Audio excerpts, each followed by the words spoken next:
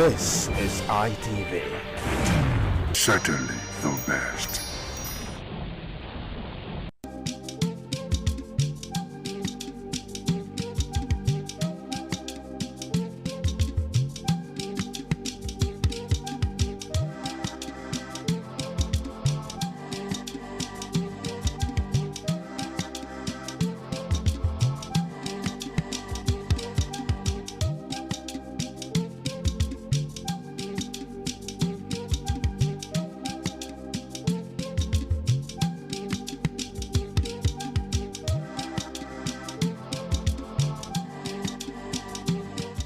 Thank you for joining us today on the program Woman to Woman. I'm Adesu Walsawage.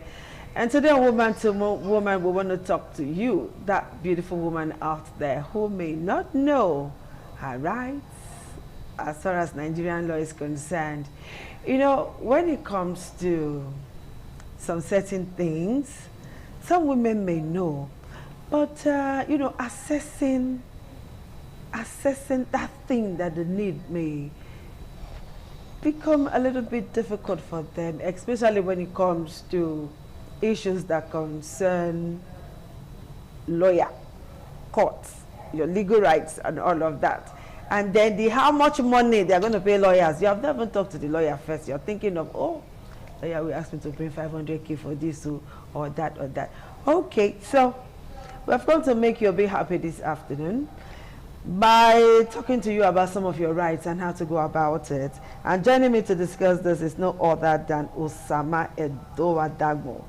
Yeah, she is a legal practitioner, and she's here to make your dreams come true legally.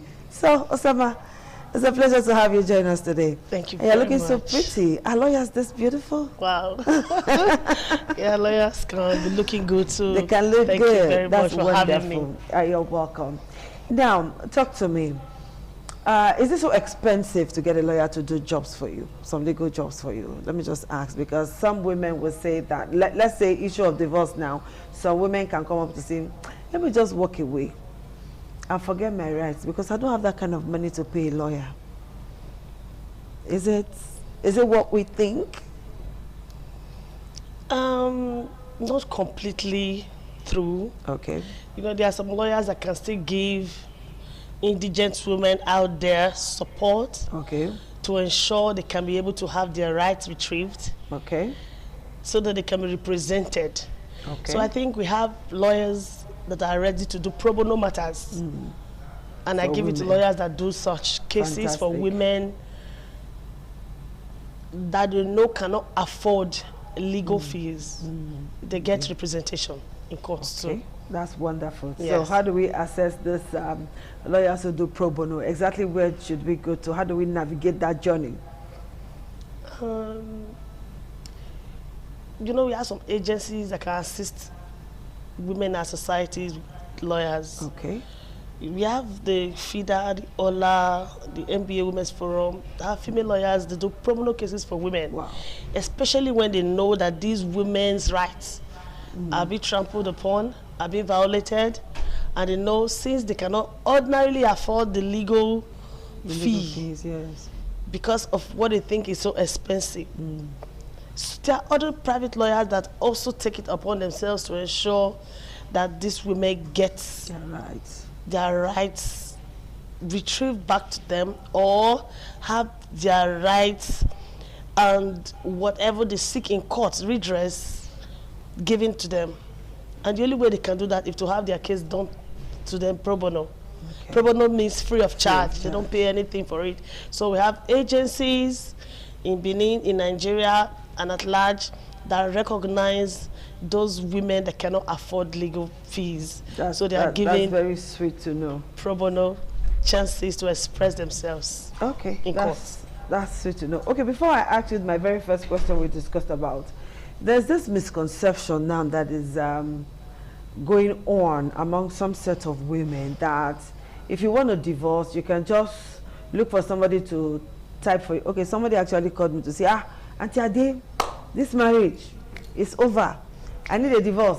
Please type a letter for me, a divorce letter. And I was like, How many home video you they watch that you want a divorce letter? So please walk us through that journey, how divorce is obtained in Nigeria, because a lot of us watch home videos, we watch these Indian movies, you know, a man can just bring a document and then say, I signed my part, you signed, that's the divorce letter. And I was like, it's not so divorce before sweet too. Please walk us through this journey. Thank you very much. You know, as you said, that's usually seen in our home videos and our movies. Ordinarily, some persons think the way they go to the registry or to court or to church to have their divorce certificate signed, same way they get the documents handed over to the wife and say, sign, and I'm done with this marriage. But oh no, it's a whole lot more than that. Okay. It's not as difficult as they think it is. Go to a lawyer's office, approach them, tell them the reason you want to divorce. And let me start by saying we have different kind of marriages. In Nigeria, we have the statutory marriage and the customary marriage. Okay. Let me start with the customary.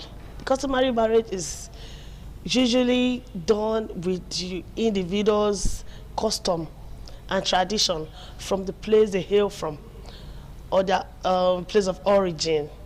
Bride price is being paid. For example, I'm from the Benin clan, or I'm from the Benin community. Here they pay your bride price. When you are going through a divorce, you don't need to go to court. There's a route you need to go through. Though you also have customary courts that you can also go to get bride price returned. If you don't also want to go through the route of going through the courts to have your bride price returned, you can go to the family. The same family that met to collect the bride price. Then meetings ahead, families can also return the bride price. That's on the part of the customary marriage. Okay, before you go further, is it possible, like I'm Asa, and the bride price is not usually more than maybe 24 naira, 25 naira, thereabout, you know? Can I just put that money in an envelope, go drop in the guy's family company, say, no. Hey, see you now money, I'm not marrying again, I'm done. But usually, he didn't just put the money in the envelope and send to your parents. But women are doing it nowadays. Just put the 20 naira or 15 naira and say, okay, that should change, you know, and then go drop for the man. But that's not the right thing to do. Okay. The right thing to do is to get the family involved, because they were involved from the onset. They need to know that this bride price is to be returned by either party. So when either of them is tired of the marriage and the woman say, I want to return your bride price, she has a family head. She had family representatives that can either join her or go themselves, either with an arranged meeting, or if there's no meeting, the man has a family head too, or a family house that you can go, that this marriage is not working, we want to officially return your bride price. Okay. I think it's neater that way. And you see that both families now know that my daughter is not with them and my son is no longer interested in this marriage, and they are living apart. And it ends, naturally ends that way. Okay. But back to the statutory type of marriage. You know, the court marriage is usually what we refer to as a statutory marriage. The one people call court marriage. The one people refer to as court marriage. Okay. The marriage is usually done in a registered place of marriage. Okay. Usually the registry in the local government of your choice in Nigeria.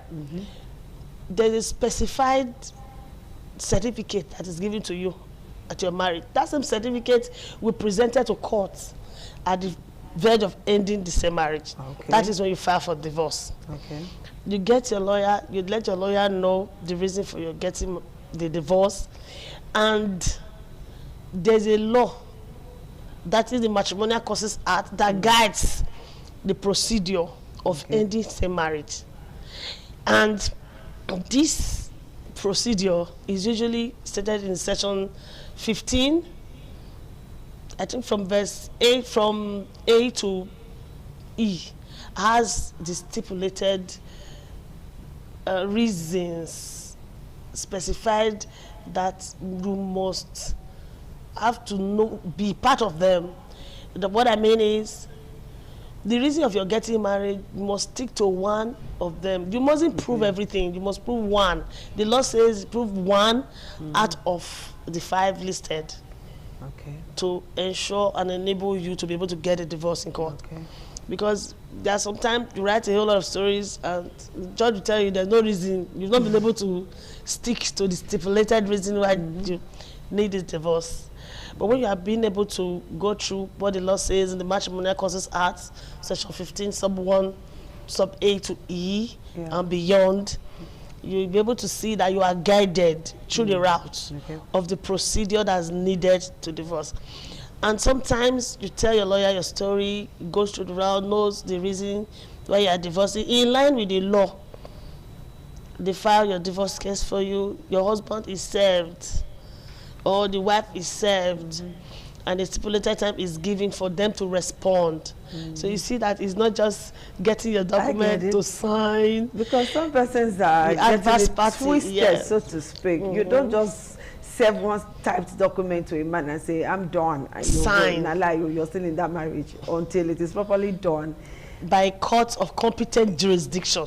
Another here, I'm lawyer, don't talk, I'm so. You have to follow all of those, okay? Now, let's look at the issue of inheritance, because I've heard some women say, no, I want to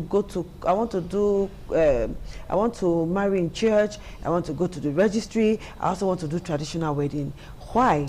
Because of the issue of inheritance, because they have heard that if a woman marries under customary law, she does not inherit the man. Peradventure, the man dies, that it is the man's family and maybe the children, if they are male, that can inherit. So they want to go through the marriage at the registry, the statutory marriage, so that they can be able to inherit. Is it true? Inheritance law when it comes to statutory and customary marriage. Yeah, thank you very much. You know, in a statutory kind of inheritance, the man has to do a will. In drafting his will, automatically, because you're his partner, his tendency of making you part of his will to inherit his property is there. But the fact that you are married to him, you have to also prove to court. It's two ways. Let me come first. I beg, we are very patient. Go ahead. Firstly, you have to prove to court that you are a contributory factor to the property that you intend to inherit. Okay. He buys the property, he builds on it, you live there. The next thing you say, because I'm his statutory wife, I'm an heir to it. Not completely true. Not completely true. Why I say it's not completely true? I did not say it's not true, but it's not completely true because you have to prove to court that you contributed factor, something to that property. Like what? For example, in the deed he used in purchasing the house, is your name included? If Mrs. Osawage, this is your husband's property, and is Mr. and Mrs. Osawage. When I mean Mr. and Mrs. Adesuwa Osawage, then you are a co-owner. You are a joint owner. So when we're talking about who owns the properties of Mr. and Mrs. Okay. Do you understand? Adesuwa Osawage. So when we're talking of inheritance, because you are part of this property, you can be able to inherit. But the fact that you just got married to him, that makes you a sole heir to the property, not completely true. So getting married to a man is not enough for you to like own his property with him? No. Our property now. That's why I said not completely true. You have to prove it. But outside you have to prove it. Very recently, the court has seen it that as a wife that has invested emotionally, maybe financially and otherwise, you've given birth to children, you've grown children, as part of the man's life now, you can be also part of the property. Okay. I don't know if you understand. I get you. You can also be part of the property inheritance. You can also be, let me say in the case of divorce now, we are not talking about inheritance now, we're talking about the case of divorce. If you're divorcing a man because of your investment, so to say, into the marriage. One as a wife, as a mother, as a partner. You've invested time, resources, energy into the marriage. You can also be part of the property. We are talking about compensation. Because I've already just said that you will be compensated. Compensated. Yes, That's because okay. you are part of the man's life, and as so, because the man, let's say, is a very rich man and is divorcing the woman just lose at all ends because he's not. No, that's no longer the game now. Okay. Because, but for inheritance, you are a statutory wife. You have children. Remember, in this part of the world, you have children, and in this part of the world, our men marry. We have polygamous families, and each gate in the customary kind of relationship, in each gate have their first sons also share part of these properties. Okay. I don't know if you understand. By gate, you mean different wives? First wife, now. second wife, and if these wives it. have their respective children, so the family comes to say the heir of this man is Mr. A's child, Mrs. B's child, Mrs. C's child, and you see all of them coming together to have a fair share of the man's property.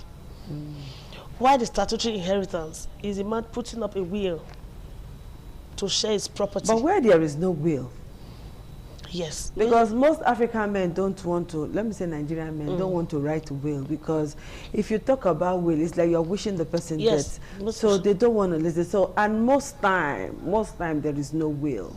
most time. That's why you see them going to probate. When you go to probate, you get a letter of administration. And that's also going to fall back to the family again. Okay. To assist the children now come together to ensure that whatever the man has It's fairly shared. is fairly shared That's among his interesting. children, yes. All right, what's on the program, Woman to Woman? We'll take a very short break, and when we come back, we will continue. There's one question that I'm itching to ask, and you must stay tuned to hear the question and then also hear the reply. We'll take that short break now.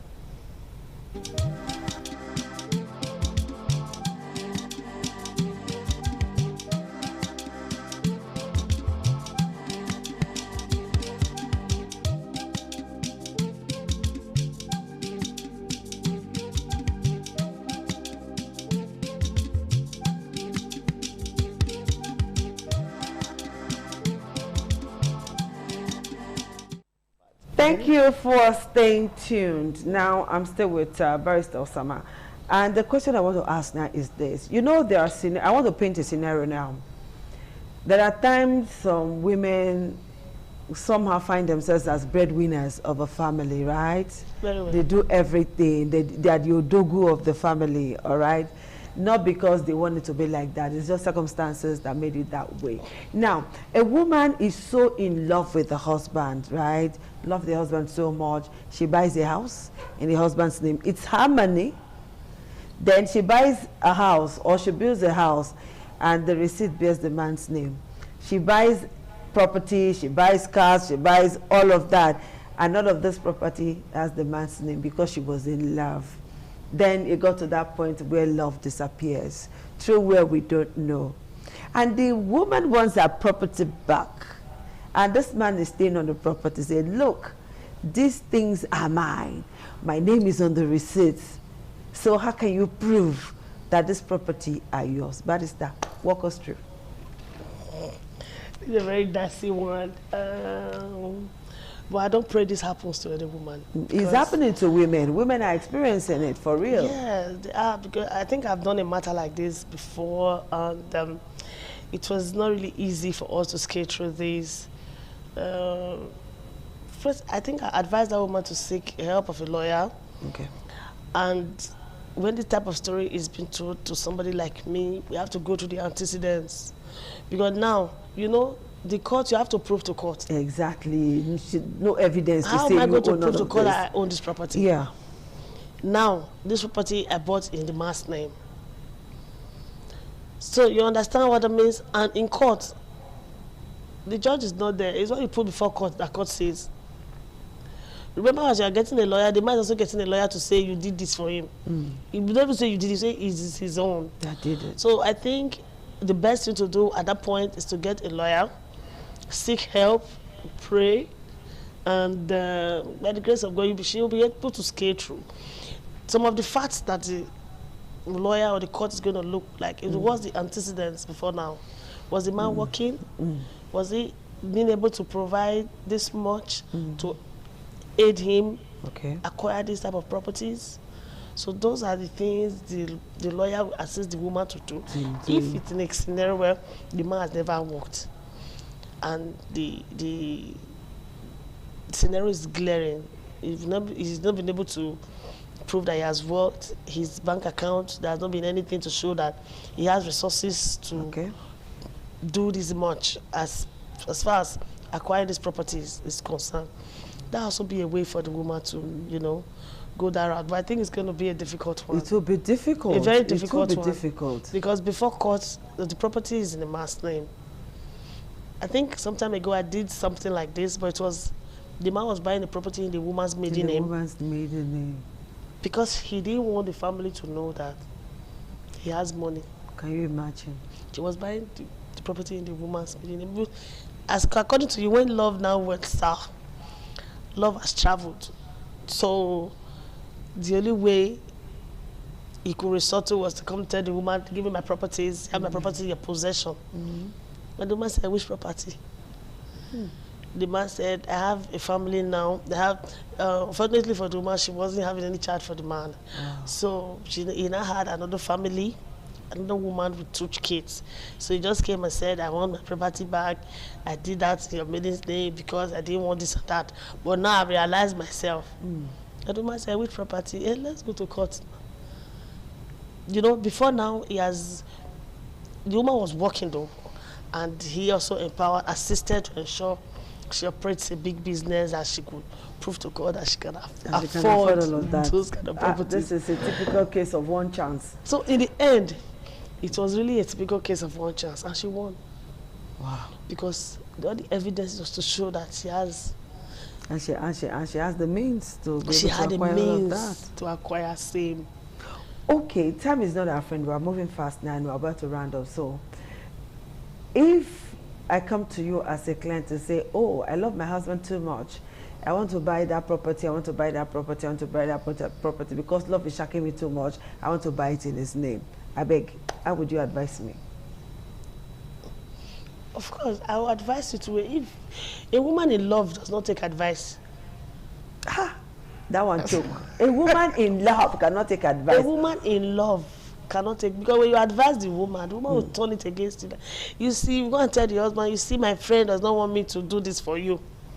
So that's what I said dumbly. It's very few women in our world that take advice about their husbands when they're in love. Okay, practically now, what should be obtainable? What should a wise woman do when she wants to buy property? Okay, okay. When you say wise woman, we wise advise woman, women when you're buying a property, when there is in the home front where everything is okay, the going is good, you can buy property in your husband's name. In those days of my mother, I don't think my mother has personal days property. Of your mother. Now, this is our day. That's what I'm saying. But we still have homes like that where every property acquired is for daddy. Okay. You understand? But my advice to women, when you are obtaining a property now and you want to obtain it in your partner's name, I think it should be for the two of you. Okay. And when you are acquiring it, it can be for Mr. John Jones and Mrs. Don't put John Jones, you put your own name. Your own name, okay. Mrs. Anita Jones. Okay. Because anybody can be Mrs. Anybody can be? Yes. Wow. So my advice is you can do it as a joint property. Okay. I think by that, we have peace and then nobody will be cheated. Is it a crime for a woman to own her own property? No. With her name and everything. Okay, I want to own this property in my name. I don't want a Mr. and Mrs. and I just want my own in my name. It's not a crime. Okay. When you have a partner that is enlightened and understanding, you can have a property. There are a lot of women that have properties in their names. And their marriage is still going on smoothly. Okay. And everything is going on well. there's peace in the home. There's no problem at all in having property in your name. Okay. When you can afford it, and some men will even encourage you to buy the property in your name. Okay. Yes. Okay, there's one trending video that I watched a while ago where Senator Natasha, somebody was complaining bitterly that why should she seek permission from the husband to want to run for the senatorial seat again, you know? And it generated a lot of debate. I beg, is there a crime in a woman asking her husband's permission I think that's to do something like that? No, that's the best thing to do before you seek any political position. One, it shows the people you are intending to govern out there will see that you are already giving respect to your husband at home. Okay. And that will send a very positive message to the public.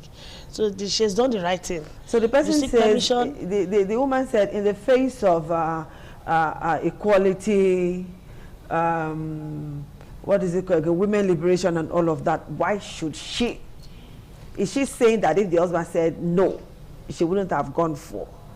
She's very bitter about it, though. Okay, in the face of women liberation and equality amongst men. Yes, can you just give us that answer in 30 seconds? You see, even when the man, so to say, want to say no, but because of the loyalty of the woman, he will go all out to encourage her, he will go all out to support her, and in the end, there will be peace. The most important thing is peace rather than conflict, and rather than because you're trying to do women equality, you want to be equal with the man.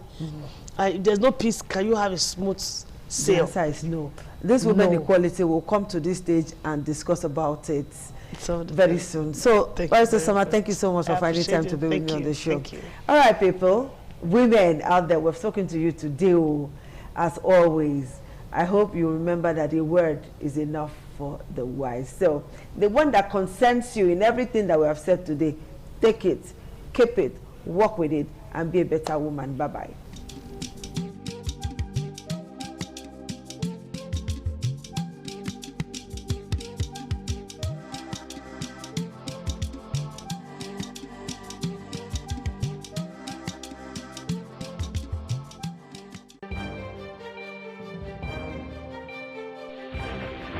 This is ITV. Certainly the best.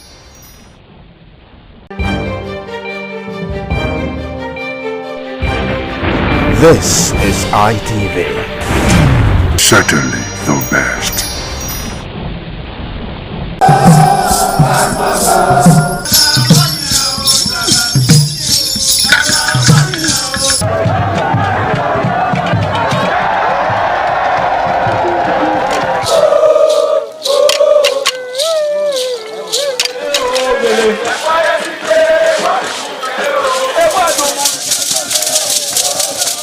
This is Aqua Game, a popular game in Africa played by our ancestors to entertain themselves after each day of farming.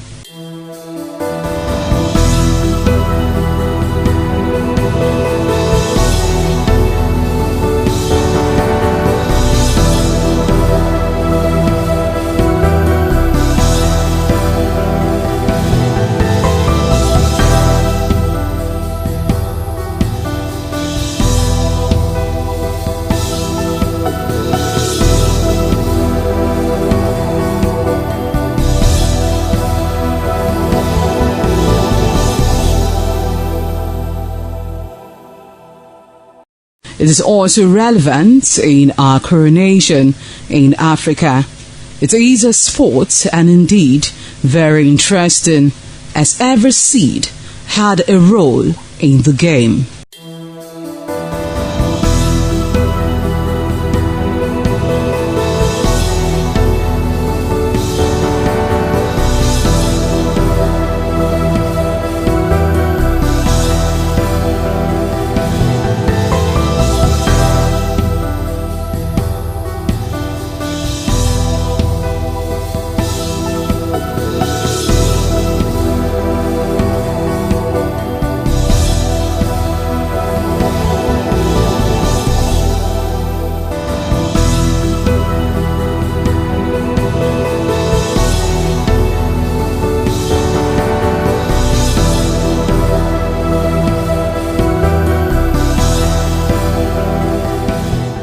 Playtime is 45 minutes per set.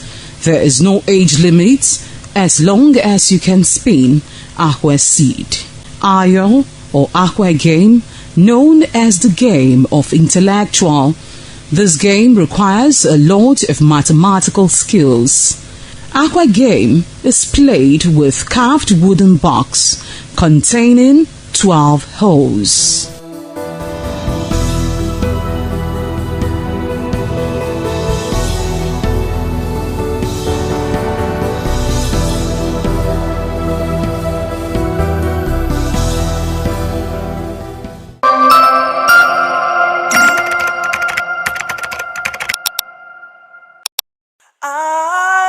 ITV, certainly the best.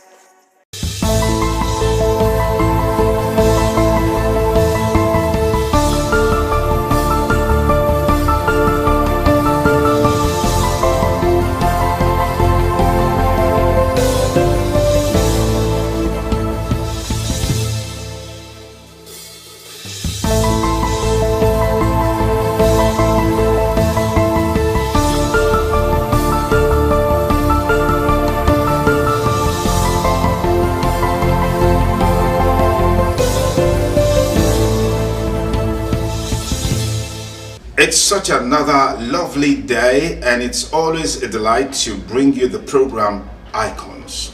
Program designed specifically to showcase and unveil men and women of integrity, of character, so you can listen to them as they unveil their journey and what made them think in terms of impact and contributions to the community.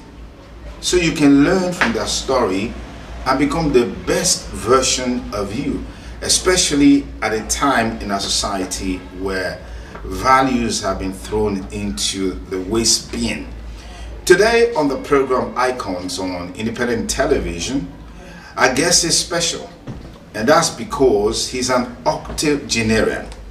And then secondly, he's also a former school teacher, a former military officer, sports administrator and developer, a businessman, a farmer of immeasurable repute, and he's also been a politician. I mean, as far as I can remember. But there's something unique about his politicking or political activities. All of these and lots more would unveil in the next 25 minutes on the program Icons on Independent Television. My guest today is Owe Dixon Imasugie, but I heard now it's now Etose Dixon Imasugie. I'm sure he's going to let us into what all of this means. Pardon, sir. Thank you so much for granting us this interview with you on Icons on ITV. Thank you. You are welcome. Okay, let's begin from the basic. Tell us, what was it like growing up as a child? I mean, today you're very successful in very many ways. Time will fail us to unveil all of that. But how was it like growing up? Were you born with silver spoon, diamond spoon, or golden spoon? What kind of spoon were you born with, and what was life like growing up? I was born on January 21st, 1941. Here in this very room, or this very house. It's a family house. I lived a hard life when I was young. People know me. Even when I was in the modern school, not to talk of the primary school. I woke up every day by 4 o'clock, go to Lagos Street to sell Midwest Echo and Midwest Champion. Those were newspapers at the time? Those were newspaper, local newspaper. Okay. At that time. Then I come back after 6 to Bath and go to modern school. The BDC 4, the present branch of Uniben in Nekewan Road. 1 o'clock if the teacher refused to close us, I will close myself. Go back to Lagos Street to sell Daily Times. If it is the day of Oka market, my auntie go to Oka. I will ask my co-vendor, please, those I'm serving monthly, help me serve so, after selling the one I want to sell. Go back to Mission Road to hire truck to Oka market and bring back the gari of my aunt. I suffered like that seriously until I left the modern school. My uncle, Reverend Professor Sadloy Masoge, now employed me into the American Baptist School as a PP teacher in 1959. I was posted to Pogba Zoaye, that is now Emu, and I was very comfortable.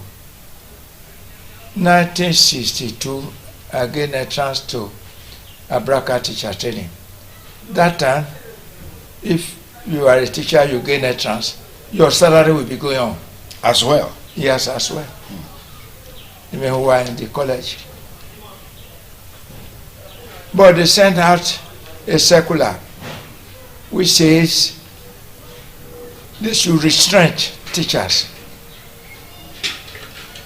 Last to come, first to go. I was in the teacher training. I didn't know the AA Yoruba man was no more friendly with my uncle, who was the head of the American Baptist.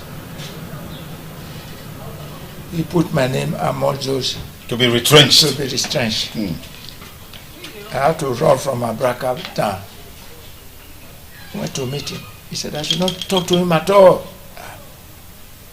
I wrote a petition listing more than 100 teachers I'm senior to that were still in the field. The ministry now sent it into him. He wrote that they should not mind me, that it is frustration that is worrying me. They look at those I listed and really saw that I was senior from 59 to 62. There were some who were even employed 61. They now wrote to him that he should restate me immediately and pay me all my arrears. As wicked as he is, he wrote to me and the headmaster of Ewowe, who later became Reverend B.O.A. Kato, that he's driving the wife for me to come and replace. Because the wife was also teaching in Ewowe. Yes, we are human beings. If I were to be at all, I would also be annoyed. But as a Christian, he went too far. It's a pity he's no more alive. So anything I'm saying, it will look as if I want to spoil his name. But he went to a society that do not have anything with Christianity. If you want to know, 1951, when I was in Okoro Primary School, I got baptized under the Roman Catholic by Reverend Kelly, who later became Bishop Kelly. Was that how Bishop Kelly Pastoral Center came from? Is that the history behind Bishop Kelly? Okay. No. Okay. That time he was in Holy Arosa. Okay. In Mission Road here. And when I started teaching under the American Baptist, you must belong to their religion. You got baptized there too again? I got baptized in 1959 again under the American Baptist. So will you want to say I'm not a Christian if I got baptized 2 times? If you Christ, they do so. So, unfortunately for B.O.A. Kato, the people who reported me to Owegbe have their ways of doing things. They follow the right line. They wanted to know if I'm their member. And if I'm their member, they will not do me anything. But if you are not their member, They can't say, yes, you wronged this man. They drove the wife because of you. that was the allegation against you. Yes. Was it that Reverend Ekato, blessed memory now, he didn't know all that transpired to get to that point? First and foremost, when the AA administrative assistant wrote, I am driving your wife for this man to come and replace. Well, how human being? Yeah. I said just now that he has a right to be annoyed. Absolutely. Absolutely. But not to the extent as a Christian that he went. So you're saying he took your name to Oh, wait. harm you? Yes. Because according to him, you And that not only to harm me, that I should not spend more than a night alive in a way. But fortunately to me, I was staying in the captain's house in Okpobazoye, that's Naimu. The man know me as small teacher. He know me anything that concerns native thing or not religious, you don't see me in it. So when they got there now, he told them, no, this man is not our member. But he will not wait and see that this is roof cannot protect somebody in his house. And as such, they should go and grab black charcoal and give to the headmaster meeting. Scatter taken that. They have already taken out. It's the same thing you say in the church now. Miracle that is no miracle. So they left. They now called me. I was still in Abraka. That's what moved me out of Abraka. Because if I'm not in the classroom, they will terminate me. Yeah. Whereas while there, I was still receiving my salary. So he warned me. I looked at him. I said, this man want to cause trouble between two Christians. I didn't believe him. He looked at me and said, I know you didn't believe me. But all I will tell you, I don't know if it's only my members he approach. Please, don't sleep. That's okay. Not that I believe. I went there early with bicycle. By 7, I was already in a way. I went straight to his house. The way he received me, I said, that's too much. I said, so that devil wanted to cause trouble between me and my Christian brother. I went to the class. He gave me the class. It was, we were almost going to close it. So after 12, because we closed by 1, I said, this man will still warn me. Do not sleep. I said, let me see the headmaster. I went to the headmaster because all along I was sending excuses since I didn't report. I went there and said, sir, you know I've been sending excuses. He said, yes. I said, I need to see my daughter this night. I said, oh, that's okay. Don't. Please sleep. If you want to go 6 o'clock or 7 o'clock tomorrow morning, I will allow you to go. My brain to reset again because you'll be warned. 6 o'clock, 7, you will allow me to go. Not that I'm still going to teach with till now and that's 6 o'clock in the morning or 7 when the student will start to come to school. I said, I believe this man. So immediately they knocked the bed to close on my bicycle. I said, tell the headmaster I'm gone.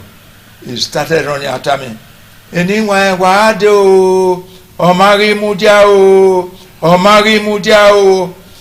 which shows there was really something on the ground. Which means there was a plan to eliminate you that night.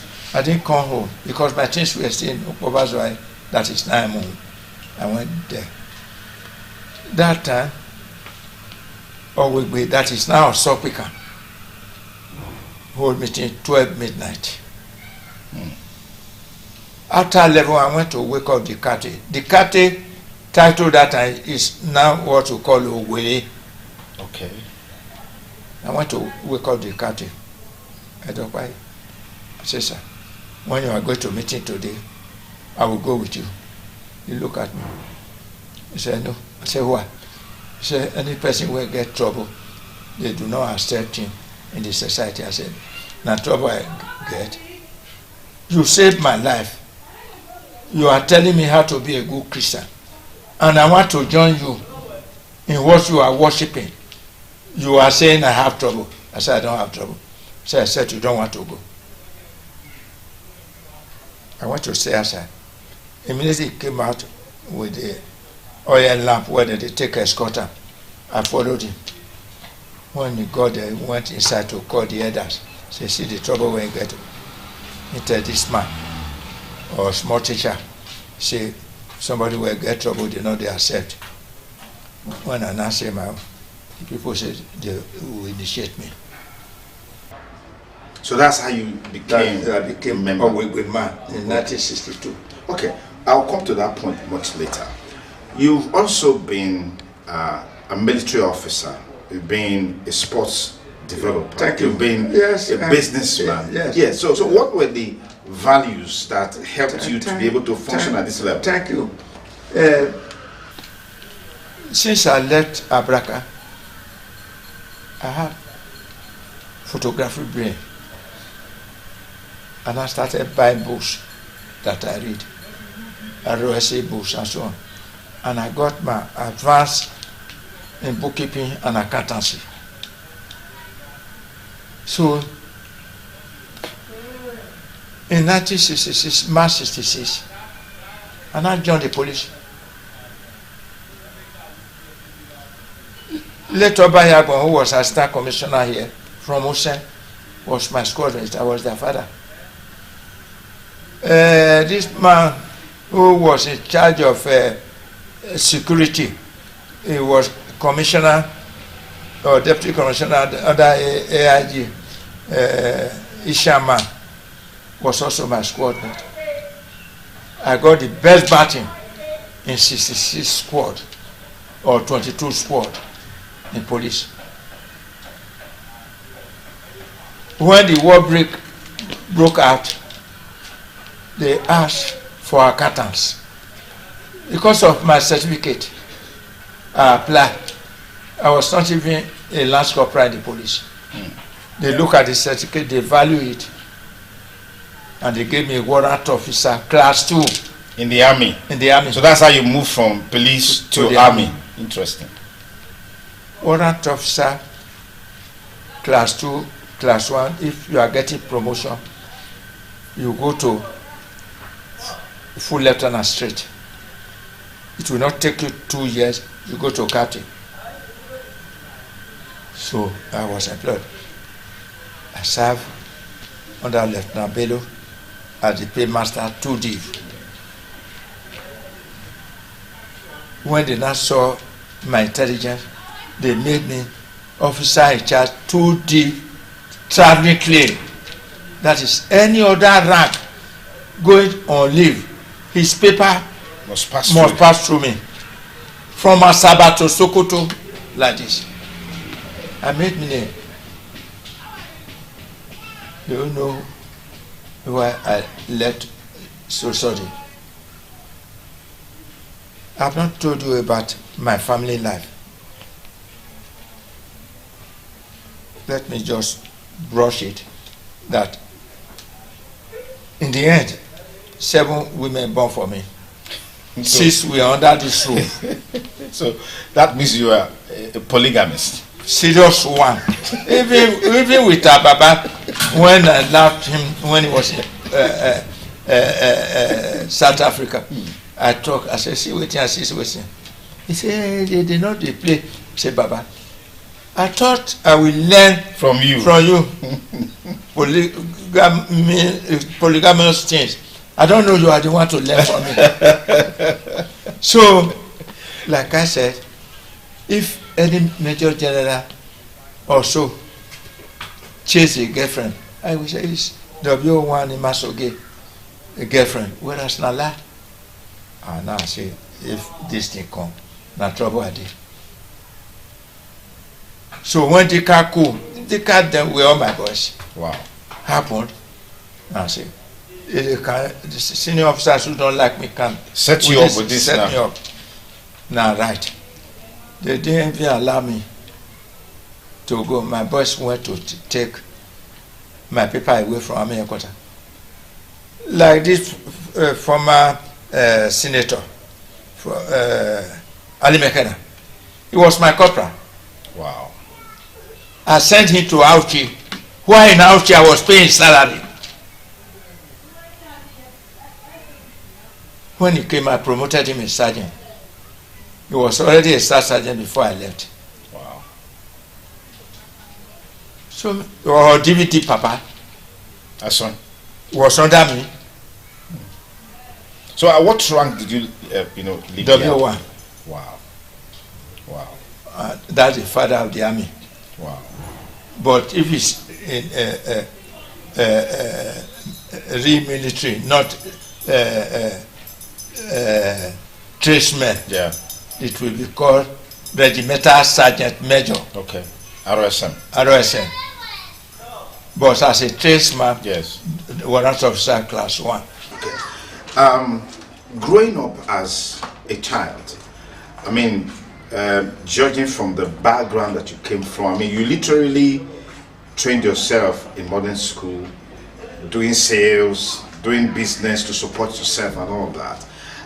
What would you say are the values, the virtues, the principles of life that you imbibed? And you also didn't talk about your parents, because hearing you say you have to work your way to go to school, do trades and stuff like that. Can you give us insight into that? Thank you. My mother left me and the other 2 children in 1946. When she left you, what do you mean by Left my father Okay. to marry another person. Okay. But the children, she gave birth to another 7 children. I trained all. Interesting. If you were in my birthday that day, you will see the person who prayed, James Obagona.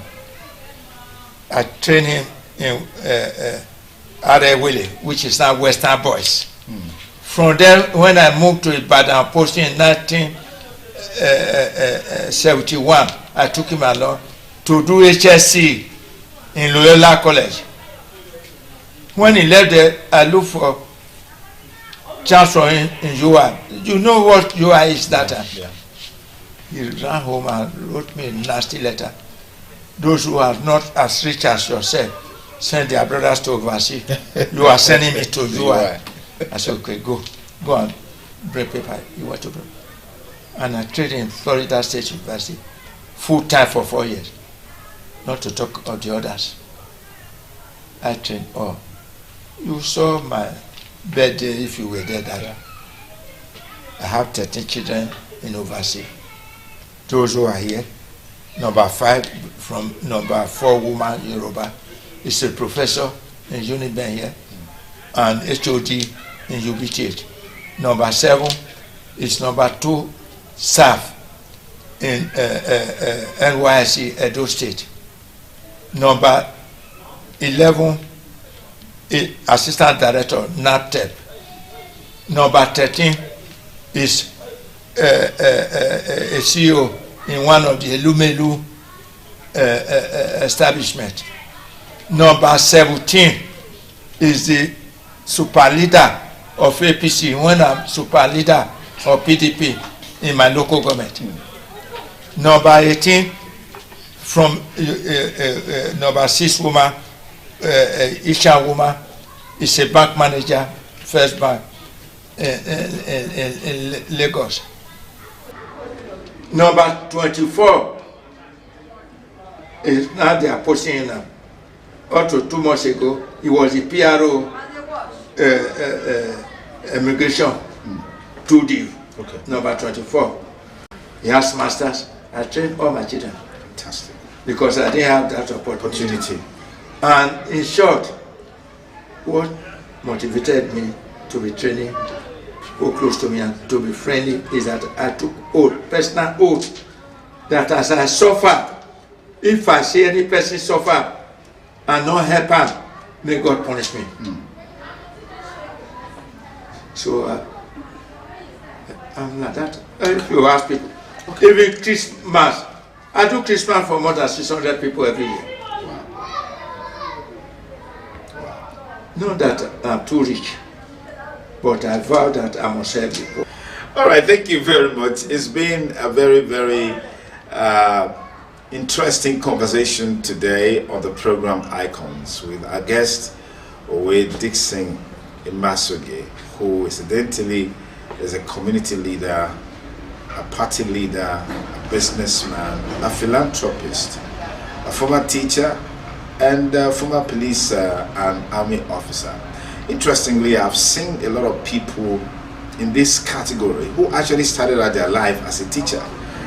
One of them is somebody he's consistently referred to as his father and his mentor, talking about our father, the His Excellency Sir Chief Dr. Gabriel Osawa Wigbidindo, CFRCO, and who incidentally was also a teacher, and before he also became a police officer, and then the rest is history. We are cousins also from the mother side. Wow, fantastic. I want to thank you again for creating this time for us to have this interface with you.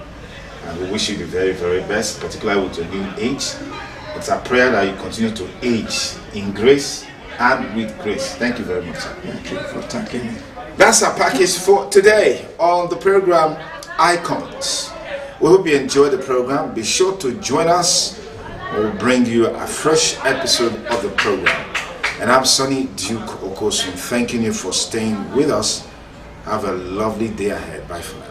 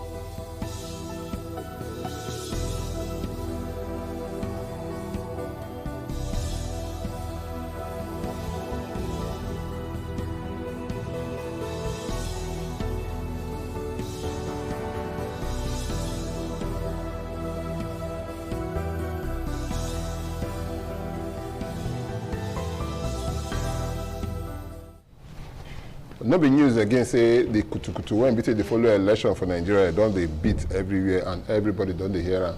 I want to be say once election they come, the first thing when be say you would like to do now be say you must register first before it be say you go vote, because if you no register you no go fit vote. Now make am like say yes say everywhere be say concern the election and INEC don dey waka up and down to make sure say everything waka well the way it's supposed to be. How INEC dey waka now be questions then when be say yes we go ask. Now because when we be say we go meet the resident electoral commissioner for Edo State. May you come talk to us today. Why your name be Obo Efanga. Welcome to our program. Thank you very much. I greet you. Yeah. Well done. My name is Thomas Ado. I say welcome to our program. This is what they call daughter the heart of the matter. The matter when we say want to look the heart, I don't tell you now. Every matter when we say concern election when they come, how we go to prepare for them and all of that. Make a fair ask before we go ask ourselves say how we take they prepare. How INEC they prepare for the 2027 general election when we say they come. Okay, thank you very much for this opportunity. We are getting closer to the election. You get certain things where we suppose they do before that time, and we don't they do now. Like registration of voters, waiting they call continuous voter registration. You know, say since last year, August, now we start this continuous voter registration. The short form from CVR. So I go to talk CVR every time now. When one refer to this continuous voter registration. So for August, now we start across the country. From August to December, we do phase 1 of the registration. From January, go reach April, we do phase 2. This week now, we don't start phase 3. And this one are the final state. So what will be different between phase 1, phase 2, and phase 3? Now the same thing. Okay. You say because plenty time day, we begin do them phase by phase. We go do the registration, collect those ones, keep. Come start another one, collect those ones, keep. Because the machine where they use, do the registration. You go register plenty people, then we go come out those names, keep. Start another one.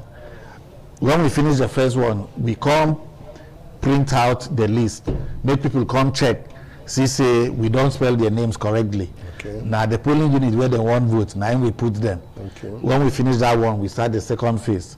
So now the third phase where we start this week. So okay, I want to ask you one question. Again, the name when we say you call like us now, you say continuous voters registration. Yes. The short form be CVR. You Yes. call it continuous. Yes. Why not they take break and everything?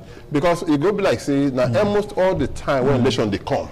Now that they do this now CVR. And we could not forget say election every 4 years. Yes. If I don't make mistake. And if I don't make mistake too, people they turn 18 years every day. Good. And every day now be say they turn 18 years. So I can't wonder. So a person when be say yes, say it not be 18 years now. You need to wait for the next 4 years now before the current start. no, you know they be like that. You know, say even if people they turn 18 every day, maybe every day election go hold. So by the time election won't hold, we go give opportunity for those who don't turn 18 from the last election. And for those states, yeah, that one even be problem. You know why? In those states, they do their own governorship election for off cycle. Which is 2 So years. for those states here now, every 2 years, we they register voters. Because we register before the 2023 election, we register go reach for July 2022. We come break. When they say they want to do their own 2024 governorship election, we do registration again for here. No, that one be the problem when we say they get for this whole thing. Now people try make it clear to me.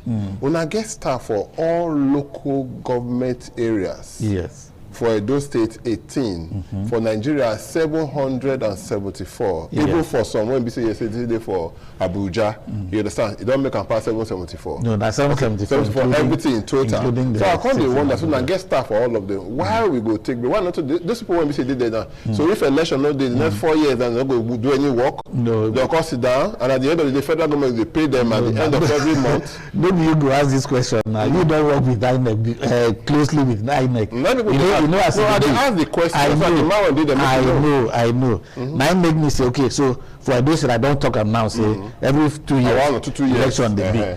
So before each election, you get plenty things you go do where you go prepare for election. Even when election finish, you know, say some people they go tribunal, say they no agree. So we go see the work that time. We go follow go tribunal. When that one finish, we go begin start another round of. It's just like saying political parties that they need to do anything after election. Then they do plenty things. Then they get meetings. Then they get congresses, elect officials at different levels. As far as political parties go there, INEC too go there because now we don't supervise them. So at different times we are doing different things. Sometimes even in between elections, we are having trainings for our staff internally against the next threat of election that will be. People will have to plan. You don't just wake up and conduct election. There are a lot of things you will need to do planning for the election. I don't want to go. We engage with the security agencies too about security for election. Okay, I don't want to make her go Oyibo land and all of that. Even some of our African countries here, as soon as you turn 18, you will get your driver's license, get your national ID card, get your voter card. Sometimes everything go just there for inside one. You understand? Yeah. That one single card, that go solve all of this problem at 18.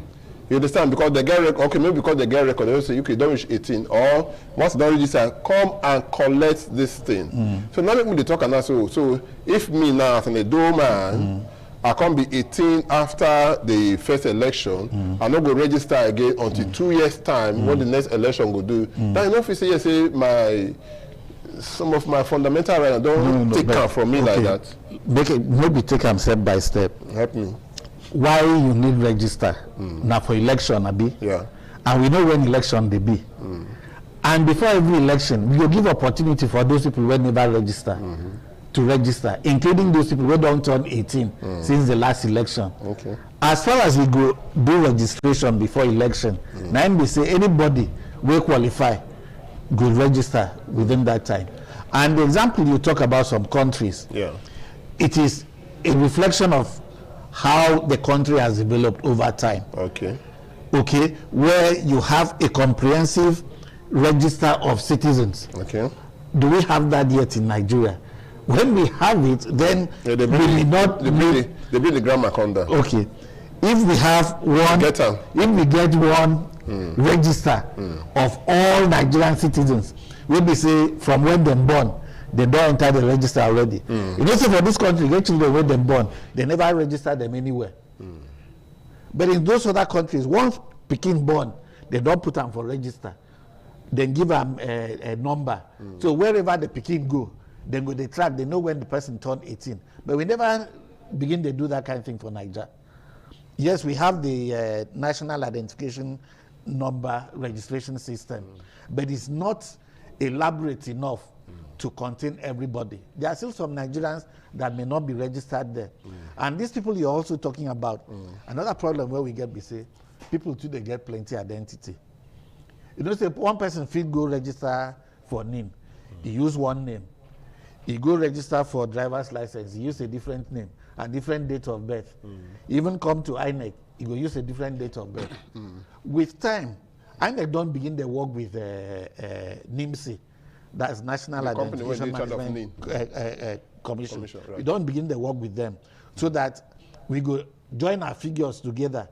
In fact, now if you come register for INEC or if you do them online, like people where they do transfer, they go ask them, say whether they want link this their registration to NIMSI own. Okay. So if they say yes, we go. If everything changed, maybe I come out Thomas, I don't know, I come out, I get different registration. So I put Thomas Aman and see Sado for one, put Thomas Sado for one, Sado Thomas for one, Aman and see Thomas Sado, or the same person and everything be. But get one to in between the change, your fingerprint. Good. You know understand? So Yes. when get the bliss, if somebody come now, he register for somewhere, somewhere central. Yeah, I press my finger, my thumb like this, put inside like this. I don't already press her. Good. You know, so even if I change a name now and all of that, you know, so it's supposed to reject me, say, yes, this thing I've been captured somewhere with a different name. Now waiting with the carry catch people now be that. Okay. Before people they register plenty places. Okay. Person if you don't register when they live for Sokoto. Now you come they live for Edo, you go come register afresh. Sometimes you register for Ikpeboga, you go register again separately. But if you try that now, we go catch you. Okay. Because the fingerprint go match. So before we finally publish final list of voters before election, we go do one screening where we say we go put all the registered voters into the system. The system go check. If they see any two fingerprints for two different match, then go pick them out. Then go cancel the newest ones, leave the oldest one. Okay. Because now the new one be the multiple registration. Okay. So waiting happen, if you remember last year, last time when we do election, 2023, some people came to register like say they never registered before. Even when we warn them, if you don't register before, tell us where you register. We go pull up that information. Come transfer, you come where you want vote now. So people don't want here. Then go register again. By the time we now produce cards, then come to collect cards, they say then cards no day. Now because we don't find out say now multiple registration they been tried to, we come out the registration. Okay, but that one bring me to something now. Like you talk, because it's carry me and go Kaduna, just maybe I there for Kaduna, I can't come Edo, or for me I can't go Akwa Ibom, or maybe I can't go River State or something like that. Now I fed for this, I can't go come to stay for Akwa Ibom. For your side, if I'm not mistaken. No, my side not Cross River. Okay, I can't come Cross River. I can't come Cross River. I can't stay for there. And that kind of thing. Now, that don't say I'm not go fit to vote.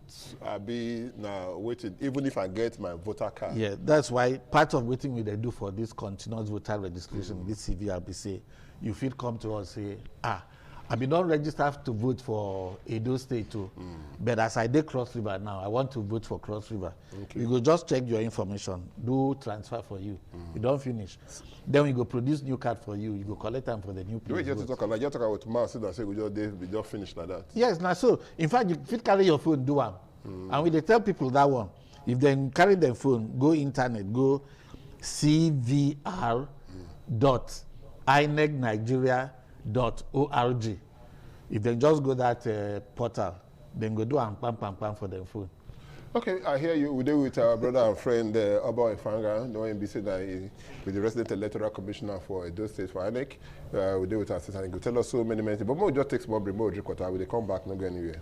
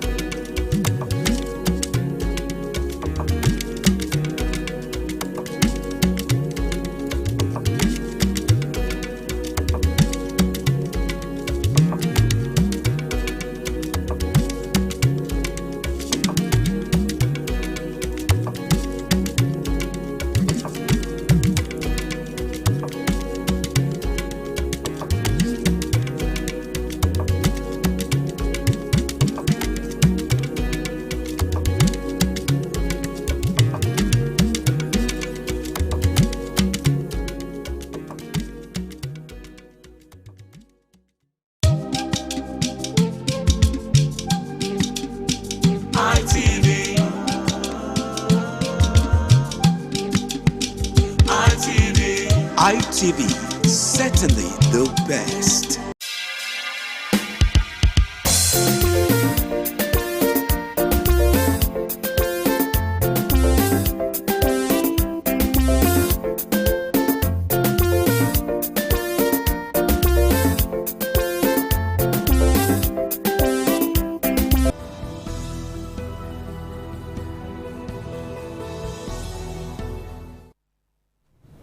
We're still there with my brother and friend, Oba Ifanga, the ONBC, the resident electoral commissioner for Edo State. Welcome again.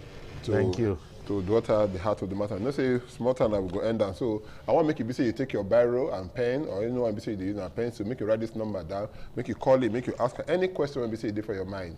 080 77 77 0300 080 77770300. Just call in, so if you take any matter when BCSA you want, make it BCSA know about. Make I call talk the one BCSA I want to know.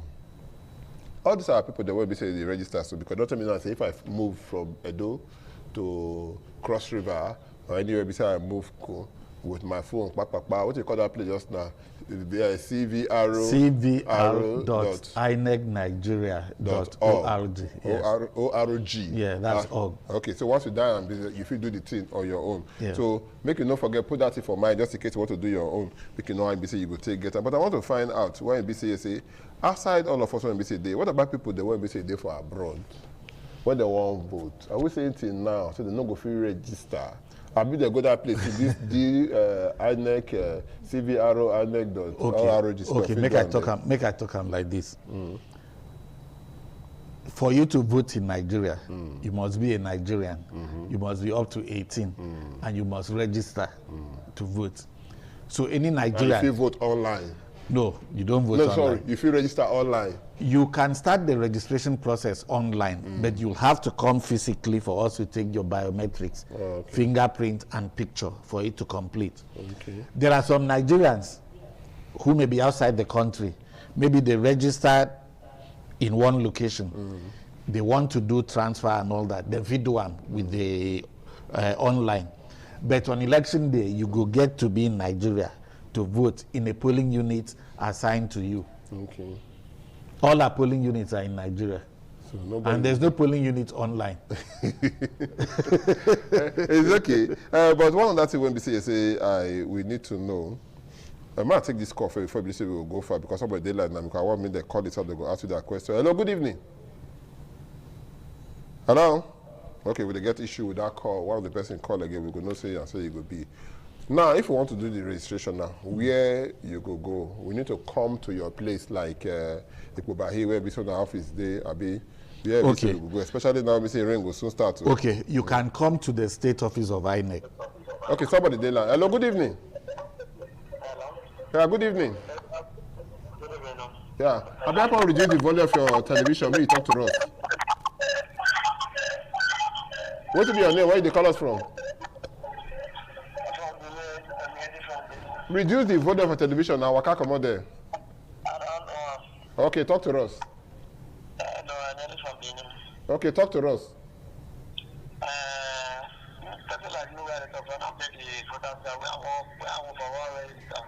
Now the same question they ask just now, they go tell us. Okay, the same question if you come to the state office of INEC, you can register there. If you go to the INEC office... That's state office where we say what they drive now, the time. Rain come, so when I just now go see the register. No, we don't pray, no go happen again. Rain no go fall again. No, the place no go dey flooded again. And then for the local government offices of INEC, if you go there, but this time we are even going to wards. Okay. So for each local government, we don't publish the schedule where then they go. Okay. After this program, I be like I don't send you that list before. For all the 18 local government areas. If you check this week now, you go see say if you day maybe you day Ipobalka, you go know where then they do registration. 2 places for the place. But from next week now, we don't make arrangements say apart from those wards where they go they register, they go see the register for the INEC office for the local government area. Hello, and if you the follow. Hello, good evening. Yeah. Yeah, good evening. Yeah, what will be your name? Where they call us from? I call from the Edo State. What will be your name? My name is Augustine. Augustine, talk to us. So this voter's card. 2 times I will use time of Shomole, time of Villager. Former governor of Edo State. I do my home. When I get, I don't see them. They look for them. They don't see them. Even one of my friends. We look for them. They don't see them. Why is it like that? Okay. Now you ask. Okay. When he mentioned voter registration, when he mentioned the time, if he mentioned the year, it will be easier for me. Okay. Now, anybody who registered anytime from 2010, 2011, that first time where they vote Goodluck Jonathan as president. This time. From that time to now, you don't need to register again if you don't register any of those times. If you don't get card, if you come to us, tell us, say, I've been registered, give us your details as you gave us that time and your date of birth. We go find your name for the register. Then we go produce card for you. Okay. So like that person, if he register, this one before Goodluck. Okay, okay. It's a lucky Benedict time. No. That one no mistake. No day again. Okay. If you never register from 2011, you can register now. Hello, good evening. Hello, sir. Good evening, sir. Yeah, who would they talk with you? Because of time, why don't we just take all the calls today? Okay. Yeah, I'm talking to Mr. Newton. Newton, how you doing? I did fine. What do you want make we know? What do you ask? Now this transfer of the card. I register at Uredunam Ubaka. Okay. How do I transfer my card from Uredunam to Ubaka? All right, thank you so much. Okay, you can do it by yourself. Going to that cvr.inecnigeria.org. But if you know if you do for yourself for your phone, come to our office. We go do one for you. Now, go if you go to any place where they register. Any place where they register, they go do one for you. Other person there. Hello, good evening. Hello, where you did they make noise? Reduce the volume for television. Okay, sorry. Good evening, sir. Yeah, still reduce the volume. We don't hear you already. Okay, sorry. You hear me now? But loud and clear. Your TV still there on. Okay, I want to reduce the volume, sir. If you even off and self, you don't already there on. Okay, but you hear me clear now? Loud and clear. Okay, but my name is Mr. Michael Madu, sir. Michael Madu. Yes. Okay. So I want to ask our guy officer, say the areas of network, what did they do about that for the areas of network? Because some areas they say they'll call they get a network issue. Okay. That's what I want. Then the second one, then the machine, how many machines they only break come each polling units? Because you will see when people go full ground at the end of the day, because of one machine and the company for polling units and people go full ground. Now that's the first problem. Okay. And every time for voters card registration. Okay. In the mix of the things. But we know what's in the chat to talk. For the election, for the poor network connectivity. For the registration now. That registration unit now they talk so for registration center now, we they go where connection day. If we suppose they this word and connection no day for where we suppose we go where connection day. So and we go tell people my place now where we say no get connection. People were there they different. No, we go tell them. We go tell them where we go do the registration. You know, if we go any ward, they no get connectivity. We go the nearest place and we go tell them come here, come register. Or the ANEC office for the local government, we go register them there. The one way you talk about on election day, the way we do election now, that's why we say no, this is the same mistake. Except for the registration won't talk. It's because the number of this was the register. People the crowd they did too much. No, the number we have now, since it is not fresh registration, now just few persons they come out to register. We never get situation where we say more people come to register than no feel register that day, because the machine they use, you know, they take register them. The machine they use, they take register them, you know, is working effectively. So we've not had a situation where people say then go to register, they no attend to them. We will register all of them. Okay. The other one that they talk again, and I don't know this one maybe your fault, sir. What about the area where people say that they get security challenges? That's why very big. That's why we they work with security outside agencies. you now, outside the voter people work on register now. Even for your staff, whether ad hoc or the real staff when they do the work now. Which measure they put on ground to make sure that's why we they work with security agencies. We get one committee where we call for big grammar. Interagency Consultative Committee on Election Security. That committee for states here, na Reg be chairman, the Commissioner of Police be co-chairman, and then all the security agencies then they sit down for together, they discuss. So all the security agencies are there. So if we need to go to places where security challenge, we go let them know. They go know as they know clear. We heard the other day say some political party will just call just now only that people now they go register. Sorry? Some people just they with the ESF for some registration centers then. Some political party will just hijack the process. Say now only our people for no, the political party. You know fit be now. Person will come to register, they don't write a political party. The party they come now, maybe the anybody can bring anybody, then go sit down for line. Turn by turn, we go register everybody. Okay. So that kind of one will say, so nobody, if you see yesterday, that kind of not possible. No. Some people fit try and bet. It no go work now. Because our staff know that anybody who comes to register, provided the person is qualified, they will register. Hello, good evening. Good evening. Yeah, Hello, sir. Thank you. Who they talk with you? Okay, like Monique Precious. Monique Precious. Yes, sir. Okay. But get one question when I want to ask. Ask him. Who registered since 2010? He will use the card. He don't tell you before now. Who registered since 2010? Yeah, you don't need to register again. Okay. But maybe you don't misplace your card or your card scatter or anything.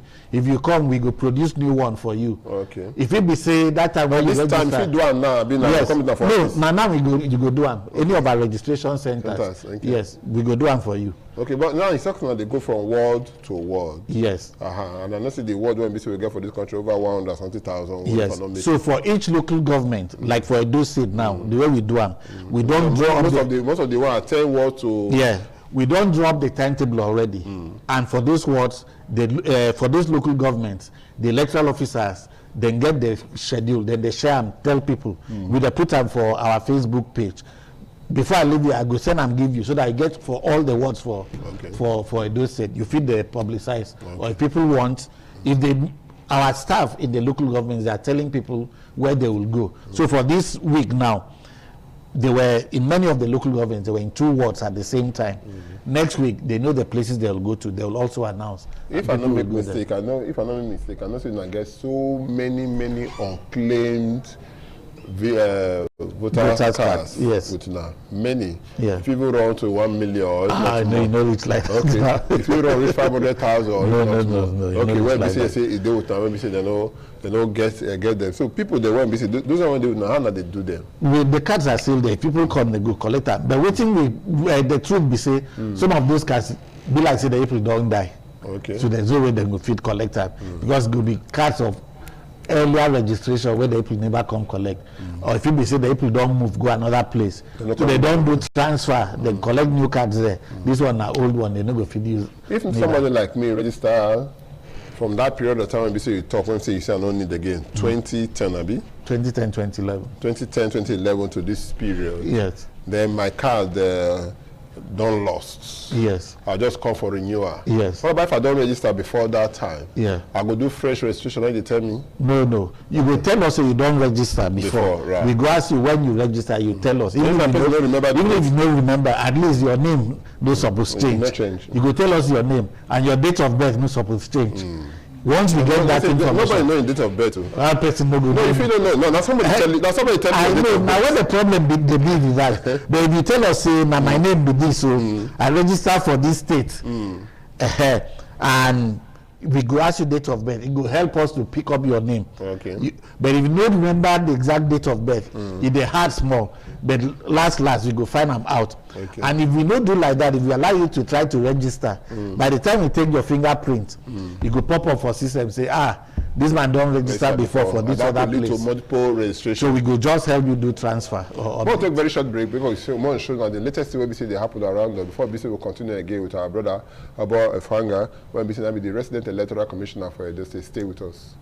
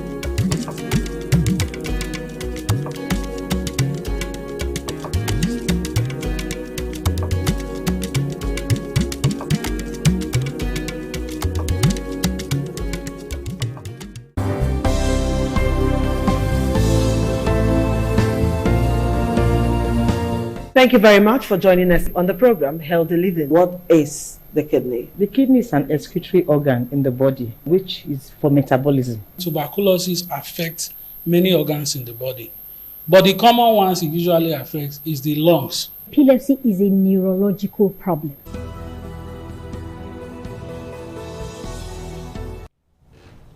The program today, Wakade Go, the name of the program, our daughter, the heart of the matter. Oga Rek, Edo Rek is today with us here. I want to find out from you, when we don't register finished now, the next phase is collection. I'll be happy to the register, I say the collector. No. Okay, I'll give our time. Or now, because we go need to take this registration, go match up with what we get before. Okay. To they sure say these people they never registered before. Okay. So when we do that, we will come produce the cards. The cards will be sent to the cards are produced centrally by headquarters. Okay. And then they'll be sent to the state. So, okay, Abuja, the platform Abuja. Yeah. Okay. Then they'll be sent to the states. We'll now send them to the various local government area. Now the local government area where you go vote, now there your card go. And they supposed to go collect it? Yes, that's where you'll collect it. What about people there? They hear some people, if you collect them by proxy, no, maybe you don't go there, somebody come. No, because they hear some like that, say, it gets some time, say, okay, where they did, I go drop out for the people they have. No, we not supposed to do them like that. But you know, say sometimes you go get rules. Some people fit bend the rules, but it's not supposed to be like that because your voter's card it's not transferable. It's not transferable. Now you get them personal, now your personal document item, and it is the only way you can vote. We don't see some people. And it is not possible for even husband to say he won't hold, collect the wife own, or wife collect for the husband because they will say we be one. No, because for election. There's no guarantee say husband and wife will vote for the same person. Or even for the same party, so nobody even know. But what about that one? Like say, maybe I go there, I go register. When I register finish, after some time, we come to see for some days of votes. When you go there, the voting days, you go to voting centers, you go see some people go come with plenty cars. We don't see plenty cars. If person carry another plenty cars, you come to see the show and give people. After they don't see vote, they take packer for their hand. That time don't pass. Okay, but you know that kind of thing. You know if it happen again because of the beavers what they use. That's bimodal voter accreditation system device. That machine be say when you come to vote, you go bring voters card like this. We see say na voters card, na legitimate voters card. That's not enough that you will vote. We need to be sure say now you get that identity will be for that voters card. So if your name then na Paul Peter. We go check Paul Peter. You go put your finger. Your fingerprint must match with the one of Paul Peter when you register. Okay. So if you no match, now they say maybe you get them. If that one no do, we use photograph. Either your picture or your fingerprint must match the one in the system. Okay. If you no match, you no fit vote. Okay. But so even if people collect people voters card, they no fit use that to do anything. Somebody like, hello, good evening. Good evening, sir. Yeah, but who they talk with you? My name is Desmond. I come from Ulu. What's your name? Desmond? Desmond. Desmond who? Ogbebo. How you did today? Pardon, sir. What do you want me to know? I bet my voter's card don't scatter finish, brother. What do you mean by say scatter? You don't pay the face. You know, I don't. Okay, your face not there again. My face, that's what you would see. Okay. The cellophane where they say wrap the back up. You don't remove a rap bread. It don't become on. Okay. So this one you go call out say the face. The face. Two ways. Either on your own, go to cvr.inecnigeria.org. Go apply, say you want replacement of card. Okay. That's all. If you don't do them like that, come to any of our registration centers. We go do them for you. And that will call to register again. No, maybe register. We go request the card, make them produce new card for us. But not be automatic. No. They go produce them when they produce other cards. Hello, good evening. Hello, good evening. Abel, what is your name? Where do you call us from? My name is Lovett. Lovett, talk to us. Okay. Because of this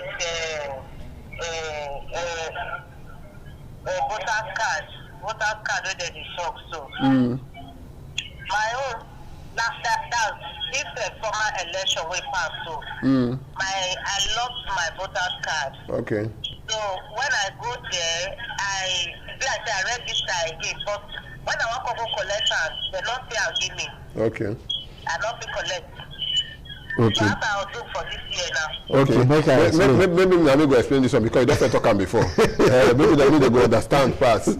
If you don't register before, he lost. Okay, man, not do your work for you. May do your work. Okay. So make I explain what happened to that mama. In the register before, in card come lost. Instead of him to come tell us say in card don't lost, so he come talk say one register, like say never registered before. So that new one where in register, as we take in fingerprint and picture, we go process. He say that woman don't register before. Okay. So we cancel that new one. Okay, like say she talk say he lost. We for just make request for a new card for her. She not supposed to register again. So as it be like this, she go come to us. Remember the name where she used that first one, what day before the second one, the name she used and her date of birth. We go come carry that one, produce new one for her. Okay. But maybe fresh registration she go do. Okay, so you must tell yourself, say, see waiting happen. Yes. Before you go. So the only if they pass, make a bank corner, say you want pass back out, can say you want to talk something else. You know, say we don't call the number that time. The number today for your screen, or we'll put the number again. The number is 080 77 77 0300 080 77 77 0300. Once you call, any matter when be say concern, the voter registration when be say they ongoing. So make you ask the question so that Oga Rec for Edo State, Obo Ifanga, he go talk to you. I want to find out now, this exam will be something that they do now. When it go take end? Okay. Because ongoing now. Yes. I'm not gonna call and it will continue. Yes, this one it will end July 10.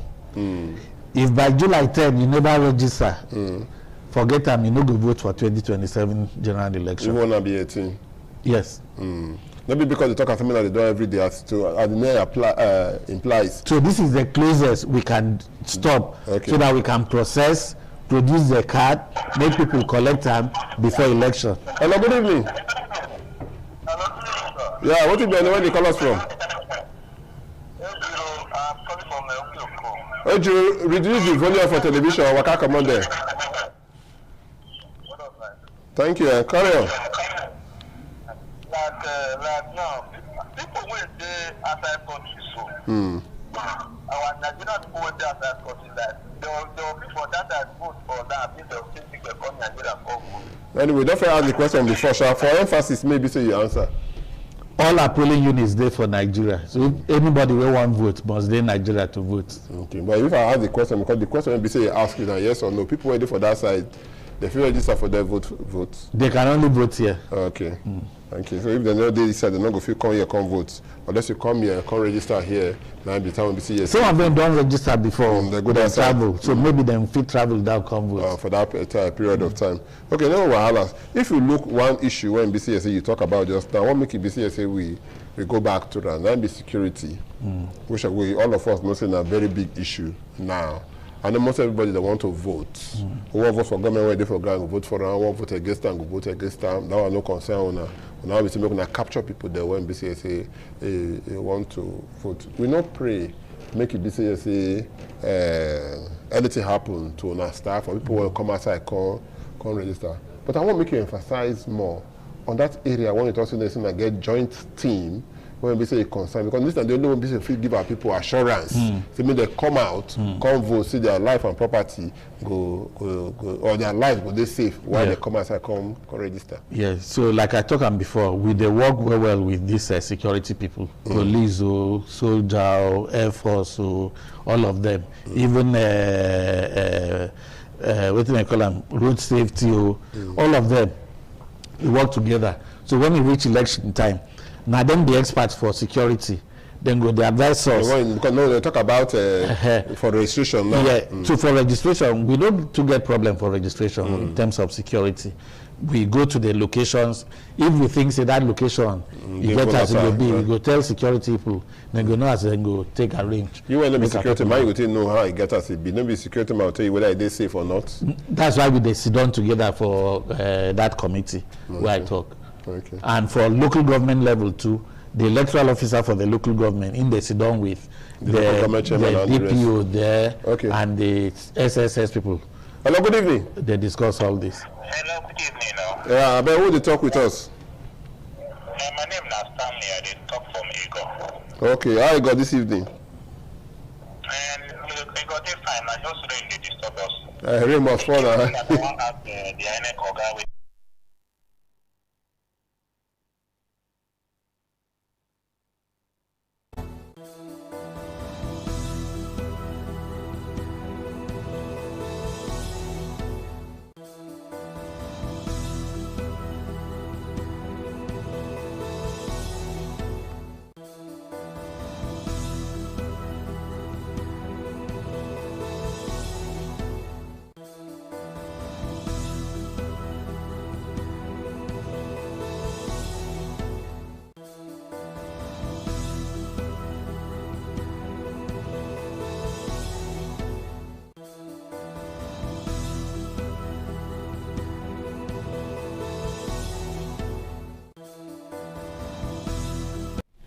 So we don't get, you see they listen to or they watch the program with the call.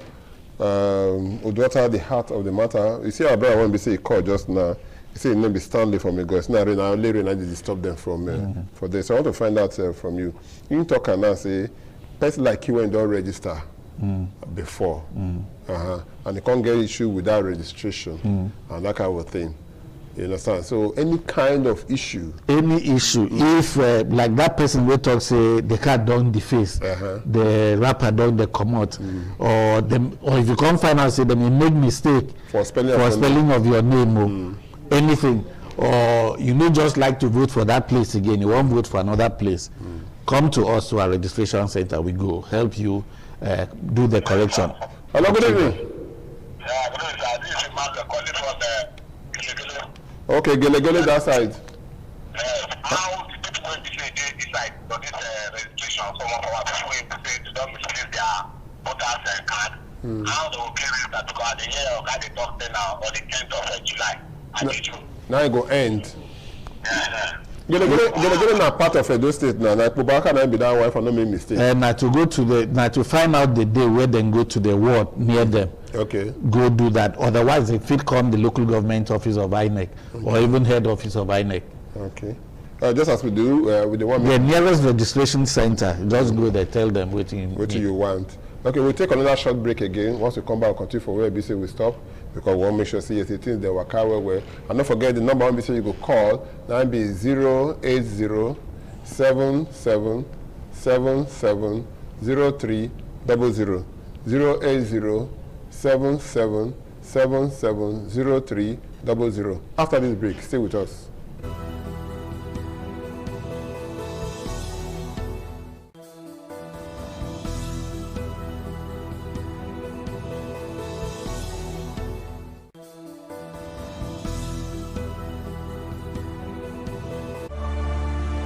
The corporate.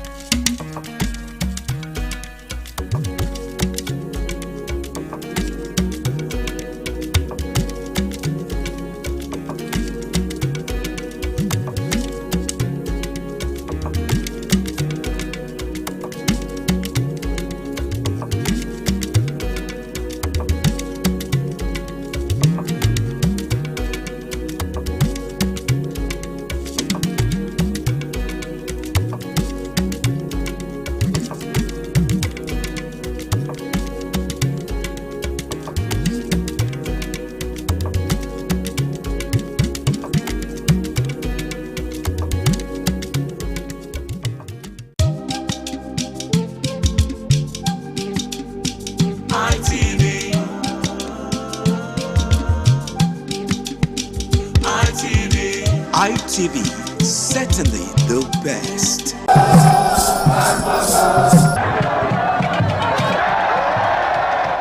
The Ugewe is the final ceremony of the series of festivals. It is one of peace and lightheartedness, following the more solemn of the ritual year. Ugewe is the festival of the Ewe leaves, a symbol of good luck and joy. It is the most popular of all that heralds the dawn of a Benin New Year, new vow, newness of life and freshness of life, and a new hope for the future. In the evening, the Ewe leaves are presented to the Oba of Benin in grand style in a colorful ceremony. The Ihogbe Society, amidst singing and dancing, bring the sacred leaves that symbolize good luck, blessings, peace, and prosperity. Each of the senior members of the Ihogbe proceeds to give the sacred leaves directly to the Oba of Benin, and others put theirs at his feet.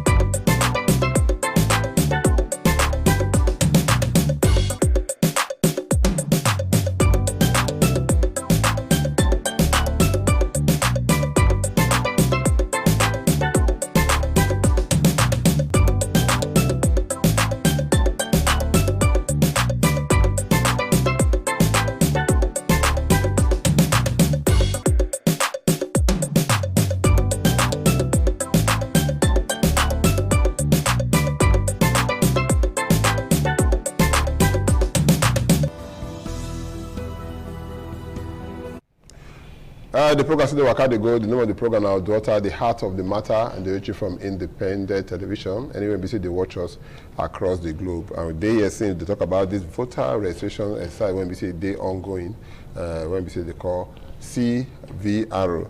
Ogarek, Edo State. Be time not be our friend again. No say time now want to we see they wait for, no they ever they wait for you. So I want to find out now. In case I say make I let you come out here now. Which advice you say you will give our people then when we say they don't become they don't reach to vote? Okay, anybody who don't reach 18 and the person in Nigeria, make it come our offices or any of the registration centers, we go register them. And they have between now and 10th of July. After 10th of July, we don't close for this season until another season. But it's not they move from place to place now. Yeah, so we have the schedule. If they Facebook, they follow us for INEC Edo State for Facebook. Then we see we don't post all the schedules there. INEC Edo State. Yes, on Facebook. I see all the schedule there. Get in there and another thing when we say 1 million, no?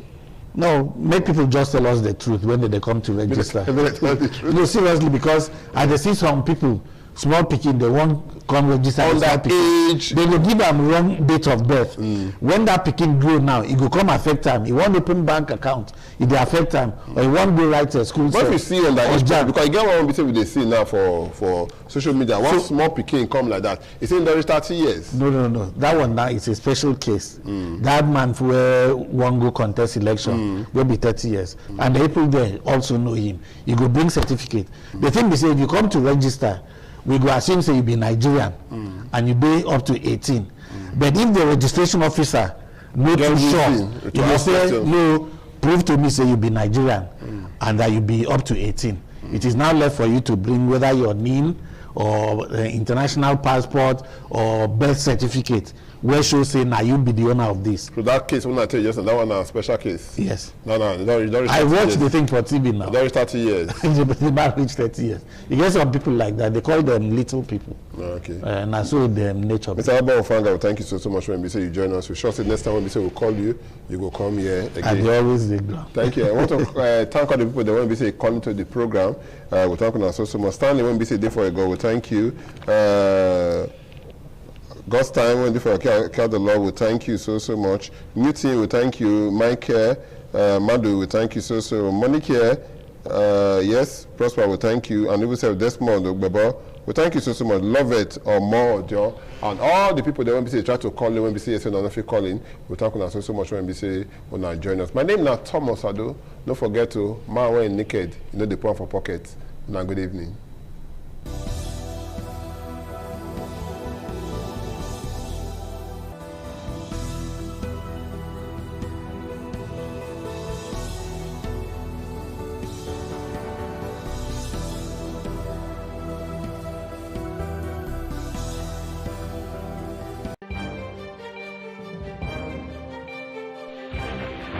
This is ITV. Certainly the best.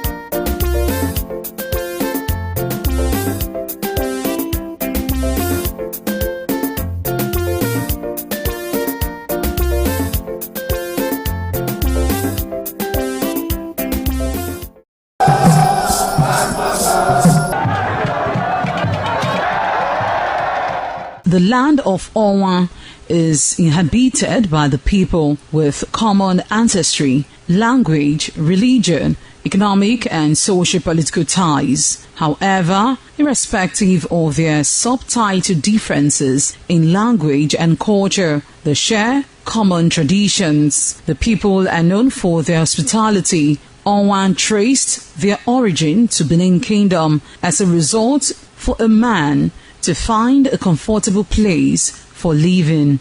The name Onwa was derived from the largest and longest river in the area, which is known as Onwian or Onwa. It means one who makes merry in affluence.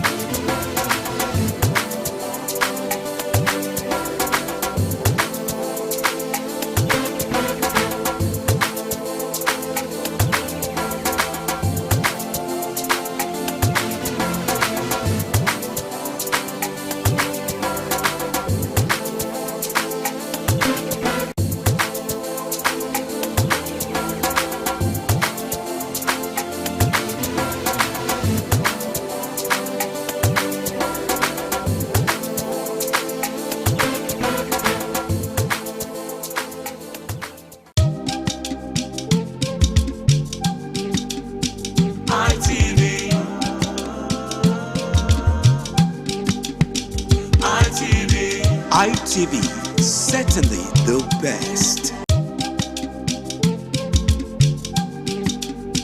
ITV.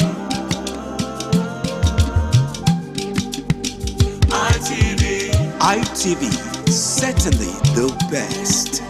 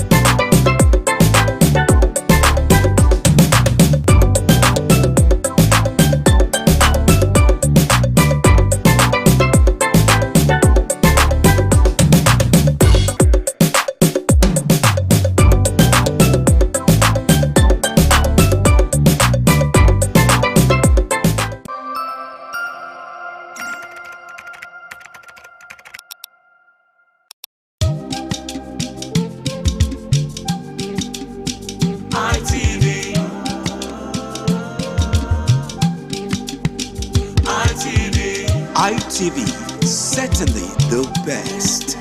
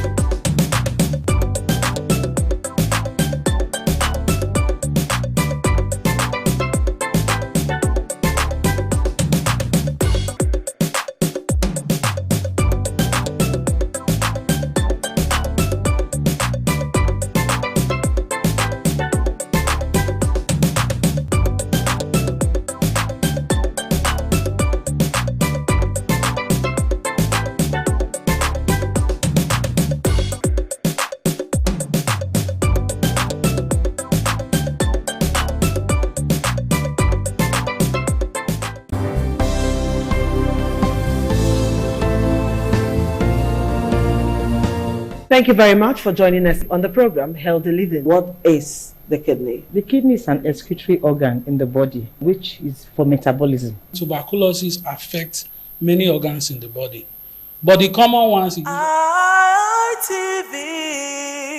certainly the best.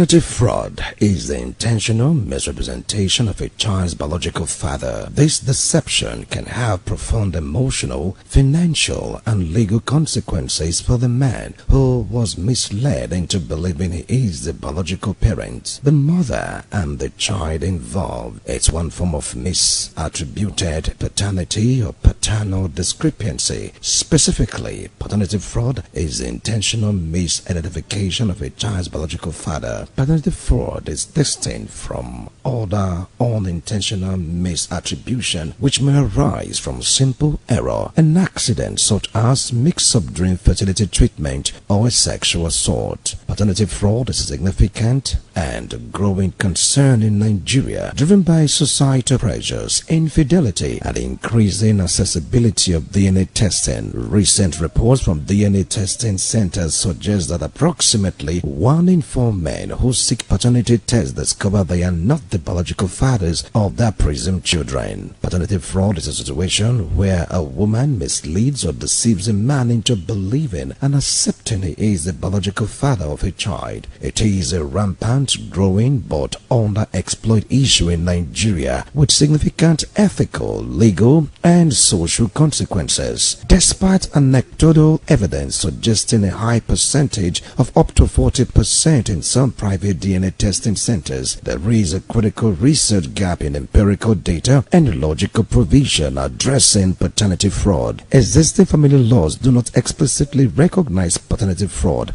leading to inconsistent judicial outcomes and inadequate restitution,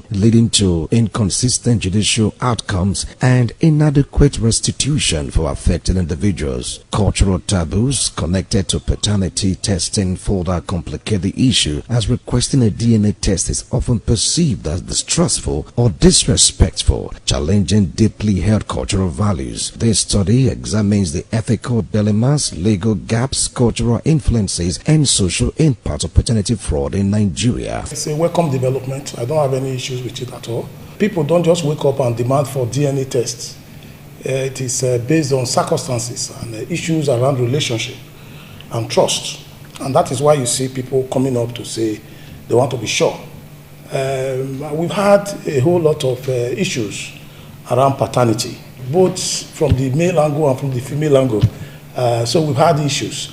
And the only way you can draw finality or conclusion to it is when you ask for a DNA test. Now, the good thing about DNA test is that it is either 99% or 0%. So it's very easy to know that this is my child and this is not my child. Very easy. And I want to say that for me, I don't have any issues. I don't have any problem. I encourage it, particularly when there are doubts around the issue of birth. I don't see any reason if there are circumstances and you are demanding for paternity test.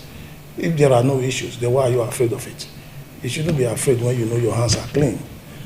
So on the issue of breakages of marriages, of course it will happen.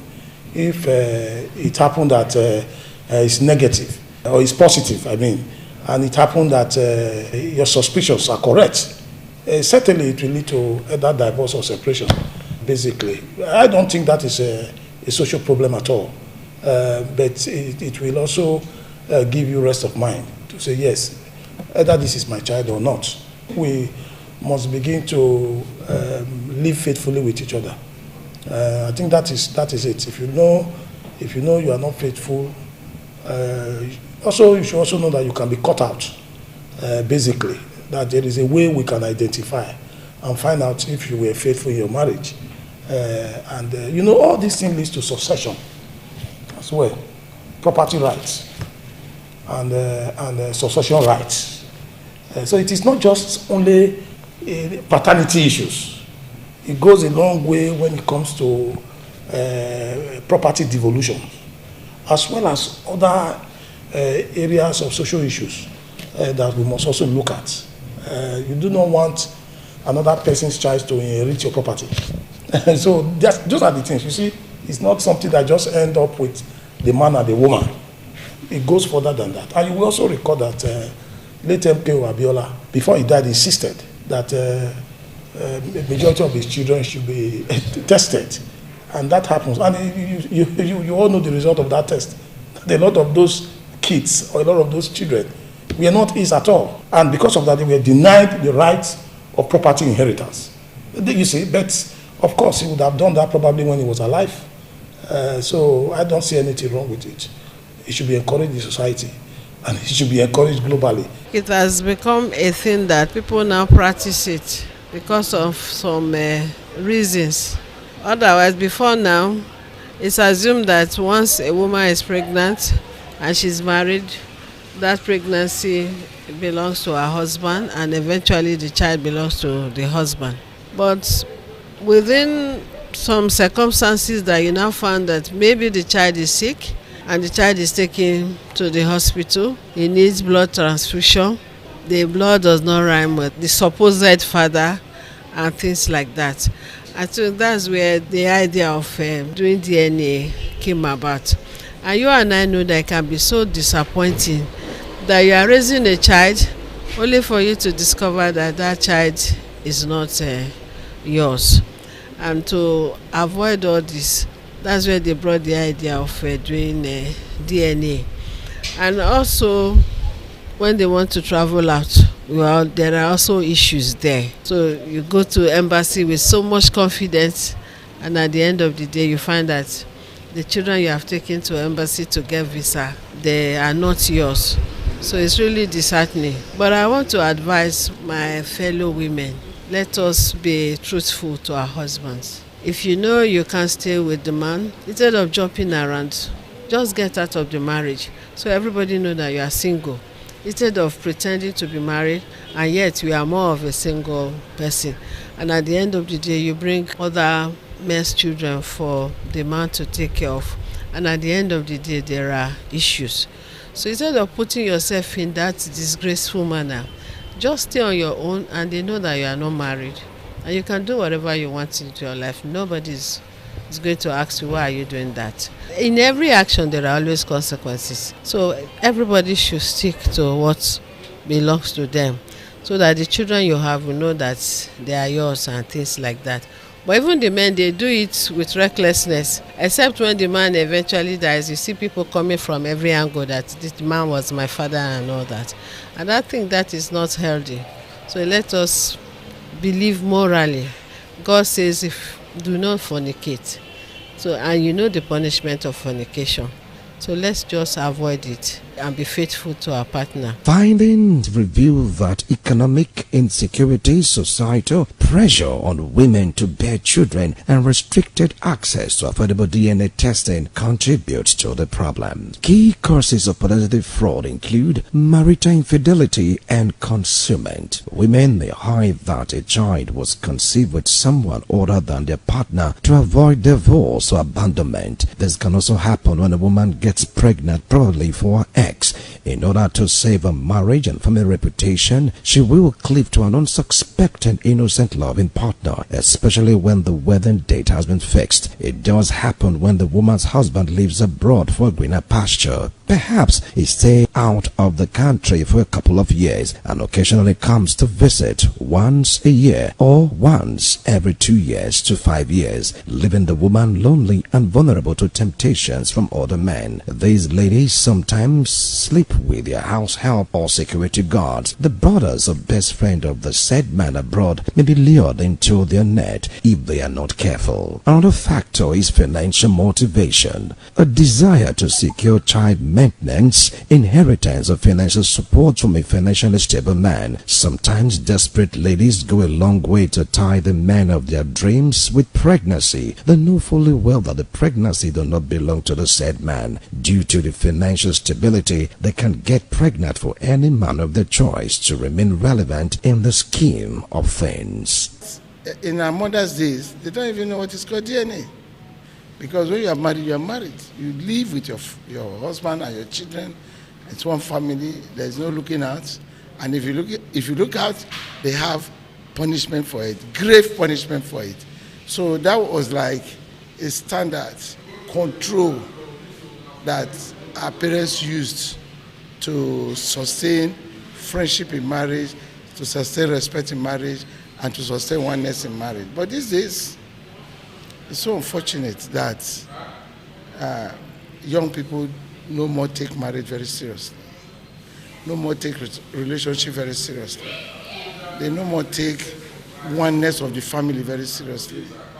And all our cultural and traditional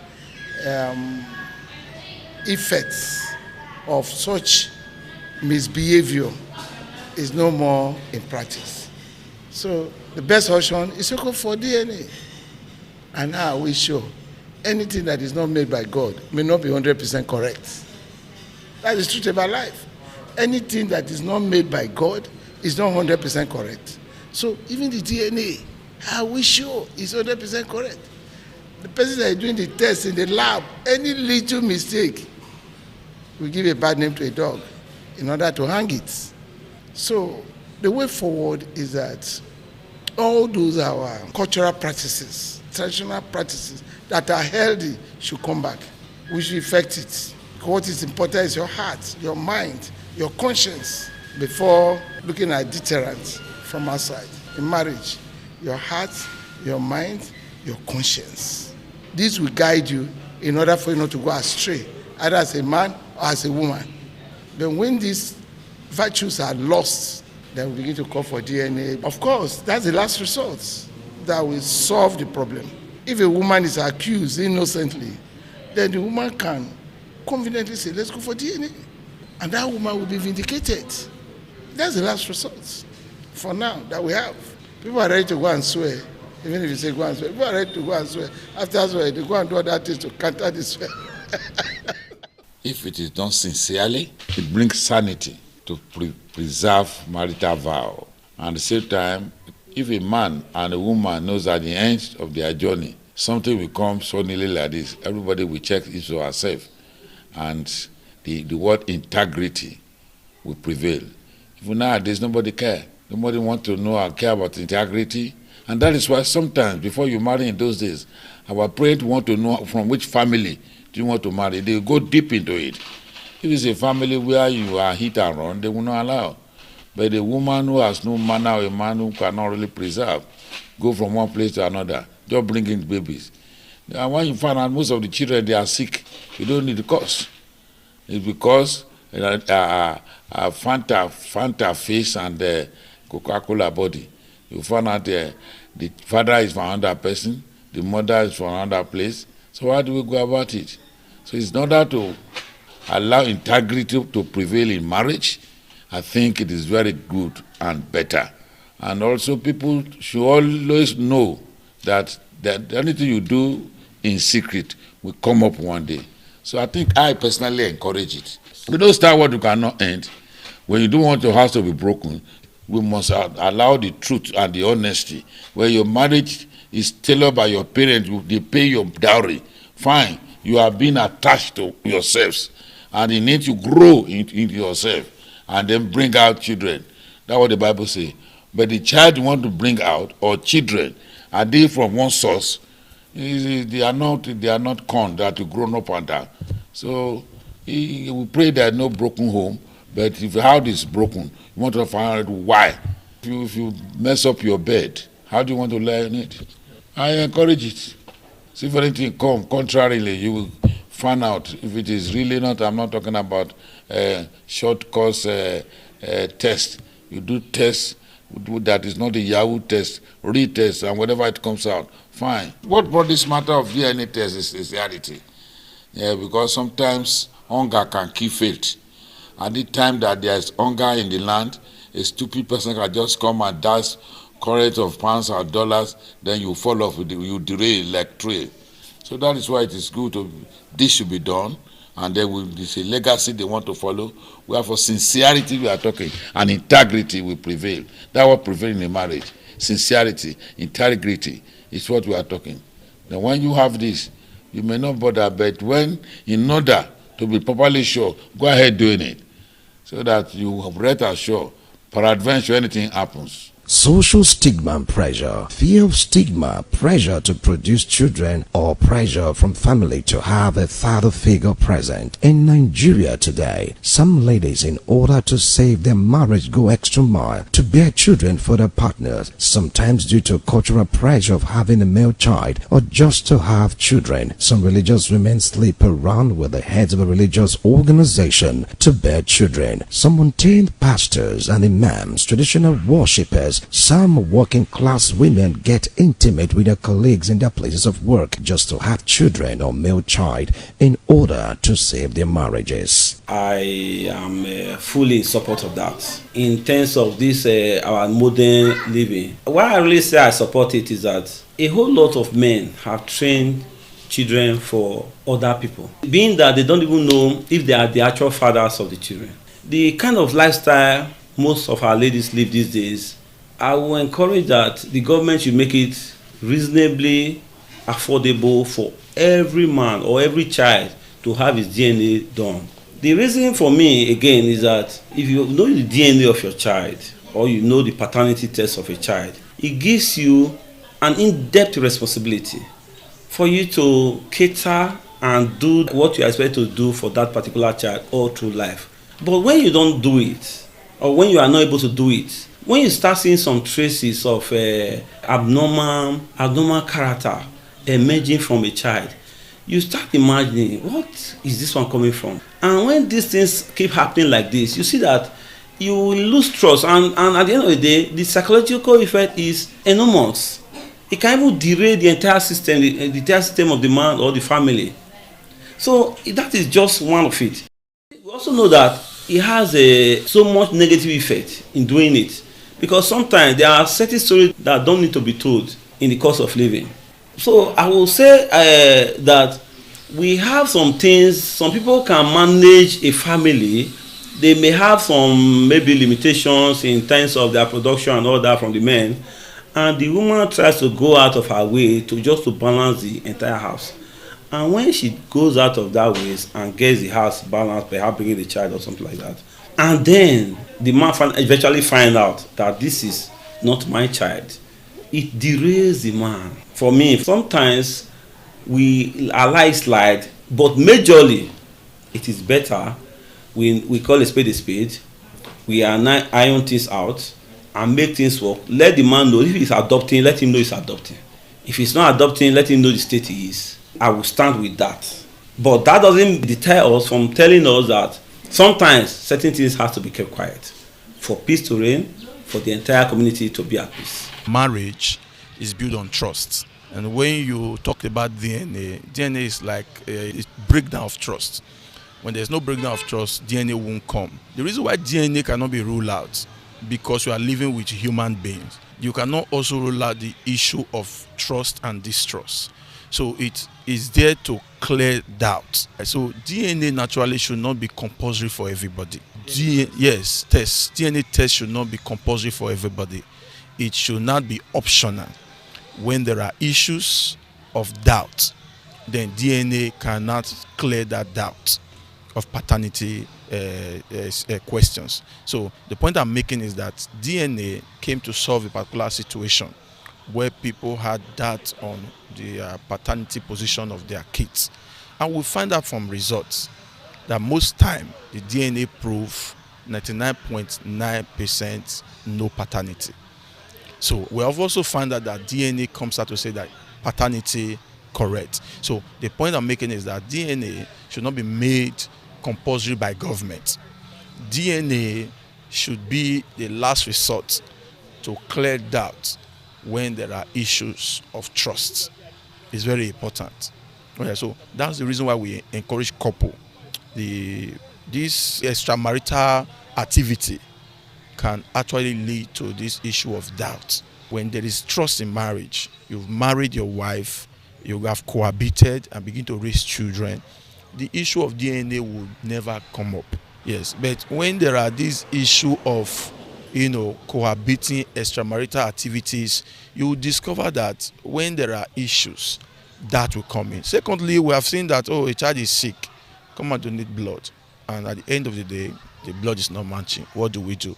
Then those are questions of that. So we have also seen situations. This guy was sick. The child, 5 years old, took the child to the hospital. The father was to donate blood. They tested the blood is not matching. It was questioning. And after the shout and all of what that comes through all of that, the woman also did a DNA and discovered that it was not also her. And when they now went back to where they discovered there was mistake from when the child was given birth to, they had mistakenly exchanged that child. And because the woman knew herself, the woman insisted and went through all the rigorous, and they were able to find those people who they gave birth same time in that same facility, and they find her own child.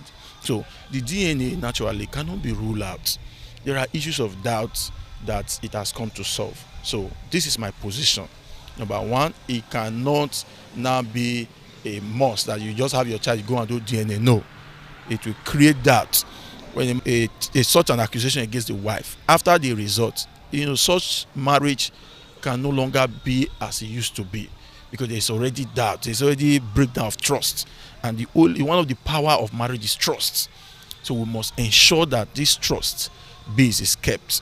It is only when the trust is no longer there, then the paternity test becomes very important. Emotional relationship security, the intention to trap a partner, keep a relationship together, or create a two-parent household. This is where the woman picks on any man of her choice that she felt will be able to stand the test when she gets pregnant, not minding that she's already in a relationship with another man that she intends to get married to, or she's already a married woman living in her husband's house. This may not be the same for every woman, because we have most women in Nigeria that respect relationship and of course respect the tenets of marriage, irrespective of the pressure built upon by society and family to bear male children or still to have children. Other case is uncertainty and concealment. In case where the mother is unsure of the biological father, she may choose a partner to be the legal father. This goes for women with multiple sexual partners. They may not know the guy that got them pregnant. On realizing they are pregnant, they choose from the region of sexual partners, especially the one they feel is financially stable and responsible to be the father of the unborn child. Cultural factors. Pressure to have children, particularly male children, in some cultures can drive women to hide the true paternity. This can happen in a traditional setting when the line of succession must be maintained. In order to maintain the lineage of the throne, some women will go out of their way to bear a male child or children to maintain the rulership of the clan. The question that is somewhat difficult to answer is whether families should be encouraged to go for paternity tests when the children are born to prevent unforeseen heartache. To ensure clarity in raising a family, a man is sure of. Another nagging thought is how many Nigerians can afford the money to go for a paternity test. It's quite expensive, and an average Nigerian will not be able to foot the bill for a child paternity test, talk less of 2 or 3 children. With a high level of infidelity in Nigerian society today, how can a man secure his home without doubt, know for sure that the children he's fathering are his? There are causes and effects, actions and reactions are equal and opposite. Men, if you must travel out of the country, try everything within your power to take your wife along. After some months or years, let it not be for too long. Women, the choices you have to make as a mother goes a long way to affect the family. Maintain your dignity as a woman or a mother. Put your emotions in check no matter the pressure. Family members, do not put undue pressure on the husband or wife because of the absence of children in your son's marriage. Remember, be it male or female child, they are all gifts from God. Do not put yourself under undue pressure because you want a male child. Men have died of heartache or heart attack on realizing that the children they raised as their children were never theirs. Families shattered on finding out that though they grew up together, did everything together for a long time, were never of the same father. Look around families in Nigeria today. Men are divided beyond recognition as the battle for paternity is tearing the fabric of the society apart. Trust dashed,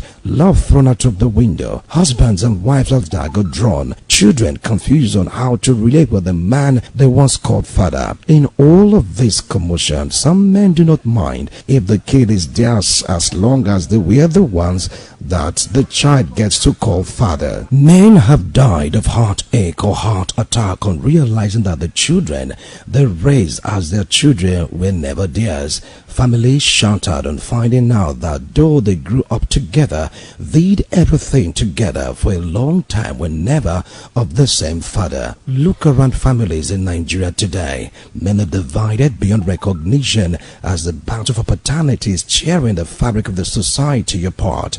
Trust dashed, love thrown out of the window, husband and wives as dagger drawn, children confused on how to relate with the man they once called their father. In all of this commotion, some men do not mind if the kid is not theirs as long as they were the ones that the child gets to call father. Some families choose to bury such dark secrets to keep the family together by living with the pains of betrayal in each of their waking days.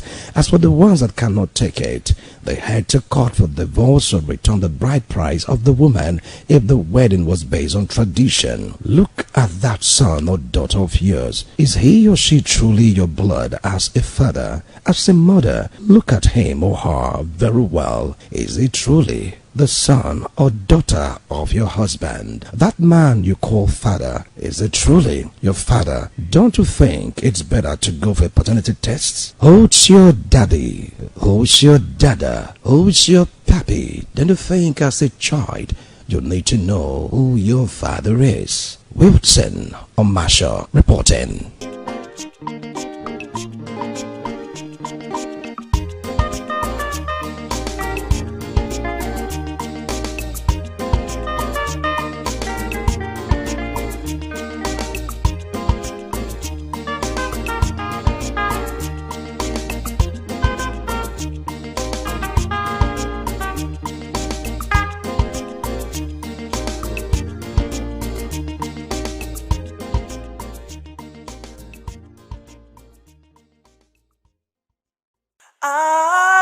ITV, certainly the best.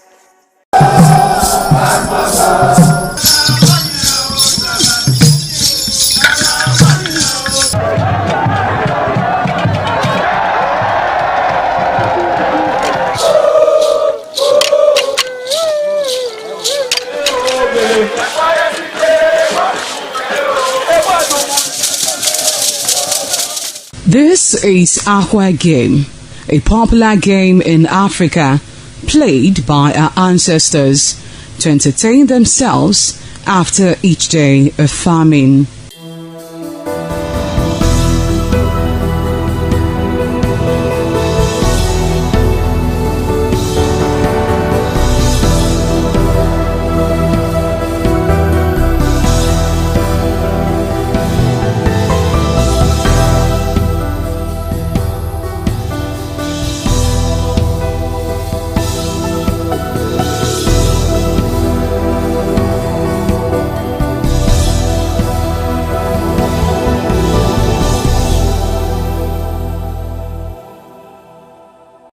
It is also relevant in our coronation in Africa.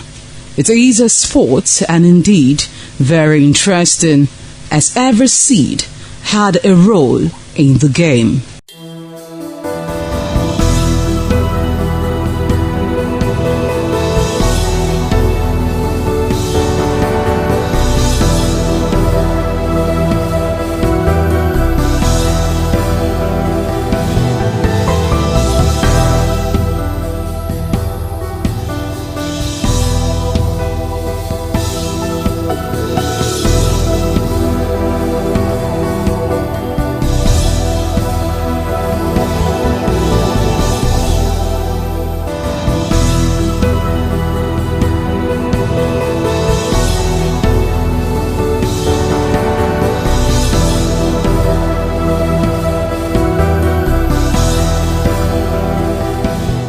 Playtime is 45 minutes per set.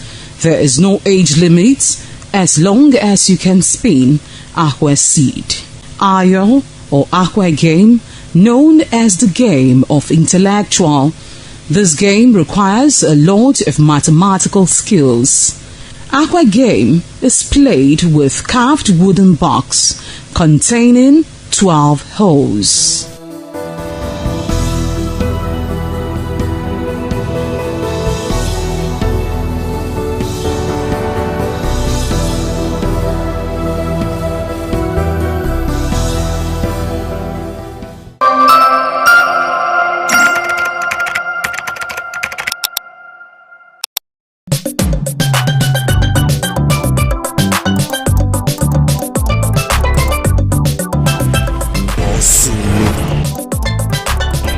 Time na money, yeah.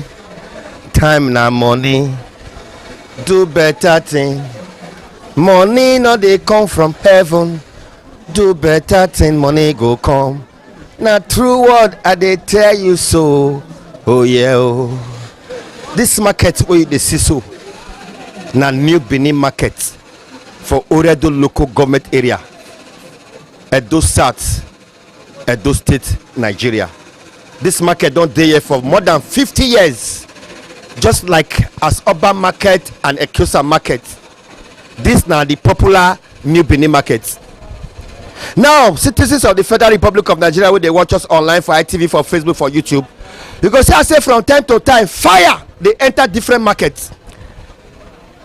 Like 20 years ago, fire don't enter this market. 15 years, 10 years ago, fire enter this market. That's why the same fire enter Oba market. That's why still enter Ekosa market.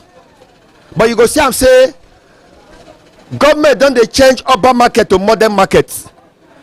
Government don't see they change Ekosa market to modern market. That's why say the contractor not there on site for Ekosa market. Now government don't talk say this New Benin market time down reach where they go turn out to modern market. We be say go be austere, police station, road go dey inside, car park go dey inside, everything go dey inside. But the traders they talk now say if government can't talk say they want to destroy this New Benin market, where they will go. However, if you look around the environment of this market, you go see I'm saying now stores, now they left, right, up and down. The surrounding, so the market women they talk now say if they can't come up for this market, where they want to go, because space not there outside. After God, now government. Money no dey come from heaven. Waiting dey happen. Where they so? Now where they call Kemi.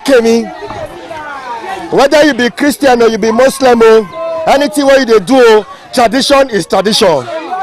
Against some things where they work where you not believe, but they work. But the information where I bring come be say. Government say, listen, yes, wait. Waiting we want that say, if before they say they won't break our market, make they go finish all those markets and they go find where they won't place us put. We want to turn this New Benin market to a modern market. You know, see a market. You know, see a market. You know, see a market. Now we take the eat. Now we take the try our children. Now old school be this one. I give you a Becky. I give you a caravan. Why we go manage caravan? We not done. I go rere. When we tana.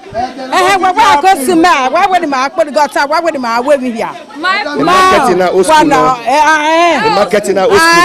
The government can't fear with you. Market what charger? I want to go find the Iyaki.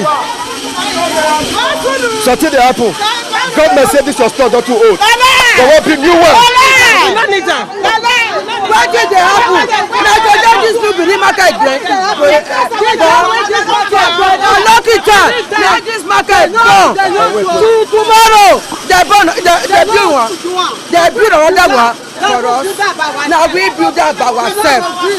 Market government say this market is not too old.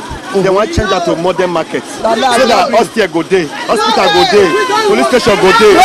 You see our market? No. We not agree. Okay, mommy, what will be the problem? Now where you go stay? Now where you go pack your things? Go. I don't go anywhere. Yes, and I dey go anywhere. No new Benin market. You don't tell when I get this new Benin market. You don't tell. During the time of Lucky, now this market is gone. Where your shit? This shit na old school that they call her. Hey, walk your man there. Aluminium.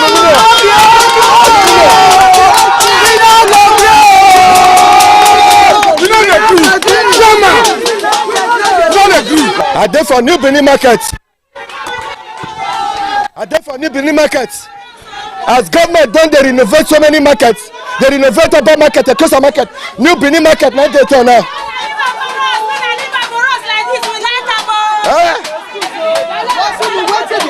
Government wan build this new Benin market to modern market. Yes. They say they want builder. Yes. You know the man are not builder. Ekosa one na scatter, man na go builder. Man na go Oba market. This place we like as it be. We go repair am by ourselves if you not see be. No, we like as it be. We don't want to repair am by ourselves. We like am. Market where police station go dey.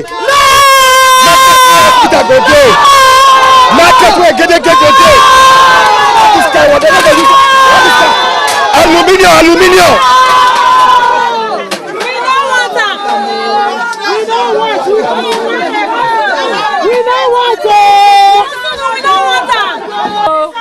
One they come, we not one waka.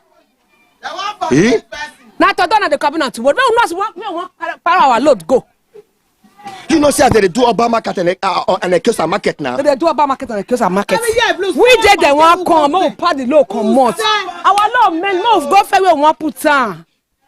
Who said they will work? I know I swear. Thank you, sir. But government say they want to build so that this your place will be a good. We just that they call. Everyone know. We want put our load. Like not say I'm no, we want go pack and put. You're going to do business for outside the market now. Do business for other markets, huh? That will not be issue. No way they stole like we want pack and go. We don't have they come. No one want to pack and come out. Whether na my house or government house you want pack and go. Abi. Get your house.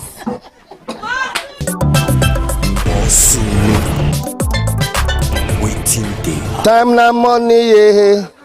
Time na money. Do better thing. Money na dey come from heaven. Do better thing, money go come. Now true word that they tell you so. Oh yeah. I don't know what come for new Benin market since. I don't know say the traders that don't they talk. They say government, if you destroy this place, where we want go. But they for foul line now. Make I go ask them. However, the same we let the local government chairman know and the state governor know say. However, I say that they need well for this market. Say dirty, not be their portion. But this place now foul line are there so.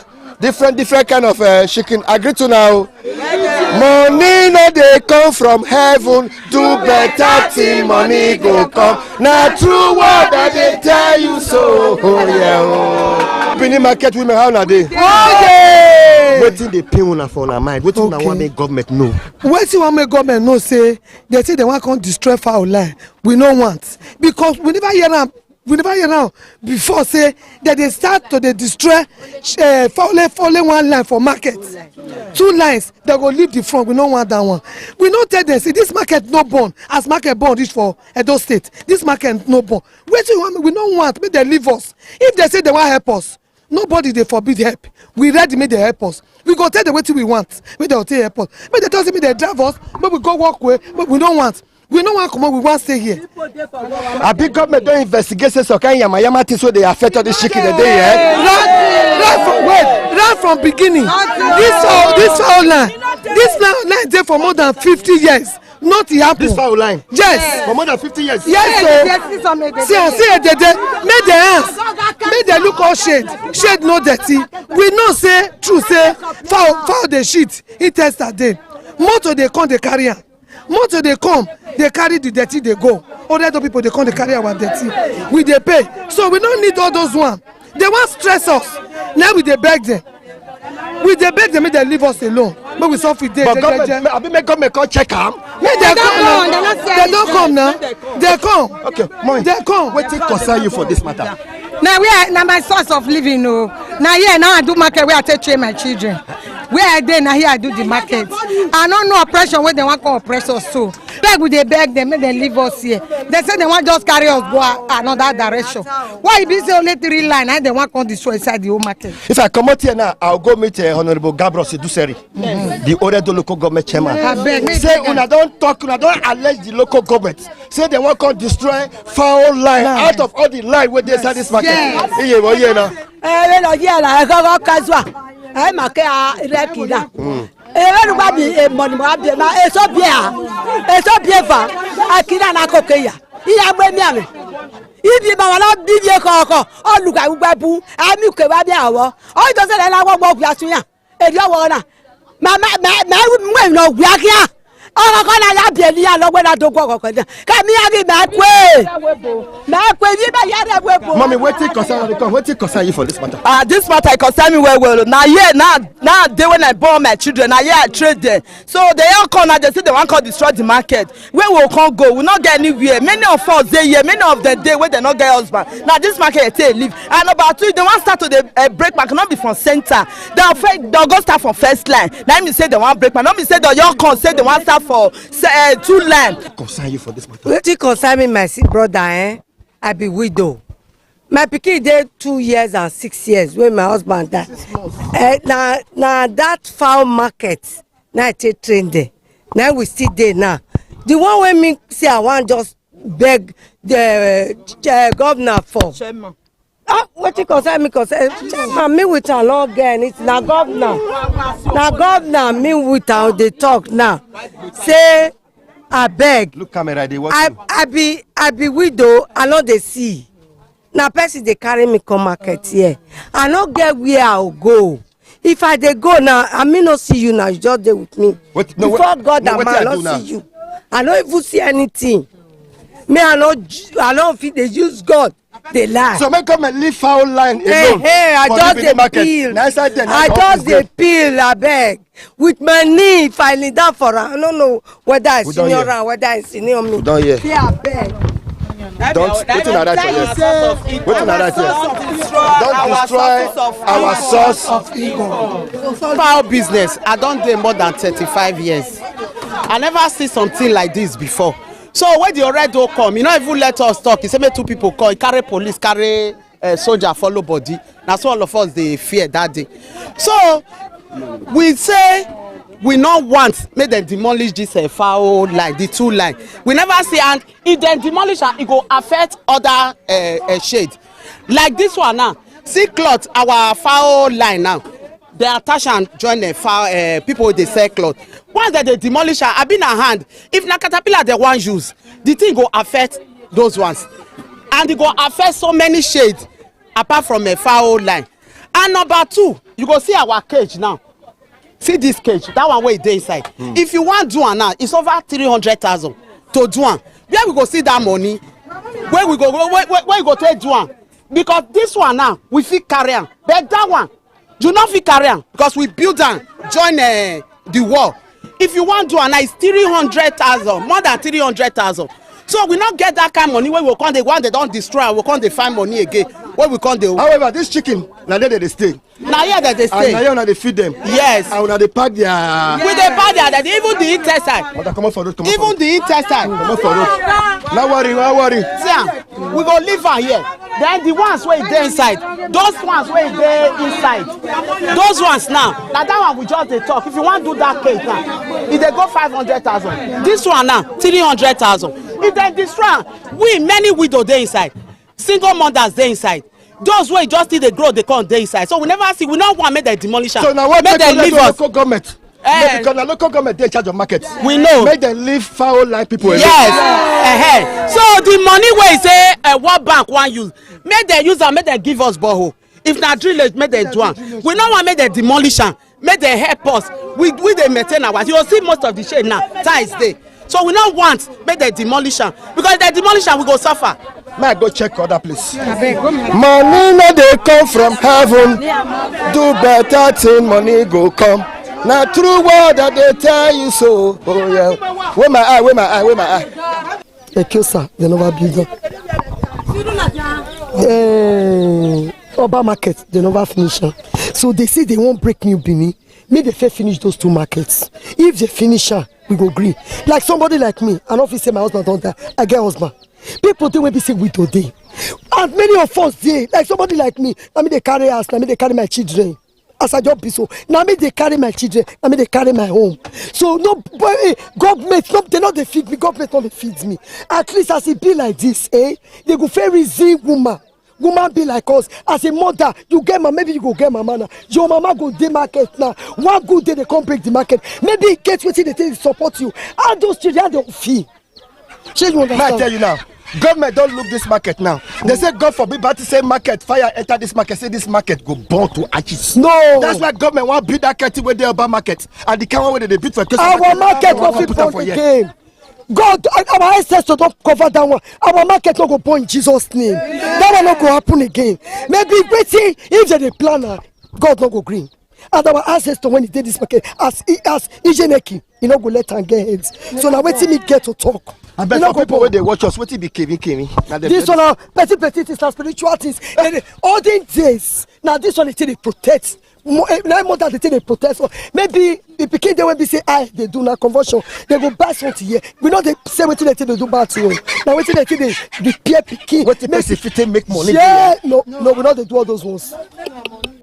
Maybe the king go abroad now, but the king go better for that side. You still do all those things now we they do now we they say. Be all this kemi, yes. all this you go chalk or remove the peso, you blow out to ancestors. No, what you talk us now? What do you do? This chalk, you go grana, you go put salt. Yes, once you grana, you put salt, you give our ancestors say, God, see, I don't get money to do any sacrifice now. See, I go do this thing for me. You go do it for you. What you can concern this one concern you? This one. Now, Odegbe, if maybe you see say the thing not too hard, maybe the person in the hospital don't say I don't want Odegbe. You are our son. That's when you give nice people because people don't put hand for the thing. Okay.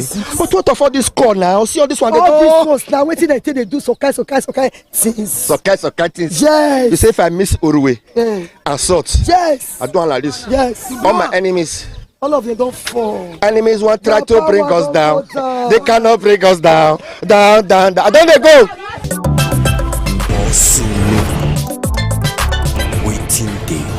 However, as an area journalist, one of the things where I don't investigate for this new Benin market, they say the people where they sell fowl, this line 1, line 2, they surprise out of all the line with inside this market.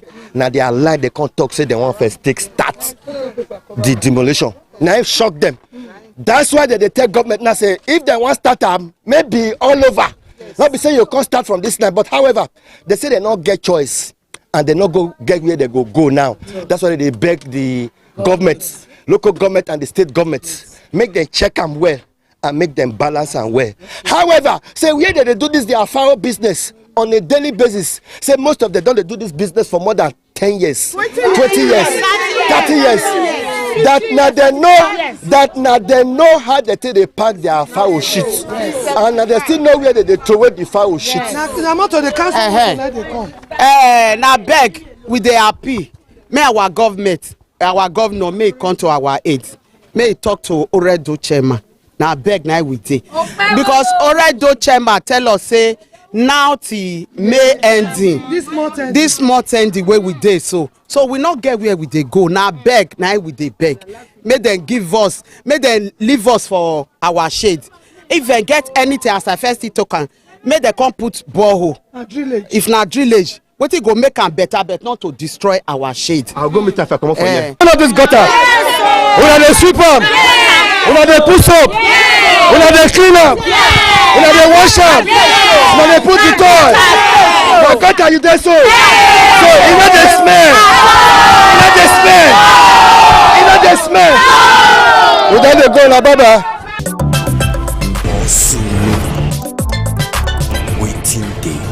Honorable Chairman, thank you. This market women from New Benin, first of all, there be the fear, but they can't come here now. Now, two things. So, the first one, they say you want to change that New Benin market to modern market, just the way urban market and the close and all they go on. But these people where they this foul line, they fear. But really address us. What will happen to these people where they sell foul for New Benin market? What will be the update? Yes, what they heard from us was. Going down to PG so that. Okay. What thing they happen? Be say. World Bank get one program where then they do. We make them send their certain agencies to come here. They can't choose New Benin market. Say they want to come build for us what they call poultry market. They call it El Press, poultry market. This market, now just 2 line only for the whole market they want to use. They are building it to a modern standard. One, to avoid diseases based on the way they are slaughtering their chicken inside the market.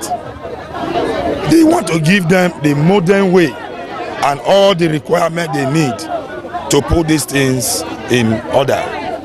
So what they are doing there is not to take their shop, is to rebuild it.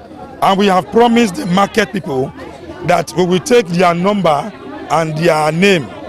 So that when they finish, we will return the shop back to the original trustee. Okay, but they fear say if they start the project, they're gonna go take another 10 years or 5 years to finish the project. What they promise is 90 days. And if they don't finish it in less than 90 days, we will take them back to the same place to do their business. The local government is here to protect them. It's not like other projects. It's not even a big project. It's a small project, just 2 lines. It's something that even we as local government can do in less than 2 months. So for the benefit of doubt, it's just 3 months that we want to do this project. It's not a local government project. It's not even state. It is World Bank. And they have given it to other local governments. For us, we are only beneficiaries. And I'm appealing to all of them to be patient.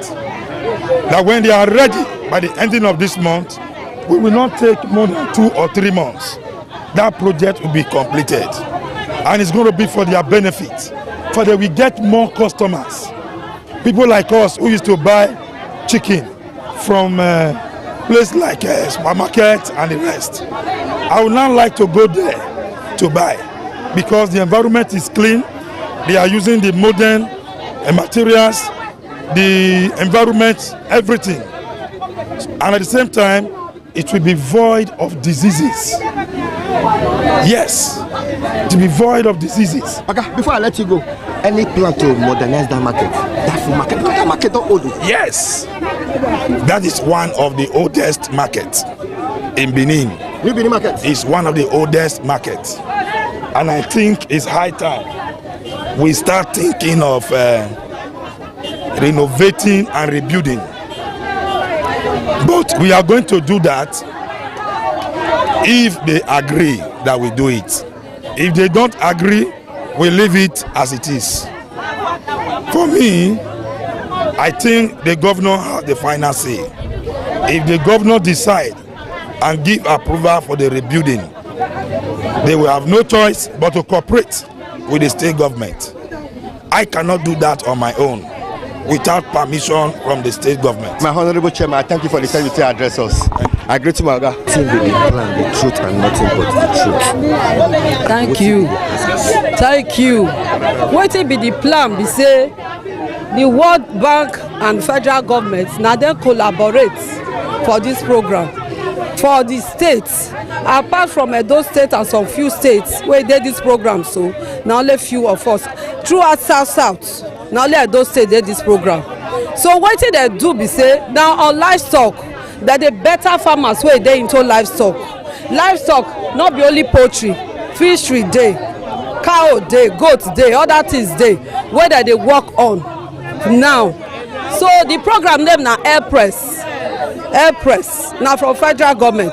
So this local government wetin they bring come here be say they look through that market, they find out say the market don old, their drainage system e no dey fit carry their influence, the shit and the fowl feather wey dey come from the market. So people no even dey gree go there well again. So when they don carefully look the place, now they say they need to rebuild this place for them. So they now come local government come talk with chairman say they need to rebuild that place for them, make am modernize, put equipment wey go make the work even easier for them, like the feeding machine, deep freezers, then borehole, they wan put solar, then they go put vet doctor's office for there in case their fowl even get program. Yes, all of these ones go there inside the market. Vet doctor go there, vet doctor's office. So all these things that they don package. So last week now they come the engineer wey they don already build this the beme for this program. So chairman come ask them say when una take start, then they say they go there, the women pursue them. Say they no need change, they want to remain the way they are. And the government is saying, Tinubu is saying, I don't want the country, the state, the local government to remain the way they are. I want changes. We are working, let the work show. People they say they know they work don come now, why una go say no?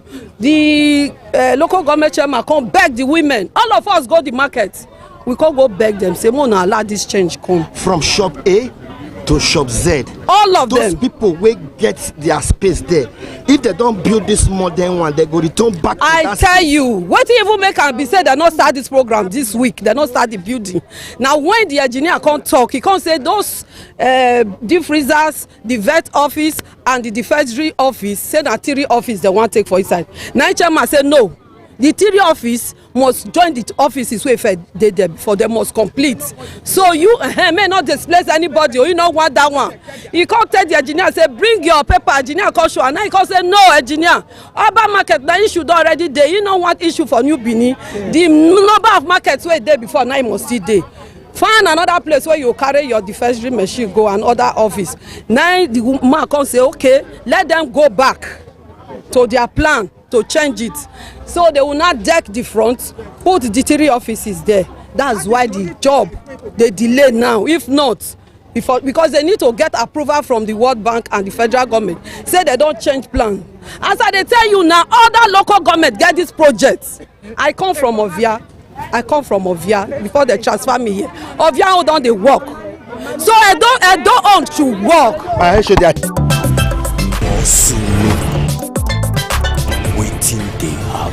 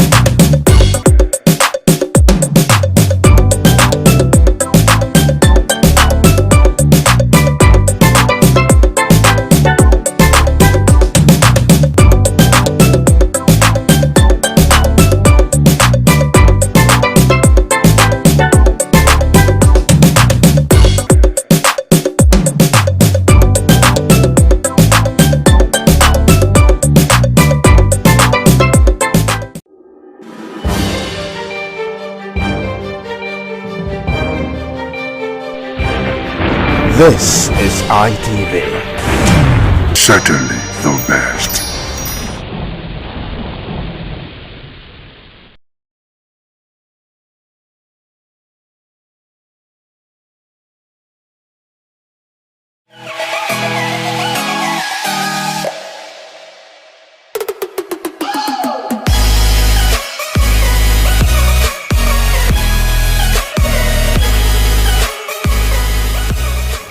right, distinguished ladies and gentlemen, it's another beautiful episode of your favorite Rendezvous for Guys on television, and I'm talking about the Guys Hangout Show on independent television, reaching you live from Benin City, Edo State, Southside Nigeria, Westside Africa.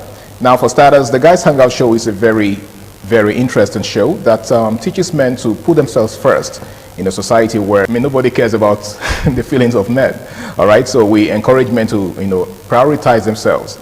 I believe that it's only when you invest in yourself that you can give out to those around you. After all, you can't give what you don't have.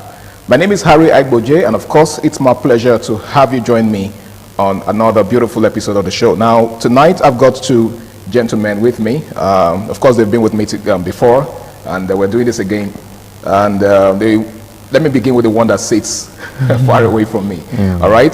To my far left is someone that is really passionate about everything that concerns guys. Okay, he goes by the name of Osas Zabi. Yeah, yeah, thank you. It's great being here again today. And it's great to have you. Yeah, thanks. All right, and of course, seated next to Zabayo is someone else who is also very passionate about masculinity. He goes by the name of Benedict Ochagu. It's good to have you on the show, bro. Were you thinking about it? No, I was actually looking for a better way to introduce you. Oh, yeah. All right, thank you so much. It's always a pleasure being here, knowing that you are listening and watching us from the comfort of your home. Absolutely. Yeah, once again here. Okay, so gentlemen, we have something really serious to talk about. It's one of those very controversial subjects. And of course, you know that we live in a controversial era where certain things tend to offend certain people. Okay, so as guys, we come across some terms that we use, and some persons just get offended. And one of such terms is, jealousy and insecurity. All right. Now, there seems to be a thin line between both. How would you define jealousy, and how would you define insecurity? Some persons believe that both of them are the same thing. Now, what's your take? How do you see both words? Do you think, they are the same, or do you think one is good and the other one is bad? So let me just hear your thoughts on it. Let me begin with you, Zabi. Yeah, okay. Like you said, actually, there's really a thin line between both of them. For someone being jealous and someone being insecure. Yeah. But they come from two different emotional standpoints. So I believe for jealousy is actually the very evil one. Everybody talks about evil is the sin, but the Bible has never talked about insecurity. The Bible has not told us that insecurity is a sin. But for jealousy, the Bible stands against that. Even the Quran. Is jealousy a sin? Yeah, of course, it's a sin. It's sin. Now, how is jealousy a sin? Now, I see you progressing. I see something in you that I want, and because of that, I start hating. Okay. I start getting angry. I start having what ladies call mood swing. Okay. Because I'm seeing something in you that I need but I can't have. So that is the standpoint of jealousy. Okay. Now, insecurity, basically, for me, I think or I believe that insecurity comes from me not having something, but you feeling I have something to offer, and then I now have to try to prove to you that I have something to offer, knowing deep down within myself that I'm totally empty. So at that moment, I become very insecure. So, insecurity as an emotion is something that can actually be worked on, and there are no casualties in the game. But for jealousy, then you might record casualties. Oh, really? You might record casualties. Oh. But for insecurities, you might not record casualties. It's just that maybe you can learn on yourself, maybe balance up where you're lacking and all that. But for jealousy, there most likely will be casualties.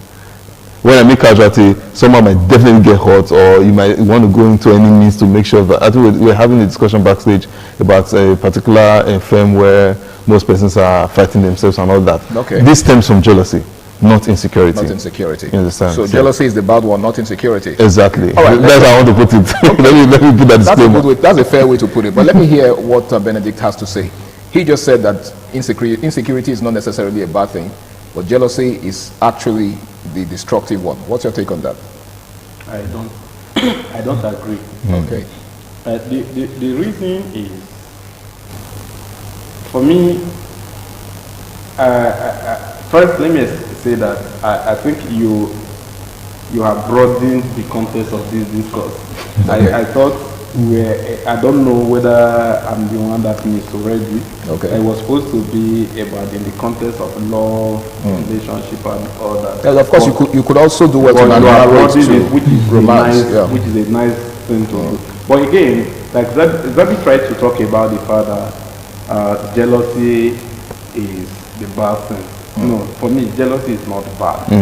What Zabi was explaining in his analysis is envy. Jealousy is not a bad thing. Even God is a jealous God. Yeah, I was going to make reference to how the Holy Book says that God, the Creator himself is jealous. Yes, there is jealousy is not a bad thing, but again, in context, in grammatical context, some people seem to use interwove envy and jealousy. I think it's the same thing that people do to the word pride. When you say someone is proud, you could be proud in a good way. Like I'm proud of who I am. I'm proud of my accomplishments. But proud could also mean arrogance. Right? So I guess that's the same thing that applies to. So in context, for me, jealousy, if it is for romance, jealousy is not totally a bad thing. Okay. Because when you love, there will be elements of jealousy triggered in you. No matter how much you try to say, me, I don't care. If another man wants to have her, the man should have her. There must be something triggered in you. That is an offshoot of love. Okay, so that's healthy. That's healthy. But when it is taken beyond the boundary of relevance into insecurity. Insecurity, like he was trying to say, tends to be something, to be a function of an inner defect, and so we cannot excuse it. And what inner defect are we talking about? Could it be inner defect of emptiness, like he talked about emptiness and low self-esteem. And so, and when it comes to men, when it comes to low self-esteem for men and emptiness, we must stay and address it, because we cannot allow men to be empty. Yeah. We cannot allow men to be bereaved of ideas. And so because of the position, the sacrosanct nature or the sacrosanct position that men occupy, because of how important the position of men in society are, I will always advocate that men deal with the problem of insecurity. Because what brings witchcraft sometimes is insecurity.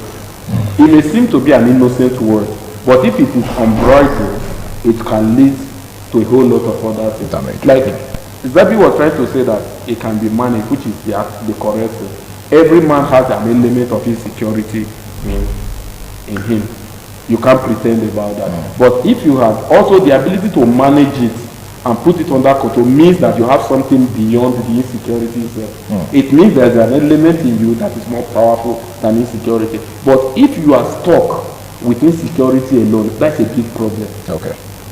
Right? So that is what we are trying to say, that love comes with a portion of jealousy. But insecurity with men, especially when it comes to do with a general workplace, can lead to so many things. For me, I want to say that instead of being insecure, work on yourself. Grow. When you grow, you will now find out that the next person is not your problem. That your problem was actually lack of growth. Okay. If Zabi is trying to do certain things, the reason why I will be feeling insecure when Zabi comes around to do his thing is that there is no value currency that I can also bring that will make me relevant around Zabi. So you feel threatened by his presence? I feel threatened by what he's doing. But if I have value currency, and then he's shining his shine, and I'm shining my own shine, then that self-esteem narrative will be, gradually to erode away, and will become better, will become partners and not just competitors. Yeah. All right. So can I quickly let me strike on a part, because I believe that's where most of us want to really miss it. Okay. We believe that anything that has God in it is good. When the Bible says God is a jealous God, that doesn't make jealousy good. Because what happens to the people, if you now read it completely, what happens to the people that defect? The Bible tells you what happened to them, right? So that shows you that jealousy is bad. Because God now being a jealous God means that if you now give what is due him to somebody else, there's a repercussion. Okay. Which something happens. So You the understand? problem is with the repercussion. There is always a repercussion. There is always something. All So right. that's what I talk about. There's always casualties. Okay. So just God being a jealous God, there's always casualties. Okay. Well, Christians are not casualties. All right. I think I quite agree. You're not getting it. Sometimes just in language, lexical content. Yeah. Sometimes the Bible was interpreted from the Hebrew and Greek. Okay. Sometimes the right word may not even be jealousy. You see. You understand? But okay, we are not here for Bible study. All right, in case you're just joining us, it is the Guys Hangout Show on independent television, and the topic for tonight is jealousy versus insecurity. Now, you just said, Zabi, that wherever there's jealousy, there is likely going to be casualties, right? Yeah. Okay, now I would like to ask you this. What would you rather have? A woman who's not jealous, a woman who doesn't quite care what you do with other women, or one who raises an eyebrow the moment she suspects that you're entertaining the advances of another woman? Okay. So, so I think that's bringing to the context of relationship right now. So, but for relationship, I would always want to look at marriage, not dating. Okay. Because dating, anything can happen, anything goes. Nothing is cast. Nothing is cast. So I can just see your hairstyle and I'm done with you. I'm done with this relationship. You understand? Okay. But in marriages, there's nothing like I'm done with it. You're there. You're stuck here forever. You understand? So when it now comes to jealousy, then and insecurity in marriages, I believe that this majorly comes with the percentages are more from the feminine side than the male side. But whenever it comes from the male side, it's always very disastrous. Okay. That's where you see issues like wife beating and all that. But I believe that it's actually unnecessary because before settling down with somebody, it depends on what you saw with the person. Now, if you saw, if for example, when you were dating, what attracted you to the person is what will attract everybody. Now, so I believe that's why most of the times guys are advised to go for ladies that have inner beauty. When we say inner beauty, actually, we don't even talk about beauty inside. We're just talking about some particular traits, some particular values and traits. Women who are less physically attractive. No, not that actually. Not that actually. I think I tried to play safe here.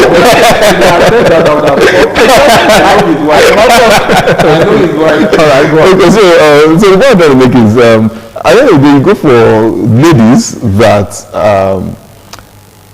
they have the value that everybody can see. Okay. And then another person sees the value and tries to admire it, and then you become insecure or you become jealous. So I'm trying to use both of them together now. So I believe that this is, like I said, insecurity is something you can work on. But jealousy is not something, they're bound to be casualties. Now, if you are being insecure, it's normal. For example, I have a very curvy wife, and then she's working ahead of me, and I'm behind, and I'm seeing guys trying to wow. Definitely, what's going on here? You understand? But that doesn't mean I'll not start getting angry with my woman, because it's the same thing I saw that I came after. You understand? But when you become jealous, you are seeing that she's attracting favors that you cannot attract, and then that devilish spirit of jealousy starts breeding in you. And when it starts breeding in you, you start taking actions, doing things you're not supposed to do. You start venturing into areas or angles you're not even supposed to look into. But for insecurity, it's bound to be there, definitely bound to be there, because you're saying that, what's going on here, you understand that kind of thing. But jealousy, it's like I keep saying, is the actually bad one. And I believe we try as much as possible to just kill it, or don't even venture towards there. But for insecurity, it's normal. Everybody has one particular area that they're insecure. I can go into, like I've told them, I can go to a gathering where everybody is discussing football. I become insecure there because I don't really know much about football. You understand? But I can go into a gathering where of like minds, and I will flourish. You understand? So the same thing. I'll be in a gathering flourishing, and then somebody is there, doesn't understand what's going on. I'm just being insecure. Like, what's going on? You understand? Right. So it's normal. So just to be clear, you're saying that there is nothing good about jealousy. There is nothing. Jealousy can't be healthy in any way. Never.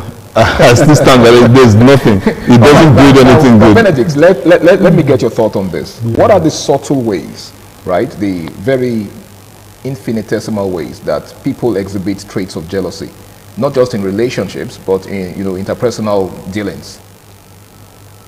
Well, the thing is, I'm trying because there is a whole lot. But sometimes when I'm on air like this, I also try to keep a lot so that somebody will not go and begin to pinch on innocency of another person and say, this was what I heard on air. This was what you understand. Because somebody, what I may say here may be just an innocent expression from another person. And then because you heard it here, you just begin to say, okay, it means the way this person begin to mirror somebody else's life against it. That is the word. So I'm always very careful in making general examples. I just like just to establish an open-ended kind of thing, and then you make out of it whatever you will.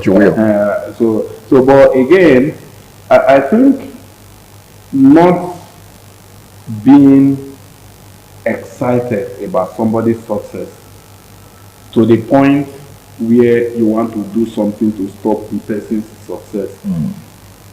That is one of the biggest ways. For me, at that point, like I always say, Zabi chose jealousy, me I chose envy at that point. Yeah, I call it envy. All right. So at the point where you be, naturally, if we are being sincere, when people are succeeding around you, there is a trigger in you that where you're now like, why this is not happening to me?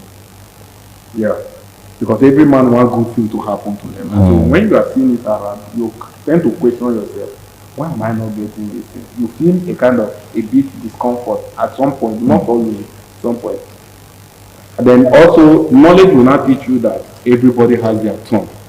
Then immediately you will come up and say, oh, let me celebrate those that he has gotten to their turn. Right? Then that is somebody who will really go far. The person that it will eventually get to his turn. For the one who always take it a step further, that I must stop there, that failure is sweet when everybody is involved. That's why it will never get to that person's turn. So I would like to restrict it there. I don't want to expand the analysis so that people will not begin to mirror people, like I said earlier, people's innocent expressions as a kind of trait of jealousy or envy, whatever language you put. All right, thank you very much, Benedict. Now, Zabi, let's take a look at the role of social media in all of this. We are in an era of, in fact, we are in the digital era, and much of what happens in our day-to-day lives, is made manifest on social media. So what influence do you think social media has on people and the way they express themselves vis-a-vis jealousy and the insecurity? Yeah, so I think in 2019 we had a discussion like this on radio, and I made reference to a point because I'm an added user of LinkedIn. And then you go on LinkedIn, you see somebody posting BSc at 18, MSc at 20, PhD at 25, and then you're looking at yourself like, where did I miss it? You understand? So this is for persons you don't know. But for your circle, you're seeing progress. You're seeing these guys aiming, achieving this, achieving that. Smashing goals. Smashing goals. So I think I'm going to use myself as an experience and then as an example, and then I just break it down with the experience. Now, instead of going to jealousy, like, I'm supposed to be having this, I'm supposed to be getting this, I think what I personally do, I study the process of how they get there. How they go there. So back then when I was working with a firm, I met top thinkers and big thinkers, and I started seeing how they're making progress. And would I say it's jealousy? No, definitely not jealousy, because I started going through the background to see how they made it and how they got it. Started doing my research, started going through their processes, the certifications they've done, the trainings they've gone through and all that. And I started taking myself through those trainings and the certifications. So I think that's what draws the thin line between jealousy and then realization, like, I want to be like this person now. Most persons will think, oh, you're jealous in the person you want to, but no, I know there's a process.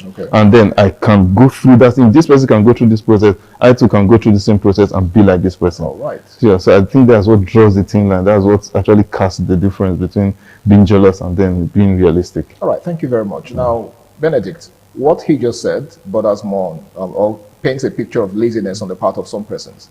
Okay, he took his time to study the people in question and figure out how they achieved their goals and all of that. Does that not give us the impression that some persons just don't have, should I say, the energy to follow through, to get to the point where, you know, the people that they are envious of, so to speak, went through. Do you think laziness has a thing to do with this? Yeah, it does. The one thing is the laziness, the mental laziness, the laziness of the mind, the function in the thought processing mindset. For example, like he was trying to say that he saw some persons doing great things and then I find out, okay, what's the process? As a guy, one of the ways you know that there's problem, that you might not go far if you don't deal with it, is when you embrace people's glory without trying to find their story. Their story, okay. Yeah, you must find out people's stories, and their story may not be basically exactly like yours, but you must also find a pathway of that story to create your own story and know that it's not going to be an easy thing in the process. So you have to find out, like he said, he need to also go and try getting certificate. It may not necessarily be that he got exact certificate as some of them got. But again, when they eventually met at the table, it means that he has gone through his own process and this one, and he is now qualified to have conversation with them. So he became relevant in the scheme of things. In the scheme of things, not necessarily because he got exact qualification, but also because he has also learned the principle of paying price to also get some of those things. So me, I feel if you look at it and say, what makes this person outstanding? Then you also need to find out your own strength. One of the things that breeds jealousy is that people want to be envious of people who are not even going their direction. Yeah. For example, if you are saying, like my pastor would say, if you are saying I am envious of you, find out whether what interests you is what interests me. Okay. You may buy a car. In other words, it might not even be the same. You may buy a car and I come around, maybe you see my features, you feel I'm being jealous. Maybe car is not even my dream in the next 1 year. That's not my pursuit. So find out if a car is my pursuit, or maybe you bought a brand of car. Find out if I do fancy that brand of car before you say I'm being jealous of you. So sometimes what you need to do is find out where you are going to. Find out, create a roadmap, and then look forward to becoming better. If you can focus on becoming better in your own life, so all of this envy, jealousy will really die down. Because people can be doing well in their own choosing line. That may not be your life. And so when time this one succeeds here, you are envious of this one succeeds, you are envious of this one. Before you know what happens, you are in the game of trying just to pull everybody down and everything just. So it's about building yourself. So that when Zabi comes and Zabi is speaking as a mathematician, for example, I know he's very good with calculation. You understand? And then I speak as a journalist. My drive is not to be a better mathematician, for example, than Zabi. My drive is to be a better journalist than I am today. Because that's your profession. You understand? Than I am today. Or maybe, okay, going into the business line, because Zabi is also a businessman. But we are not into the same line of business. I'm happy seeing him do what he does, and then I am also happy doing what I do. Okay. Right? My goal is to be better doing what I do. And then, again, I will also be happy that he gets better, so that when we meet at the echelon, the top echelon, we will be able to have conversation. And life is easier at that level. Okay, life is easier at that level. Now, Zabi, what do you think, or how do you think communication can reduce jealousy and insecurity, in relationships, not just in romantic relationships, but, across board? Education? Communication. Yes. Communication, yes. Okay, yeah. So I think I'm a very big advocate for communication, not just communication, effective communication. You can actually be communicating and then it's not being effective. So I think when it comes to jealousy and insecurity, most of the times, majority, 100% of the time, is people don't study or understand the process that the person used in getting whatever the person got. You understand? So I think I was just thinking about this earlier. Like, I think in fact, the only way that kills jealousy and insecurity is understanding the process. Okay. So if I would really advise most persons that are actually making it out there, and I think LinkedIn has been a very good platform for that, where people tend to maybe explain the processes of how they got it, especially for legal means. If when it comes to, for example, we grew up in Benin City, you see a lot of guys succeeding, and then you are a bit like, wow, you're supposed to be age mates, this guy is succeeding, and then you go back and look at the process, and then you now tell yourself, God forbid I do this. You understand? So there are so many successes you see, and then you just tell yourself, God forbid I do this, and then you become contented.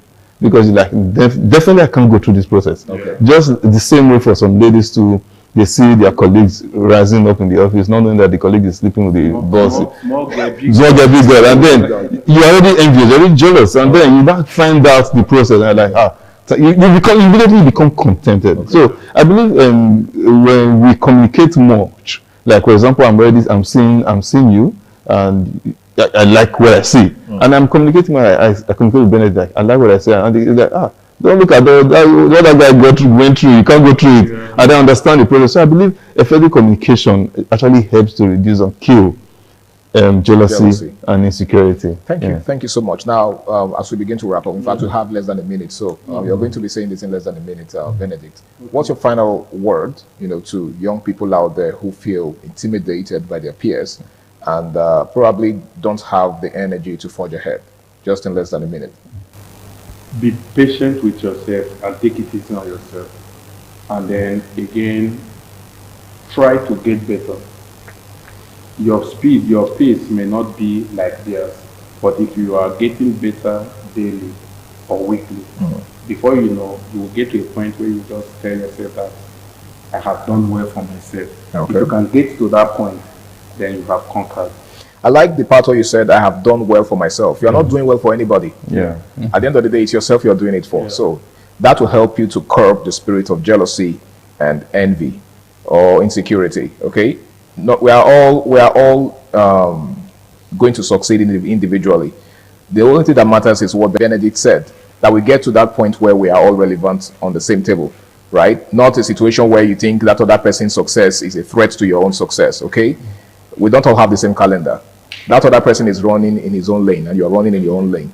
The most important thing is that we all succeed at the end of the day. And not just succeed, but succeed in the right way. Well, I want to say a very big thank you to my guests, Zabi Osas and of course Benedict Ochagu, for doing me the honor of being on the show with me tonight. And I hope that the next time I call on you, you would oblige me. Sure. All right, thank you so much. My name is Harry Aigboje, and until I come your way again, same time, same station next week, ensure that you do the right thing always, okay? Do not dabble into anything that you will regret in the future.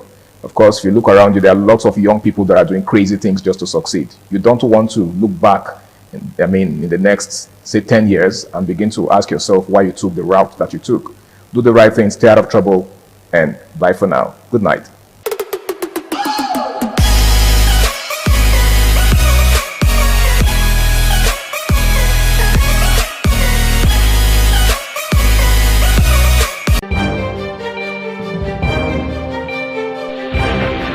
This is ITV. Certainly the best.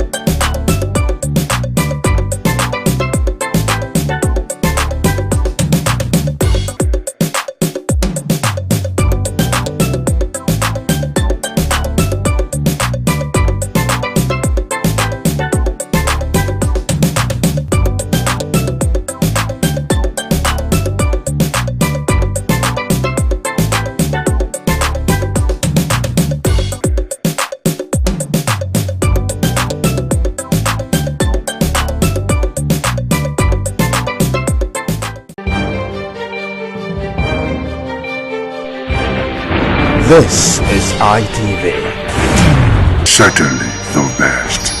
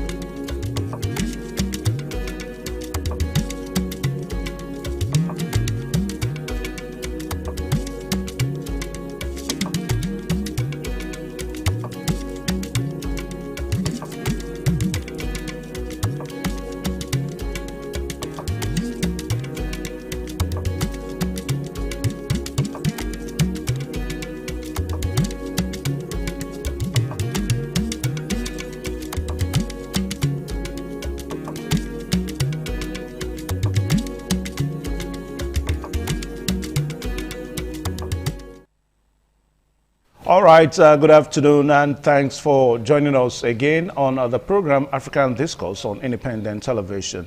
My name is Evans Unokuge. Today, ordinarily, it's May 11th, and just on the sideline anyway. I remember some years ago when May 11th, talking about Bob Nesta Marley, one African legend that the world will not forget in a hurry. So even after so many years, after the legendary Bob Marley has gone, we understand that the philosophies that were contained in his songs, are still things that we still talk about, we still remember today. So even as we remember Bob Marley, we say kudos to him many years after his death. Anyway, the program is African Discourse, and we're not talking about Bob Nesta Marley today, but we are looking at something that starts today. I'm talking about the Summit 2026 Africa France Summit in Kenya. As we speak now, we understand that more than 25 African leaders gathered in Nairobi, Kenya, whereby the 2026 Africa France Summit is going to be held. So we're going to be eschewing the benefits, the partnership benefits of that summit on this program today. Well, to do all this today, we are so privileged to have an erudite author and, of course, an international conflict resolution expert. And good enough, he's with the University of Delta, Agbo. I'm talking about the international conflict resolution expert, Nowita Egbotako, a serial author. Mr. Nowita Egbotako, you're welcome to the program African Discourse. Thank you for having me. How is UniDelta? UniDelta is cool. It's one of the best schools in Sub-Saharan because it's been taken care of by the state government. The school is moving fast. Okay. Anyway, the information that we are following now, talking about the France-Africa Summit, is that President Tinubu has arrived this morning in Nairobi, Kenya, ahead of the Africa-France Summit scheduled to open later today. And we understand that the Airbus A330-200 conveying the president landed at the Jomo Kenyatta International Airport in Nairobi at about 12:15 a.m. local time on Monday today. And Tinubu visit to Kenya, the second time since July 2023, marks the second leg of his three-nation tour, which began with global investors and a reaffirmation of Nigeria's commitment to fiscal discipline and economic reforms. And also we also read that Africa's France Summit, co-chaired by French President Emmanuel Macron and Kenyan President William Ruto, will hold from today, Monday, till tomorrow, May 12th, 2026. The summit tagged Africa Forward, Africa-France partnerships for innovation and growth with focus on energy transition, green industrialization, and of course digital transformation, climate action, and reconstructing the global financing architecture. And also, too, the presidency said Tinubu's participation underscores Nigeria's commitment to strengthening strategic partnerships with African nations and France. So all these are some of the information that we are following on the visit today. Well, Nowita Egbotako is a good one that the issues of Africa is going to be discussed in Kenya. Thank God the last time we had such a summit, it was taken outside the shores of Africa, that bordered a lot of, analysts. But let's start from expectations from this summit. What do you think we should be expecting? First of all, before I want to go into expectations, I feel so sad, very, very sad, that this type of leadership is coming from a super colonial master. Why France? Why not a President Tinubu, for instance, to have initiated this kind of, high-level, summit? Because colonialists remain colonialists. They're after the weight of Africa. Because we know what has happened recently in Francophone Africa, where most African countries, and their youths are saying, they never want France to be doing what they've been doing, recolonializing Africa, the Francophone countries. So I don't see any drastic positive expectation from this summit, because most of African leaders, they are not pro-people. They are not pro-masses. They do have fantastic agenda to take the people from poverty. So what are we talking about? Climate change, talking about innovation of AI.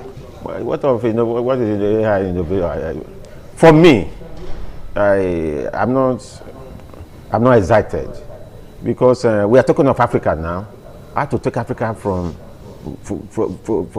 the dung, from miserable situation Africa and African find themselves today. Not for the colonial a super colonial master in conjunction with William Ruto in Kenya. Kenya even have a fantastic credentials in governance? No. We know what has happened in Kenya recently. So for me, the summit is an agenda for Emmanuel Macron to re-enter Africa properly again. Because for me, France have been beaten back, like what we've seen in Burkina Faso, in Mali, in Niger. Those governments are saying, we don't need you. We can develop without France. And it is sad that even with what France have been doing since independence and post-independence, that our Nigerian president, for instance, still find solace, still find peace, going to Paris to go and do what? That's the way I look at it. Because colonialism is real, and they after African wealth. They are no after African development. Macron is fronting this summit, as I said, to re-enter, to renegotiate how to exploit African wealth. Because now the powerful countries are slipping away. Some of them have slipped. For instance, Nigeria is gone. With the experience in Niger. Niger is gone. Yeah. Burkina Faso is gone. So for me, I don't say anything serious, because African redemption lies on, proactive, missionary, visionary agenda. Not for one guy from Paris, you're not come and tell you what to do. For me, it is shameful. It is maybe because of what I know, because of my background. I don't see anything positive. At the end of the day, it's for Emmanuel Macron to have his way, to talk his way. Bilateral agreement, he has already signed an agreement with William Ruto. All the agreement they've been signing with Africa is being lopsided. It has never benefited Africa and Africans. Me, I don't see any expectations.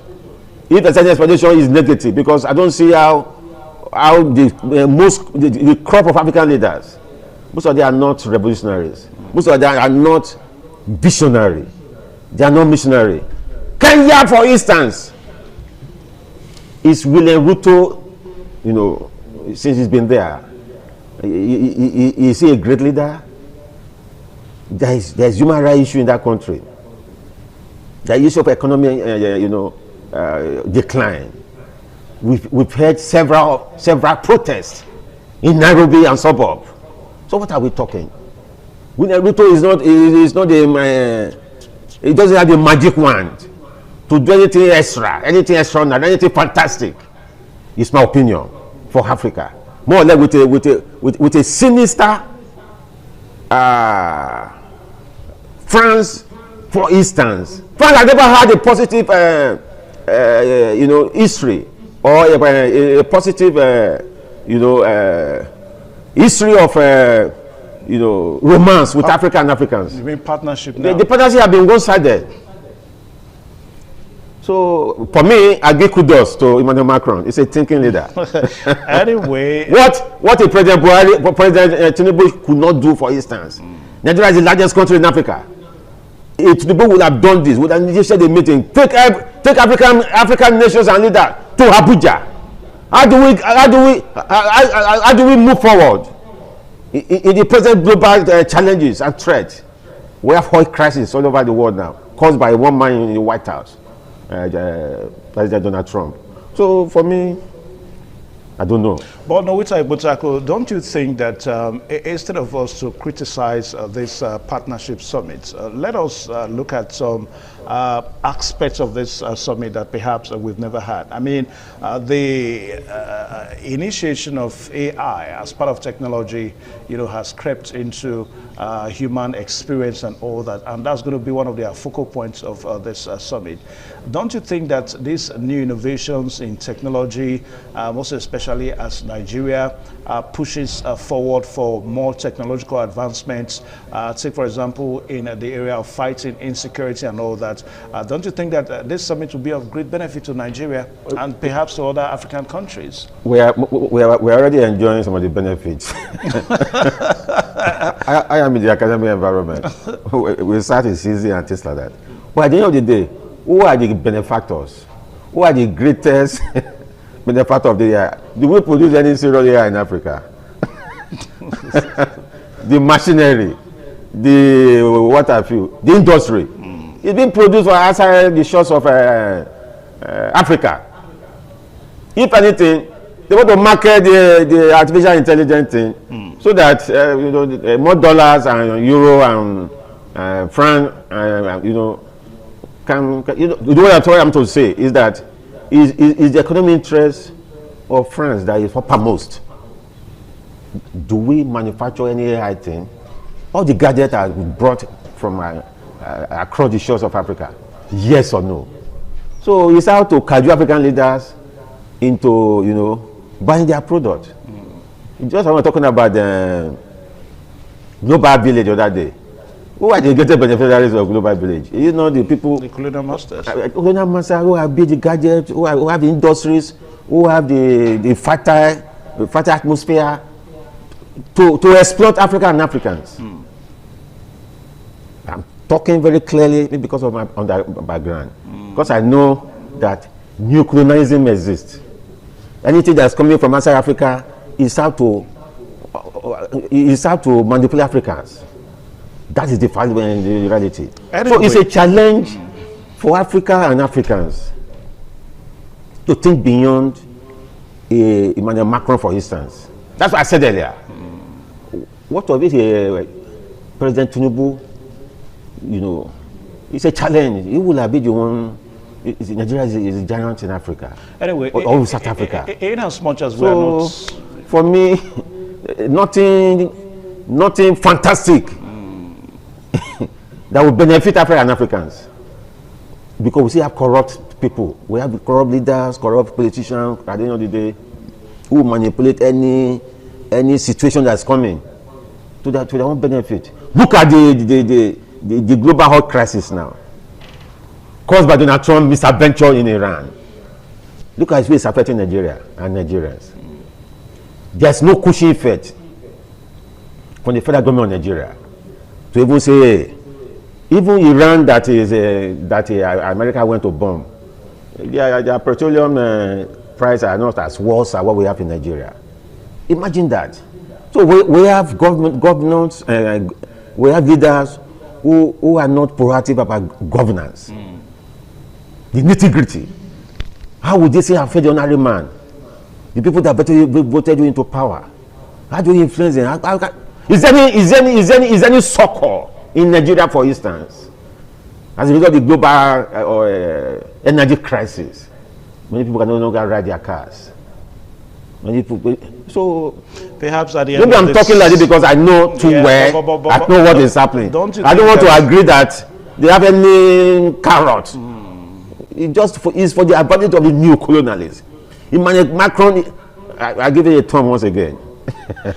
It's something great that what his predecessors have done. Yeah, viewers out there, in case if you just joined us, the program is African Discourse on Independent Television, and we are looking at the summit that starts today in Nairobi, Kenya, whereby over 25 heads of states in Africa are gathering together in Nairobi. And we understand that this summit is on the the invitation of Emmanuel Macron of France, and that's just the way it is. Now, Nowita Igbutako is our guest. Now, Nowita, at the risk of not trying to make our president the focus, I mean, we are not talking about Emmanuel Macron relationship with our president. I mean, but more than Nigeria is a big guy in the Committee of Nations in Africa. Even the international. I know. More than 25 African leaders, as we speak now, the summit is ongoing because it starts today.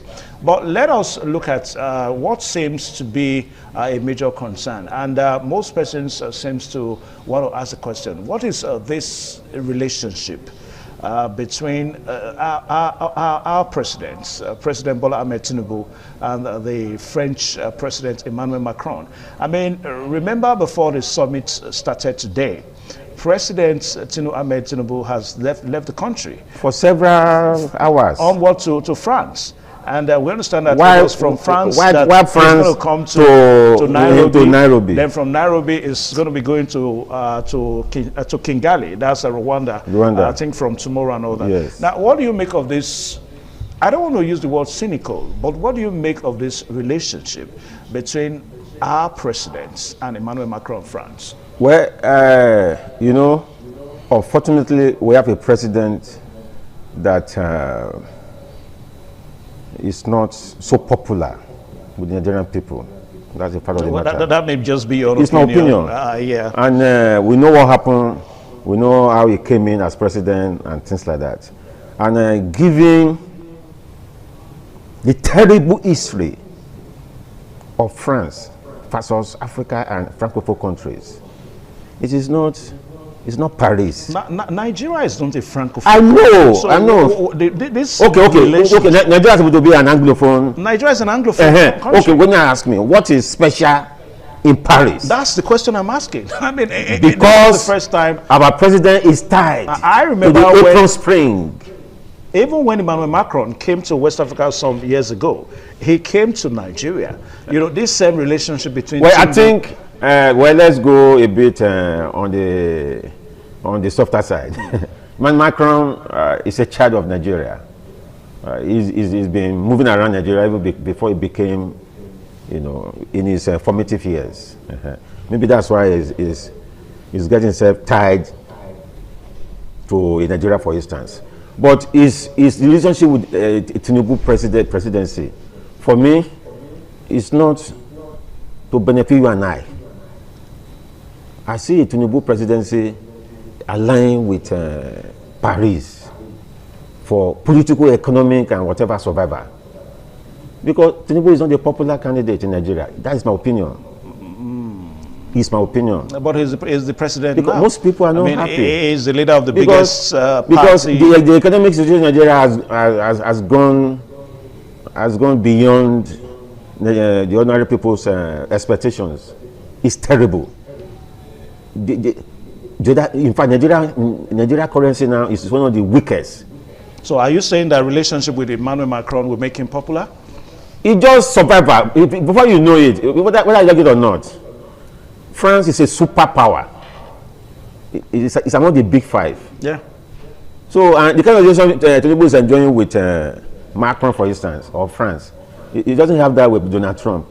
Donald Trump is another, you know, an erratic. Now, Nowita, the question that I'm kind of asking is personal survivor, not for the survival of Nigeria. Even if you that call it, the Tinubu presidency is romancing with Paris. Yeah, you hold on. Even if you call it personal survivor, now little wonder how come this relationship. I mean, this is not the first time we are seeing the relationship. How come this relationship has not metamorphosed into something beneficial for Nigeria? As we speak, you said it a while ago that France, a member of the United Nations Security Council, a member of the Super Five.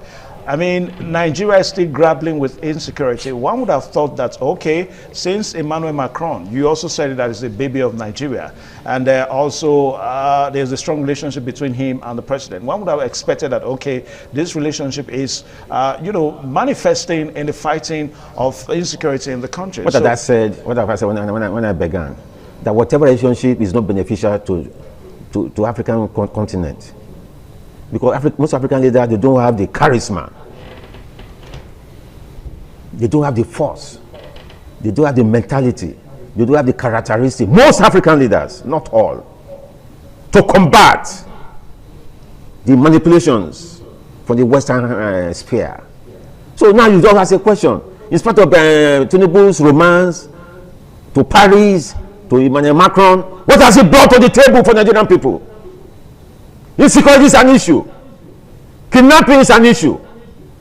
You see the massacre happening in the northern part. In fact, at every corner of Nigeria, insecurity is an issue. What helps has Emmanuel Macron given to Tinubu in the name of security? None. The other day it was Donald Trump that even did one Christmas shocker. The other day he sent some bombers, and since then the man is still watching. And people say, Donald Trump, come and rescue us. What has Emmanuel Macron done for Nigeria in the name of security? What is Emmanuel Macron done for Nigeria in the name of economic rejuvenation? Nigeria is one of the Naira has been beaten so badly that the Naira has become like a tissue paper. A Togo, a Ghana currency is higher than the Nigerian Naira. We understand that they have plans on that way. Most Togolese, most Nigerians, they are going back to their country. They say Nigeria is no more Nigeria. It is sad. That's what I'm saying. That what is the meaning of the summit in Nairobi? Who is fronting the summit? Who is leading the summit? Emmanuel Macron, there are no agenda for Nigeria, for instance, because President Tinubu are not able to put him down. So what do you have for Nigerian people? Anyway, it's very clear. It's glaring. You say you have a romance with Paris or LC Palace, Abuja, LC Palace. What is happening? What is happening to Nigeria?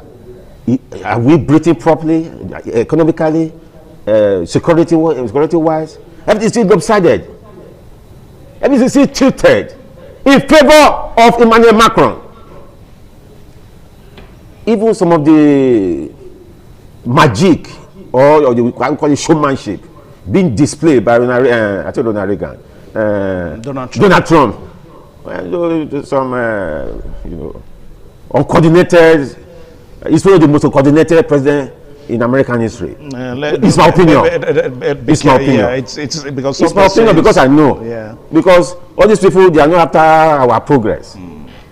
It's funny. When we talk about AI just now, do we produce? Is there any AI factory in Nigeria or anywhere? But it's part of our technology as it stands now. I don't know. They will build the technology. The few work that Nigerians have, they will unemployment will become an issue. The AI has its own disadvantages. It has its advantages. Some of us are enjoying it in the academic world. But given the kind of leadership, kind of the mentality we have in Africa, in most of African capitals, where they will sit down in a room with their counterpart in France or in Europe, they are not in charge. My brother, do you get what I'm saying? They're not in charge. Okay. Before we go for a break, so that we don't focus so much on just one point. Now, some of the information we are also following is that the president, that's Nigeria's president, is expected to address the summit, whereby he will highlight his administration's reforms aimed at repositioning Nigeria as a prime destination for investment and growth. Now, like what I said a while ago, that this summit is basically economic. Summit. I know now. You know, the first time, one of the first time that we're having such a summit in East Africa. Yes. Even if we understand that major West African countries are part of it, like Nigeria and all that.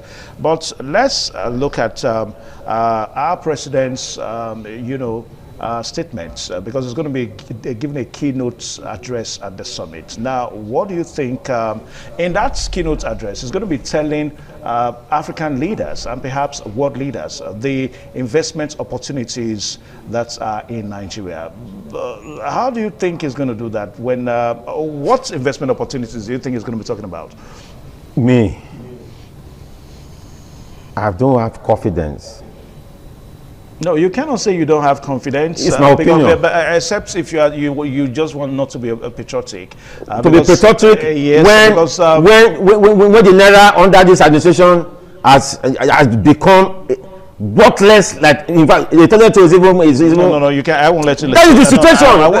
I will not let you say that. Even if you, we understand for the first time in decades.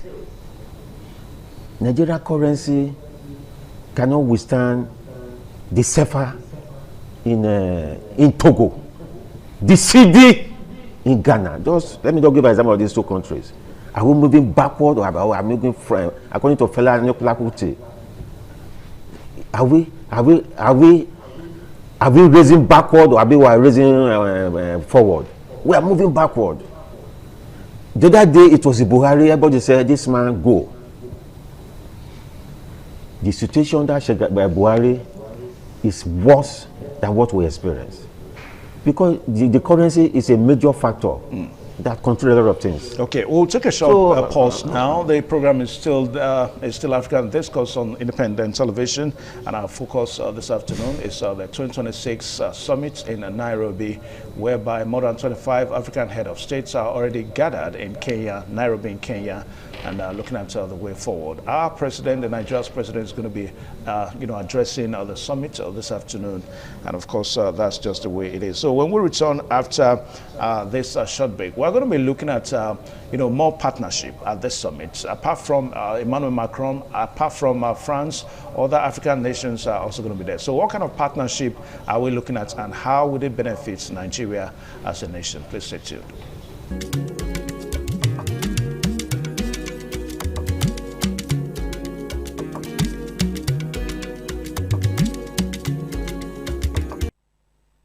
All right, thank you one more time. So good to know that you're still there on the program African Discourse with Evans Sunokogi. And our topic this afternoon is looking at the 2026 Summit, Africa-France Summit, on the way as we speak in Nairobi, Kenya. And our president is attending. And of course, this summit is hosted by the French President Emmanuel Macron. And that's just the way it is. Well, it's hosted, it's put together by Emmanuel Macron of France, but it's hosted by William Ruto in Kenya. Now, Nowita Ibutako is our guest this afternoon. As we're trying to look at, other African leaders, because we're talking about partnership now. Nigeria is going to be looking at investment opportunities whereby they can partner with the world, so to say, other African countries and all that.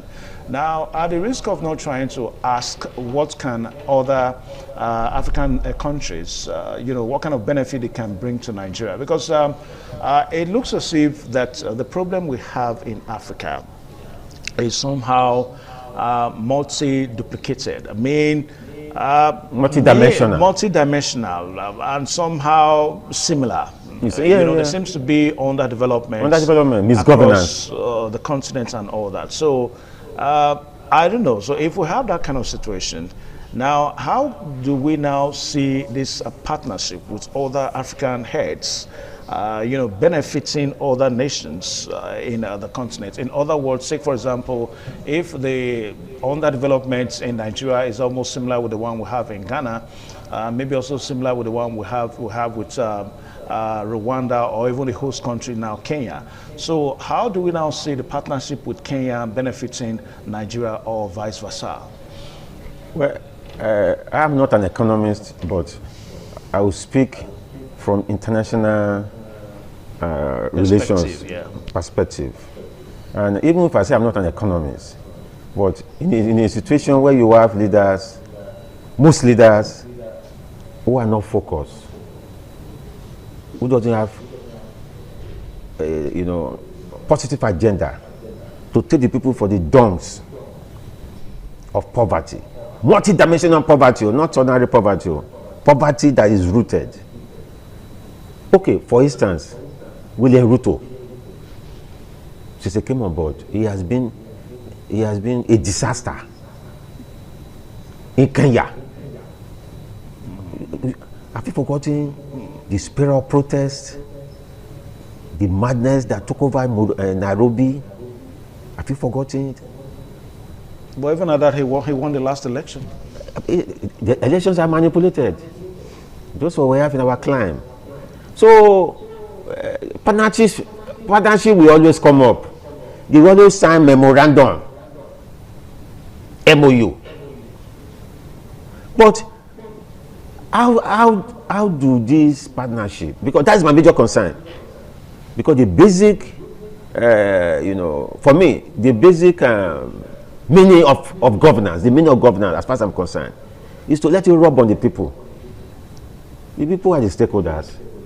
The people say, okay, we'll give you power. Come on. But when you not get power, you don't remember the people. You go there, you go into mass stealing. Mass stealing is what is taking place without recourse to conscience. Look at what I'm sorry, I'm not going far from. Look at what happened at the NNPC the other day, the revelation. Trillions of dollars unaccounted for. These are replicas all over most African capitals. So there will only be partnership, agricultural partnership, educational personnel. The other time, I was watching the other side, ASU are threatening to strike. In spite of the wealth we have in this country, the Nigerian leadership cannot articulate a revolutionary program that will take care of the educational sector. Cannot articulate a revolutionary program that will take over the labor sector, agricultural sector. Even we have oil, we have energy. As we speak, how many?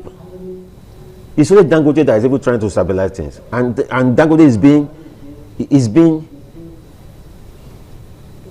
fought with all the might. You know what I'm talking about. In order for the oil to even drop. From YouTube and TikTok at ITV Radio NG. Let's bring you the news in detail. The People's Democratic Party, backed by Nyesom Wike, has distanced itself from the purported alliance gathering between the party and the Allied People's Movement in Ibadan, describing reports of such an arrangement as false and misleading. Joseph Kadri reports that the party's National Publicity Secretary, Juguto Haruna, made this known Thursday at a press briefing in Abuja. The press briefing by the leadership of the National Working Committee of the Wike-backed PDP had key leaders of the party present to reject the purported alliance with the APM. The National Policy Secretary of the party says the PDP is not involved in any alliance, coalition or agreement with APM or any other political party regarding the Ibadan event. He says individuals claiming to represent the PDP at the gathering acted without the approval or consent of the party. Let us state clearly and unequivocally that the PDP is not part of any alliance, coalition, agreement, or political arrangement with the Allied People's Movement or any other political party regarding this gathering or any related political activity. Any person or group claiming to be acting on behalf of the PDP in connection with this event is doing so without the knowledge, approval, consent, or authority of the party. From Abuja, Joseph Kadri, ITV News. And President Bola Tinubu has extended a formal invitation to the President of Guinea, Mamadi Doumbouya, for a state visit to Nigeria. This followed the bilateral engagement on the sidelines of the Africa CEO Forum in Kigali on Thursday. Both leaders also discussed potential partnership in Guinea's vast mineral and metal sector. Special advisor to the President of Media and Publicity, Sunday Dari, revealed this when he briefed journalists after the day's engagement. Dari said Doumbouya had received the invitation warmly and that the visit to Abuja was expected to follow in the near term. Doumbouya, who won Guinea's recent presidential election with 86.2% of the vote, is navigating his country's transition to civilian democratic rule. Guinea is scheduled to hold parliamentary elections within the next 2 weeks. And now, the deplorable state of the broadcast industry in Nigeria has again come under discussion between the broadcasting organizations of Nigeria and the National Broadcasting Commission. These followed concerns raised by the chairman of BON, Tony Akoto, who said the industry has suffered setbacks due to weak synergy between the regulator and broadcast media organizations. Charity Tanko reports that Director General of the National Broadcasting Commission, Charles Ebuebu, assured stakeholders of the Commission's readiness to address the challenges raised by BON. The courtesy visit by the broadcasting organizations of Nigeria to the National Broadcasting Commission was aimed at addressing the numerous challenges confronting the broadcast industry in the country. Present at the meeting were heads of major broadcast organizations, including ITV and radio, led by BON Chairman, Senior High Chief Tony Akoto. The BON chairman said the broadcast industry is facing serious difficulties, noting that several media organizations have shut down while others are struggling to survive. He stressed that the meeting became necessary to enable the regulator and stakeholders jointly find lasting solutions to the challenges affecting the sector. BON will not take a bystander role going forward. We are going to be actively involved in ensuring that whatever affects the interests of our members as investors in broadcasting will stand up and speak for their interests. Responding, Director General of the National Broadcasting, Charles Ebuebu, said the Commission is already taking concrete steps to address the concerns raised.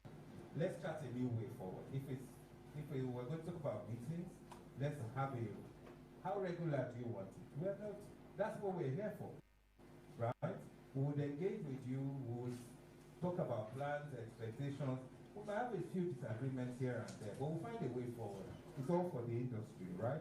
Heads of media organizations at the meeting include Managing Director, Independent Television and Radio, and Chairman, South-South Zone of BON, Engineer Elvis Obaseki, Executive Secretary of BON, Dr. Yemisi Bambosi, GMD of DA, Dr. Marcel Ayalechi, and Chairman Iban Alhaji Tijani Ramalan.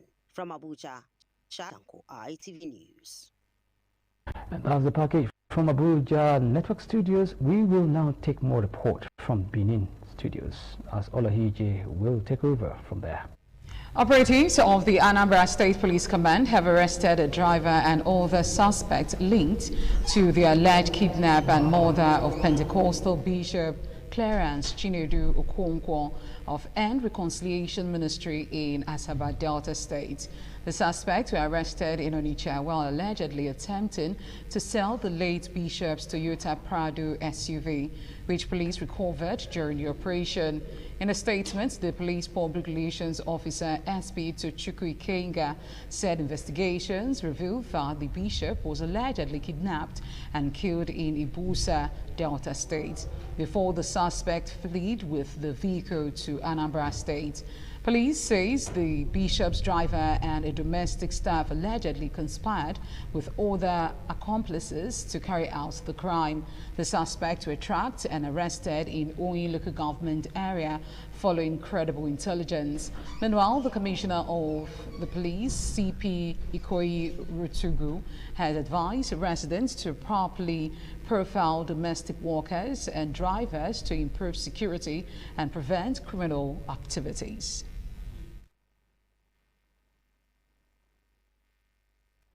Former Governor of Edo State, Chief Lucky Nosaka Igbenedion, has celebrated his 69th birthday in grand style in Benin City. The event attracted dignitaries, family members, political associates, and business leaders, including Edo State Governor Senator Mondo Pueblo, the Iyase of Benin's Chief Sam Igbe, and the celebrant's father. The ASAM of Benin said Chief Dr. Gabriel Osawa Igbenedion. Pius and Sogo has details. 65, 68, 69!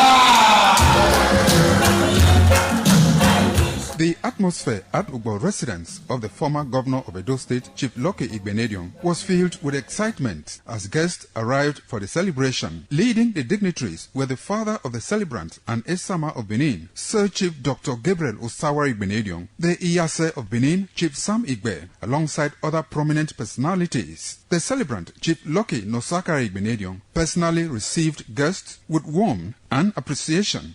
Tributes poured in for the former governor of Edo State, whom many described as a visionary leader, elder statesman, and one of the enduring pillars of modern Edo politics. The Esama of Benin and the Iyase of Benin offered prayers for the celebrant, while members of the Great Women Theatre Troupe entertained guests with cultural performances. I'm overwhelmed. I'm grateful to God that my own son will come tonight while I'm alive, hale and healthy. I'm enjoying it all. I hope all of them here now are enjoying the birthday.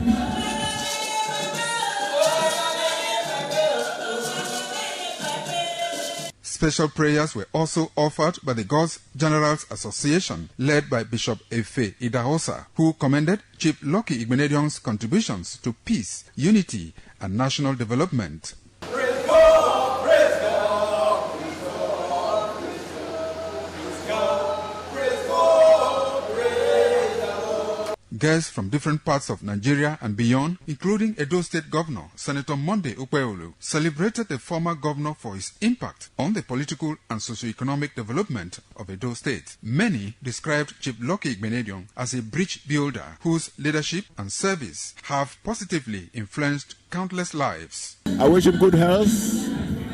I wish him more successes, many more glorious years. Wish him well and celebrate his birthday. 69 is a lot of years, and given his pedigree, we thank God for his achievement. Very strong-hearted, very focused. He goes on steadily and steadily and steadily in life. He's 69 today, and we came to rejoice with him. The Lord will grant him good health to live life that he desires to live. Kindness that God has given to him, he will continue to go deeper and deeper. He deserves all the good things God gives his own, and he's God's own creature. I wish him a very, very happy birthday. The celebration took a lively turn as the celebrant and his brothers thrilled guests with heartwarming musical renditions, drawing applause from the gathering.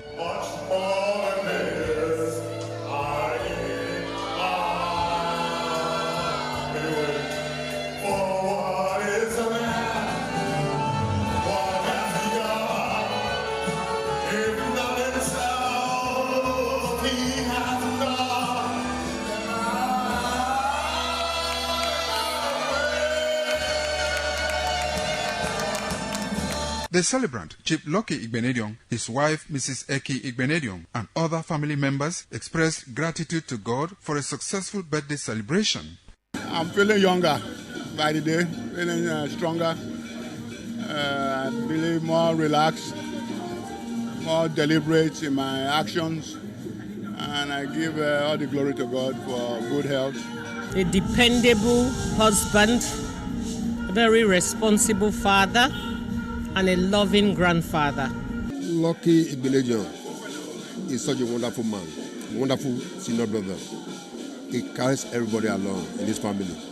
He's always there for each and every one of us. I pray that the Almighty God grant him good health and long life. I wish him, a reward of everything that he has sown into people's lives around the world, not just in Nigeria. So I wish him joy, I wish him health, I wish him prosperity. The event, marked by elegance, warmth, and goodwill, ended with guests offering prayers for continued good health, strength, and many more years of impactful service for the former Edo State Governor. From Benin, Pius Nsogo, ITV News. Wishing you many more years on planet Earth. Moving on, guests on the program 60 Minutes Nigeria have called on leaders to place governors above politics, stressing that the welfare and security of citizens must remain the primary responsibility of every elected official. The expert noted that while politics and governors are inseparable, there is also the need to advise and lead Nigerians ahead. Nigerians' leadership culture has increasingly prioritized political interest over effective service delivery and the needs of the people. The report filed by Esther Oguru is presented by Pius Nsogo. The guest, an associate professor of cybersecurity, University of Benin, Dr. Maxwell Osage and Dr. Royal Ayemere emphasized that true leadership is measured by the ability to guarantee the security, welfare, and overall well-being of citizens. They maintained that elected leaders at all levels owe Nigerians responsible and accountable governance capable of addressing the country's pressing challenges. Before the subsidy removal, when we leave our houses, you drive around the town and everything, maybe 5,000. Yes. But today, when you leave your house, you are sure that you spend 30,000. And this APC government is very good at comparing Nigeria with countries that are not doing well. When you ask them questions, we say, oh, Pakistan. When you ask them questions, you say, why not say Germany? How much is the transport? He told me. I said, check flight ticket. Let's see how much. He told me the difference. I sent him that amount. It's better for me to give him that money than to be praying. You're right. For him to have Johnny Message. Yes, than to be praying for him to arrive safely. While he's traveling, I'll be calling up, where have you gotten to, and the rest of that. So that is the country we are in now. The analysts attributed the worsening economic hardship, rising poverty, insecurity, and hunger across the country to poor planning and weak policy implementation. Although they acknowledged that some government reforms are steps in the right direction, they further urged Nigerians to look beyond party affiliations and embrace people-centered governance that prioritize national development over political rivalry. The analysts also called on security agencies and public office holders to carry out their duties with professionalism, responsibility, and patriotism in the interest of national stability and progress. From Benin, Pius Nsogo, ITV News. And now to where despite the alarm raised by independent television and radio 7 months ago over the deplorable condition of Enere Adjoining Road in Uvia local government area, Delta State, the failed portion of the roads have turned into a nightmare to motorists and residents of the area. The residents appealed to Governor Sheriff Oborevwori to come to their rescue before the road is severed. Warrior correspondent Benga Ahmed has more. 7 months ago, independent television and radio raised alarm over the worsening condition of Enere Adjoining Road to Udu. The failed portions on the road have created apprehension among motorists and residents in the area, especially tricycle operators, keke riders, who increased transportation fares. Some motorists and residents who commented on the worsening condition of the road, despite commending Governor Sheriff Oborevwori over ongoing road construction across the state, passionately appealed to him to direct relevant authorities to fix the road and save them from untold hardship they face daily. This road now is supposed to be 150, 200, but the road is bad. Transport is, they take transport to 300, 400. Most people don't afford that money because money is not anywhere. Because the road is very bad. So kind of time, if rain fall, you not see keke to take you past the road. A lot of trailers be falling there. At the same time, a lot of traffic. Look, but when the rain gets up now, a lot of people will be trekking all the way from that place to come to that place. No vehicle is moving. So we say, please, our able governor, please come and help us for this road because we need your help. This is the road we can link to each other to have our daily bread. We need urgent attention for this road. You should come and help us. We are pleading to help with to take this Enere road because the road is very, very bad. The residents said whenever it rains, the road becomes immotorable for motorists and pedestrians for days. They lament they wade through the flood, which they said posed danger to their health, and called on relevant authorities to urgently intervene and fix the road. From Warri, Benga Ahmed, ITV News.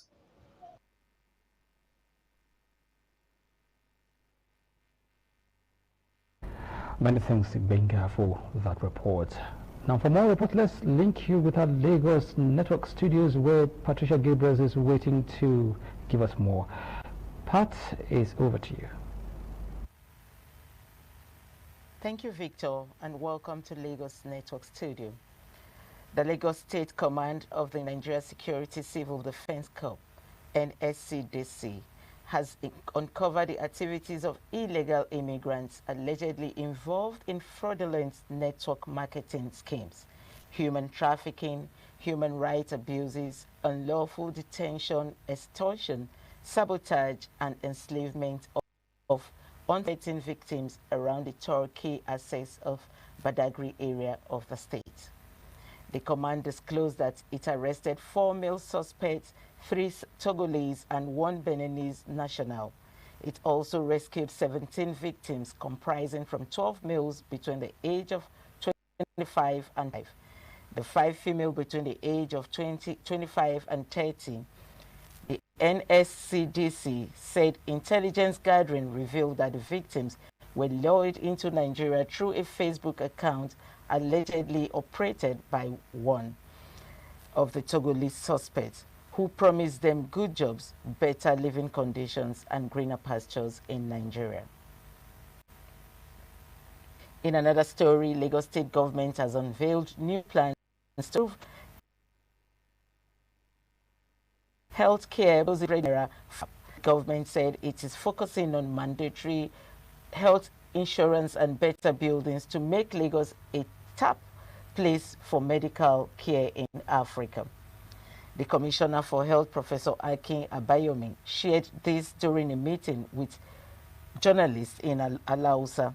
He explained that because of a law signed by Governor Sanwo-Olu, every resident must now have health insurance. To address the shortage of doctors and nurses, the government also approved building a new University of Medicine and Health Sciences.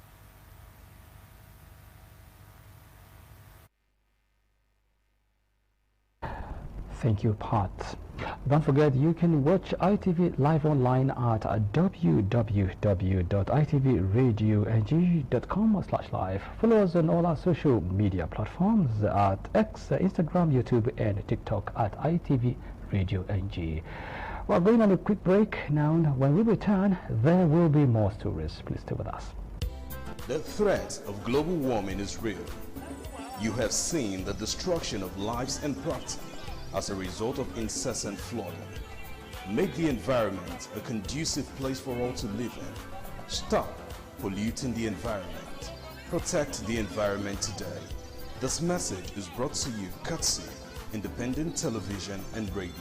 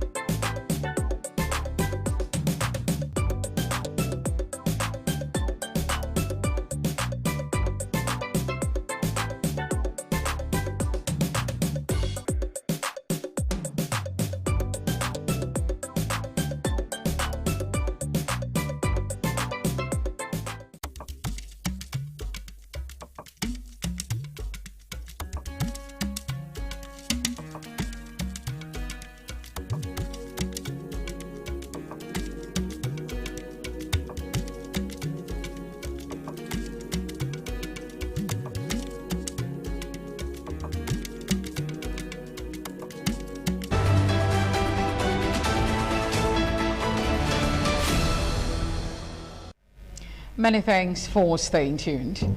Moving on, former Edo State Commissioner for Education, Dr. Padi Iyamu, has been endorsed as the consensus aspirant for the Edo Federal Constituency House of Representatives seat on the platform of the All Progressive Congress APC, ahead of the party's primary election scheduled for May 15, 2026. Dr. Iyamu received the endorsement during a visit to the Edo Local Government Council Secretariat, where party faithful and supporters welcomed him with chants and solidarity songs. Sembudia Meosaige has details. Speaking at the gathering, Chairman of Edo Local Government, Engineer Gabriel Idusei, described Dr. Padi Iyamu as a committed and dependable party loyalist with the experience, leadership capacity and grassroots appeal required to effectively represent the constituency at the National Assembly. Engineer Idusei said the decision to adopt Dr. Iyamu as a consensus aspirant followed wide consultations among APC leaders and stakeholders in Edo Local Government area. When you say Edo is shining, he's part of it. Yes. Because he was able to understand the vision of the governor and was able to run with it. And today, we are proud to say, go and represent us in the House of Representatives.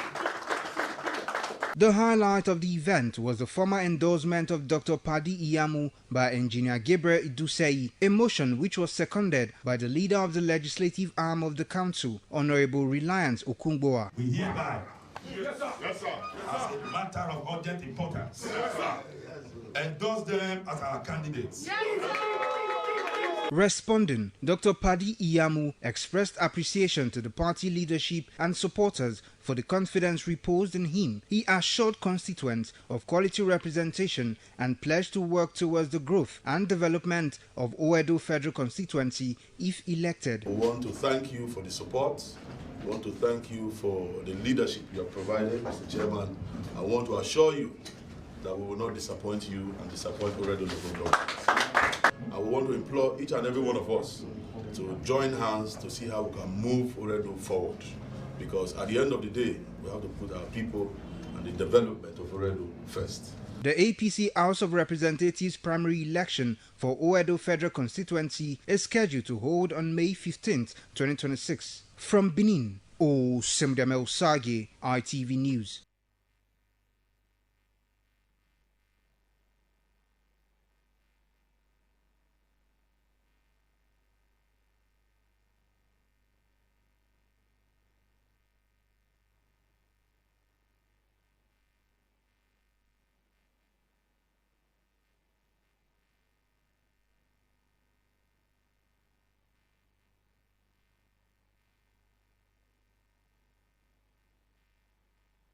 And still talking politics, the aspiration of the immediate past chairman at Edo State Internal Revenue Board, Otumba Oladele Bankole Balogun, to contest Akoko Federal Constituency seat at the House of Representatives on that platform of the APC has received the endorsement of party chieftains, stalwarts and political appointees. Edo North Bureau Chief MacDonald Irinokai has details.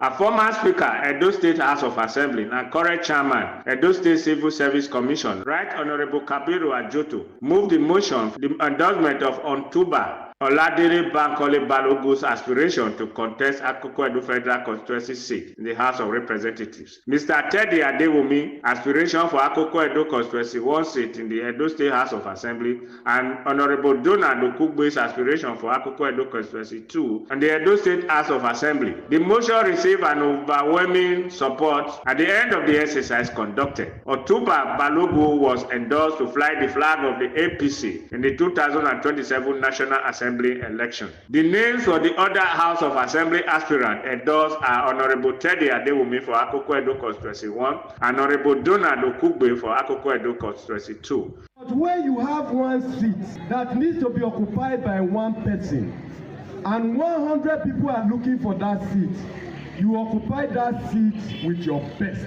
Akoko Edo has spoken, and all the government appointees have spoken. The leadership of Akoko Edo has spoken. The women of Akoko Edo have spoken. Congratulations, sir. We are here to support His Excellency for a better Akoko Edo for all of us. Responding on behalf of other aspirants endorsed, the House of Representatives hopeful Otuba Oladele Balogun, who accepted the decision, thanked Governor Monday Okpebholo, Edo State APC Chairman Jared Tenebe, and promised to work with the team. You are a winning team, and you will see it. I will never disappoint you. You know that. I thank Akoko Edo. I thank you. I thank APC. I thank my governor. The atmosphere was passed off with cultural display. From Igara, the administrative headquarters of Akoko Edo local government area of Edo North, McDonald Runokai, ITV News.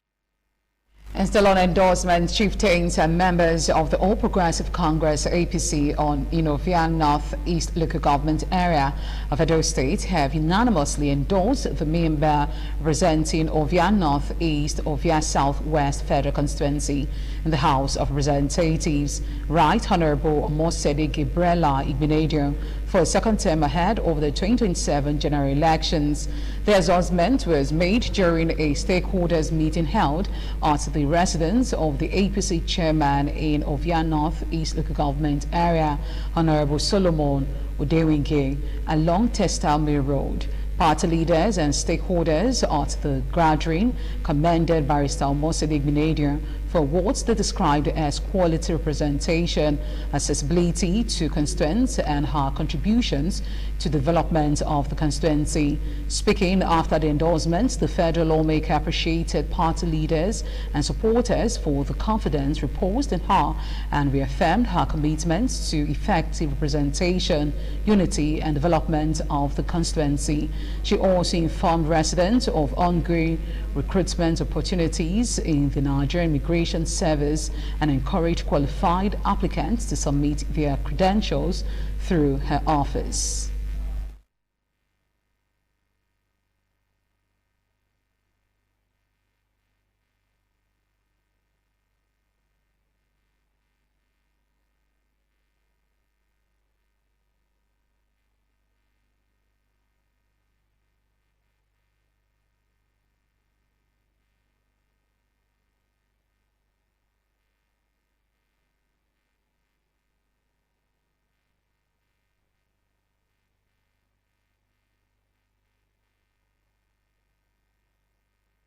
Also be brought to you subsequently. And moving on, Edo State Police Command has declared one Destiny Yakubu missing. In a statement signed by the Police Public Relations Officer, Edo State Police Command, ASP Eno Ikeredem, one Destiny Yakubu of Uselu Ahun community of Auchi Road, Benin City, left home since on the 9th of March 2026 to an unknown destination. All efforts made to trace him proved abortive. The statement adds that Destiny Yakubu is 9 years old, dark in complexion without tribal marks, about 3.5 feet tall, speaks Owa and English language fluently. The statement adds that anyone with useful information about Destiny Yakubu should kindly contact the nearest police station.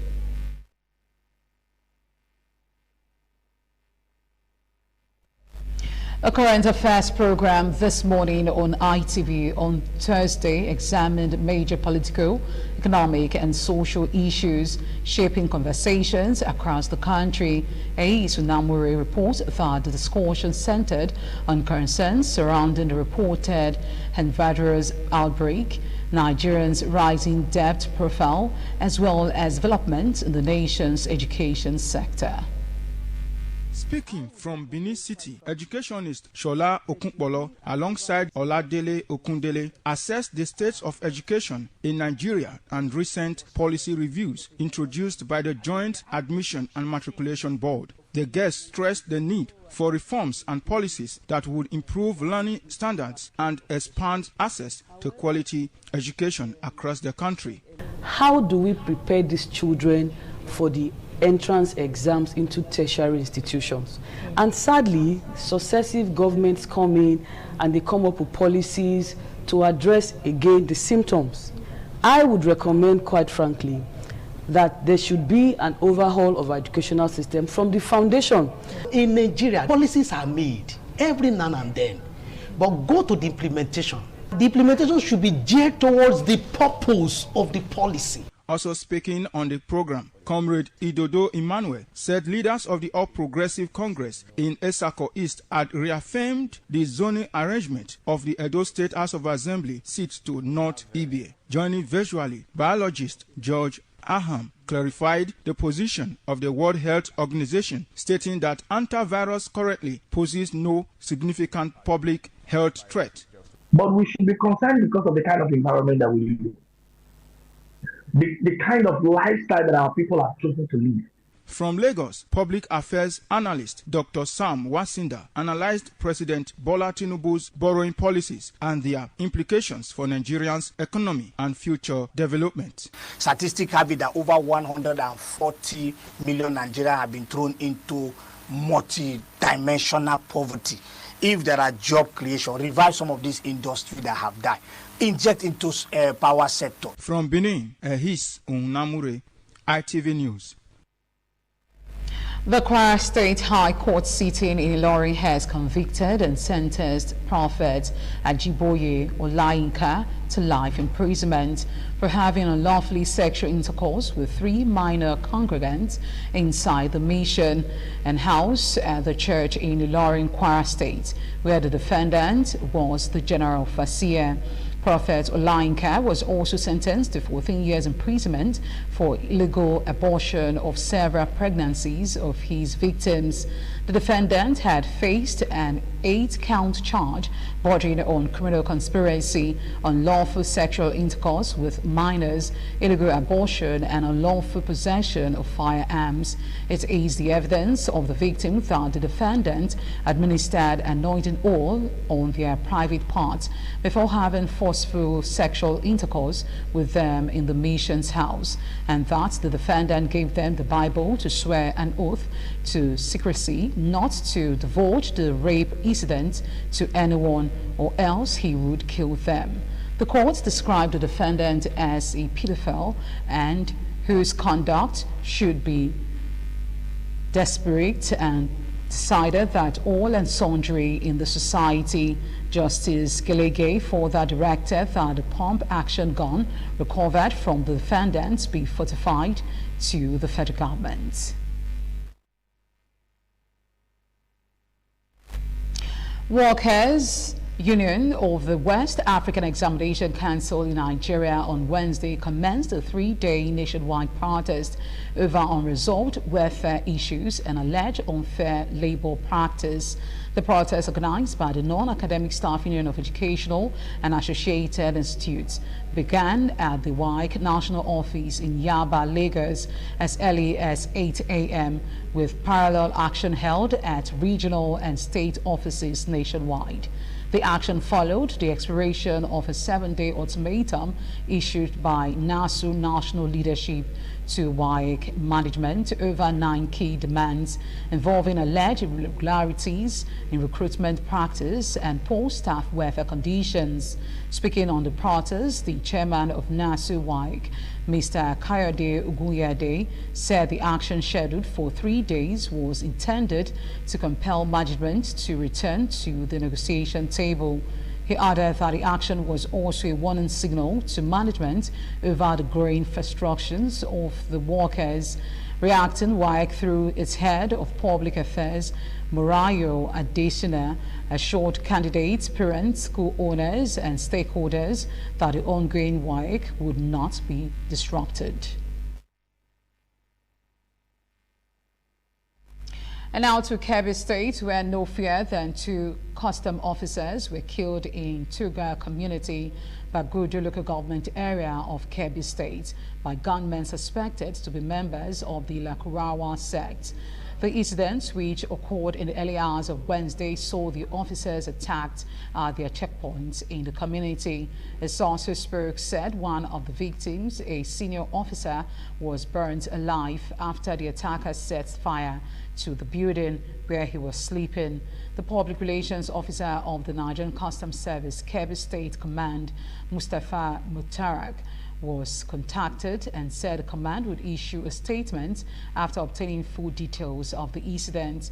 However, the spokesman for the Nigerian Police Force in Kebbi State, SP Bashir Usman, condemned the attack and said security agencies were working to apprehend the perpetrators. Meanwhile, residents of Fanadi village in Suru local government area of the state recounted how they successfully repelled an attack by suspected Gurawa terrorists and recovered cars stolen during the raid. We'll be right back after this break. This day.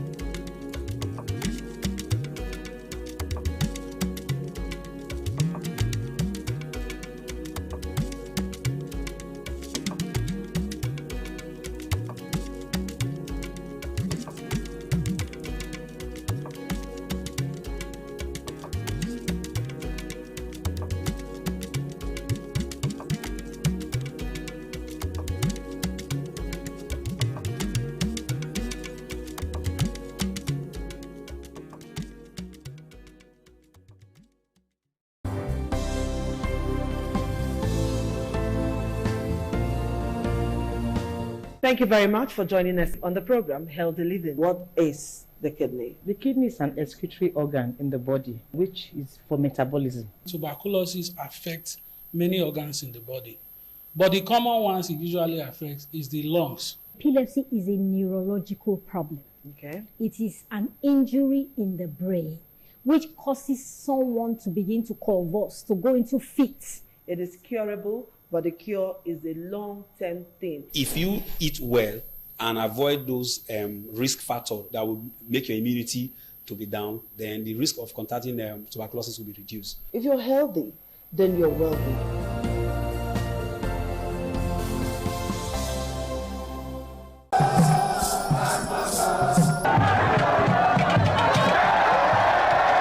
Some days, there comes the Ugemobo Festival, which the Oba celebrates outside the palace gate.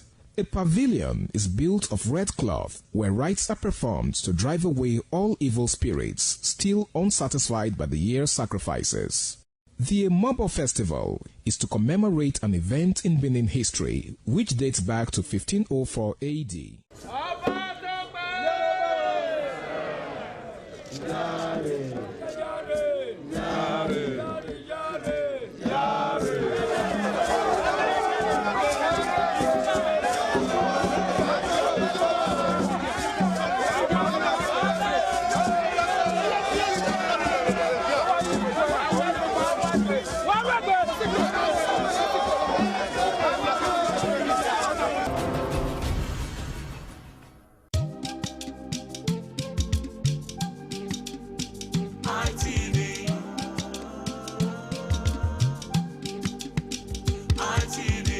ITV, certainly the best.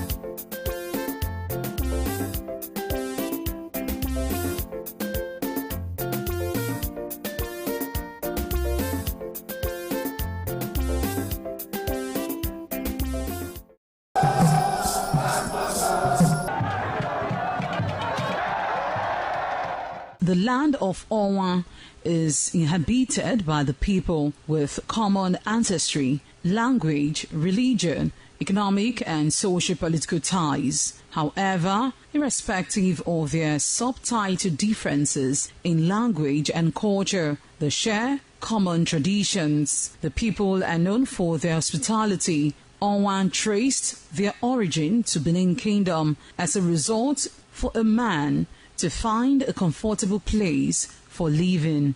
The name Onwa was derived from the largest and longest river in the area, which is known as Onwian or Onwa. It means one who makes merry in affluence.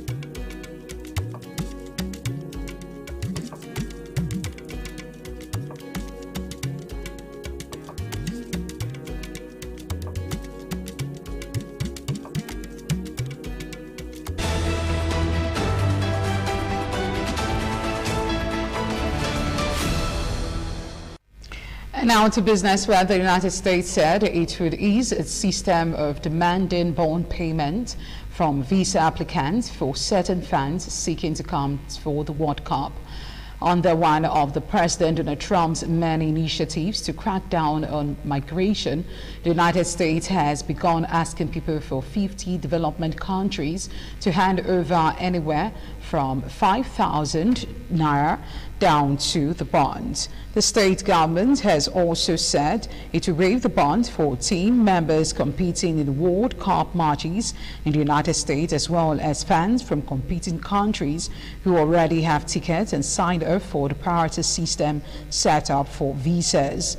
The Trump administration has also sharply expanded scrutiny of visitors from friendly Western countries, requiring them to provide access for the United States government to look through their social media posting. The World Cup, which kicks off June 11th, has been co-hosted by Canada, Mexico, and the United States.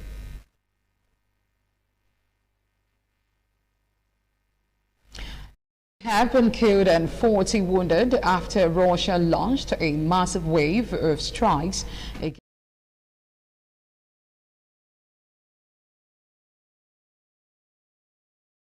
night of Kyiv, where rescuers and searchers threw the rubble of a residential building after the combined missile and drone attack on the capital.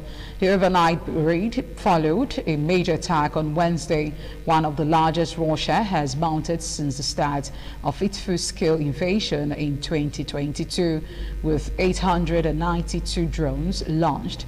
It marks the third day in a row Ukraine has reportedly and fell dead as Moscow ramped off its assault after a 3-day ceasefire expired on Monday. In the capital, a search and rescue operation began early Thursday to look for people under the rubble of a 9-story apartment block which has been hit overnight. Kyiv Mayor Vitaly Klitschko, who visited the building, said 18 apartments has been destroyed. He also explained that the attack has disrupted the city's water supply. Ukrainian President Volodymyr Zelensky said dozens has been rescued from the building so far. Damage has also been done to other residential buildings, a school, a veterinary clinic, and other infrastructure. Let's now join Solomon Aino in the world of sport. And on sport news, Nigerians Flamingo will take on Lakeside Queen in a friendly match in Ikenne as they intensify preparation for the 2026 FIFA Under-17 Women's World Cup qualifiers against Guinea. It will be the Flamingos' first friendly since arriving in Ikenne for the final phase of their preparation for the qualifying fixtures. Akim Busari's side played 5 friendly matches in Abuja before traveling to Ikenne. They secured 4 victories and 1 draw from their 5 friendly games. The team is expected to play more friendly games before taking on the Guineas. Guinea will host the first leg in Conakry on Sunday, May 24th, and the reverse fixtures is scheduled for the Remo Star Stadium, Ikenne, a week later. Frank Oyeka has been nominated for the Championship Player of the Month award for April following his impressive performance for Coventry City. The Nigerian midfielder played a key role as the Sky Blue secured promotion to the Premier League by winning the championship title. Oyeka featured in 3 league games during the month, registering 1 assist. The 28-year-old provided the assist for Ephraim Martin Clark stoppage time goal in Coventry's 3-0 victory. The defensive midfielder recorded 1 goal and 1 assist in 14 league appearances for Frank Lampard side this season. Oyeka joined Coventry City on loan from Brentford during the winter transfer window. Other players nominated for the award are Christian Walton of Ipswich, Andrian Sezic of Portsmouth, George Winpas of Wrexham, Mohamed Toure of Norwich, and Zavipnik of Swansea. And that's it from the Sport Desk. I am Solomon. I know. Many thanks, Solomon. And as the size of a package on ITV Network News, I'm Oluije Oikokai. Do have yourself a blessed night rest. Bye for now.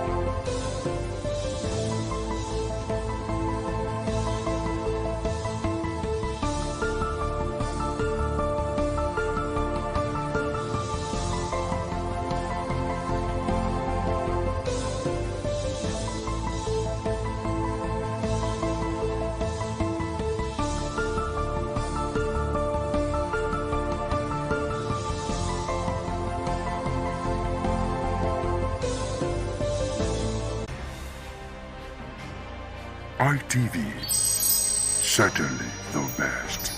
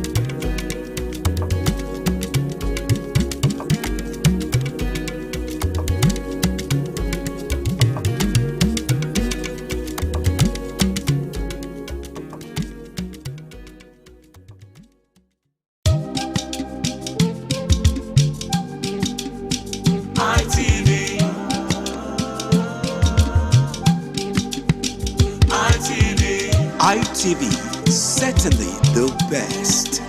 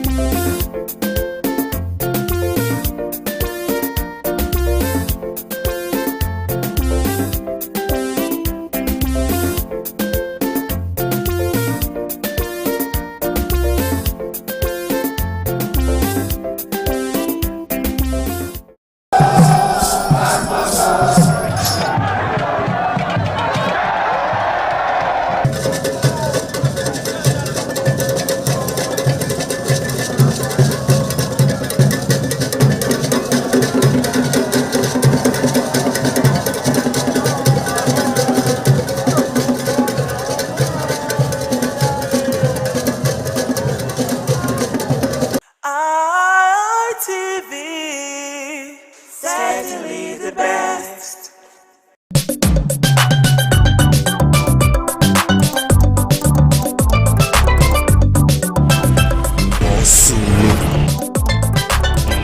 Time na money, yeah. Time na money. Do better thing. Money no dey come from heaven. Do better thing, money go come. Na true word I dey tell you so. Oh yeah, oh. This market wey you dey see so na New Benin market for Oredo local government area, Edo South, Edo State, Nigeria. This market don dey here for more than 50 years, just like as Oba market and Ekiosa market. This na the popular New Benin market. Now, citizens of the Federal Republic of Nigeria, wey dey watch us online for ITV, for Facebook, for YouTube, you go see I say from time to time fire dey enter different markets. Like 20 years ago, fire don enter this market. 15 years, 10 years ago, fire enter this market. Na so the same fire enter Oba market, na so e still enter Ekiosa market. But you go see am say government don dey change Oba market to modern market. Government don still dey change Ekiosa market to modern market, despite say the contractor no dey on site for Ekiosa market. Now government don talk say this New Benin market time don reach wey dem go turn am to modern market, wey be say go be austere, police station, road go dey inside, car park go dey inside, everything go dey inside. But the traders dey talk now say if government come talk say they wan come destroy this New Benin market, where they go go? However, if you look around the environment of this market, you go see am say na stores na dey left, right, up and down, the surrounding. So the market women dey talk now say if they come comot for this market, where they wan go? Because space not dey outside. After God na government. Money no dey come from heaven.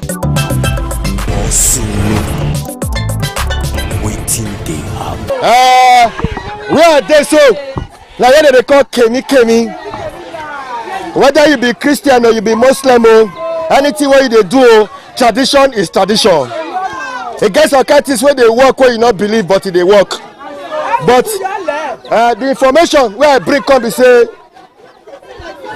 government say, listen, yes, wait. No problem at all, sir. Wetin we want that say, if before they say they won't break our market, make they go finish all those markets and they go find where they won't place us put.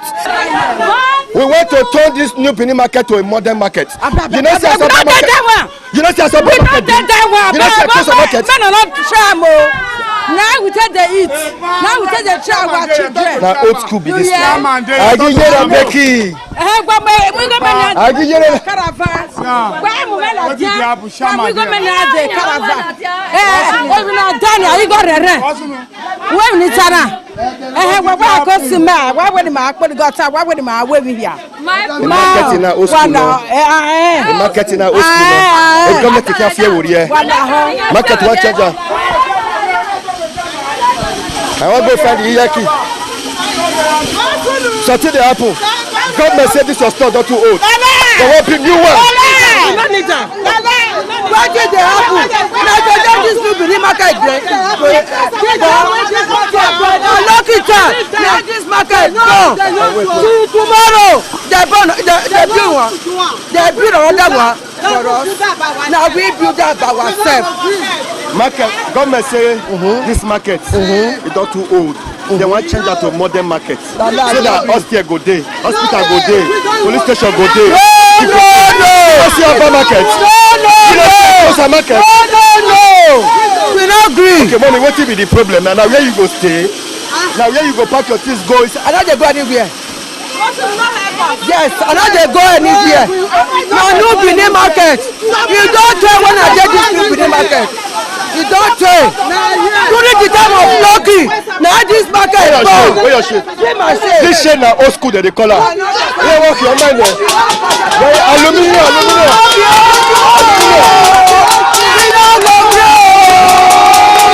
You know the truth. Shama.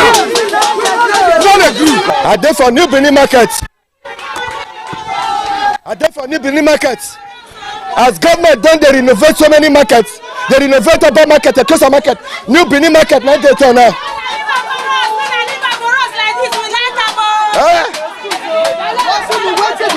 Government wan build this New Benin market to modern market. Yes. They say they want build that. Yes. You know the more na not build that. Ekosa one na scatter, more na go build that. More na go Oba market. This place we like as it be. We go repair am by ourselves if you know as it be. We like as it be. We no want to repair am by ourselves. We as it be. We like am. We like am. We like am. Market where police station go dey. No. Market where hospital go dey. Market where Gedege go dey. This kind of whatever they use. Aluminium. We don't want that. We don't want you. We don't want it. One they come, but not one waka. Eh? Not to done at the cabinet to work. We not power our load go. You know, say they do Oba market and Ekosa market now. They do Oba market and Ekosa market. We did the one come, we part the low come month. Our law men move go fair we want put down. Who said they will work again? I know I swear. Yeah, I swear. Thank you, sir. But government say they want to build so that this your place will be a Gedege. Come. We did that they come. Everyone know. Me we want put our load. Like not say I'm load. Let the pack and go. No, we want go pack and put. You're going to do business for outside the market now. Do business for other markets, huh? That will not be issue. No way they store like where we want pack and go. We don't have they come. But we want to pack and come out. Whether na my house or government house you want pack and go. Abi. Stand your house.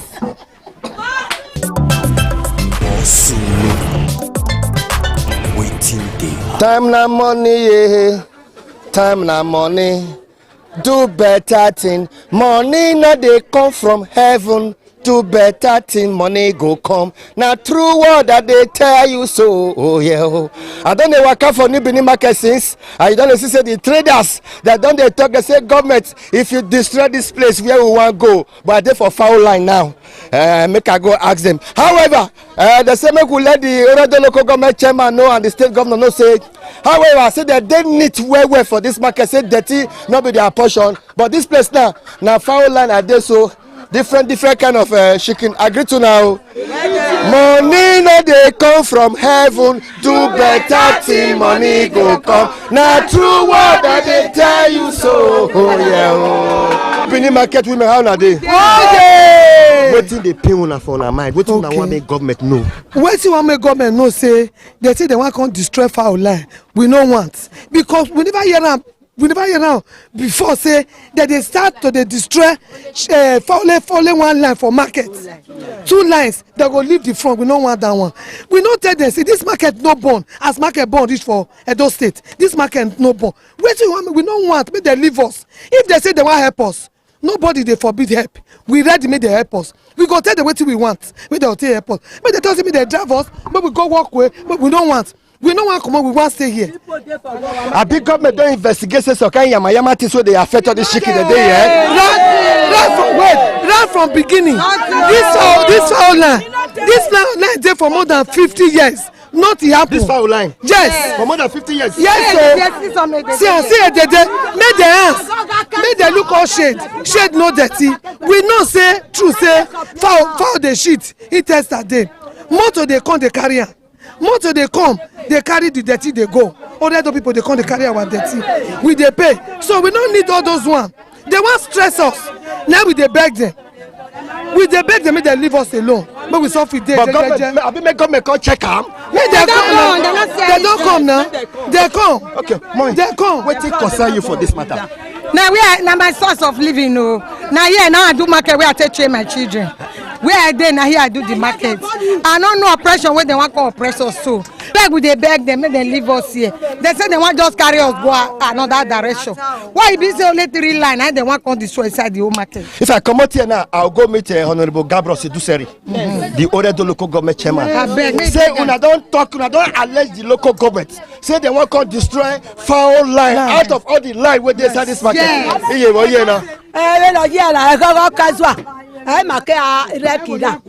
Everybody a money ma eso bia fa akina na kokeya iya gbe mi ame ibi ba wala bibi koko oluga gbabu ami ke ba bia wo o to se le la gbogbo gba tun ya eri owo na ma we no gba kia ọkọ kọ na ya bie ni ya lọgbẹ na dogun ọkọ kọjá kẹmi yagi ma kwe bi ba yare webo. Mommy, wetin concern you for this matter? This matter e concern me well. Na here now day when I born my children, na here I trade them. So they all come now, they say they wan come destroy the market. Where we come go? We not get anywhere. Many of us dey here, many of them dey where they not get husband. Now this market they live. And about 2, they wan start to the break back, not be from center. They go start from first line. Now me say they wan break back. Not me say they all come say they wan start for 2 line. Concern you for this matter? Wetin concern me my brother I be widow. My pikin dey 2 years and 6 years when my husband die. Na that fowl market na I take train there. Now we still dey now.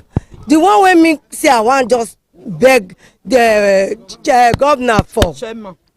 Wetin concern me chairman me with am no get anything. Na governor me with am dey talk now. Say abeg. Look camera dey watch you. I be widow, I no dey see. Na person dey carry me come market here. I no get where I go. If I dey go now, I may not see you now. You just dey with me. Before God and man, I no see you. I no even see anything. Me, I no fit dey use God. They lie. So make come and leave foul line alone. I just dey peel. I just dey peel. I beg. With my knee, if I lean down for her, I don't know whether I senior or whether I senior me. Don't hear. I beg. Don't destroy our source of income. Fowl business, I don dey more than 35 years. I never see something like this before. So when the Oredo come, you know, even let us talk. He say make 2 people come, carry police, carry soldier, follow body. That's all of us they fear that day. So we say we not want make them demolish this foul line, the 2 line. We never see, and if they demolish it go affect other shade. Like this one now. See cloth, our foul line now. They attach and join the foul people they sell cloth. Once they demolish her, I been a hand. If na caterpillar they want use, the thing go affect those ones, and it go affect so many shades apart from a foul line. And number 2, you go see our cage now. See this cage, that one way dey inside. If you want do one now, it's over 300,000 to do one. Where we go see that money? Where we go? Where you go take do one? Because this one now we fit carry am, but that one you not fit carry am because we build am join the wall. If you want to do it's 300,000, more than 300,000. So we not get that kind of money where we come the one they don't destroy, we come they find money again. Where we come the. However, this chicken now there they stay. Now here that they stay. And now they feed them. Yes. And now they pack their. With the pack their even the intestine. Come on for road. Even the intestine. Come on for road. No worry. See, we go leave her here. Then the ones where they inside, those ones where they inside, those ones now. Like that one we just they talk. If you want to do that case now, if they go 500,000, this one now 300,000. If they destroy, we many widows they inside, single mothers they inside.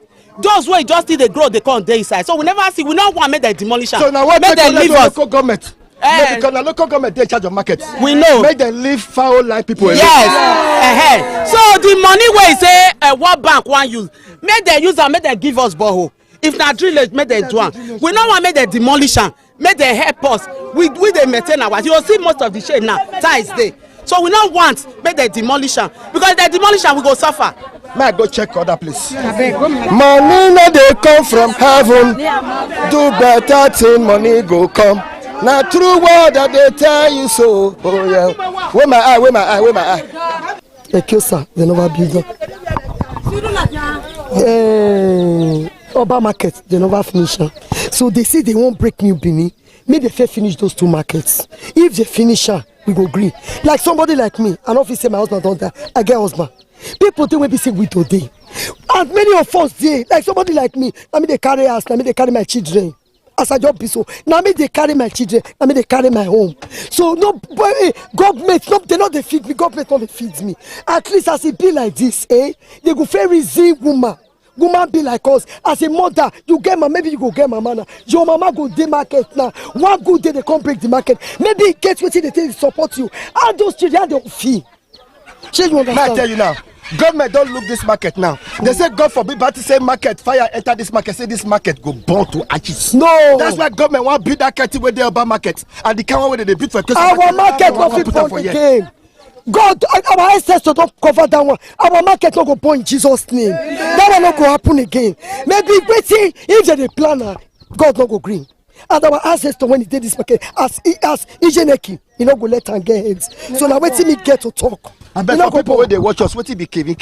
This one now, petty things and spiritual things. All these days, now this one is they protect. More than the thing they protest. So maybe the pikin they when be say they do now conversion, they go buy something here. We know they say what they do bad to you. Now what they peer pikin. What the person if they make money? Yeah, no, we know they do all those ones. Maybe pikin go abroad now, my pikin go better for that side. You still do all those things now we they do now we they say. Be all this Kemi, yes. all this you go chalk or women you blow out to ancestors. What you talk us now? What do you do? This chalk. You go grana, you go put salt. Yes, once you grana, you put salt, you give our ancestors, say, God, see, I don't get money to do any sacrifice now. See, I go do this thing for me. You go do it for you. What you go concern this one concern you? This one, now, Odegbe. If maybe you see say the seat not too hard, maybe the person in the hospital don't say I don't want Odegbe. We are our son. That's why you give nice people because people don't put hand for the thing. Okay. But what of all this call now? See all this one. All these ones now. Waiting until they do so kind things. So kind things. Yes. You say if I miss Uruwe and salt. Yes. I do one like this. Yes. All my enemies. All of them don't fall. Enemies want try to bring us down. They cannot bring us down. Down. Then they go.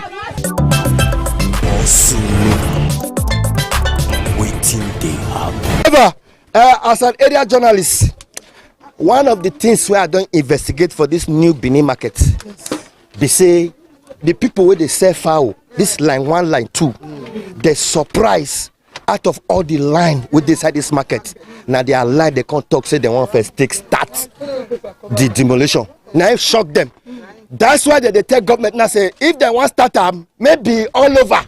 Not be saying you can't start from this line, but however, they say they not get choice and they not go get where they go now. That's why they beg the government, local government and the state government, make them check them well and make them balance and well. However, say where they do this, their fowl business on a daily basis. Say most of them don't do this business for more than 10 years, 20 years, 30 years.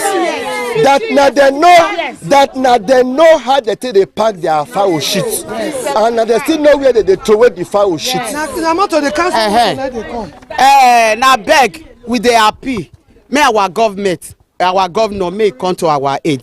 May he talk to Oredo Chema. Now beg now with it because Oredo Chema tell us say now the May ending. This month ending where we dey so we not get where we dey go. Now beg now we dey beg. May them give us, may them leave us for our shade. If they get anything as I first token, may they come put borehole. If not drillage, what it go make them better, but not to destroy our shade. I'll go meet if I come up for you. All of this gutter. We are the sweep up. We are the push up. We are the clean up. We are the wash up. We are the put the toy. But gutter you there so. So you know the smell. You know the smell. You know the smell. We don't go la baba.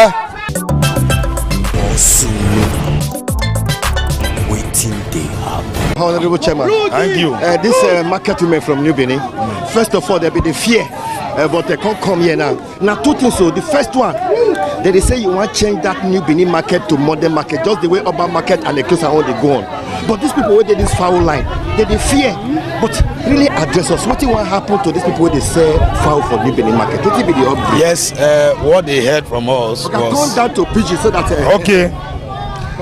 What thing they happen? Be say. World Bank get one program where then they do we make them send their certain agencies to come here. They can't choose New Benin market, say they want to come build for us what they call poultry market. They call it El Press poultry market. This market, not just 2 lines only for the whole market they want to use. They are building it to a modern standard. One, to avoid diseases based on the way they are slaughtering their chicken inside the market. They want to give them the modern way and all the requirements they need to put these things in order. So what they are doing there is not to take their shop, is to rebuild it. And we have promised the market people that we will take their number and their name. So that when they finish, we will return the shop back to the original trustee. Okay, but they fear say if they start the project, maybe it's going to take another 10 years or 5 years to finish the project. What they promise is 90 days. And if they don't finish it in less than 90 days, we will take them back to the same place to do their business. The local government is here to protect them. It's not like other projects.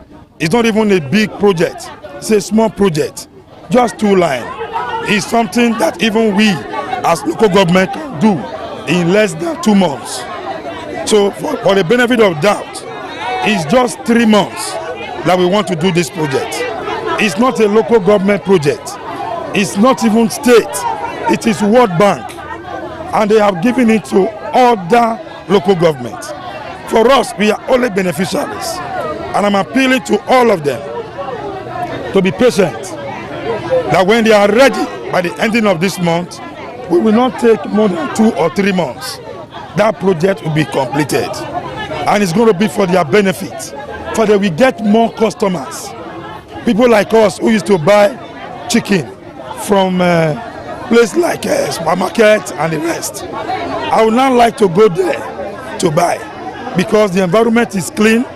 They are using the modern materials, the environment, everything. And at the same time, it will be void of diseases. Yes, to be void of diseases. Okay, before I let you go, any plan to modernize that market? That market don't old. Yes, that is one of the oldest markets in Benin. New Benin market? It's one of the oldest markets.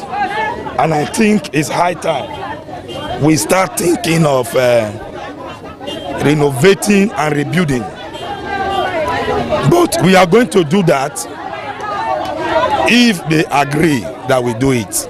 If they don't agree, we leave it as it is. For me, I think the governor has the final say. If the governor decide and give approval for the rebuilding, they will have no choice but to cooperate with the state government. I cannot do that on my own without permission from the state government. My honorable chairman, I thank you for the time you to address us. I agree to my guy. Plan the truth and nothing but the truth. Thank you. Thank you. What will be the plan? We say the World Bank and federal government now they collaborate for this program. For the states, apart from Edo State and some few states where they this program, so now only few of us throughout South. Now only Edo State did this program. So what they do be say now on livestock, that the better farmers where they into livestock. Livestock not be only poultry, fishery day, cow day, goat day, other things day, whether they work on now. So the program name now Air Press now from federal government. So this local government wetin they bring come here be say they look through that market, they find out say the market don old, their drainage system they fit carry their influence, the shit and the fowl feather wey dey come from the market. So people no even dey gree go there well again. So when they don carefully look the place, now they say they need to rebuild this place for them. So they now come local government, come talk with chairman, say they need to rebuild that place for them, make am modernize, put equipment wey go make the work even easier for them, like the federal machine, deep freezers, then borehole. They want put solar, then they go put vet doctor's office for there in case their fowl even get program. Yes, all of this ones go there inside the market. Vet doctor go there, vet doctor's office. So all these things that they don't package So last week now, they come the engineer where they don already build this the payment for this program. So chairman come ask them say when una take start, then they say they go there, the women pursue them. Say they no need change, they want to remain the way they are. And the government is saying, Tinubu is saying, I don't want the country, the state, the local government to remain the way they are. I want changes. We are working, let the work show. People they say they know they work don't come now. Why una go say no? The local government chairman come beg the women. All of us go the market. We can't go beg them. Say, "Mo na allow this change come." From shop A to shop Z. All of those people will get their space there. If they don't build this modern one, they go return back to I tell you, what even make am be say they not start this program this week. They not start the building.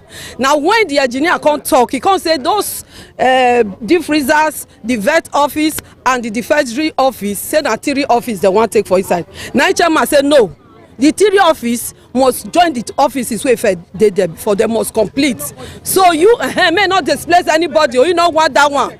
He come tell the engineer say bring your paper. Engineer come show and now he come say no engineer. Urban market na issue don already dey. You no want issue for New Benin. The number of markets wey dey before now must still dey. Find another place where you carry your defensory machine go and other office. Now the man come say okay, let them go back to their plan to change it. So they will not deck the front, put the 3 offices there. That's why the job they delay now. If not, because they need to get approval from the World Bank and the federal government. Say they don't change plan. As I they tell you now, other local government get this project. I come from Ovia before they transfer me here. Ovia hold on they work. So I don't own to work. I should that.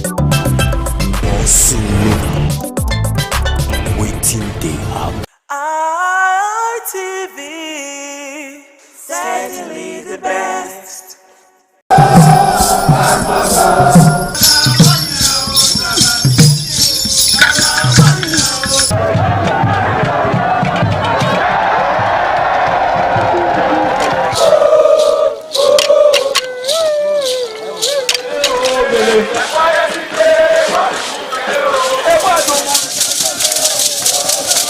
The Igwe Festival is the colorful and crowd-pulling festival in Benin Kingdom. The Igwe Festival is an annual event that is celebrated by all Benin, both at home and abroad, to mark the end of the Benin year and to usher in a new year with a renewed hope for peace and prosperity. The annual Ugie Festival is centered on the Oba of Benin as the Oba takes the center stage.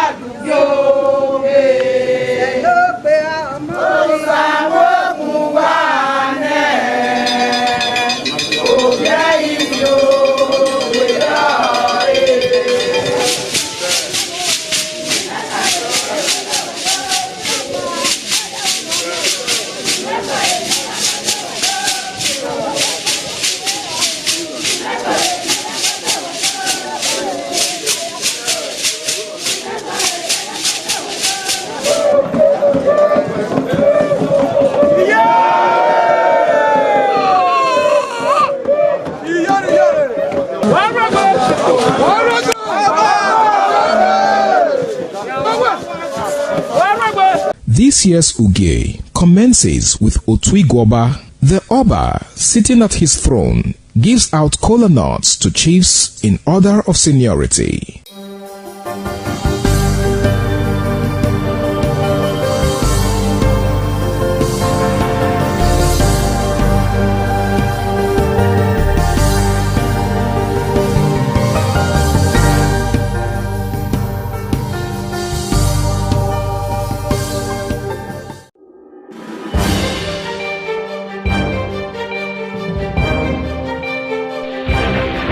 This is ITV. Certainly the best.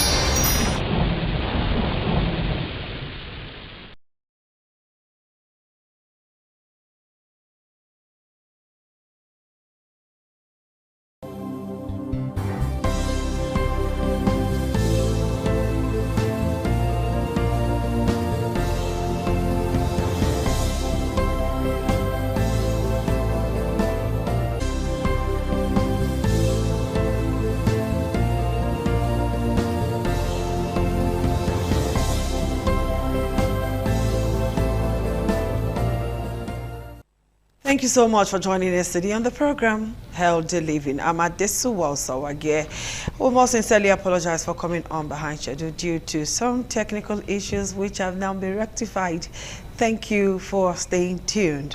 Today we want to look at your nurse and you, because there's so many misconceptions about this issue. Some persons would rather see a nurse than go to a conventional hospital. You know, all of that and much more are what we're going to be looking at today on the program, Healthy Living. So joining me is Favor Iniye Omarige. She's a nurse and also an educator at the School of Nursing Sciences, University of Benin. Favor, good afternoon, and thank you for joining me. Good afternoon. It's good to be here. Now is this: what's the difference between a nurse's role and that of a doctor, and why does it matter, or why should it matter to patients? Nurse's role and doctor's role differs. Both are medical fields. Both are towards better patient care, the patient health and care. Okay. Roles, as they are two different professions. Okay. A doctor, as a medical practitioner, is that individual that diagnoses the patient's condition, requests for medical investigations, carries out major surgical and procedural activities on the patient. A nurse, on the other hand, is that individual that cares for the patient, always by the patient, and ensures that the patient is taken care of both psychologically, emotionally, and otherwise, and ensures that everything, including the environment, she collaborates the workforce, she collaborates activities of every other healthcare providers to ensure that the patient gets the best from the healthcare services. So in other words, the nurse and the doctor's role differs professionally. Okay, that's fantastic. If that is so, why do some nurses treat patients? They have small shops, because you can't call that a chemist. You have this small space. They put some what do you call it now? Some counters, so to speak, and then they have different kind of drugs there. And these nurses, in that small space of theirs, they treat people. You hear somebody say, I won't go nurse place, go take treatment. I don't understand. What does the nursing council, or what should the nursing council do about this? And investigation also reveals that most of these people are auxiliary nurses. Some don't even have any certification, not even auxiliary self. Those who learned under one person, and then they start calling themselves nurses, they wear uniform, they open a small medicine store, and they actually treat people. I needed to talk to somebody out there who has this habit of visiting such nurses. A nurse is any person that has undergone certified period of training. whether theoretically and practically, in the nursing profession, and has written the Nursing of Nigeria exam and is licensed to practice. Same with the medical professional, and every profession, their licensing criteria and requirements. Anybody, anywhere around us, we discover that many persons will just wake up, open one place and tell you that, I'm not a nurse. The fact that they act like nurses don't make them nurses. Like you said earlier, that the auxiliary, some of them are not certified. So we cannot refer to them as nurses. We refer to them as quacks. So the nursing council, you people refer to them as quacks. What is the nursing council doing about this? Because what is this practice is on the increase. There are so many people out there who would rather go and visit the nurse down the road or the nurse on the next street who has a small medicine shop. They actually inject people there. They treat them. So what is the nursing council doing about this? Please, I would not want us to call them nurses. These quacks. They wear white uniform. No, they wear scrub. They are actually quacks. They are not nurses. They are not licensed. They are not activities from their parents, from their neighbors, and just believe that they now know it. Some are actually even EBA people that have turned themselves into nurses. What Nursing and Midwifery Council of Nigeria, we have regulatory bodies, and they are actually on the move, checking out these athletic, various unlicensed athletes, and they are shutting them down. People caught are actually sanctioned, and a lot of things are going on to nip these menace in the bud. But then, as humans, because of our kind of communal living, our people tend to prefer the person that is close to them. The person that they know within their environment, they say the person is a nurse and they go and meet the person rather than seek care from professionals. Outside our Nursing and Midwifery Council of Nigeria, I also believe that our government have a very big role to play in this activity. There are very many, like you said, very many. They are everywhere. So many. Of the nation. And they are causing a lot of challenges and problems. You see people coming down with severe complications that should have been managed, beautifully, without conditions that should have been managed beautifully without complications. These quacks end up complicating these issues, and we are having increased mortality, morbidity, and mortality. People are dying in their numbers. Disease conditions are increasing in their numbers because these persons are still allowed to thrive in our society. Okay. All right. I hope they will do something very fast. And they are usually in all those hidden areas, areas that are not so developed. I think the Nursing Council should go into those areas and save souls. Now, let's move away from that now and ask some other question. All right. So, as a nurse, which vaccines are people in Nigeria missing or delaying, and why does it matter? Because we have a lot of ailments, a lot of preventable diseases that are happening that vaccines would have corrected. So which should people really take very serious? Vaccines are available, all right, prevents illness. But if you ask me, our government have done well already with our childhood immunization program. Okay. Our children, to a very large extent, are already well covered. Immunization schedule that good enough for our population. So looking at vaccines that our people should have that they don't have, I don't think we have that gap that is so obvious. There are some vaccines that some people need that we really may not need in these countries when they are traveling outside the nation, that they do need it. But the vaccines that are important to us, we have them available, and our government have made them readily available. For the newborns, they are usually free. And then for the older adults, some of these vaccines are at affordable and subsidized prices. So I don't think we are missing out for us to any take kind these of vaccines vaccine. or just ignore, especially for children, because there are some parents who would never take their children for immunization and all of that.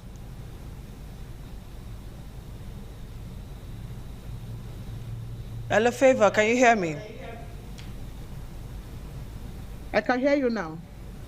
Okay, so please respond. How important are these vaccines to us, especially to newborns? Immunization and vaccination, childhood vaccination is very, very important. You know, it has prevented children from having diseases that would take their lives early. It has helped our children to grow healthier and stronger. If you see our nation presently, you hardly will see a child leaping due to polio, mellitus, deformities.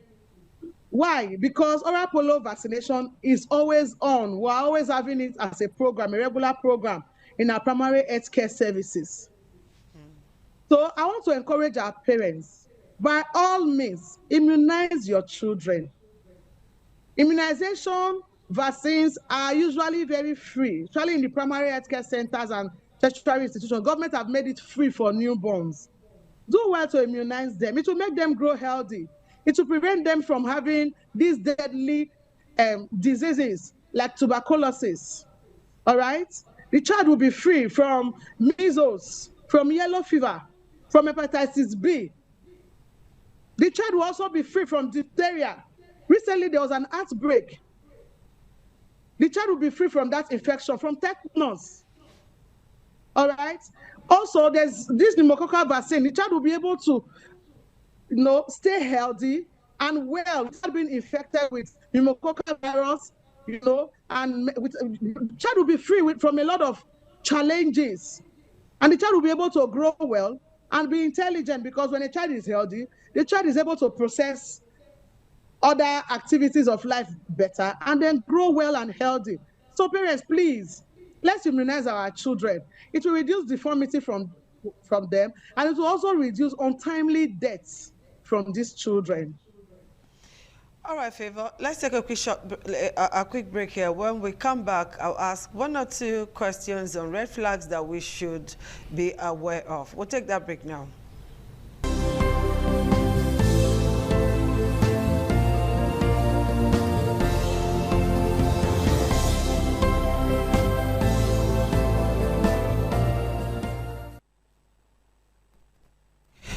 All right, thank you for staying tuned. Favor, let me ask you this a few questions before we round up, and it's on red flags, okay? What are some of the red flags during pregnancy that needs immediate medical attention? What are some of the red flags a pregnant woman should look out for? Because I know nearly all pregnant women will claim to be Hebrew women and would not want to visit the hospitals. So what are those red flags they should look out for during pregnancy that would warrant them to say, oh yeah, hospital, here we come? As a pregnant woman, when you discover that your pregnancy is not growing, is a red flag, go to the hospital for further investigation. How many women will know that the pregnancy is not growing? You will know that the pregnancy is not growing. Is it that, for some women, the abdomen may not increase in size. You'll be feeling the weight of your baby as the baby is growing. Or you are pregnant and you've done your calculation at about 20 weeks or 24 weeks, 5 months, thereabout, like we popularly call it. You can't feel the movement of your baby. Come to the hospital. If you are pregnant and you are seeing water or you are seeing frank red blood, don't sit down. Don't call Mama Sakpolo. Come to the hospital. If you are pregnant and it's going that you are having continuous frontal headache, come to the hospital. If you are pregnant and you discover that in the course of this pregnancy, you are always having pains, lower abdominal pains, severe lower abdominal pains, come to the hospital. Amongst many other signs and symptoms that the pregnant woman should, will have. When you feel discomfort of any form, come to the hospital. It's better to be too curious than to make a mistake. All All right. As a nurse, I'm sure you would have interviewed a couple of women who report late for antenatal or who register very late for antenatal. Some of them would not want to register. They want to see the baby bump already before they go for antenatal. Why do some women run away from antenatal? Is there something the nurses are doing to them that is making them run away from antenatal? Please talk to us on the importance of antenatal. You know, coming to antenatal for some of those women, I think their causes may be multifactorial. It may be due to economical challenges, environmental challenges, institutional challenges, and so on. All right? I don't want to believe it's just about the nurses. That's the reason why people don't want to come to antenatal. Okay. They don't have the funds with which they can visit the hospital. Some other persons have this cultural belief that before you start going to the antenatal, your baby bump should be out first. It should be obvious that you are pregnant before going for antenatal care. That's not true. Antenatal care is that care that the pregnant woman, you know, make to the hospital continuously during pregnancy. And this care, there's something we call booking. Booking is the first visit that the antenatal woman pays to the antenatal clinic. And it usually should be within 8 to 12 weeks. When you are pregnant, within 8 to 12 weeks, you should have come to the hospital for investigation, for confirmation of your pregnancy, so that they can get baseline data of your information, which they are going to use subsequently to check on you, to know if there's any deviation from normal in your health care. All right. Also, in the course of this antenatal care, they are able to assess the well-being of the mother and the fetus in utero, to know if the pregnancy is progressing positively, and to know if there's any abnormality and treat appropriately and promptly. Okay. All right. Again, one of the benefits of antenatal care is to ensure that a healthy mother and a live baby is born at the end of pregnancy. And also, antenatal care help the woman to cope with pregnancy, because not every woman can cope with pregnancy. So they're able to help you cope with pregnancy. You know, there's something we call birth preparedness. All right. And so the bottom line is that antenatal is very important. The newborn. All right. Favor, our time is spent. Thank you so much for finding time to be with us on the show, despite your very busy schedule today. We'll do this again next week. Thank you and bye-bye.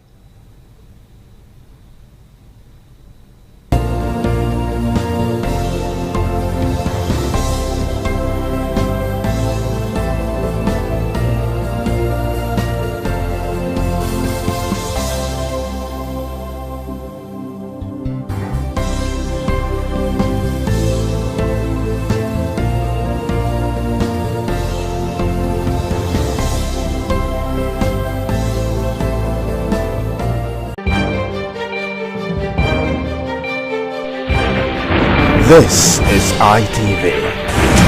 Certainly the best.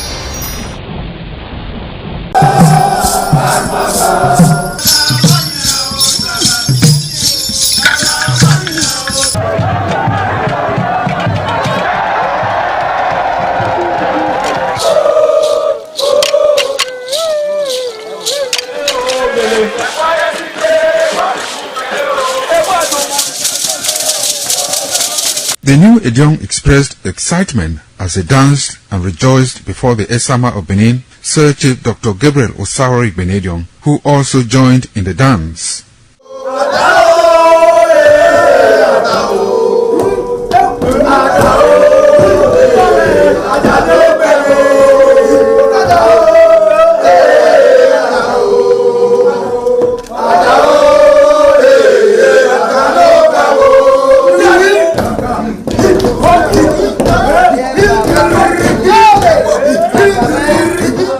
As visiting and paying of homage to various homes of senior elders continued, the initiates spent 7 days performing diverse kinds of rites as required by tradition. They were furnished with rules and regulations regarding their new office as Edion.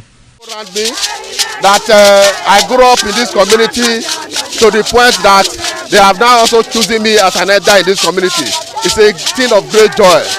All thanks to the Esama of Benin, my people, my family, everybody, all Okada community. for this great honor. I am very, very grateful. Well, this is my brother. I'll call him my uncle because he grew up with my father. I'm so proud of him because we are doing the same rituals as the Indians of the Okada. It is our duty for us to make this place a greater place, for outsiders to come and see the goodness of God in Okada. And I'm proud of every one of us here. So shall it be to each and every one of us in Jesus' name. Ọjọ́ ni màá Okada zima Esama zima dion Ebuna zima dion Ọbala zima dion màá rí ọrẹ Sama dion náà ni màá tó pọ́n mi Sama ni màá tó gbé kẹ́ni Sama màá di òwò ẹ̀rẹ́ náà Esama màá gbé kẹ́ni nẹ̀ ọ̀sàbọ̀ ọ̀bùyọ̀bí tó ní ọba nọ́ọ̀gì ẹ̀tọ́ ni màá gà nọ́ọ̀dí àmì màá gà rẹ̀ màá ní tó gbé kẹ́ni nẹ̀ náà ìmà yáfẹ́ ìmà àtọ̀ o ìmà àgbọ̀n o ọ̀dọ̀pá ìwúwo dòrì ìmà àti àwọ̀ rẹ̀ náà ọ̀rẹ́ tí àgbọ̀n yá náà wé mi màá gà rẹ̀ ní Jésù Kristi náà mi wà fà. In Esama, in our father's house, in respect of our initiation to elders Edion level, as tradition demands, we are here today to come and also pay our homage to him, to also for him to also pray for us for long life and prosperity. The climax after 7 days was paying of homage again to the Odion way, where he gave the initiate the full rights to function and to henceforth participate in meetings with Edion. It will go down in the history and minds of Okada community, Ovia people, Edo State, and Nigeria in general. The ambience, style, and the colorful ceremony associated with the 2025 initiation into the Edion Council of former Governor of Edo State, Chief Lucky Nosakari Igbenedion, his brothers Bright Ayamekwe Igbenedion, Honorable Charles Osenwige Igbenedion, Peter Osawari Igbenedion, Dr. Fred Osanwi Igbenedion, Barrister Mike Osane Igbenedion, Executive Director Operations, ITV and Radio, Chief Elder Gwede Onwonse, Honorable Efosa Douglas Igbenedion, Ukbonwa Igbenedion, Osawe Igbenedion, Edosa Igbenedion, Dr. Daniel Omarege Igbenedion, as well as Agbong Steve Igbenedion, among other sons of Okada.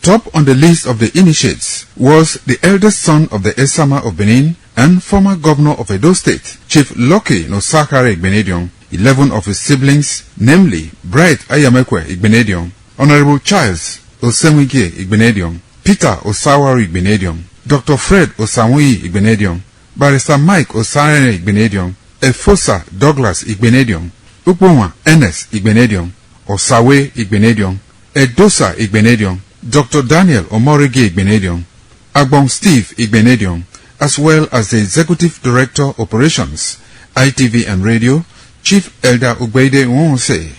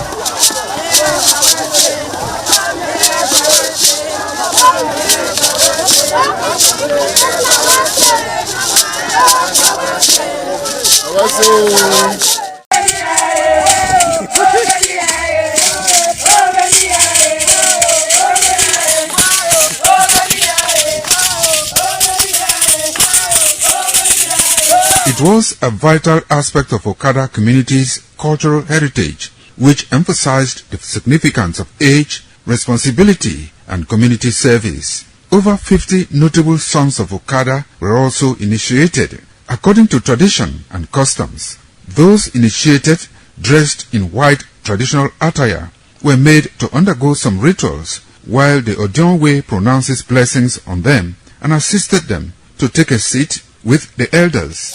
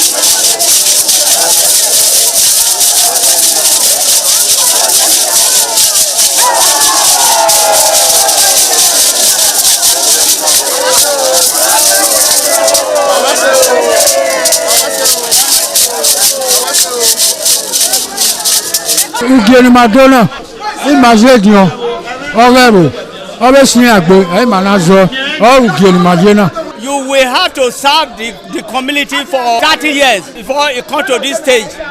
They will ordain you ordain title. Then by then you are one of the elder. This year now, we don't read the year, so that's why we can do this year.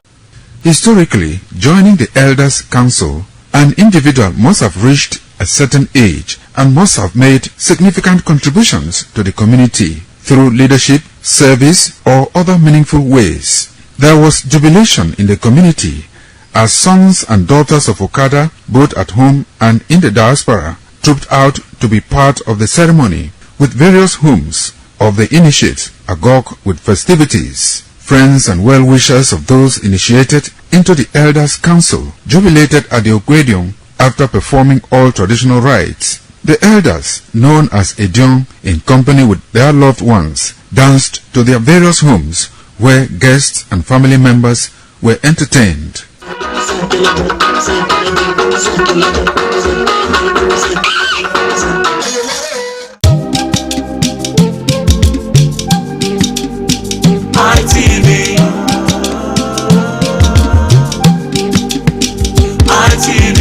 ITV, certainly the best.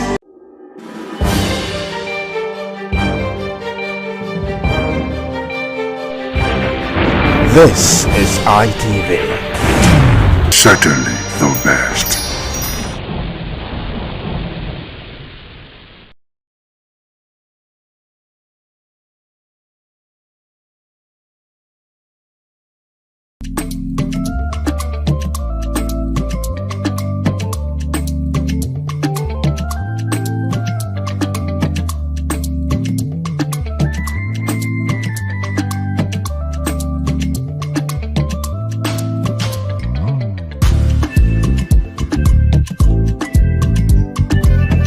Hello and welcome to WIC, Women in Conversation. This is where women sit together to discuss things that are happening amongst us, especially the women. Do we talk about men? Yes, we do sometimes, when it is very, very necessary, especially when we're talking about marriage, talking about DNA and all that. But this is a room for women where we discuss, where we'll laugh, where we'll chit-chat, as you might call it. Anyway, it's a new episode, new production, and I am saying Happy New Year to you viewers. It's been a while, so we say Happy New Year and thank God we made it to 2026. Anyways, like as usual, I don't do this alone. I have my pretty women, my guests, always here to analyze some of the topics that we'll be discussing today. And on my right, I have Princess Edith Madejemo, who is a household name. She is the CEO Golden Touch Collection. Edith. Good morning, Happy New Year, and thanks for having me. Happy New Year, and welcome as usual. And to my left, we have Ayo. The thing about Ayo, let me talk about Ayo before introducing her. I have been pursuing Ayo to join us on WIC because she has a lot to talk about. She has a lot to educate us on. But of course, Ayo is a very busy person. Thank God she made it through to us today. She is Ayo Ali Balogun. Ayo Ali Balogun is a management consultant. Ayo, thank you for joining us. Thank you for having me. You also pretty. I told you behind the camera, I like your earrings, so I'm going to take it. Anyway, thank you for joining us again. And let's just go straight to today's discussion. Ladies, it's been a problem, mothers, especially these young mothers these days, they shy away from discussing the adult talks with their daughter. And so the question is, when is the right time to start the discussion with your daughter on adult talks? I know you understand what I mean when I say adult talks. Princess, let me start with you. Oh. I'm actually on that table right now. Wow. And at times it gives me goosebumps when I'm talking about it. But the way that we have to talk about it. As an intentional parent, you just have to be open to some extent. I don't think there is a perfect time for it, in as much as you watch your child or your girl child growing from 7 years, you can start at least educating her about herself. Then thereafter, from 10 years, I think you can start introducing some talk to her. Especially, I have this topic I introduced to myself and my daughter, mom and daughter night. We used to do it every Friday or Saturday night. At times, once or twice in a month, we do it. And that is the time we talk. How old is your daughter, if I might ask? She's almost 10.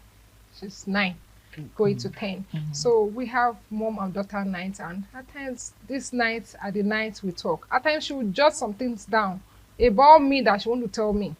Or about me, because I used to tell her, what do I do that you don't like? You know, we parents, we can be somehow at times. So, and she will put it down. She's looking forward to that mother and daughter night that she'll tell me, Mommy, you used to do this and I don't like it. It makes me sad. As those points that she pointed out to me that makes her sad, I have to look into it. At times give her excuse. Then that is the time I have to talk to her about this adult talk. It's never too late when you start from 8 because you don't know where they go. You can't be with them all through. They go to church, they go to children party, you may be there. They go to school, you may be there with them at that children party, but you won't be playing with them. You know, maybe you just sit at the corner where the parents sit, and they will mingle with their friends. They go to school. You don't know what the other parents are teaching their children. And some of these things come from school. Do you understand? So I would say from 8 years, because from 8 years, an 8-year-old girl child should understand what you are talking about. We're able to get the message. You understand? So I would say from 8 years, you start telling them their body and how to associate with the opposite sex. Okay. Thank you, Princess. Now, Princess had said from 8 years. But some mothers will tell you, 8 years child, is a baby. I'm still, bathing for her and all that.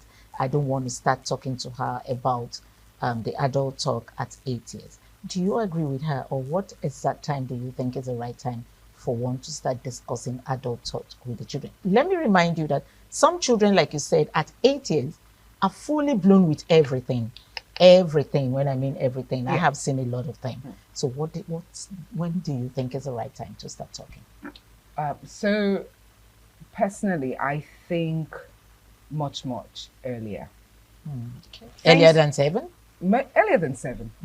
And I must mention this. I don't know if you remember this lady, Auntie Jessica Obioma. She used to be there. And she told me many years ago and said, have you educated your daughter on her body and private? My daughter was 4 years at that time. Wow. I thought, strange. She said, no. She's a child, because you still have some children wearing Pampers at 4. Right. So I remember visiting her and she said, no, you tell her, here, if anybody touch you, no. Because abuse, someone who, who is looking for a prey would not leave children under 8. As long as a child begins to, the cognitive, develops and the child can assimilate, you understand, you begin to, in the language that the child would understand, you get. Even when they're playing, nobody touch you here, don't, like that. Break it beat by beat. You'd be surprised that by age 8, like you said, a lot of children, I know when I was much younger, a girl had started her monthly period at the age of 8. Wow. So you can imagine such a girl. Of course, she has womanly body and everything. Now, what do you think would happen if that child hadn't been well groomed? Okay, that's it. You understand? Now you also have some children are very adventurous.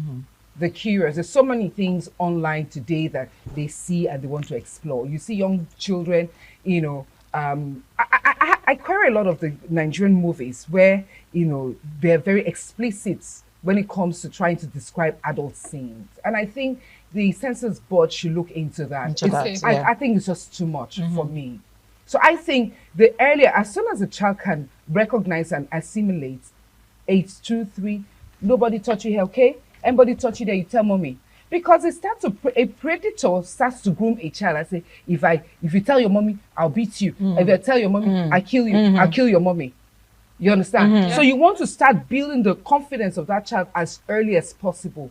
And I love what you do, Princess, with your daughter, the mother and daughter. I wish, I mean, I had talk. the mom. Yes, I wish I knew that when my child was that age. But I think that's brilliant, and I'm going to like propagate it. It's brilliant, and I love the fact that you are encouraging her to pen down her thoughts about your About actions. you, yeah. You know, Mhm. I remember once my daughter said to me, I was like, tell me, and she was like, no, I don't want to tell you because if I tell you now, You when get you're upset. angry, you will use say it it. against me. Oh shit. I know how you feel that. I know. And it never left me. Hmm.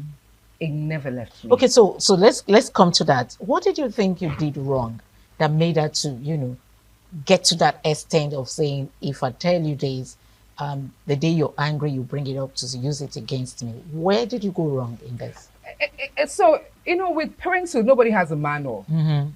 So you Definitely. come up, and then life has a way of, forming you. And you, the kind of person you are, determines. So this is me, who is a go-getter, and then my daughter at that time was a very quiet introvert. You could hardly hear her. So I mean, I become very exasperated. I told her.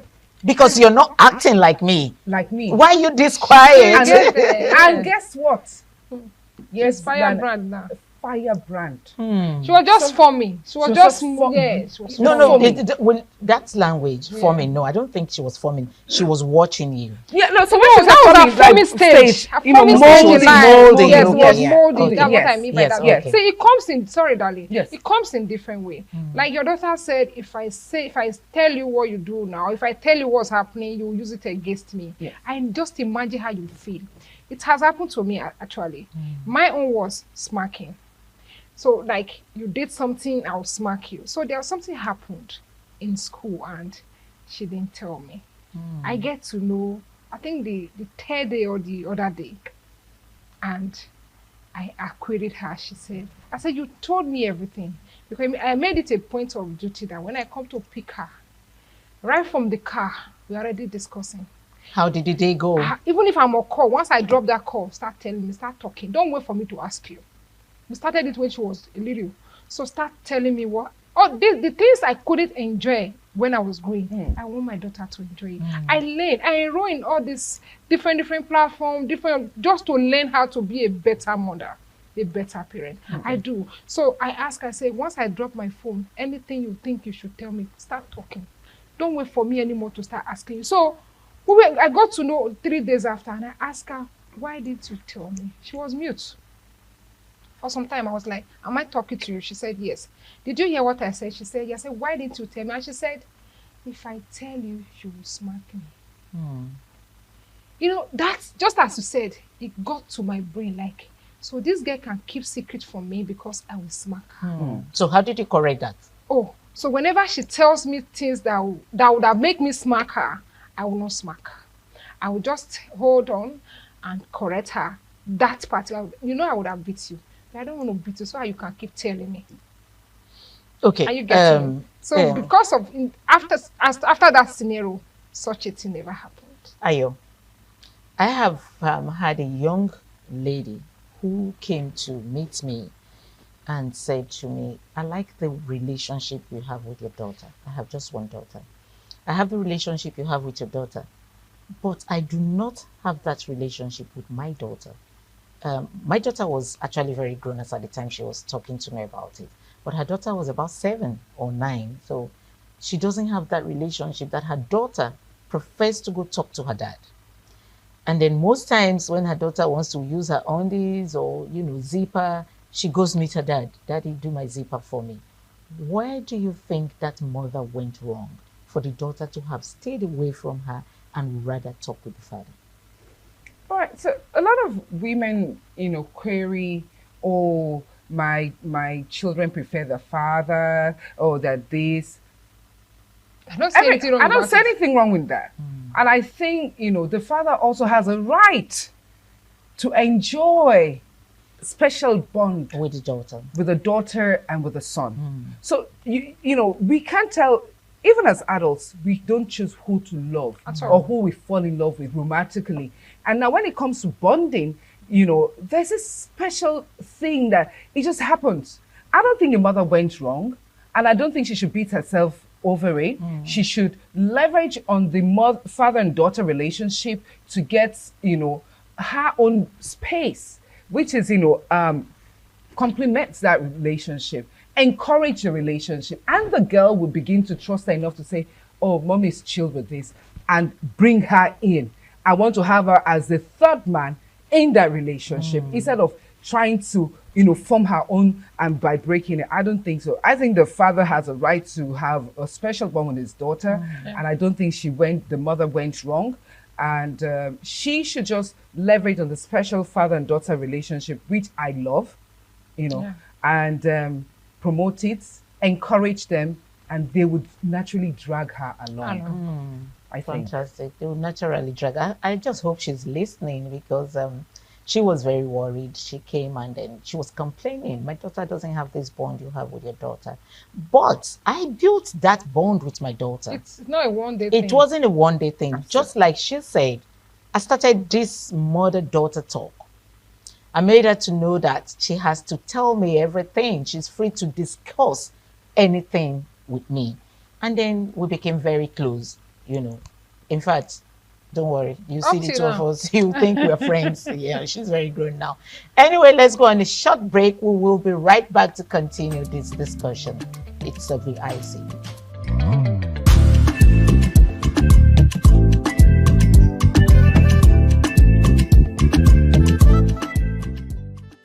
Welcome back. It's WIC, Women in Conversation, and we're still here. I still have Edith in the house, and then Ayo Ali Balogun is still here. We were talking about the right time to discuss adult issues with your girl child.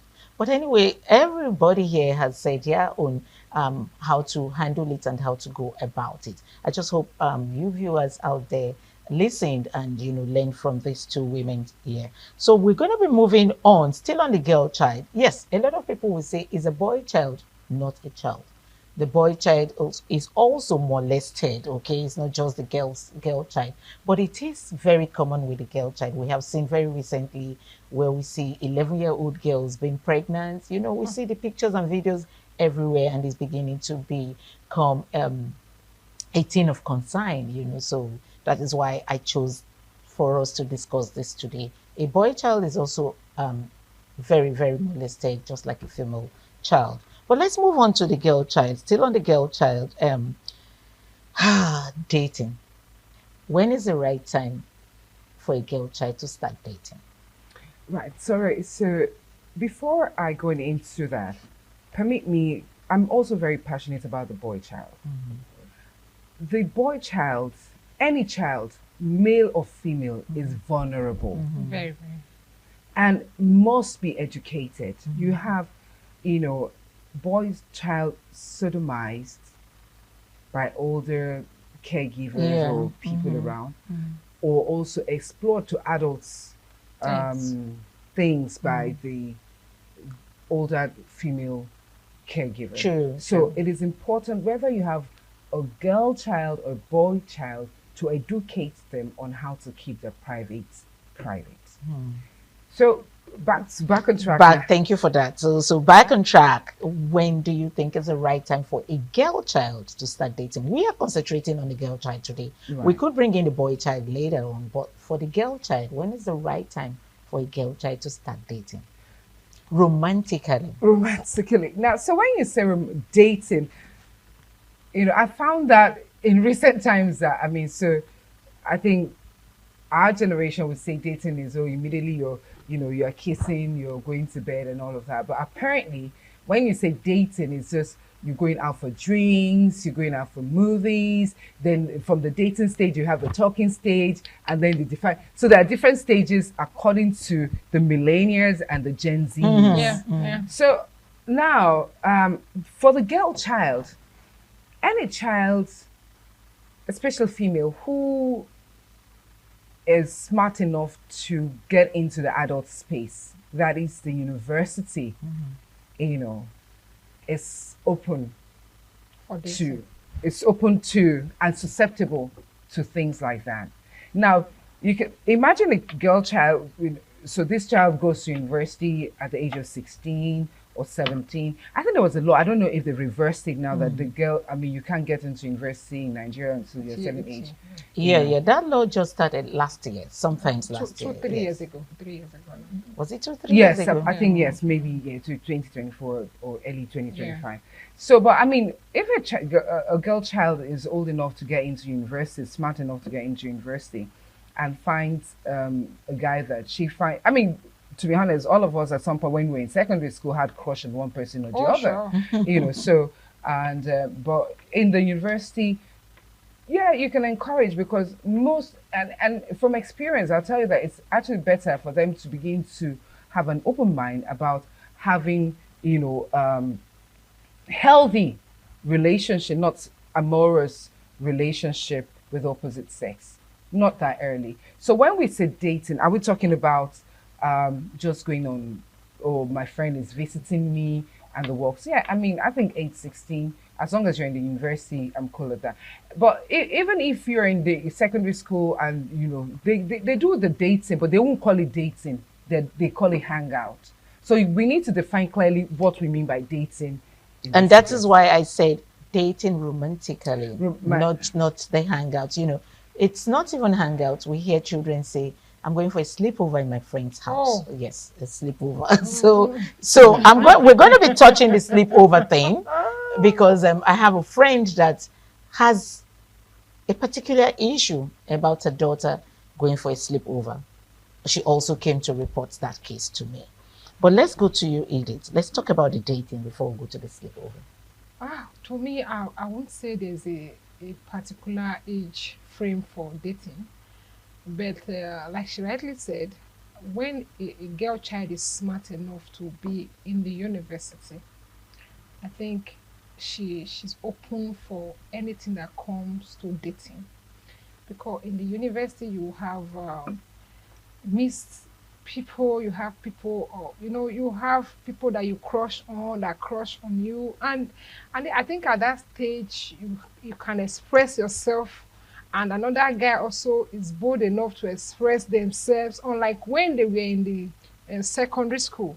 You know, at this stage, they are very expressional, and you are open for that. Then you should prepare your child, your daughter, ahead of this stage. Although they should also prepare their mind ahead of it, that, okay, now you, my daughter, you are going to the university. Mind you, you're going to come across, Peter, you're going to come across some men that will admire you. Admiring you doesn't mean they want to take you to bed. You can associate. You can date anybody, but not the romantic part of it. You understand? Yes. Not going to bed. Then while dating, communication, like you said, stage by stage, communication, going out for lunch, for dinner, at times you party. It's an agreement. From the beginning of that dating, you spell out what you want. You understand? We want to just be friends. I love you and I like you. Let's be friends until I get to 20. Don't you think that word love is heavy for just being friends? I mean, No. It can't be heavy. You can love somebody and still respect that person's opinion. But that's actually what love is. Love is respect. So I love you and I want to date you. You can accept to date the person. I'm not going to bed. I'm not romantically entangled. And that's where... Are you getting it? Then you can be there for each other. You can have lunch together. You can go to a party together. And you can still remain clean. Until the time that appointed time that you said, okay, you can just reach an agreement like, I want to be 20. I want to get to 21. I want to do it when I'm a graduate. Okay. We'll come to that. Yes, let's go to you. It brings us back to those adult education you've been giving your child. Thank you. So it's cumulative. Now you see how successful you can measure your performance by how your girl child responds to all of this. Now she has a freedom. Has she all of a sudden forgotten all the education you have given her over the years? And that is where you also don't sit back or rest on your oars as a mother. You still go on, Let the girl child be open to, exploring. But you know that in this Gen Z age, they are actually very different, okay? Back when they get to school, all the children are coming from different homes. different background. upbringings, different background. What you told your daughter is not what I probably would have told my daughter. Do you know there's some parents, there's some mothers who would say, if you meet a senator, that will spoil you. Go ahead to do that. Oh, you Yes. have parents that can encourage their children to do all sorts. Yes, that's what I'm I've saying. had So some how friends. do you maintain that that's good upbringing, that's good conversation you have had with your daughter before going to the uni? How do you continue to maintain that so she doesn't get to be lured by a child coming from a different background? Constant talking. I would say, like she said, you don't relax. Like you've done your part, and the rest is left for her to decide. You still keep talking. Keep still talking, and once in a while, talk to her, call her. You can bump into her. I like to do that once in a while. Just go to school unannounced, and you know where your child is. Like all the teaching all along, she has to put them to practice. If you have been teaching her from the age of 9, 10, and now she's free. You know, there are some children that are free. When they see freedom, it looks as if you'll be caging them.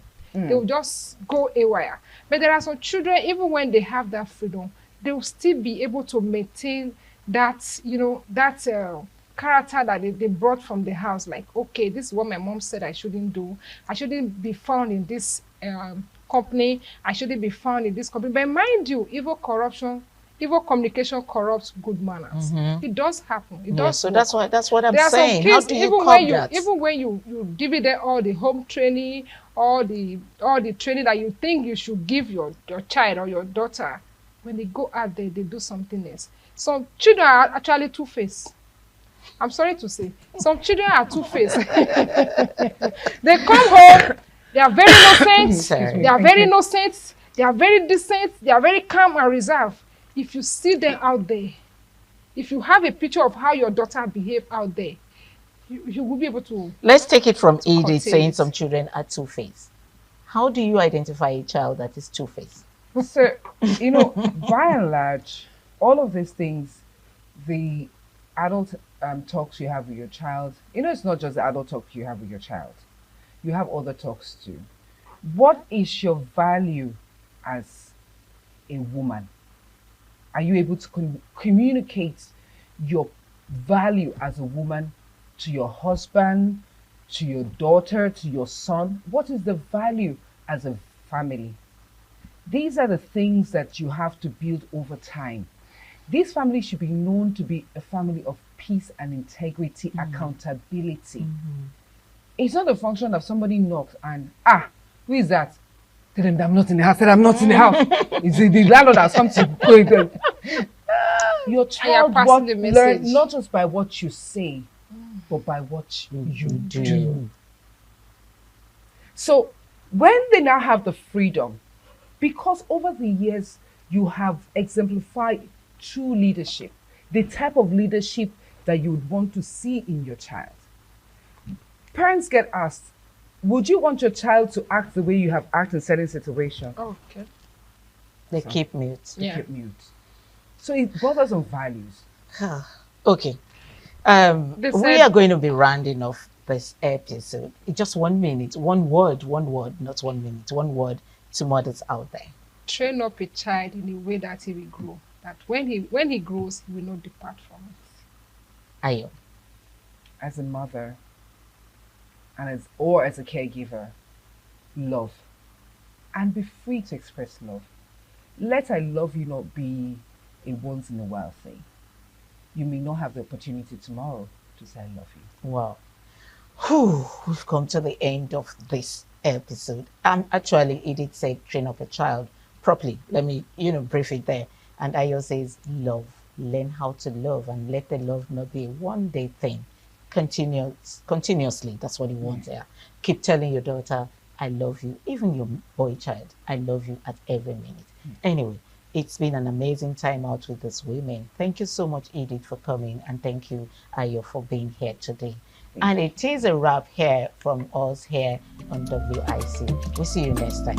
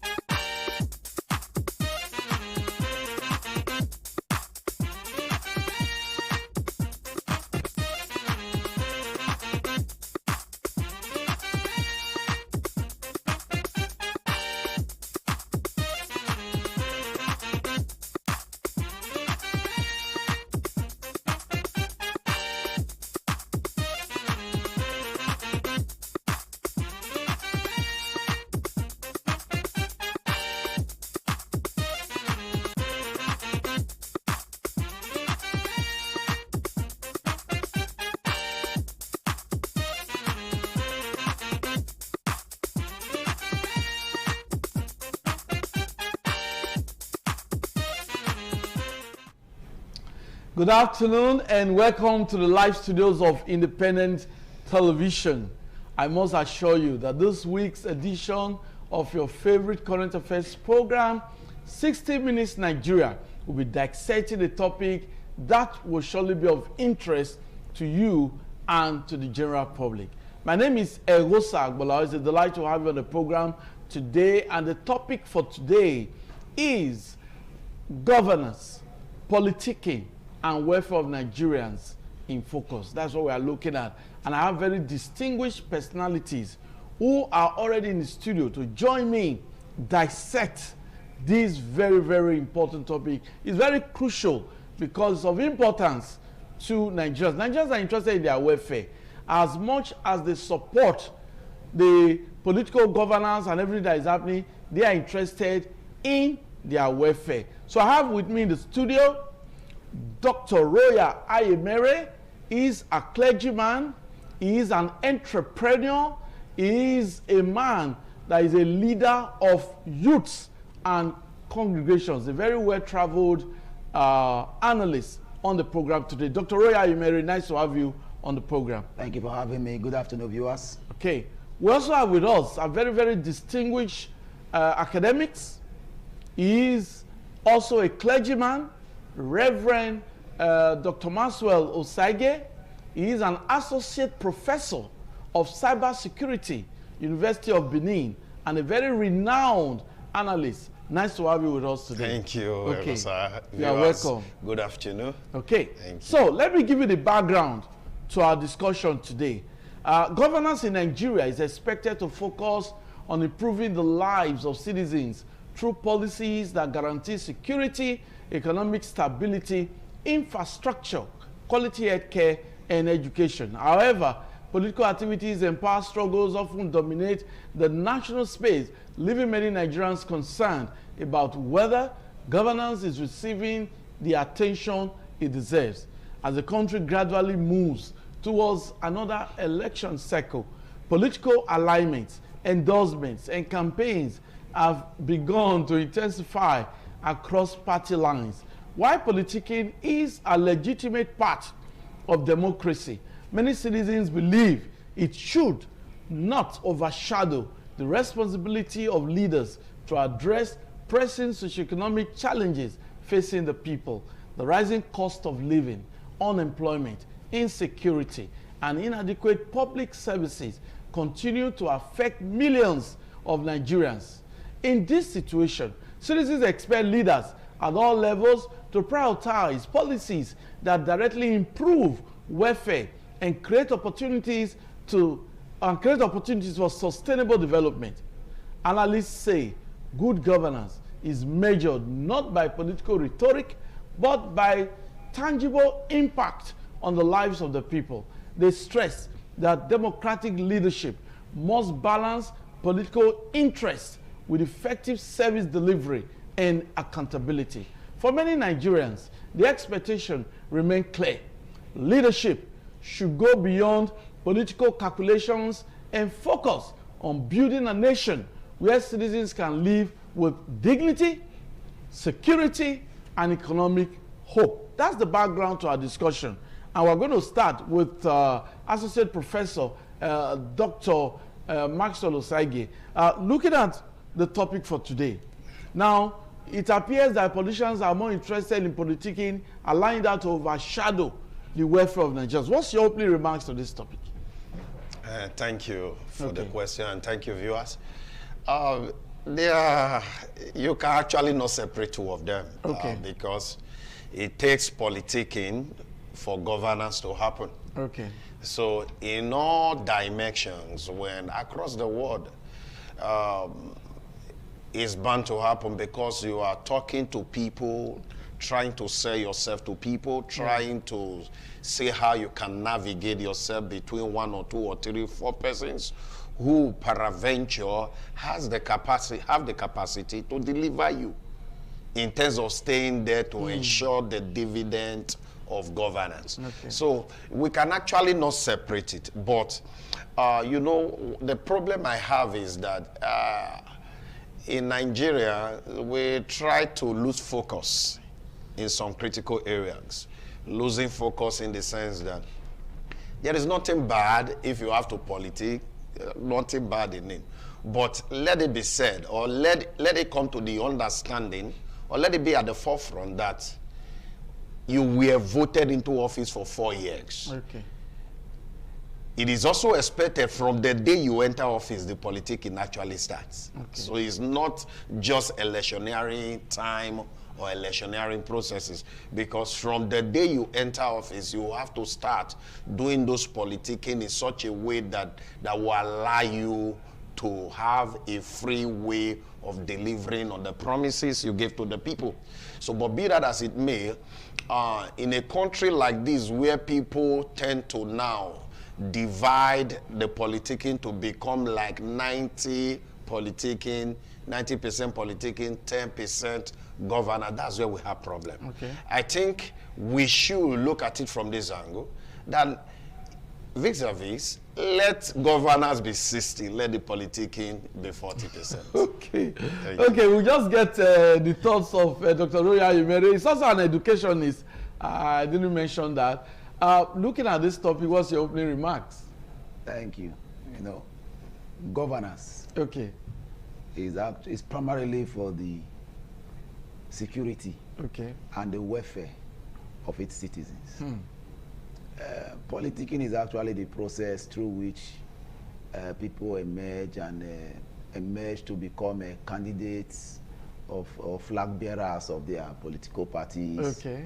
Then for me, once somebody is elected into office, I think politicking should stop, governance should start, because the major challenge we're having in this country is that we politicize almost everything. And that alone is affecting governance.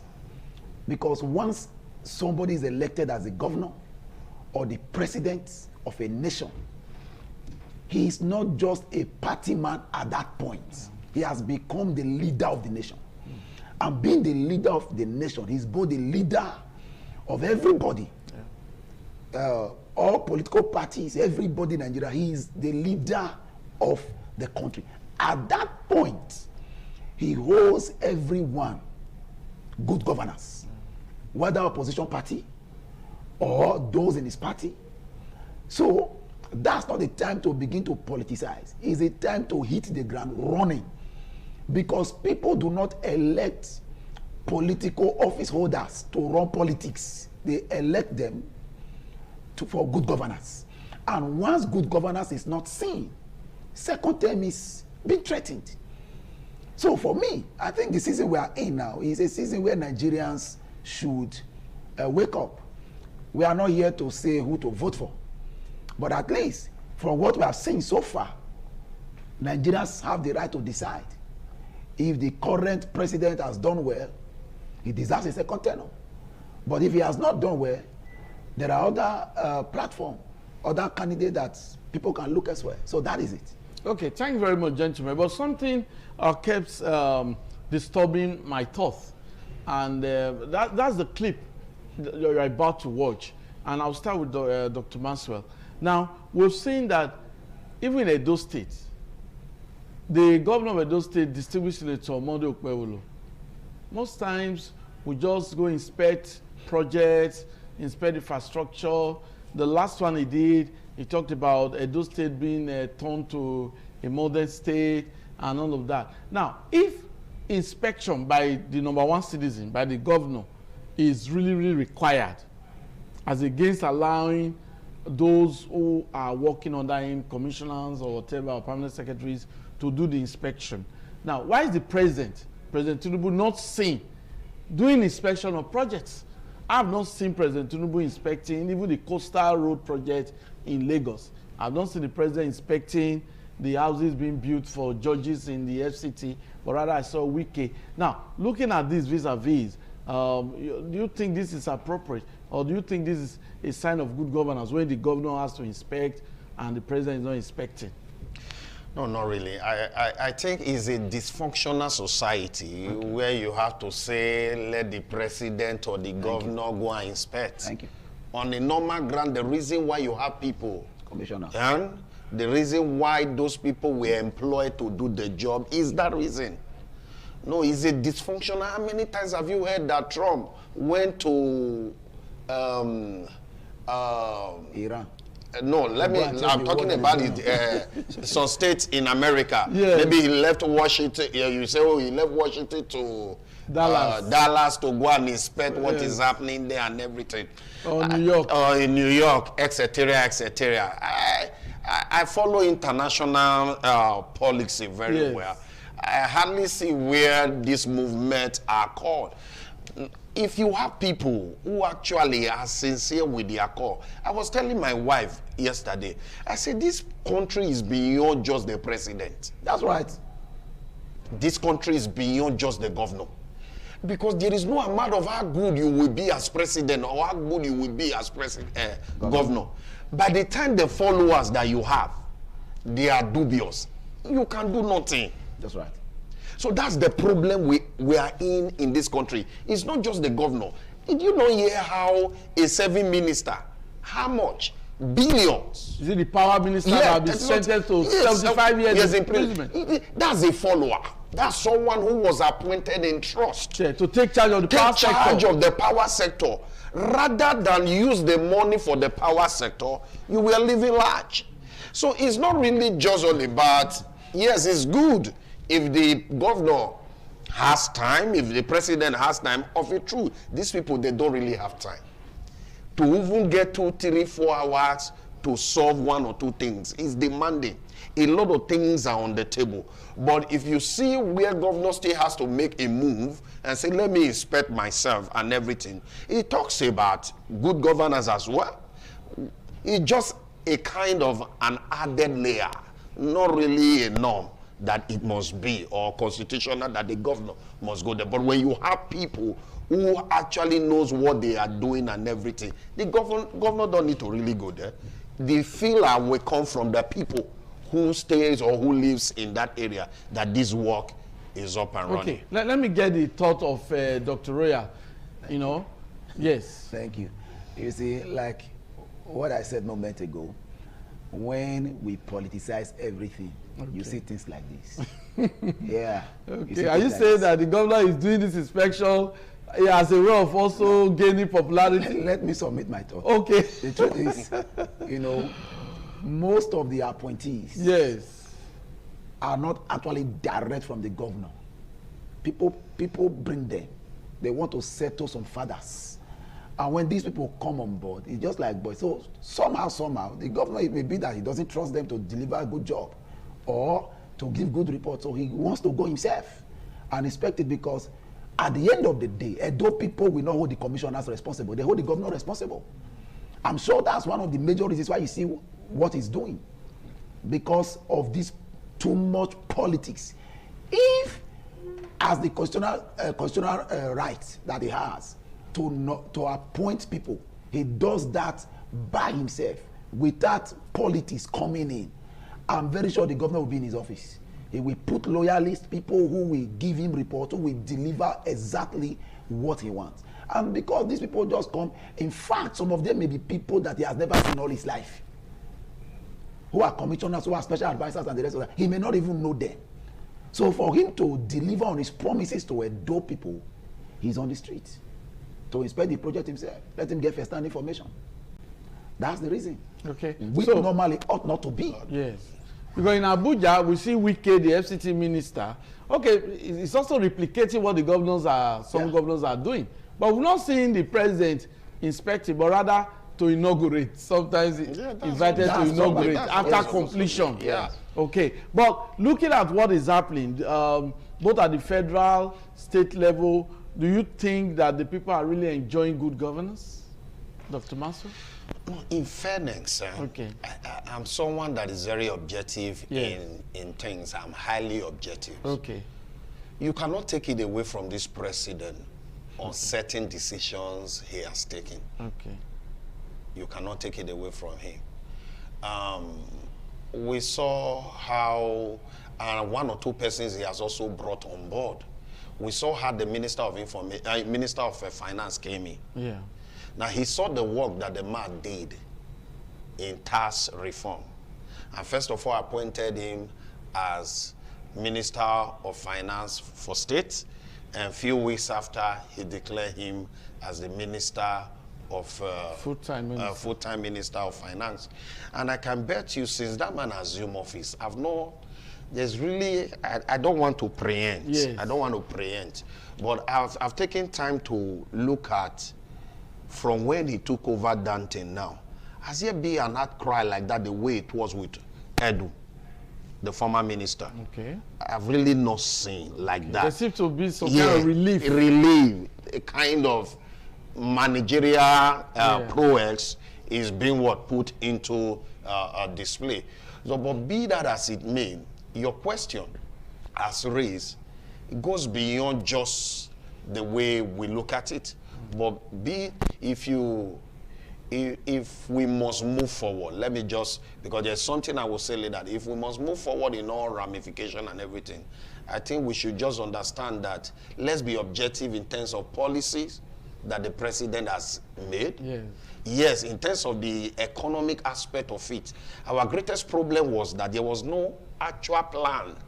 Because if you interview all the president, the aspirant as at 2023, everybody said they will remove subsidy. Everybody said they will remove subsidy. But don't you think removal of subsidy has led us to yes, where we he are led now? us. Definitely, he led us. He led us to where we are at the moment. It's not funny. Before the subsidy removal, when we leave our houses, you drive around the town and everything, maybe 5,000.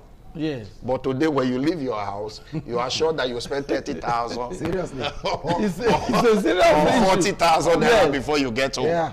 A friend of mine came from abroad. Two of them came from abroad. Yes. For the past 2 weeks, I think we were able to, they've been calling me, I've not really had chance for we to meet. So yesterday we met. And the first question they were asking me, how are you surviving this country? But it's not funny for them and everything.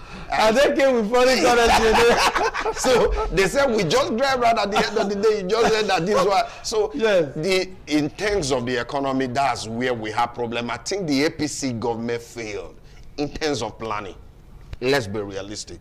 But in terms of policies that they have taken, there are some of all these policies that are aligned with the statutory step that the World Bank actually recommended.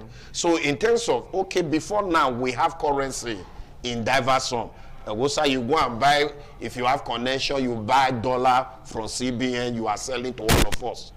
And the money you use in buying is not the money you use to settle. But today, everybody buy currency, buy dollar at the same rate. That's a wonderful policy. Okay. But in terms of allowing people not to suffer more, is one part that I'm not okay with. And this APC government is very good at comparing Nigeria with countries that are not doing well. When you ask them questions, we say, oh, Pakistan. When you ask them questions, you say, why not say Germany? Yes. Why not say Switzerland? Why not compare us with the countries that are doing well, Singapore? Why do you always say, oh, insecurity is common, is like that in Afghanistan? No, I think I'm someone that always want to compare myself with something that is good. So, but we have this APC government constantly saying that, oh, Nigeria, this, that. I think we should leave all this blame game. Because the 16 years they were crying about over PDP is we are almost there. We are almost there. Nothing has changed. Rather, the economy has gone worse. As we speak, 159 trillion naira that we are owing. 159 trillion naira. Nigeria is owing 159 trillion, which means far beyond our budget for the year. So, and the presidency have said they will use half of the budget to service loan. So why would the country not suffer? If you have 60, 70 trillion budget, as you have said, you said 30 trillion is going for servicing the debt. It means definitely the economy will continue to suffer. In all ramifications, some of the policies that the president has taken, they are good policy.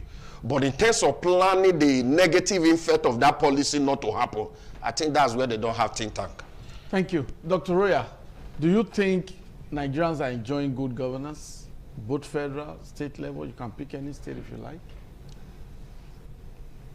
I think if I direct the question to you, you are in Nigeria. I'm the anchor. Are you enjoying this economy? Because as it is, when you ask, it's as if you are not living here. I'm living here. We are all here. I went to car wash and I discovered that in short, the car wash boys were just idle. They don't have cars to wash. All of us are watching our cars now. I wash my car myself. As it is, the economy is not funny, sir. It's not. One of my pastors was to travel to Abuja. He just told me he wants to go to Abuja. There's something he needed to do in Abuja. Yes. He told me that, I asked him, have you booked your flight ticket? He said, no. He doesn't have money for flight ticket. I said, you don't mean it yet. How much is the transport? He told me. I said, check flight ticket. Let's see how much. He told me the difference. I sent him that amount. It's better for me to give him that money than to be praying. You're right. For him to have Johnny Messi. Yes, than to be praying for him to arrive safely. While he's traveling, I'll be calling up, where have you gotten to, and the rest of that. So that is the country we are in now. Nigeria is bleeding on a daily basis. Insecurity, you can't say anything about that now. If you talk about prices of commodities, we just read them on paper, on news. Inflation has gone down, this one, that, the other. But the reality is biting. It's biting. Do you know how many people call on a daily basis? I have not eaten for 3 days. I have not had food to eat for 3 days. And they are not fasting. They are not fasting. People are breaking fasting with fasting. So it's not something that we should take lightly. Because there's another that says a hungry man is an angry man. And I'm very sure hunger contributed to that insecurity. No, that's the basic thing. Hunger contributed so much to it. The economy is not friendly. I used to fill my tank 6,000. In the past administration. I fill that tank now with about 70,000. It's not friendly. And it's not for traveling, just for you to drive within the city. So I think in fact, one of the APC during Goodluck Jonathan's tenure, he said that all this economic improvement on paper is not what Nigerians need. Nigerians need real economic value that they can feel. I think now that they are there, they should do that. I expect what you used to campaign should be something, your watchword that you stand on to deliver good governance. The economy is not friendly. Thank you very much, Dr. Roya. We'll come back to you. This is 60 Minutes Nigeria. We are looking at governance, we're looking at politicking, we're looking at the welfare of citizens. And we will talk more because there are other areas we need to talk about, security and all other areas. But that will be after this brief break.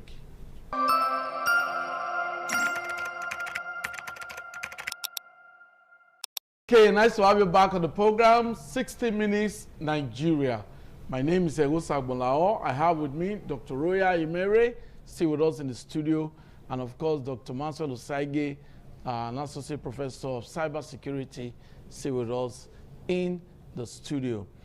We have been talking about the issue of governance and of course politicking, because so many Nigerians now are talking about 2027.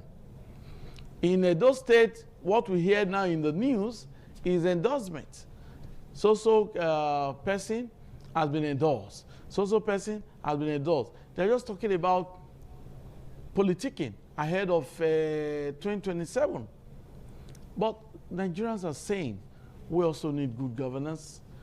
The interests, the welfare of the people must be paramount. Well, Dr. Maxwell, now we see a lot of politicking ahead of 2027. Yeah. The governor of Edo State has already promised that he's going to deliver votes. He's going to deliver votes to bring in the incumbent president. Say it well, 2.5 million votes. Say it well. So we've also seen you know, what is happening in other states. You know, we've seen the City Boys, we've seen a lot, you know, a lot of groups just jet towards bringing back Asiwaju Tinubu, the president of Nigeria. Now, do you think politicking has overshadowed welfare of Nigerians? No, of a truth, let's dissect this matter. Okay. In as much as I want to admit the fact that the governor is doing well in Edo State, in Edo State, okay, to a very large extent, okay, and everything, but you know, when government tells you that there is no money in their coffer, don't believe them. They see, Nigerians don't believe any governor or any local government chairman or any president that say there is no money, because at the end of the day, you are hearing billions, which one person consume within the period he stays in the office, maybe just 2 years or 4 years or 3 years. Maybe there was allocation, no money, and no money. Maybe so there was allocation for a project to that. So that's part of what we are saying. So are you getting it? So, but the end product of what we are looking at is this: the governor of Edo State. Now, Edo State in general, statistically speaking, I think we have a population of 5 million plus. And by the last record, the registered voters in Edo State is 2.6 something. 2,600,000 and something. And the governor said, I will give the president 2.5 million votes. Because I follow voting pattern in Edo State. There is no vote that we have not gotten 1 million votes. But this is a new governor. You can see the projects that the governor is doing. See, these are probably is doing this to win the heart of the people. Which win the heart of the people. See, the greatest issue that we have in this whole process is playing politics beyond the statutory order. Let's play politics with sense of reasoning. Let's play politics with the people in mind. Not playing politics or in the name of praise singer. What the governor is just doing is, I can classify him as a praise singer of the president.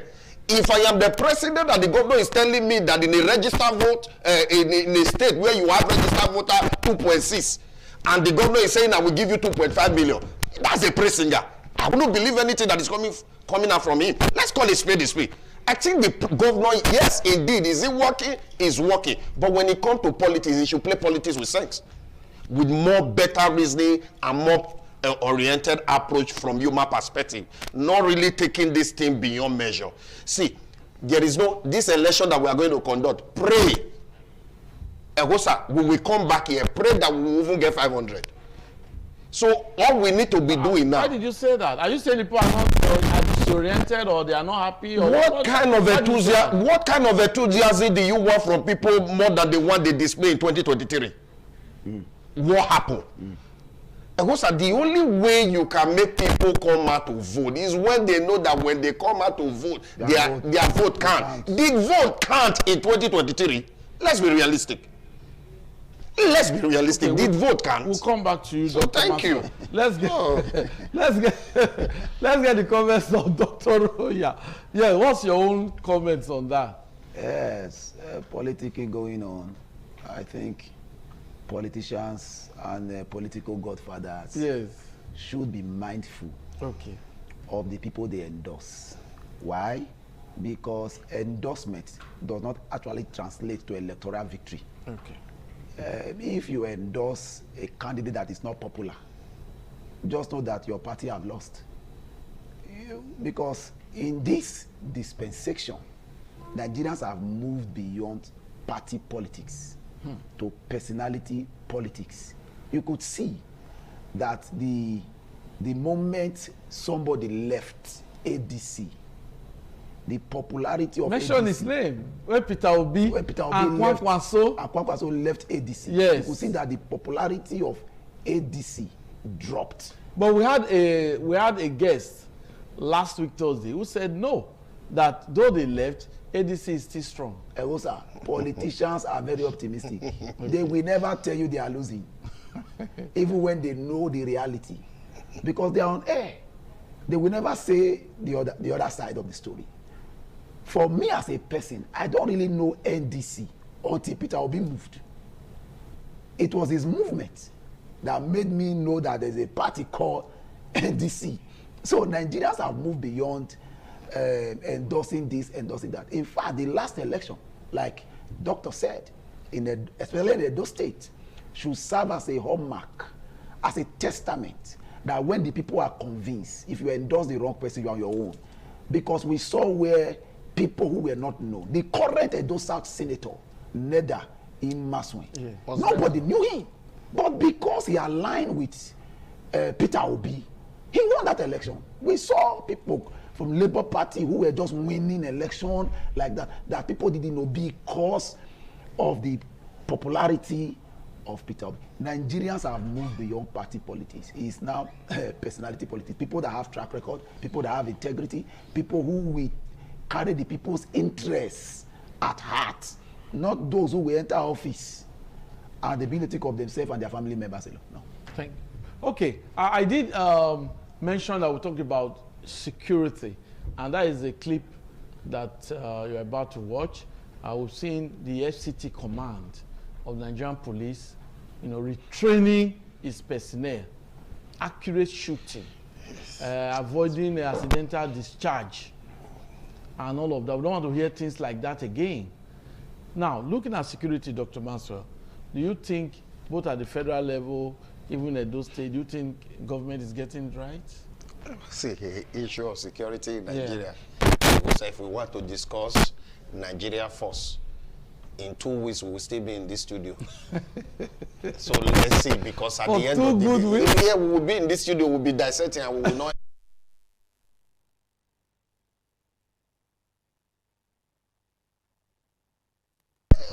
SARS. We thought after SARS, a lot of reform will come into bear. That's right. People will start to see a well-positioned officers and everything. Has anything changed from the Nigeria police force?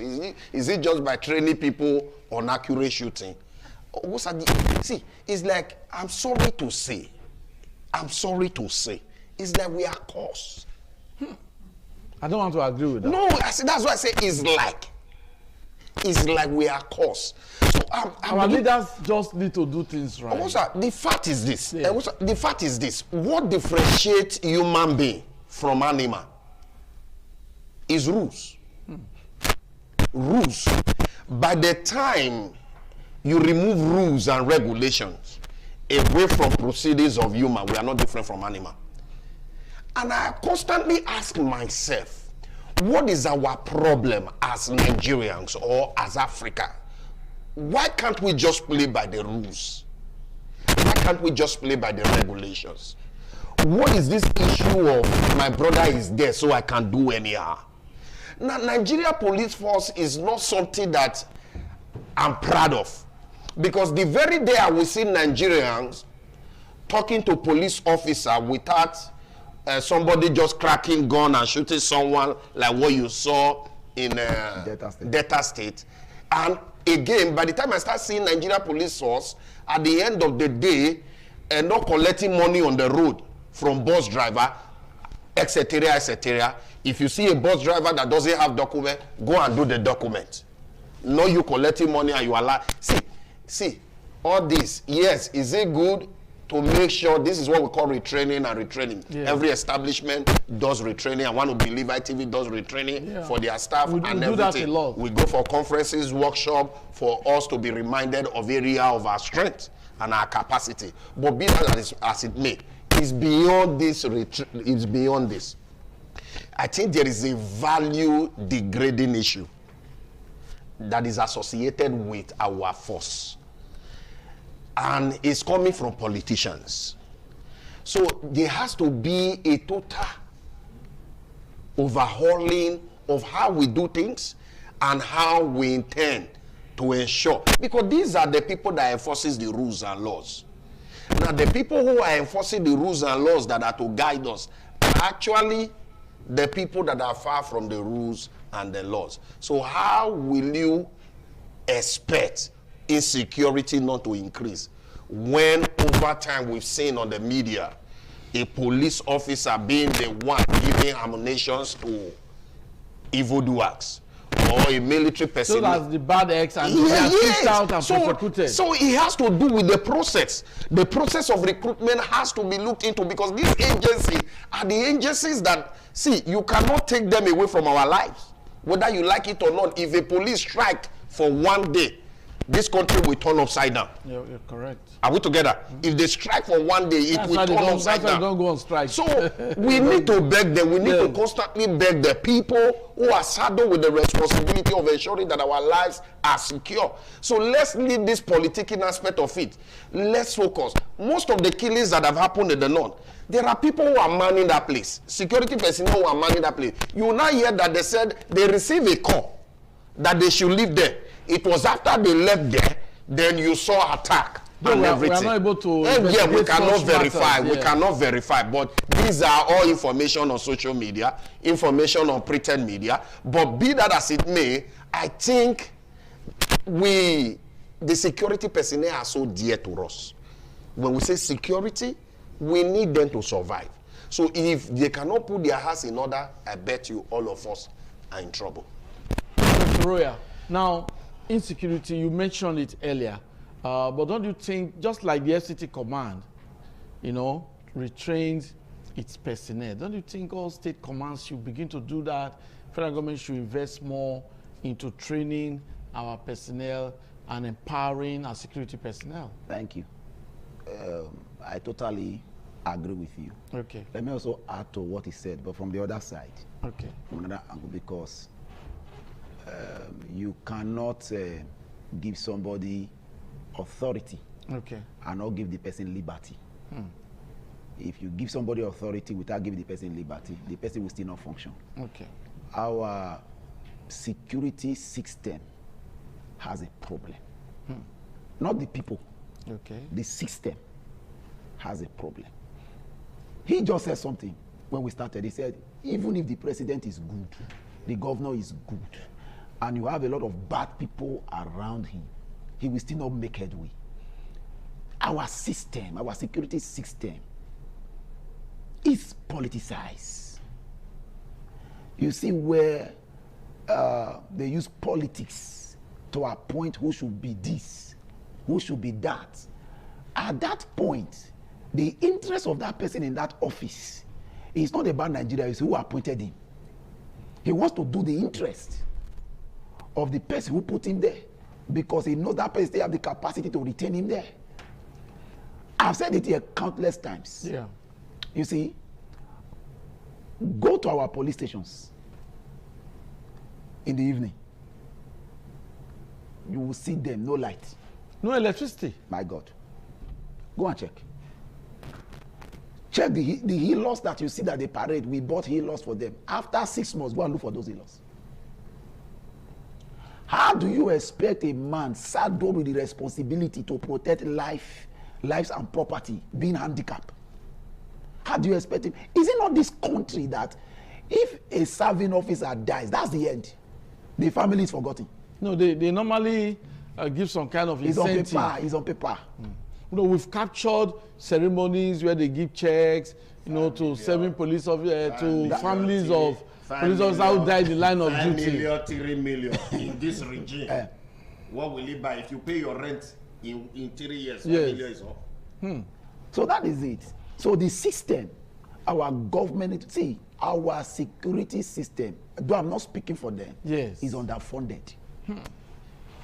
Sir, you are speaking for them. He's underfunded. He's underfunded. Heavily underfunded. Seriously underfunded. You can't tell people to go and fight a bandit Boko Haram who have serious sophisticated weapon, and they are carrying and they buy them from black market. My God. There you see, who will risk his life?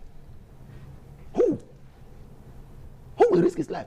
Our security system is underfunded. So it's a systemic thing. In fact, the budget for our security architecture should be monitored. How the money is being spent. Okay. If in fact policemen, they get uniform for themselves, they get boot for themselves. Everything is like the moment they just some now they are well kitted. They get there by themselves. Go and find out. They get there by themselves. They are underfunded. So you can't expect a man to give what he doesn't have. How can you send somebody go and do this? Yet there's no no equipment to carry out that function. They're underfunded. What we see is that they are doing their best based on what they have. I've been to certain countries. Yeah. The intelligence of our police officers is top notch. I mean it. Top notch. If you hear them talk, if you hear them, if you really meet them, they are top notch. You can't compare our police officers to South Africa police. You can't compare them. I mean it, for real. But the problem is that they are downfunded. If a man is highly intellectual but he's handicapped, what can he do? Thank you very much, Dr. Royal. While we conclude the program, Dr. Maxwell, the way forward, looking at what we have discussed so far, governance, politicking, and welfare of Nigerians, the way forward. Yeah. First of all, let me take Edo State as a case study. Part of the politicking is the fight you are seeing between Izeyamo, Ugbede, Okay, those South, senatorial tickets. I've said to myself, may God help Izeyamo. But if by this time he failed to clinch that ticket, let it just know that maybe his destiny is not tied to political office. I mean, in terms of elective offices. So, but the man has done well to a large extent. I'm not yet campaigning for him. I'm not a political person. I'm not. So, but the man, the serving governor, we knew what the man did for him in ensuring that he comes into position. We all are students. But we should allow the people to make their choice. It's consensus they are doing. It's not the people. See, the APC that smuggled consensus into the agreement, they knew what they did. As we speak, go to APC screening. There is no other presidential candidate. No other person but one. So leave those things. So what are we saying? I think trust is very key in this regard.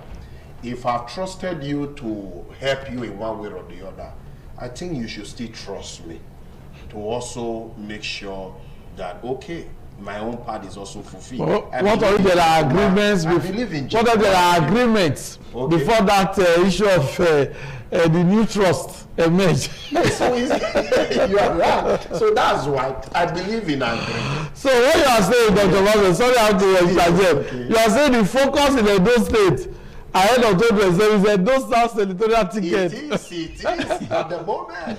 It's the hottest. In the north, definitely you cannot debate that with Oshomole. Yes. The people will want him to go back. In the Edo Central, Okpebolo will decide that he's the one that came from there, so definitely he will decide. But in here, Edo South politics is somehow. There is no really. One thing I'm noticing in Edo South is that there is no one dominant person, a figure that everybody look up to. So it's like all of us are masters in Edo South. So it's difficult. So, but let's see how it plays out and everything. But the end product of what I'm saying, moving forward in terms of all these things, is you cannot separate politicking away from politics. They are twin brothers. Because even in the Western country, if you don't politic, you don't get what you want. When you hear that government is picking the service of a lobbyist to lobby their way into certain things, it's politicking. So from Trump down to the Russia president, Putin down to Zelensky, everything you see in the world is politics. Day by day they politic. So, but the end product of it is that we shouldn't politic and forget the dividend of democracy. Okay. Certainly, if you pay for contractor, pay the contractor. You are not the one doing the work. While you are politicking, let the contractor continue with his work. Okay. As we speak in Edo State, all the agencies, just because the governor just rely on the money coming from federation, most of all these internal generated agencies are really not doing anything. They are all sleeping. So it's still back to, we need to politic with having the human perspective to it. Because all these things, put them together, will give us the needed result. Thank you very much. Dr. Roya, your concluding remarks? Thank you. Let say some things for what he said. Okay. You know, he mentioned Edo North. Okay. Senator Adams Aliyu Shomole, that people want him to return. It's because he has a track record. It's because when he had the opportunity to serve, he delivered good governance, both to his people and to Edo State. Ogbedeyama, he was once a House of Reps member. He did some things. I'm not a Kakari member of any political party. Pastor Osage Izeyamo was once SSG. So let their work speak. So these are track record that people should look at for to make their choices. The way forward, I think.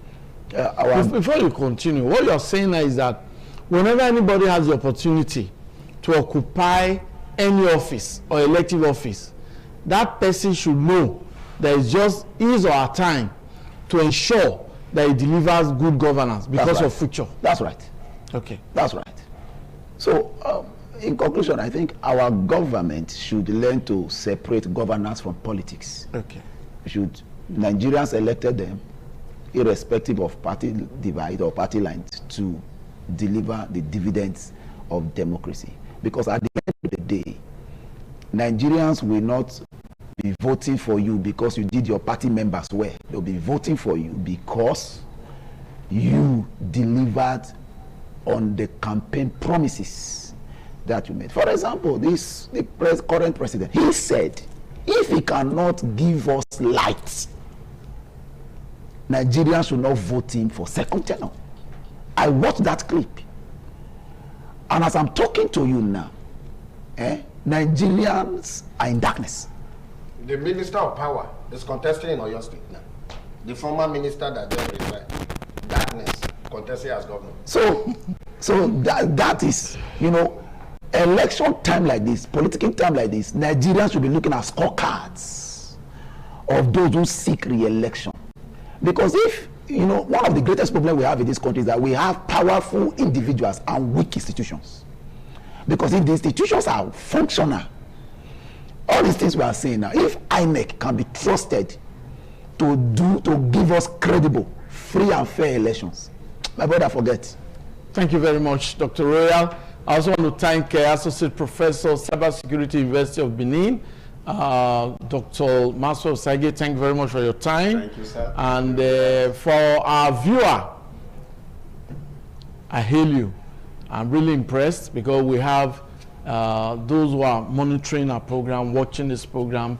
And once we allow phone calls, maybe we'll allow that next week by God's grace. Well, that's the program for this week. I hope you've enjoyed our discussion. It's geared towards catapulting Nigeria, catapulting Edo State to enviable heights. Every Nigerian deserves improved welfare. On that note, do have a wonderful weekend ahead. Bye-bye.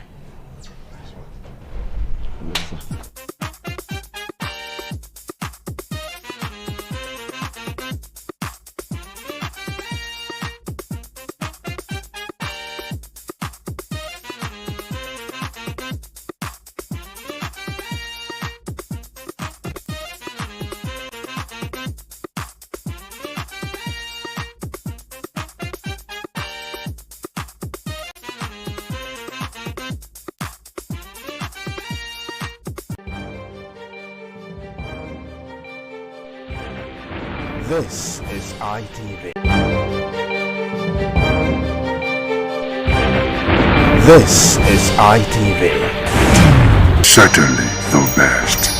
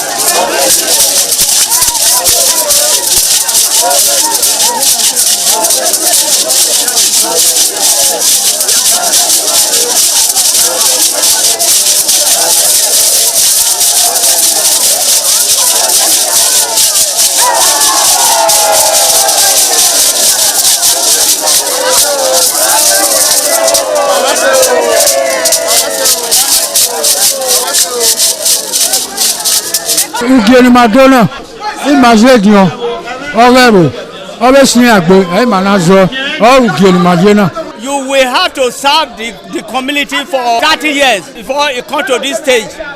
They will ordain you ordain title. Then by then you are one of the elder. This year now, we don't read the year, so that's why we can do this year. Historically, joining the Elders Council, an individual must have reached a certain age and must have made significant contributions to the community through leadership, service, or other meaningful ways. There was jubilation in the community as sons and daughters of Okada, both at home and in the diaspora, trooped out to be part of the ceremony with various homes of the initiates agog with festivities. Friends and well-wishers of those initiated into the Elders Council jubilated at the Ogwedion after performing all traditional rites. The elders, known as Edion, in company with their loved ones, danced to their various homes where guests and family members were entertained.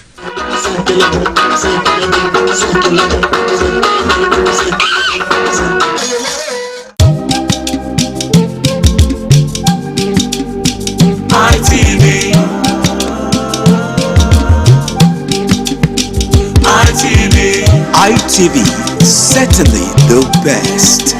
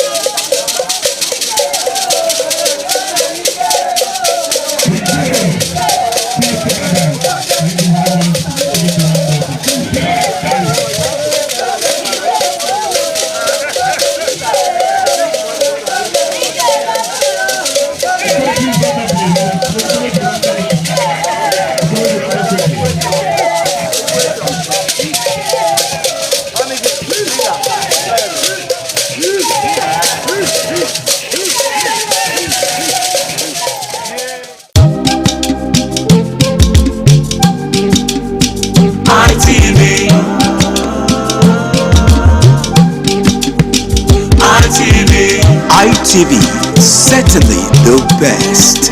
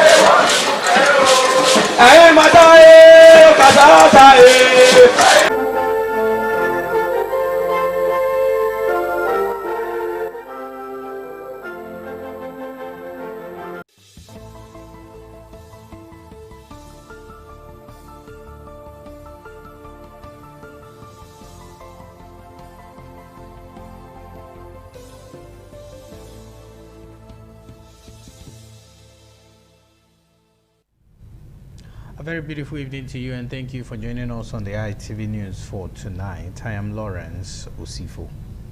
Let's begin in Delta State, where Anambra State, where the operatives of the Anambra State Police Command have arrested a driver and suspect linked to the alleged kidnap and murder of a Pentecostal Bishop Clarence Chinedu Okonkwo of the End of Reconciliation Ministry in Asaba in Delta State.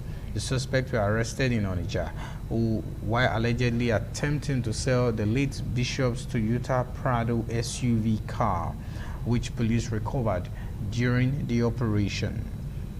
The statement also said that the police public relations officer of the Anambra State Police Command, SP Tochukwu Ikenga, said that the investigation revealed that the bishop was allegedly kidnapped and killed in Ibuza in Delta State before the suspect fled with his vehicle to Anambra State. Police says that the bishop's driver and the domestic staff allegedly conspired with the accomplices to carry out the crime. The suspects were traced and tracked and arrested in Oyi local government area of Anambra State following credible intelligence. Meanwhile, the Commissioner of Police, CP Ikeoye Orutugu, has advised residents to properly profile domestic workers and drivers to improve security and prevent criminal activities in the state.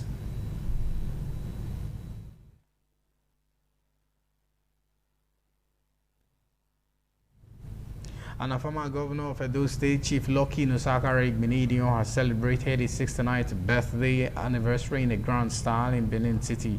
The event attracted dignitaries, family members, political associates, and business leaders, including the Edo State Governor, Senator Monday Ukpebolo, the Iyase of Benin, Chief Sam Igbe, and the celebrant's father, the Esama of Benin, Sir Chief Dr. Gabriel Usawaru Igbenedion. Pius Nsogo has details. 65, 68, 69. The atmosphere at Ugbo residence of the former governor of Edo State, Chief Lucky Igbenedion, was filled with excitement as guests arrived for the celebration. Leading the dignitaries were the father of the celebrant and Esama of Benin, Sir Chief Dr. Gabriel Osawa Igbenedion, the Iyase of Benin, Chief Sam Igbe, alongside other prominent personalities. The celebrant, Chief Lucky Nosakara Igbenedion, personally received guests with warmth and appreciation. Tributes poured in for the former governor of Edo State, whom many described as a visionary leader, elder statesman, and one of the enduring pillars of modern Edo politics. The Esama of Benin and the Iyase of Benin offered prayers for the celebrant, while members of the Great Women Theatre Troupe entertained guests with cultural performances. I'm overwhelmed. I'm grateful to God that my own son will come tonight while I'm alive. I'm enjoying it all. I hope all of them here now are enjoying the birthday.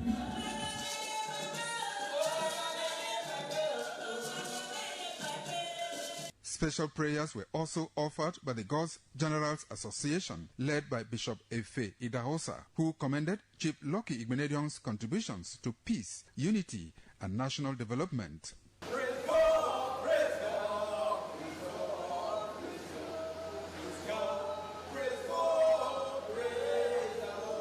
Guests from different parts of Nigeria and beyond, including Edo State Governor Senator Monday Ukpeolu, celebrated the former governor for his impact on the political and socio-economic development of Edo State. Many described Chief Lucky Igbenedion as a bridge builder whose leadership and service have positively influenced countless lives. I wish him good health. I wish him more successes, many more glorious years. Wish him well and celebrate his birthday. 69 is a lot of years, and given his pedigree, we thank God for his achievement. Very strong-hearted, very focused. He goes on steadily and steadily and steadily in life. He's 69 today, and we came to rejoice with him. The Lord will grant him good health to live life that he desires to live. Kindness that God has given to him, he will continue to go deeper and deeper. He deserves all the good things God gives his own, and he's God's own creature. I wish him a very, very happy birthday. The celebration took a lively turn as the celebrant and his brothers thrilled guests with heartwarming musical renditions, drawing applause from the gathering.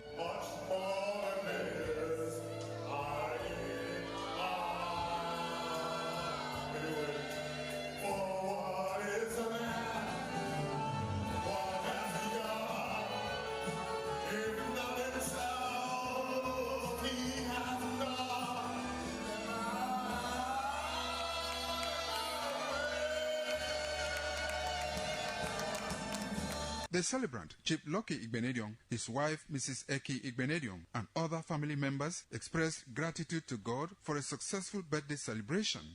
I'm feeling younger by the day, feeling stronger, I believe more relaxed, more deliberate in my actions, and I give all the glory to God for good health.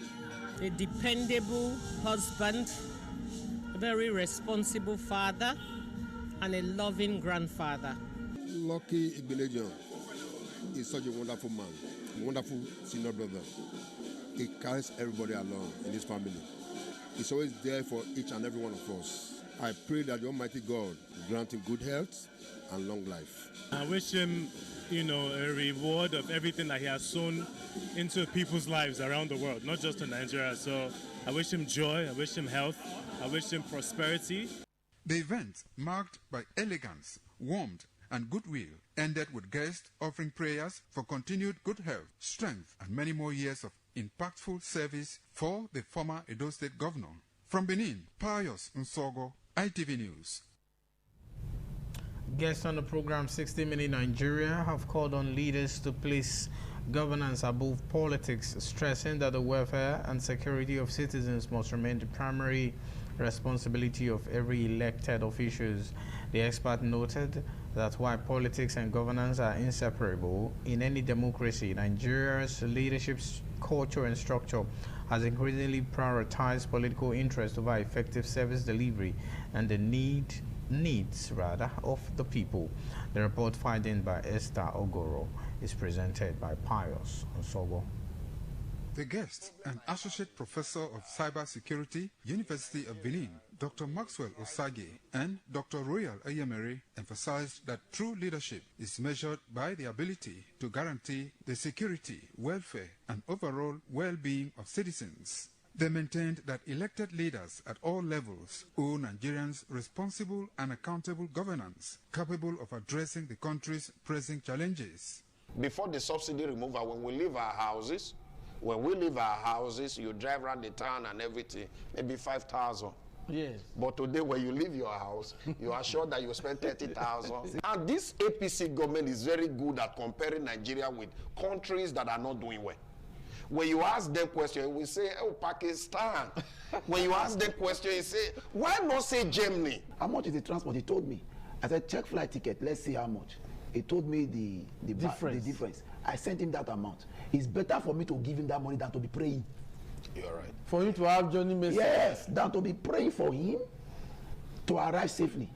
While he's traveling, I'll be calling up, where have you gotten to, and the rest of that. So that is the country we are in now. The analysts attributed the worsening economic hardship, rising poverty, insecurity, and hunger across the country to poor planning and weak policy implementation. Although they acknowledged that some government reforms are steps in the right direction, they further urged Nigerians to look beyond party affiliations and embrace people-centered governance that prioritize national development over political rivalry. The analysts also called on security agencies and public office holders to carry out their duties with professionalism, responsibility, and patriotism in the interest of national stability and progress. From Benin, Pius Nsogo, ITV News.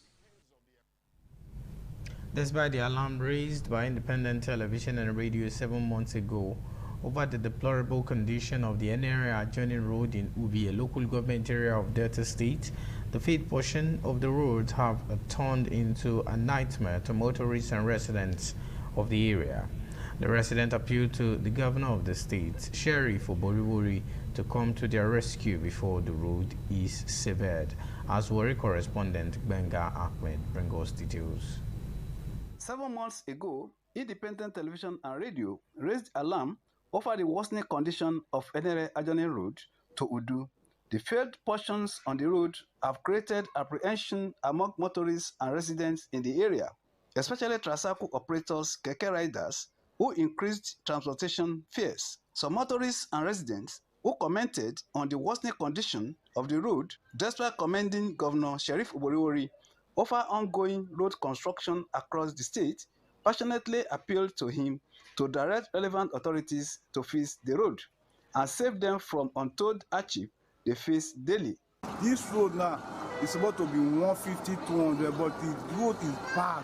Transport is, they take transport to 300, 400. Most people don't afford that money because money is not anywhere. Because the road is very bad.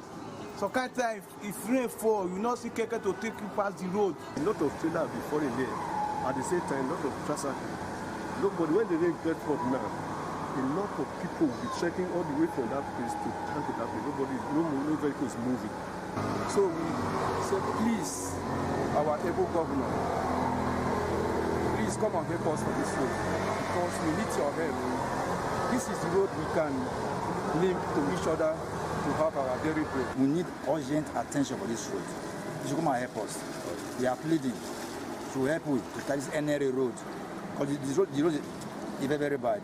The residents said whenever it rains, the road becomes immotorable for motorists and pedestrians for days. They lament they wade through the flood, which they said posed danger to their health, and called on relevant authorities to urgently intervene and fix the road.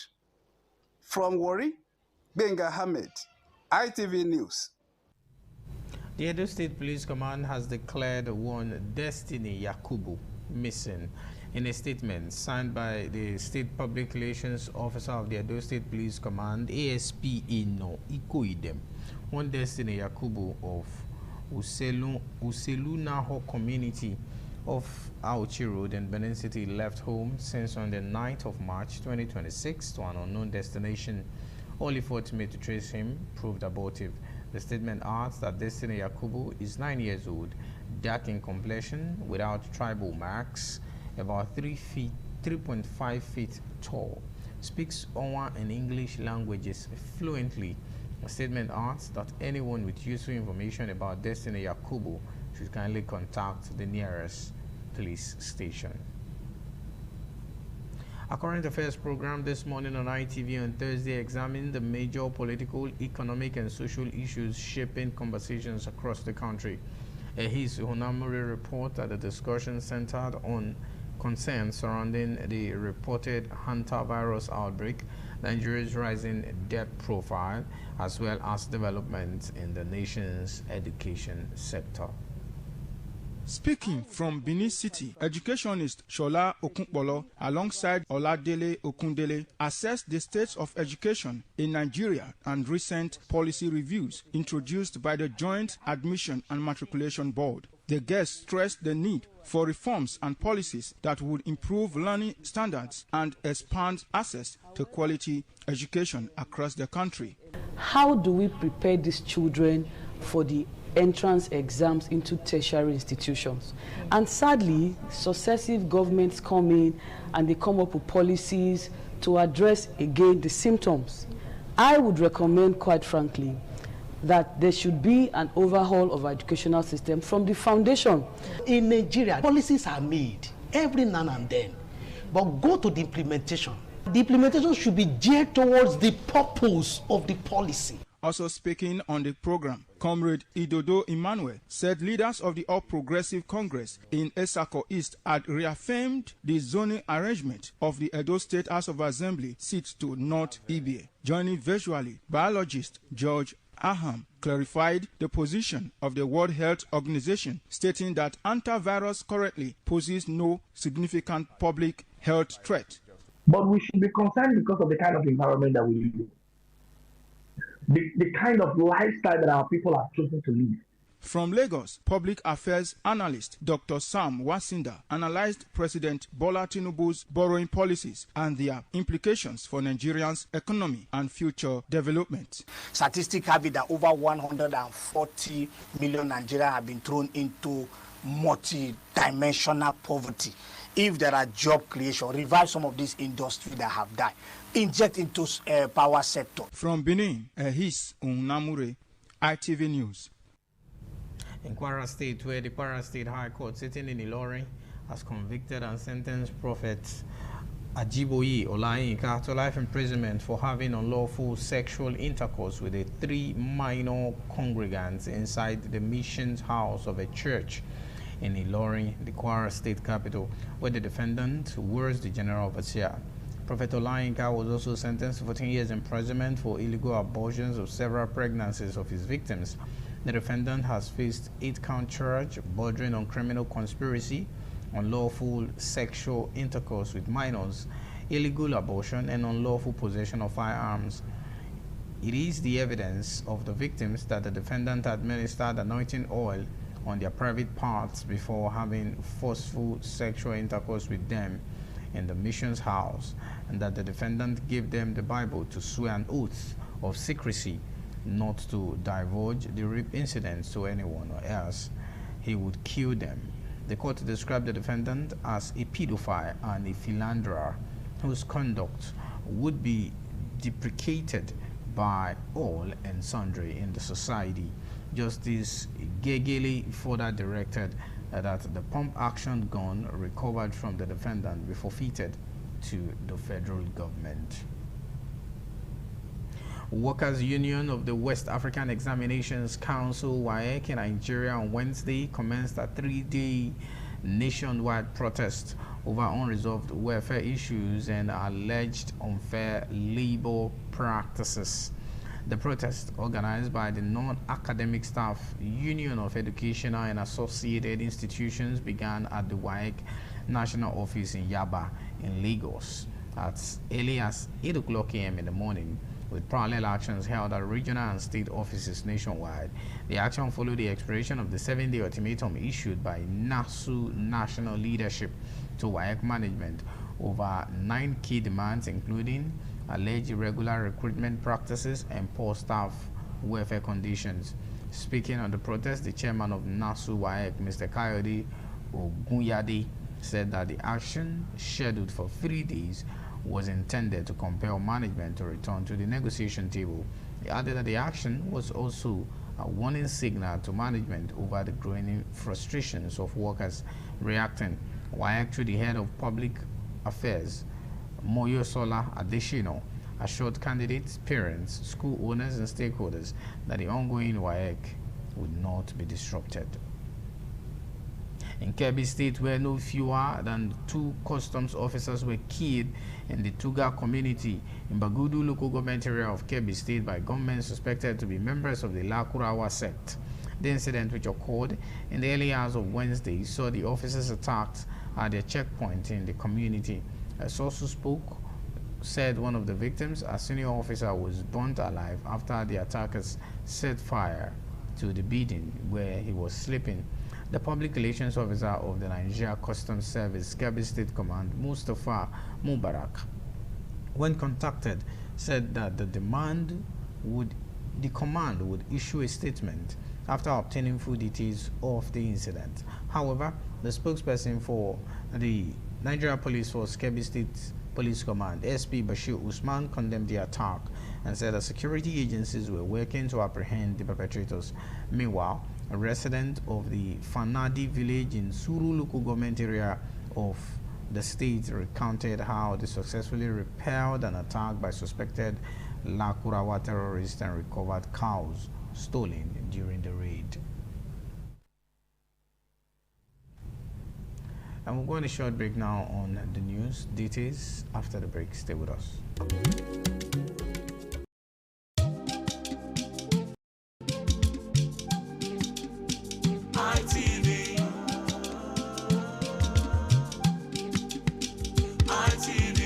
ITV, certainly the best.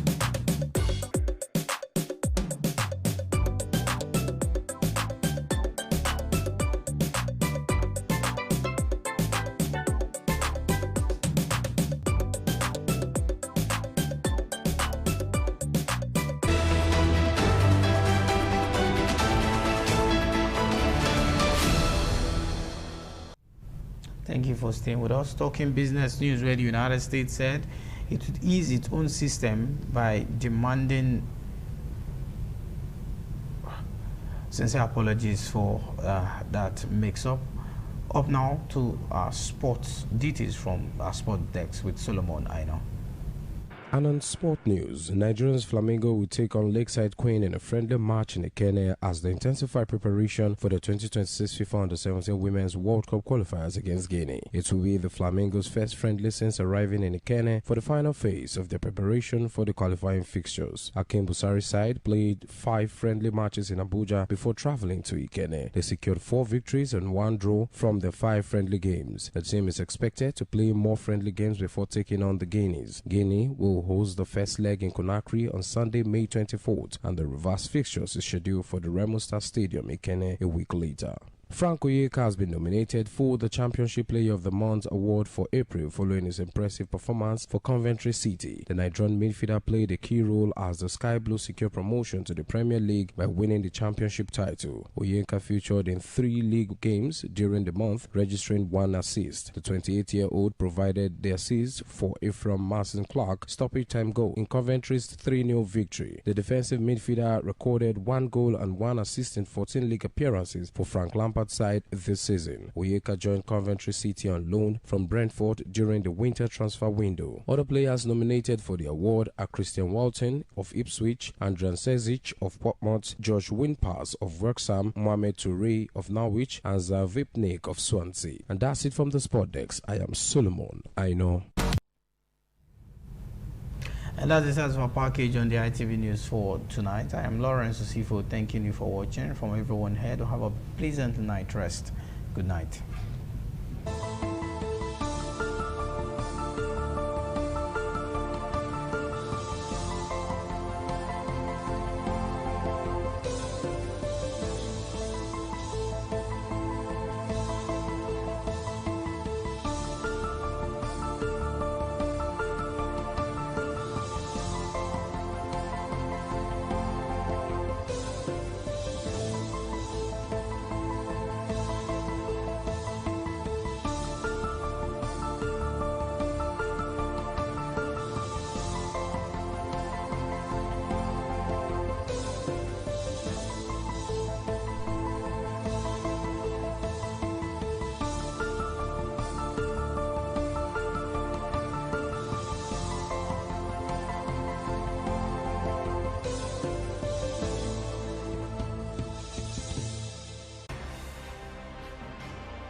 ITV, certainly the best. Herself. What did I do that was so bad? Fuck you, Mindy. You got him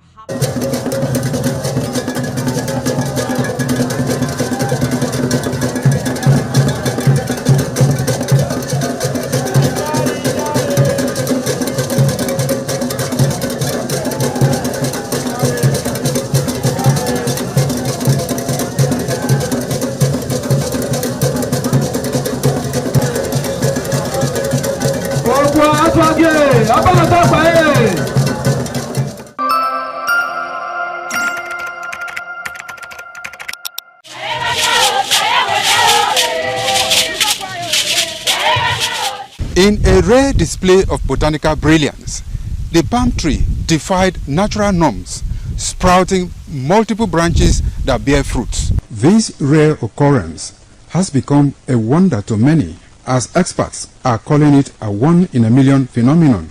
Could this multiple-headed marvel hold secrets to agricultural breakthroughs, or is it simply a freak?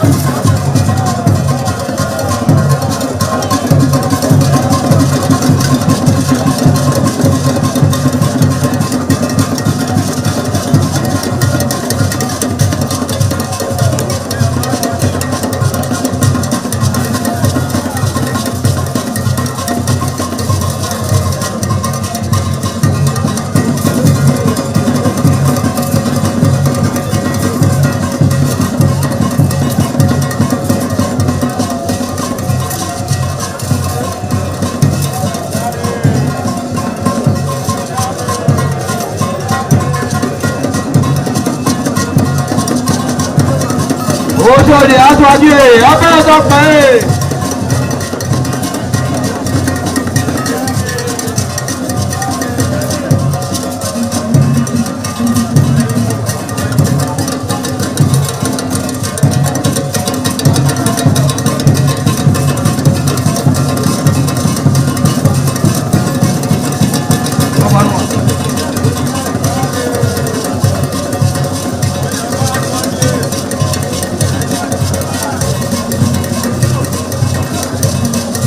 Ayaba sọ́kè ọbẹ̀ ọ̀dọ́pẹ́.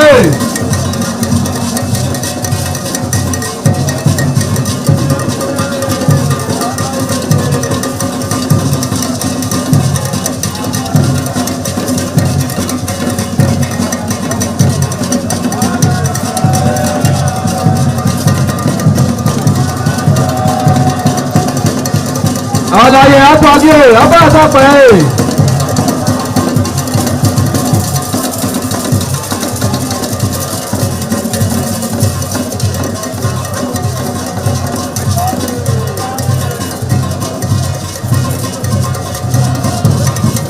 Ẹgbẹ̀júwà.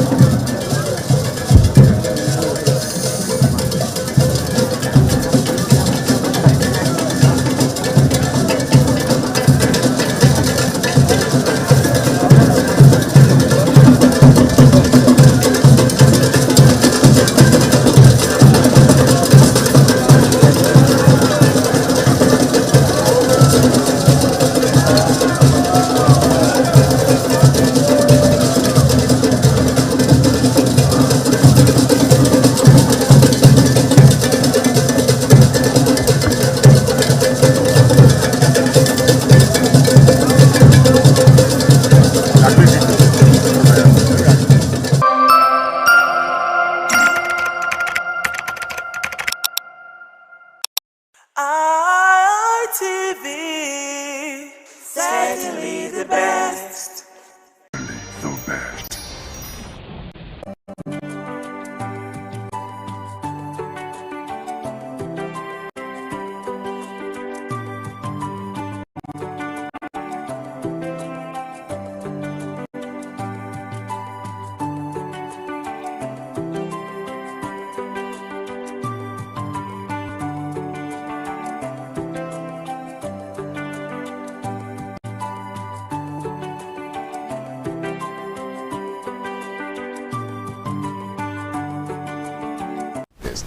And humans continue to coexist.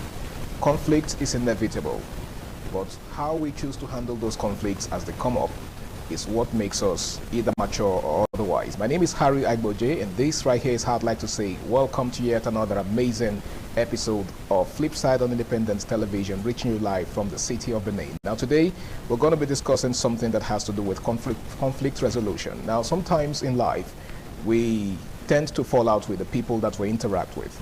It's inevitable, like I said. It's not something that we can help. It's not something that is often planned. But, you know, because we have diverse values, diverse, belief systems, and diverse ways of thinking, these conflicts are bound to come up. But it is important that when they do come up, we find a way to, sort them out, to, iron things out, just so we do not eventually go our separate ways. Now, my name is Harry Agboje, and to do this with me are two amazing gentlemen. They are actually experts in their field. One of them is a public affairs analyst. He goes by the name of Omorogbe Dosere. Welcome on board, sir. Thank you, Mr. Harry. It's good to have you on the... Now, it's been a while. I mean, I think the last time we saw was like 2-3 weeks ago. Yes, yes. All right, welcome on board. And of course, seated next to Omorugbe is an educationist and someone who's also very well-read. He goes by the name of Ramsey Abu Uwaila. Thank you, Mr. Harry, and it's always a pleasure to be on the show. And it is a pleasure to have you on the show as well. Now, conflicts, management, and resolution. Like I said in opening, conflict is inevitable as long as we interact, as long as we, we have to deal with one another, okay? But how we go about managing and resolving such conflicts is what makes the difference. So if I were to ask you to define conflict, Ramsey, of course, how would you define it? Conflict to me is a disagreement.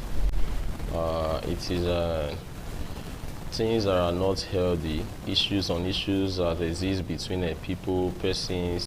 It could be inter, it could be intra, it could be intergroup. So as we go further from here, I think I'll be throwing more light on those various types of conflicts. It could be seen as a disagreement that exists. It could be between between two parties, it could be within the person, it could be between groups, it could even be within the group. As far as we live as humans, there must be instances of disagreement, but how we disagree to agree matters a lot. And that is why we should look into it. How we disagree to agree. And from what you've said, there is a difference between intra-conflicts and inter-conflicts. Of course. Okay, so when conflicts occur within groups, it's intra, right? Yeah, when it is within the group, it is intra. When it is between groups now, it is inter-group conflict. When it is within a person, it is intrapersonal conflict. Then when it is between two individuals, it could become interpersonal conflict. I'm particularly interested in the intrapersonal conflict part, but let me hear what Omorugbe has to say. Conflict arises from when there's this struggle for agreement, like he said, when they are opposing view. I'm saying what is before me is a letter 6, the number 6, and you are standing at the opposite side of me and you are saying it is a 9, and I'm saying it's a 6. So in that case, we will need a third party who is non-biased to come in, evaluate and see what we are not okay with, contending with, and help us see or reach an agreement to understand better what's happening. And then many a times there are resolutions. Many a times no resolution. That's where the management comes in. We just look for a way to manage it, avoid things that could spike such conflicts from coming up again. Okay, so in a nutshell, you're saying that conflict could also be defined as diverse views. Yes, diversity or opposing views. Yes. Okay, now what would you say is conflict management, and why is it important in our everyday life? We all come from different cultural, religious, and political backgrounds. So the way we relate from where we come from differs. You're coming from a background in somewhere at Benue, and you are now working with someone from, say, Port Harcourt. Your differences, you have differences, both political, both, religious backgrounds. You have different values. So there are things that I may do in my own spare that isn't allowed where you come from. It becomes an issue. You become uncomfortable when I do it around you. I may not know because I'm not coming from your background. Your own background, yeah. But because if you don't tell me, it continues. And then I start noticing your emotions are changing towards me and you become agitated till we are able to identify you coming up with it and say, this thing doesn't all go well with me. So we'll now have to look for a way to manage it. When I now know that this will not go so well with you, at that time where you are there, I can choose not to engage in whatsoever act I'm supposed to engage in that is not okay with you. So that is me managing it. Okay. So I am managing it. So it doesn't escalate? Yes, so it doesn't escalate, because many are times when it does, it will lead to rancor, it will lead to unproductiveness, it will lead to rivalry. A lot of things will go wrong. No organization or society can grow when there's conflict. none can grow. There's no meaningful growth or development that can happen. Investors run away from areas where there are conflicts. You see them removing their staffs, investment, because everybody knows that you can't thrive successfully in a place where there's conflict. Yes. So it must be managed, because there are some that can be resolved. But when it becomes so, it must be managed so that we can all forge ahead, and it's a win-win for both parties. Okay, now Ramsey, conflict management, why is it necessary? Of course, it's very necessary because conflict is already part of existence. As you rightly said, you see, once we live as humans, we are bound to have diverse views, opinions, and all that. So because our opinions are different, there's bound to be a clash of opinions. So with that, conflict will arise. And once conflict arises, there is need for us to manage it, or must manage it appropriately. Now, most times in this part of the world, we see conflict management as something that is archaic or not even part of our culture. We want to always have a side where one particular party wins and the other becomes the loser. No. In conflict management, we must come to a common ground where both parties will be okay and say, it's a win-win situation. And with that, it simply means that we'll forge ahead to have a cordial relationship even after that particular conflict or situation. Now, the idea of managing conflict now should not be the onus that rests alone on the government or even the judiciary.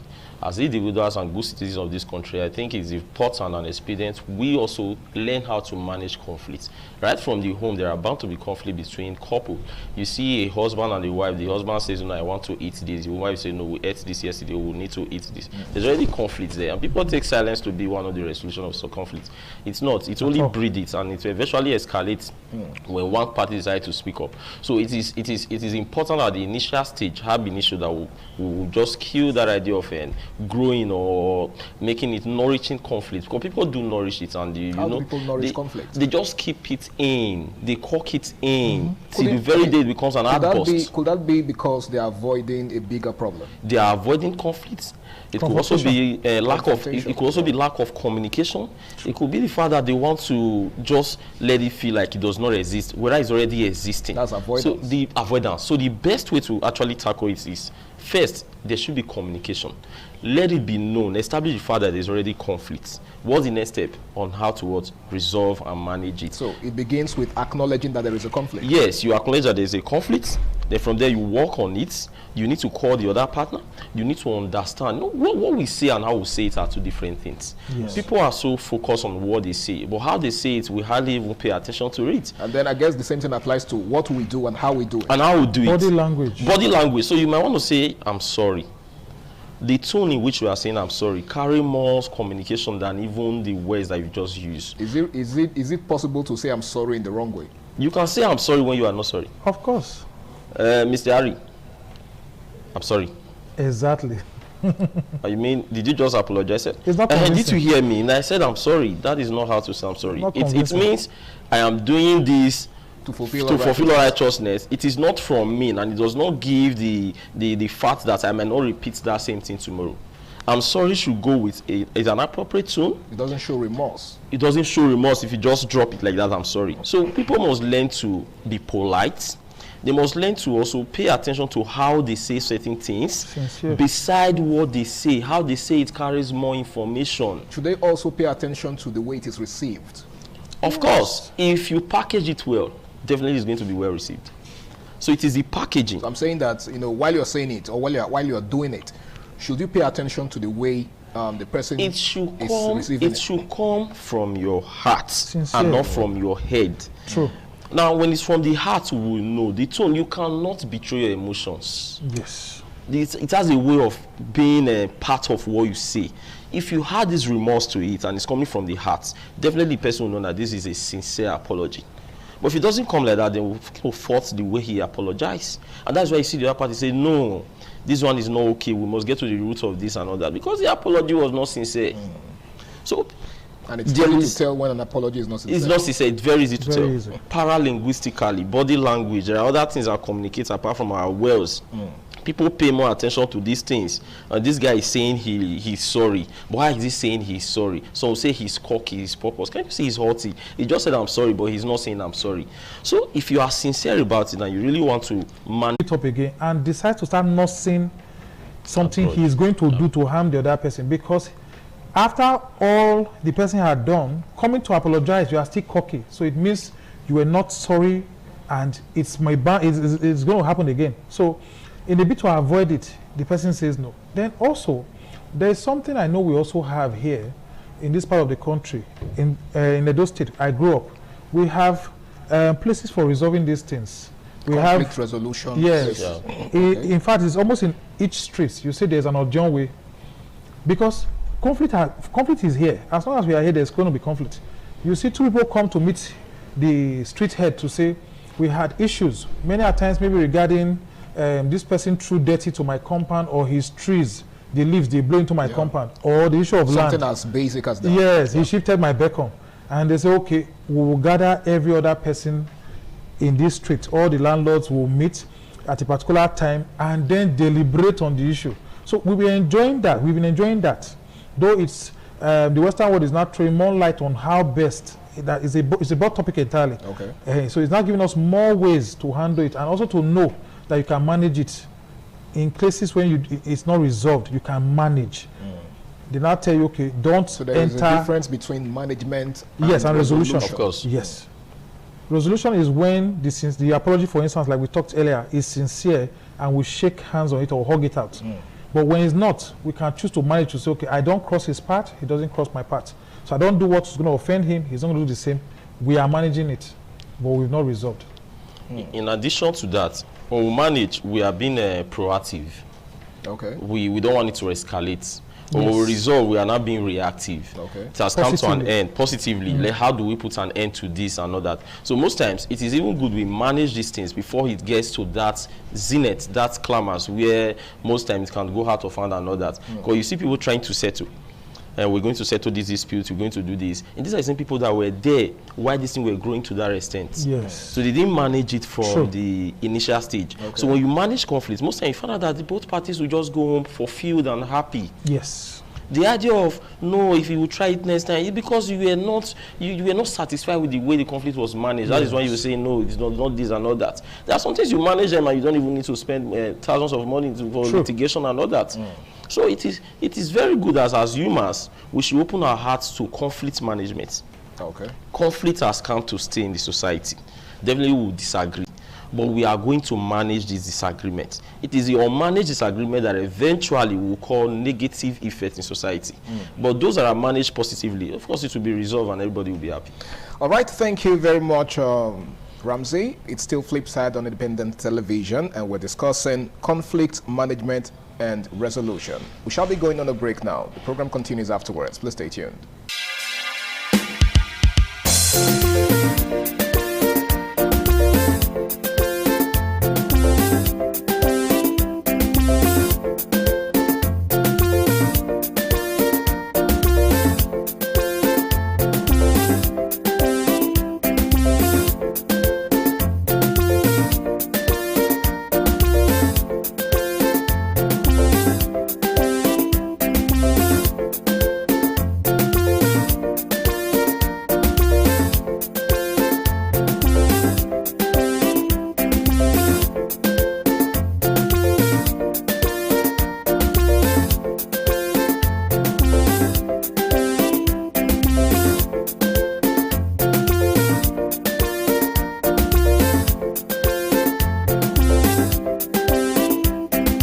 Because you've offended him, and that thing, a lot of people don't have to know. Emotions also play a bigger role.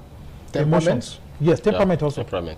Temperament also. So if you have a conversation that goes the wrong side with someone who is very tempered, you have to run away, because he's going to come after you. No matter the nature of the conversation. He's going to come after you, because you've offended his ego, you've made him angry, so there will be an outburst, and if it's not well controlled, it could become physical. All right, Ramsey. In causes of conflict. Yes, I think the major cause of conflict is impoliteness. When people tend to have their face saved, when you have this idea of saving people's face, you hardly get into trouble with anybody. As humans, we have an ego to protect or massage and all that. So when you try to downplay people's integrity, make them feel like a nobody, we always call for conflict. It's just like what you don't want others to do to you.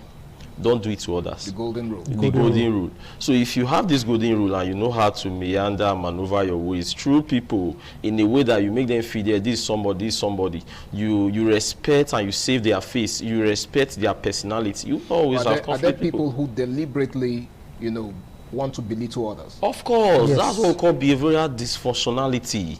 There are people that just want to see others under their feet. They want to see them as the subservient. They want to see them as the inferior. Yes. They always want to see themselves as the superior. They see those other people like people that don't even have a say. They are to be seen and not heard. Yes. And humans don't want that. Even a man that is begging you for something, he's still holding a little integrity and dignity. So if you massage integrity, he will go well for him. But if you remind him that he's begging, he might even ask you, okay, bros, forget about it, don't worry. Yes. I'm okay. So it simply means that as humans, we have that atom of integrity, that pride in us. Dignity. So anybody that is able to protect it for us, that person will not always run into trouble with us. True. So the major one is impoliteness. People should learn how to be polite in their workplace, in the society, anywhere, in school. Be polite in language, in body language, in behavior, everything. Be polite. When you are polite, you hardly could have problem with people. I think I agree with you. Now let's take a look at some of the types of conflicts. Okay, because I believe most times when we hear of conflict, the first thing that comes to mind is the basic quarrels, disagreements between us. Okay, but are there different kinds of conflict? Of course. There are even subtypes of conflict. Let's start with the people involved. Going by the parameters of using people involved, you have the intrapersonal conflicts. This is a conflict that happens. The one that happens within you as a person. So it's possible for somebody to be at conflict. Conflicting ideas and value. This morning, I was thinking, should I just put on native or just wear my sleeve? That alone, there's already a conflict. There's a disagreement. But it happens to me. It is intra. It is within. It is intrinsic. It is mine. Now, when the conflict is now between an individual and another individual, I will say it is interpersonal. Now, people involved now, there are still persons, but this time it is between a person and another person. Harry said, no, I want it like this. I said, no, it should be like this. Yes. So we are already having a disagreement. That is a conflict. But when the conflict is now within a group, it is intra-group conflicts. Now, it is within the group because members of the group, they do not agree on a particular thing. Some are saying this, some are saying this. Within the group now, it's intra. But when it is now in one group. In one group. Or if it is now between two groups, it will not be inter-group conflicts. Now, Group A versus Group B. Conflict with Group B. With Group B. So Group B is saying, I want this. Group A is saying, I want this. Now, it is not between a group. So we have this type of conflict based on the people involved. Because we have conflict based on the issue on ground. Some conflicts are functional. Those are conflicts that are healthy. At the end, it helps us to resolve a particular thing. Yeah, I was actually going there. Yeah. Like, do we have healthy conflict? Of course we do. We do. There are some conflicts you have with someone that will bring out the best in you. Yes.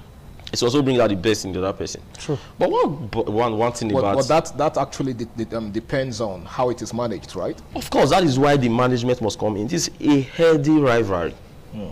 Healthy one. You might want to top your class because someone said, no, I'll top this class. And if you are giving up, you remember, someone should be reading by now. He has promised to top this class, and I gave him my word. So let me go and read.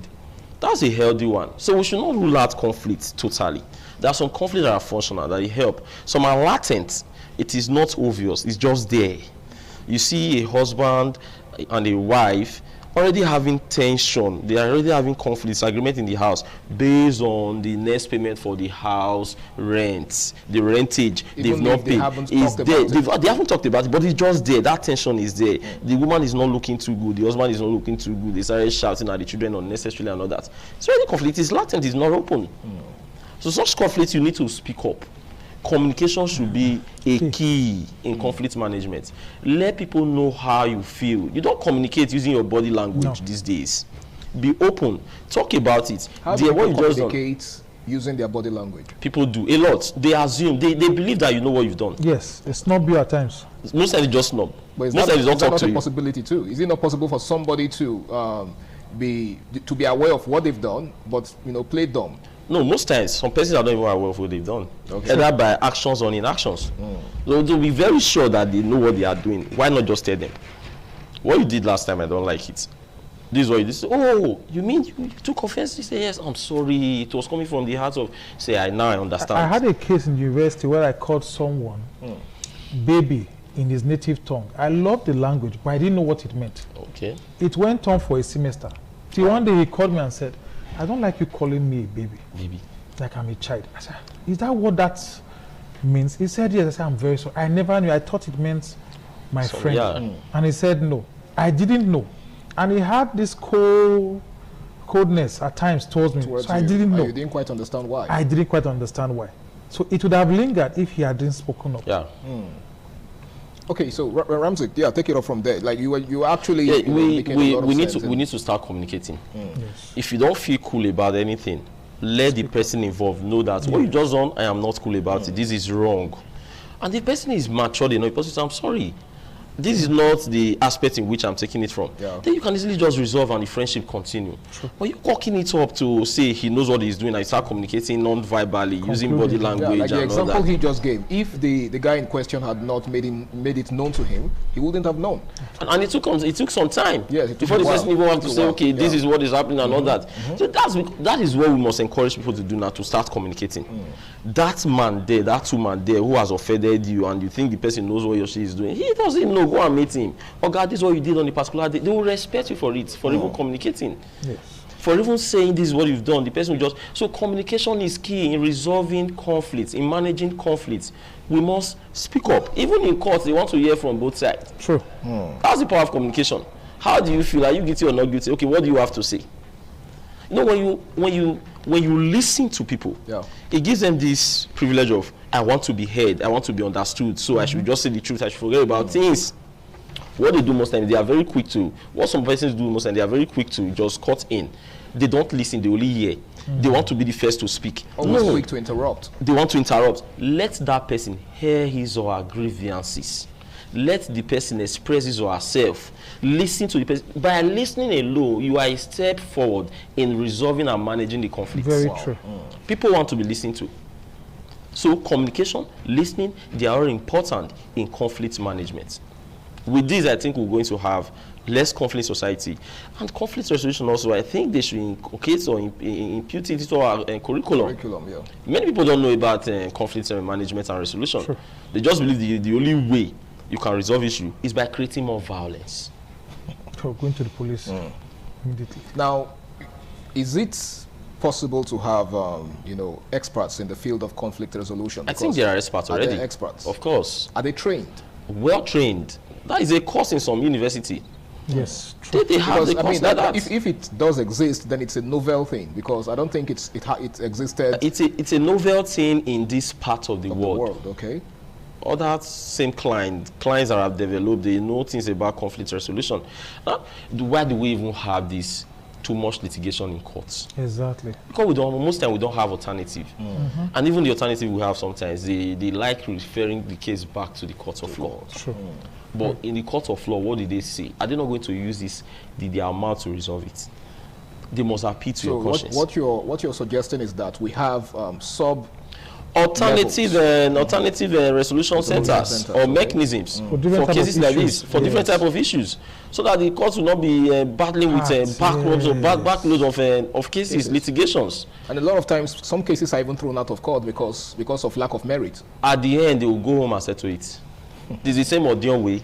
Okay. Exactly. That they not initially, that the audio will not settle the issue. All right, thank you very much, Ramsey. It's still Flipside on Independent Television. We're discussing conflict resolution and management. We shall be going on another break. The program continues right after that. Please stay tuned.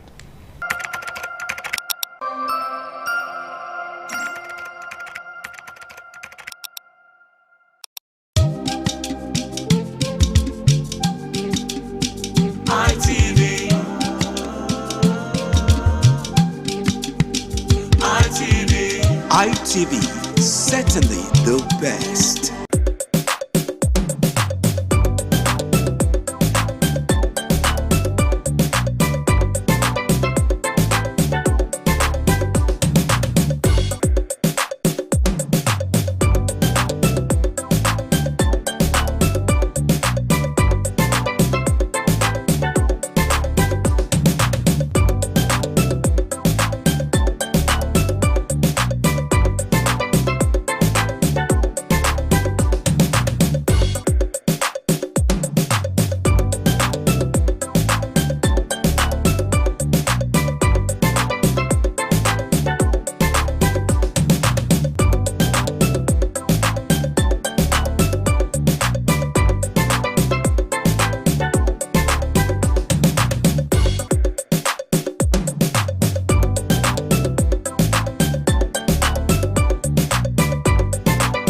All right, it's still Flip Side on Independent Television. Now, gentlemen, I'd like us to take a look at another very important factor in all of this, emotional intelligence. Now, how do you think emotional intelligence helps to, manage conflict or to avoid it completely? Let me begin with you, Omorugbe. When you know a particular communication or a particular type of greeting will offend someone else or someone you say it to, you would avoid it, because you will see that he or she is not pleased with what you've said, so you avoid it. Even within, among spouse, there are some things you say and she says, stop saying this, I don't like that statement. You have to now stop, because you also voiced it and making it easy for you. But we weren't really taught on how to identify emotional intelligence. We weren't. But we could see that, okay, this person has changed from the way he was relating with me to a different way, signifying that something is not right somewhere. That you might have said or done something. Yes. So if you are not smart to detect the time it happened and know what you may have said or what you may have done, you may just come and the person says, whenever you return these files, always keep them in this particular order, or always enter them, and you come, you drop it, you go, it becomes an issue. When you come in the other time and the person is not answering you or he's not looking at you, you're not having the little jokes you normally will have in the office space, you're not, so you must, we learned that from the little things we see, and when some other people will voice out and say, I don't like what you said or what you did, or you hit me when you were moving, I didn't like you didn't say sorry and stuff like that. So emotional intelligence, we learned some from what we saw, and when all the persons that were affected, they voiced out.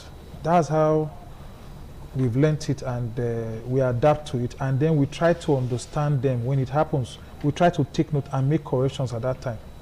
All right. Now, Ramsey, is it really possible to be able to identify some of those things that people find offensive? For example, some persons don't like it when you call them certain pet names. To you, it's just a pet name, right? But to them, it's an insult, right? So, is it possible to be able to identify all of the things that some persons are likely to find offensive?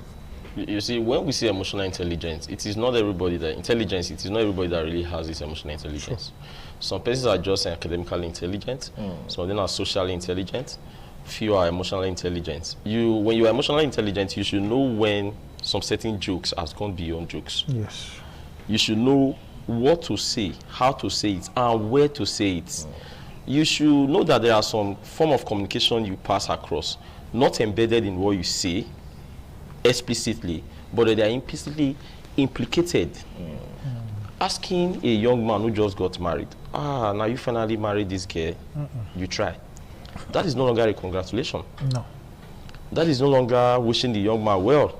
The young man wants to raise eyebrows and start asking questions. What do you mean by that? Because that statement was pregnant. There are so many things. In fact, it was ambiguous. You can generate possible meanings from it. Yes. So an emotionally intelligent person will not make such statements in that kind of situation. So when we say people are not emotionally intelligent, you can be very good in school, you have all the A's, you are bright and all that, but you don't know when to put an end to some certain things. You don't know when to use some certain joke. You don't try to protect and save people's face. Therefore, you are not emotionally intelligent. True. I think everybody should sit down and say, what is it I'm saying? What will be the repercussion? What is my aim? What do I want? What is the rationale behind this statement I just made? What do I want to achieve with this? If you think of these things before you say anything or do some certain things, you hardly have conflicts or issues with people. So this emotional intelligence is what people can just sit down, psychologically think, what will be the consequences of this statement? How will this person take it? Or what would it sound like? Now, even if it's not intended that way. That way. Say back to him as a person. Yes. So you should put the person first. Think of the possible interpretation before you use some certain jokes or some certain words. There are some jokes that someone will take when he's alone. But when he's his spouse or family members, he will not want to take such a joke again because the situation has changed. So you must look at your situation before some certain words comes out from you. No one that will say some different professionals have their jargons, different situations have different words that we're supposed to use there. So if we gaffe or misfire, it is we are using the wrong statement in a particular situation and it does not fit in. Maybe in the wrong context. In the wrong context, and that is lack of emotional intelligence. So I think emotional intelligence is something that everybody should have, or sit down to what, think about. Think of the consequences and repercussions of every statement you make concerning another person. Are you going to feel? Are you saying it to belittle him? Or what is the end result of what you are doing? What's your motive? What's your motive? Okay, you can use a word, and embedded in that word are things you said but you did not say. By implication, contextual usage, by inference. Oh, okay, I will soon be leaving. Please allow Cynthia to wash this clothes. I want it to be clean. Please don't wash it. You just told the next person he does not know how to wash clothes, but you didn't say so. But you said so. But could it? I mean, is it possible that such a thing is said, but that's not what is intended? For example, if I say, like the example you just raised, I want this thing to be washed. I want Cynthia to wash it. You don't wash it. It could be that I don't want to put you through the stress of washing it. I want Cynthia to wash these clothes clean. Please don't wash it. It simply means Cynthia knows how to wash better. You don't know how to. Very clear. That is where the diverse aspect of communication comes in. Pragmatics is looking at what you said that is embedded in your words, but are not carried by the words. Okay. Let me explain what I'm trying to say. Is it not possible that the person that's telling Cynthia to wash it does not want the other person to wash it? It's possible. Because he doesn't want the person to undergo the physical, should I say, hurdles of washing it. The situation in which or where that particular statement was used matters a lot. The circumstance. The circumstances, the context, the relationship you have with Cynthia and the other person. Yes. So Cynthia is going to look at these things. It must be properly communicated. If you tell Cynthia and the other person is of Cynthia's age, probably they are just rivals in terms of they want to win brother's hearts by doing some things for brother, and brother is not saying, I want this clothes to be clean, you don't watch it. Of course they know what you're saying. Okay. But if it's spoken on a neutral ground, I could say, I don't want you to wash it because I know you've been working all day and I need you to rest. Better. You have made it explicit. You have disambiguated it. It can no longer generate more than one possible meaning. Okay, so that's because you have emotional intelligence. Okay. You don't want to bruise our ego. Okay. You don't want her to feel bad. Yes. Then you know how to construct it. So everybody should just imbibe this emotional intelligence whenever you are communicating or dealing with people. It helps a lot. Okay, thank you very much, Ramsey. That was a very brilliant one. Now, Omorogbe, there's a particular example that you shared when the war will break. I would like you to share it again, because you see, I believe a lot could be learned from that. Yes. Yeah. So go ahead. Let's hear it. Like as I was saying during the break, there's this. There are persons who make caskets, and I saw this in the movie. And this elderly man was greeted by the person making the casket, and he greeted the casket maker and said, "How is business?" And the person said, "Ipa." Two things. So the first one, they say you want to change that new Benin market to modern market, just the way urban market and the clothes are all they go on. But these people where they this foul line, they fear. But really address us. What will happen to these people where they sell foul for new Benin market? What will be the upgrade? Yes, what they heard from us was going down to PG so that okay. Wetin dey happen be say World Bank get one program wey dem dey do wey make dem send their certain agencies to come here. They come choose New Benin market. Say they wan come build for us wetin they call poultry market. They call it El Press poultry market. This market na just 2 line only for the whole market they want to use. They are building it to a modern standard. One, to avoid diseases based on the way they are slaughtering their chicken inside the market. They want to give them the modern way and all the requirement they need to put these things in order. So what they are doing there is not to take their shop, is to rebuild it. And we have promised the market people that we will take their number and their name. So when they finish, we will return the shop back to the original trustee. Okay, but then they fear say if they start the project, maybe gonna go take another 10 years or 5 years to finish the project. What they promise is 90 days. And if they don't finish it in less than 90 days, we will take them back to the same place to do their business. The local government is here to protect them. It's not like other projects. It's not even a big project. It's a small project, just 2 lines. It's something that even we as local government can do in less than 2 months. So for the benefit of doubt, it's just 3 months that we want to do this project. It's not a local government project. It's not even state. It is World Bank. And they have given it to other local governments. For us, we are only beneficiaries. And I'm appealing to all of them to be patient. That when they are ready by the ending of this month, we will not take more than 2 or 3 months. That project will be completed. And it's going to be for their benefit. For that we get more customers. People like us who used to buy chicken from places like supermarket and the rest. I would not like to go there to buy because the environment is clean. They are using the modern materials, the environment, everything. And at the same time, it will be void of diseases.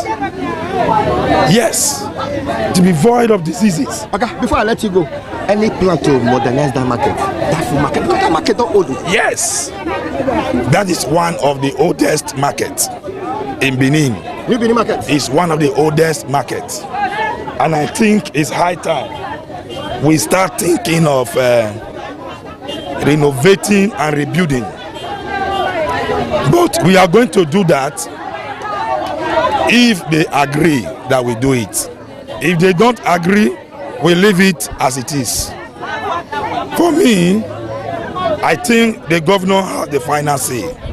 If the governor decide and give approval for the rebuilding, they will have no choice but to cooperate with the state government. I cannot do that on my own without permission from the state government. My honorable chairman, I thank you for the time you take address us. I greet you, Maga. Think with the plan, the truth, and nothing but the truth. Thank you. Thank you. What will be the plan? We say the World Bank and federal government now they collaborate for this program. For the states, apart from those states and some few states where they this program, so now only few of us throughout South. Now only those states did this program. So what they do be say now on livestock that the better farmers where they into livestock. Livestock not be only poultry, fishery day, cow day, goat day, other things day where they work on now. So the program name now Air Press now from federal government. So this local government wetin they bring come here be say they look through that market, they find out say the market don old, their drainage system they fit carry their influence, the shit and the fowl feather wey dey come from the market. So people no even dey gree go there well again. So when they don carefully look the place, now they say they need to rebuild this place for them.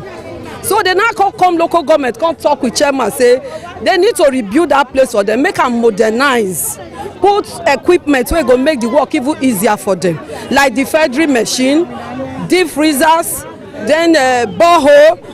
They want put solar, then they go put vet doctor's office for there in case their fowl even get program. Inside that market? Yes, all of these ones go there inside the market. Vet doctor go there, vet doctor's office. So all these things now they don't package. So last week now they come the engineer where they don't already build this the payment for this program.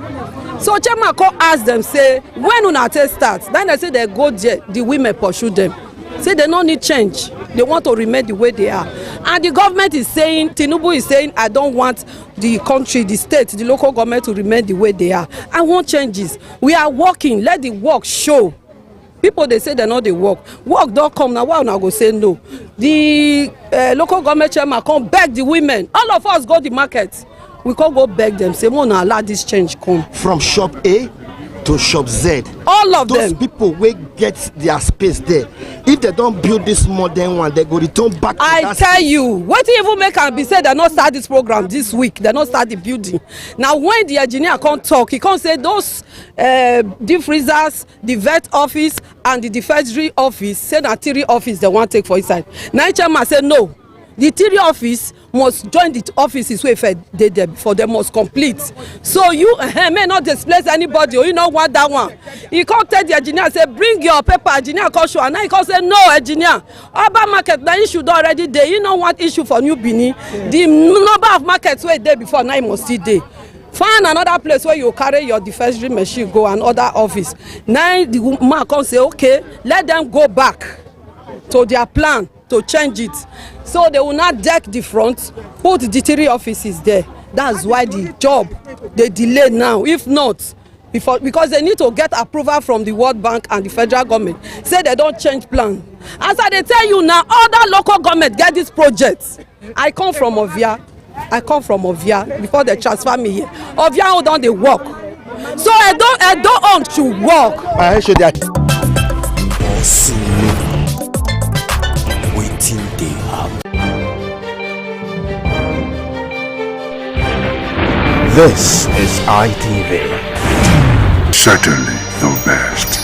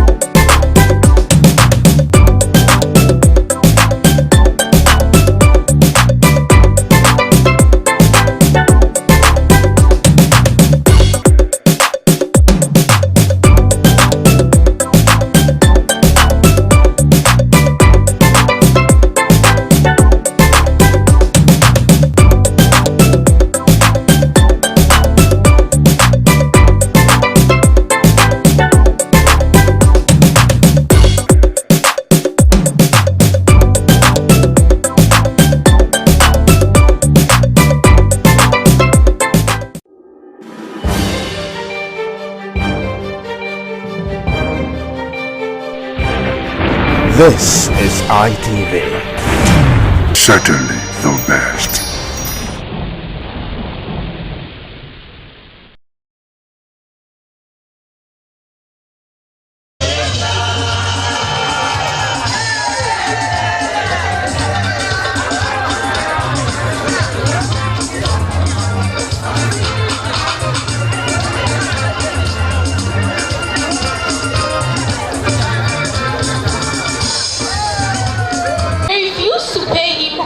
which caused trouble in the Benin Kingdom. An oracle was consulted, which they advised him to offer sacrifices, including human sacrifice. Queen Eden offered to be buried alive as a human sacrifice to bring back peace and stability to the Benin Kingdom, and to restore respect from her husband, from the subject, Oba Ewekpai.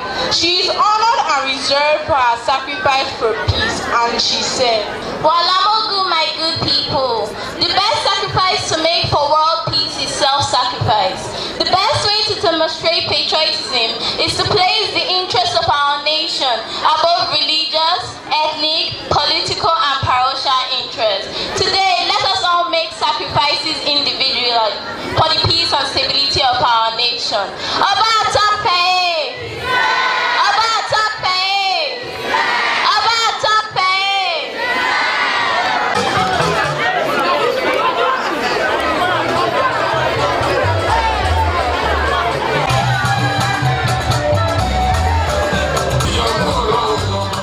Was the first premier of the Western region between 1954 to 1959. He was the leader of opposition in the Federal House of Assembly in 1960. In 1952, Awolowo's Action Group AD Party formed the government of the Western region. He became the Minister of Local Government and leader of government business. He led the region's team to all the pre-independence national conference, both in London and Lagos, which collectively ushered Nigerians' independence. Chief Obafemi Awolowo was awarded the Grand Commander-in-Chief of the Federal Republic of Nigeria, GCFR, in 1983. Just like most Nigerian patriots, Chief Obafemi Awolowo rose from humble beginnings. He attended a village school and later Wesley College in Ibadan. He studied locally to pass the Bachelor of Commerce degree examination before traveling abroad for his law degree. He died in 1987, leaving a legacy of unity, equal right, and justice. He is a nationalist to the core, a great elder statesman who fought for his people's independence, and he said, broadly speaking, we originate from common stock. That in any event, our political and cultural association have not such long standing to make us look upon one another as close relations. And above all, we are Nigerians, whom both nature and constitution have joined together. It is within our power to stay together.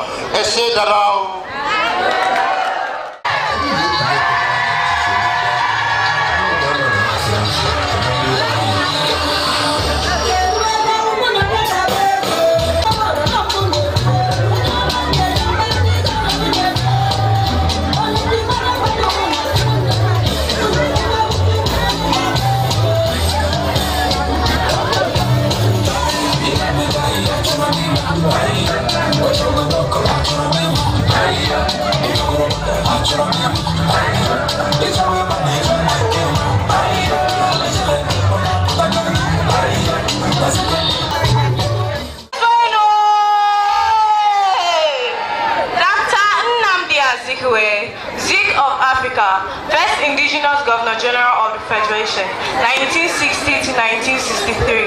He was born on November 16, 1904 in Zembro, Niger State. He received his early education in different parts of Nigeria before obtaining a higher degree at Howard University, Washington, D.C., USA. In 1963, when Nigeria gained a republican status, Dr. Nnamdi Azikiwe was the first president of the Federal Republic of Nigeria. The OLA was a member of the Western House of Representatives between 1952 and 1953 and a member of the Eastern House of Representatives between 1954 and 1959. During this period, he became the Premier for the Eastern Nigeria.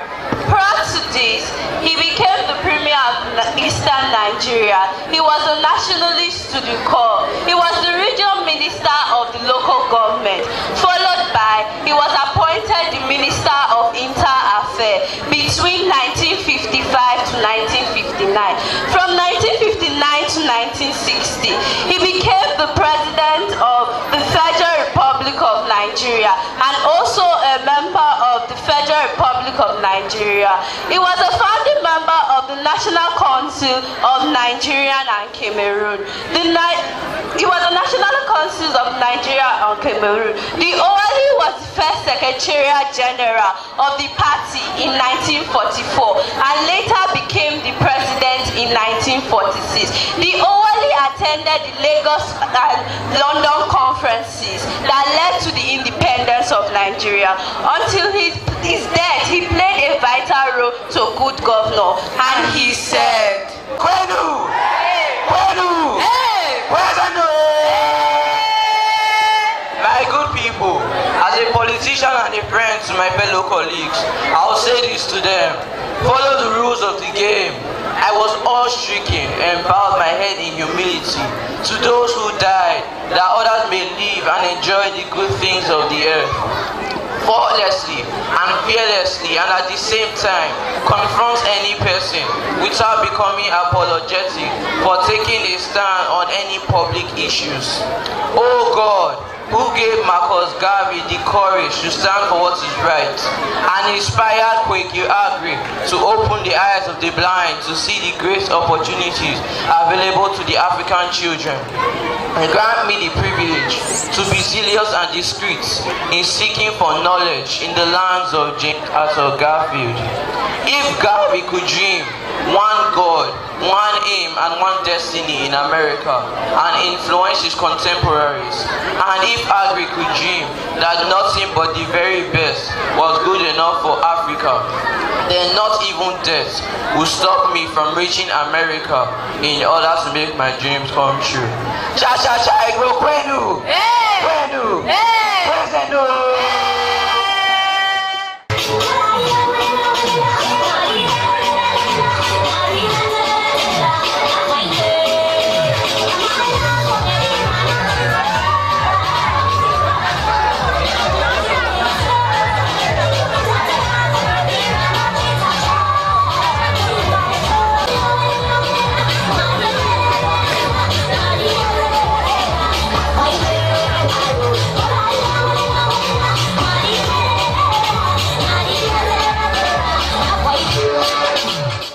District at Lere. He started his early education at Quranic School in Bauchi and later returned to teach in Bauchi Middle School. In 1944, along with a few learned teachers from the north, he was chosen to go and study abroad for a year at the University of London's Institute of Education. Upon returning to Nigeria, he became an inspector of schools for the colonial administration and later entered politics. In 1946, he was elected to the colony's Northern House of Assembly and to the Legislative Assembly in 1947. As a legislator, he was a vocal advocate of the rights of Northern Nigeria, and together with Alhaji Ahmed Bello, who held the title of Sarana of Sokoto, they formed the Northern People's Congress, and he said, religious beliefs, and to affirm the basic principles of his particular creed. It may be that when we hear the world crying out for peace, we may receive an inspiration to deal with these intractable problems and to be able to really devote all our resources into the advancement of mankind by applying those internal truths which will inevitably persist long after we ourselves are utterly forgotten. Nangode! To thank you all and tell the students well done. I just want you to know that the school remains very important to me because Igbinedion Education Center was my foundation to making me who I am today. So I want to use myself and tell you that students all be very encouraged because I can tell you that I would never have gotten to the House of Representatives if not for passing through Igbinedion Education Center. As some of you may have known, I actually happen to have been in school in England. So I was born in the UK, went to primary school in the UK, secondary school in the UK, and at some point in time in secondary school, I said, you know what? I don't want to be in England anymore. I want to come to Nigeria. And people were doing the opposite. Everyone wanted to be in England, and there was I saying I wanted to be in Nigeria. And one of the things that propelled my decision was Martin Luther King Day. I was so jealous. I would sit down at an English boarding school where at that point in time there was still apartheid in South Africa and Nelson Mandela was still behind bars and there was still a lot of racism. And I thought that I would feel better at home than in the UK. And therefore, I wrote several letters incessantly to my parents saying, look, I want to be back home. And that was a life-turning and changing decision for me because that was my own integration and understanding much better how Edo State, Nigeria as a whole, and Africa operates. And like I said, it's on that ground I was tough enough to weather the storms and decide to emerge as the first female House of Representative member representing the good people of Edo State, I can say, particularly of their federal constituency today, and emerging as the youngest female House of Representative member in Nigeria. So I give thanks to Igbenedion Education Center, and I want to tell you all, the students here, especially the girls, to encourage you that anything a man can do, a woman can do too. And if not, even better. And never give up. You know, some of you know of my political journey. Today, we gather to honor the life and legacy of Dr. Martin Luther King Jr., a man whose courage, conviction, and unwavering commitment to justice changed the course of history. Dr. King reminded the world that true leadership is rooted in service, that progress is achieved through unity, and that justice must never be delayed by fear or indifference. His dream was not just about equality in words, equality in opportunity, dignity, and access to better life for all. As we reflect on his message, let us remember that the work of justice is ongoing. Each generation is called to carry the torch by standing for what is right, by lifting the voices of the marginalized, by choosing love over hate, dialogue over division, and hope over despair. Today, we recommit ourselves to building communities that reflect Dr. King's dream. Communities where fairness prevails, peace is pursued, and every individual is valued.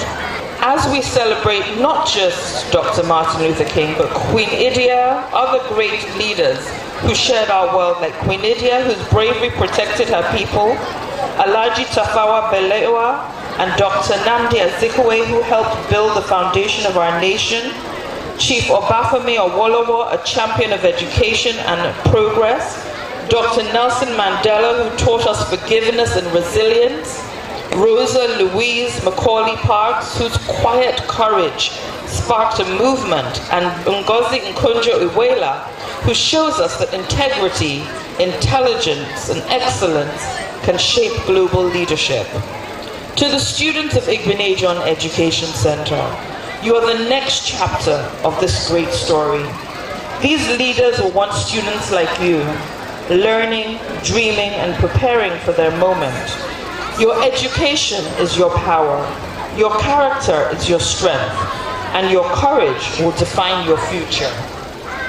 Believe in yourselves, work hard, stand for truth, be kind, and never forget that leadership begins with service. As we have honored these great men and women today, may you be inspired to dream boldly, act justly, and lead with integrity. Thank you, and happy Martin Luther King Jr. Day. And I must also thank and remember the chairman of this great institution, my father, His Excellency Sir Chief Dr. Gabriel Osawaru Igbenedion, the Isama of Benin Kingdom, who, of course, is here with us in spirit. And I know that he is also a man with a great legacy who we all look up to and appreciate. And I just want to say, well done, children, once again. Thank you. God bless you all. Oba Tokpe. Kuka Okonjo was the Obi of the Obahi royal family in Ogwashi, Uku, Nigeria. She briefly attended Queen's School in Enugu and was later relocated to live and further her studies in St. Anne's Moli School in Ibadan in Oyo State. She later moved to the USA to study at the Harvard University, where she learned economics and graduated magna cum laude in an AB in economics in 1976. She now has she was later the #2 position directing managing She later rose at Washington DC World Bank as the #2 position manager. She said, "And investing in young girls, catching them upstream is even smarter economics. Educating our young girls is the best way for Nigeria's foundation, development, and growth. When I find problems, I always try to find solutions. The best way to help Nigeria is by helping them stand on their feet, and the best way to do that is by creating job opportunity." They were treated unfairly and did not have the same rights as black people. On public buses, black people were forced to sit at the back and give up their seats to white passengers. But on December 1st, 1955, on her way back from work as a seamstress, she refused to give up her seat on a bus in Montgomery, Alabama. She was arrested for this, but she stood to her right. Rosa Parks teaches us to be courageous and brave. Today we celebrate her not because she was disobedient, but because she fought for what was right. Deep in my heart, I overcome someday. Oh, deep in my heart, I do believe that we shall overcome someday. I almost didn't come here today because so many people told me not to come. But I said to myself, I could not come here and see what had happened in Selma, him the only law. However, I came here today with a hope and a faith.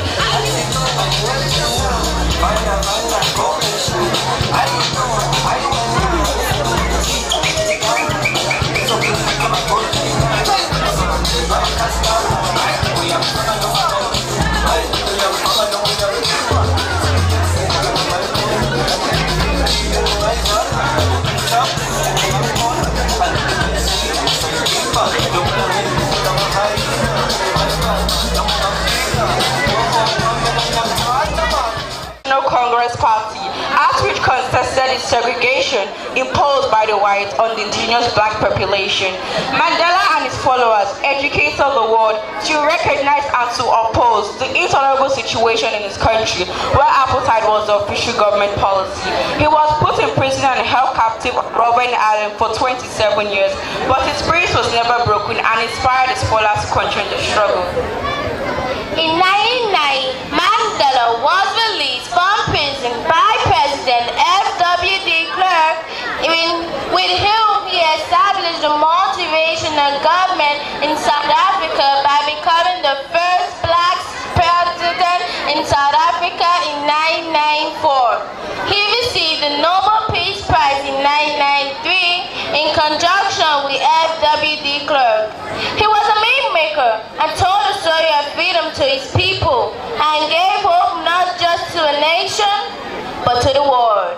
He said, "As a representative to the millions of our people who dared rise up against the social system whose very essence is war, violence, racism, oppression, and repression, these countless human beings had the nobility of spirit to stand in the path of tyranny and injustice, recognize that an injury to one is an injury to all, and acted together in defense of justice and a common human decency.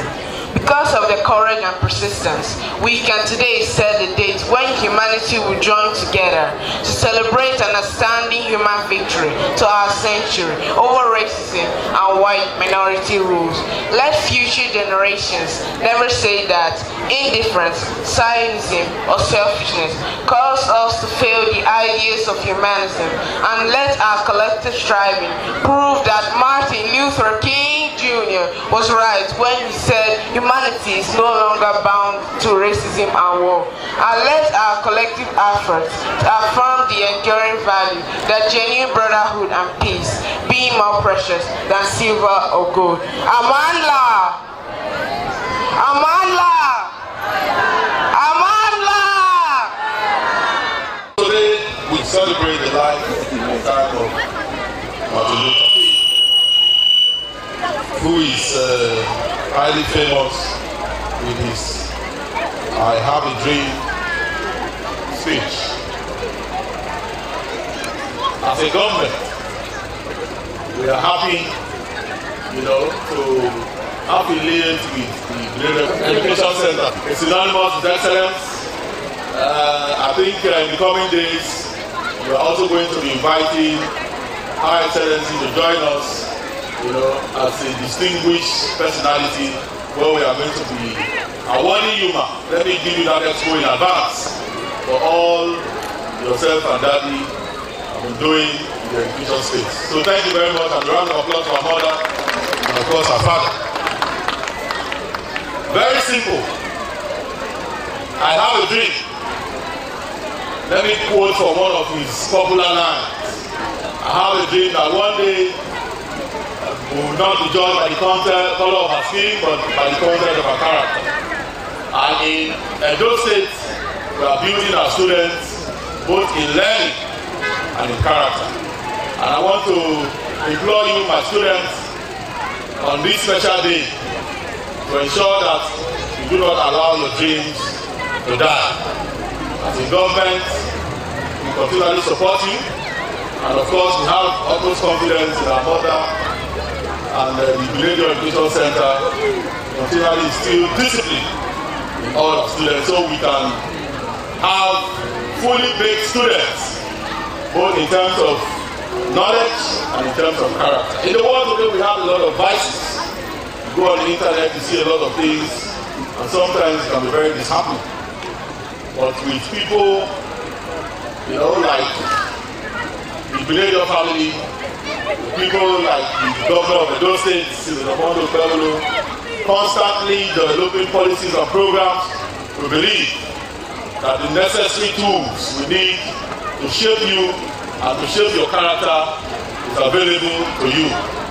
So please and please, as godly children, as children with dreams, avoid anything that can cut short that dream of yours.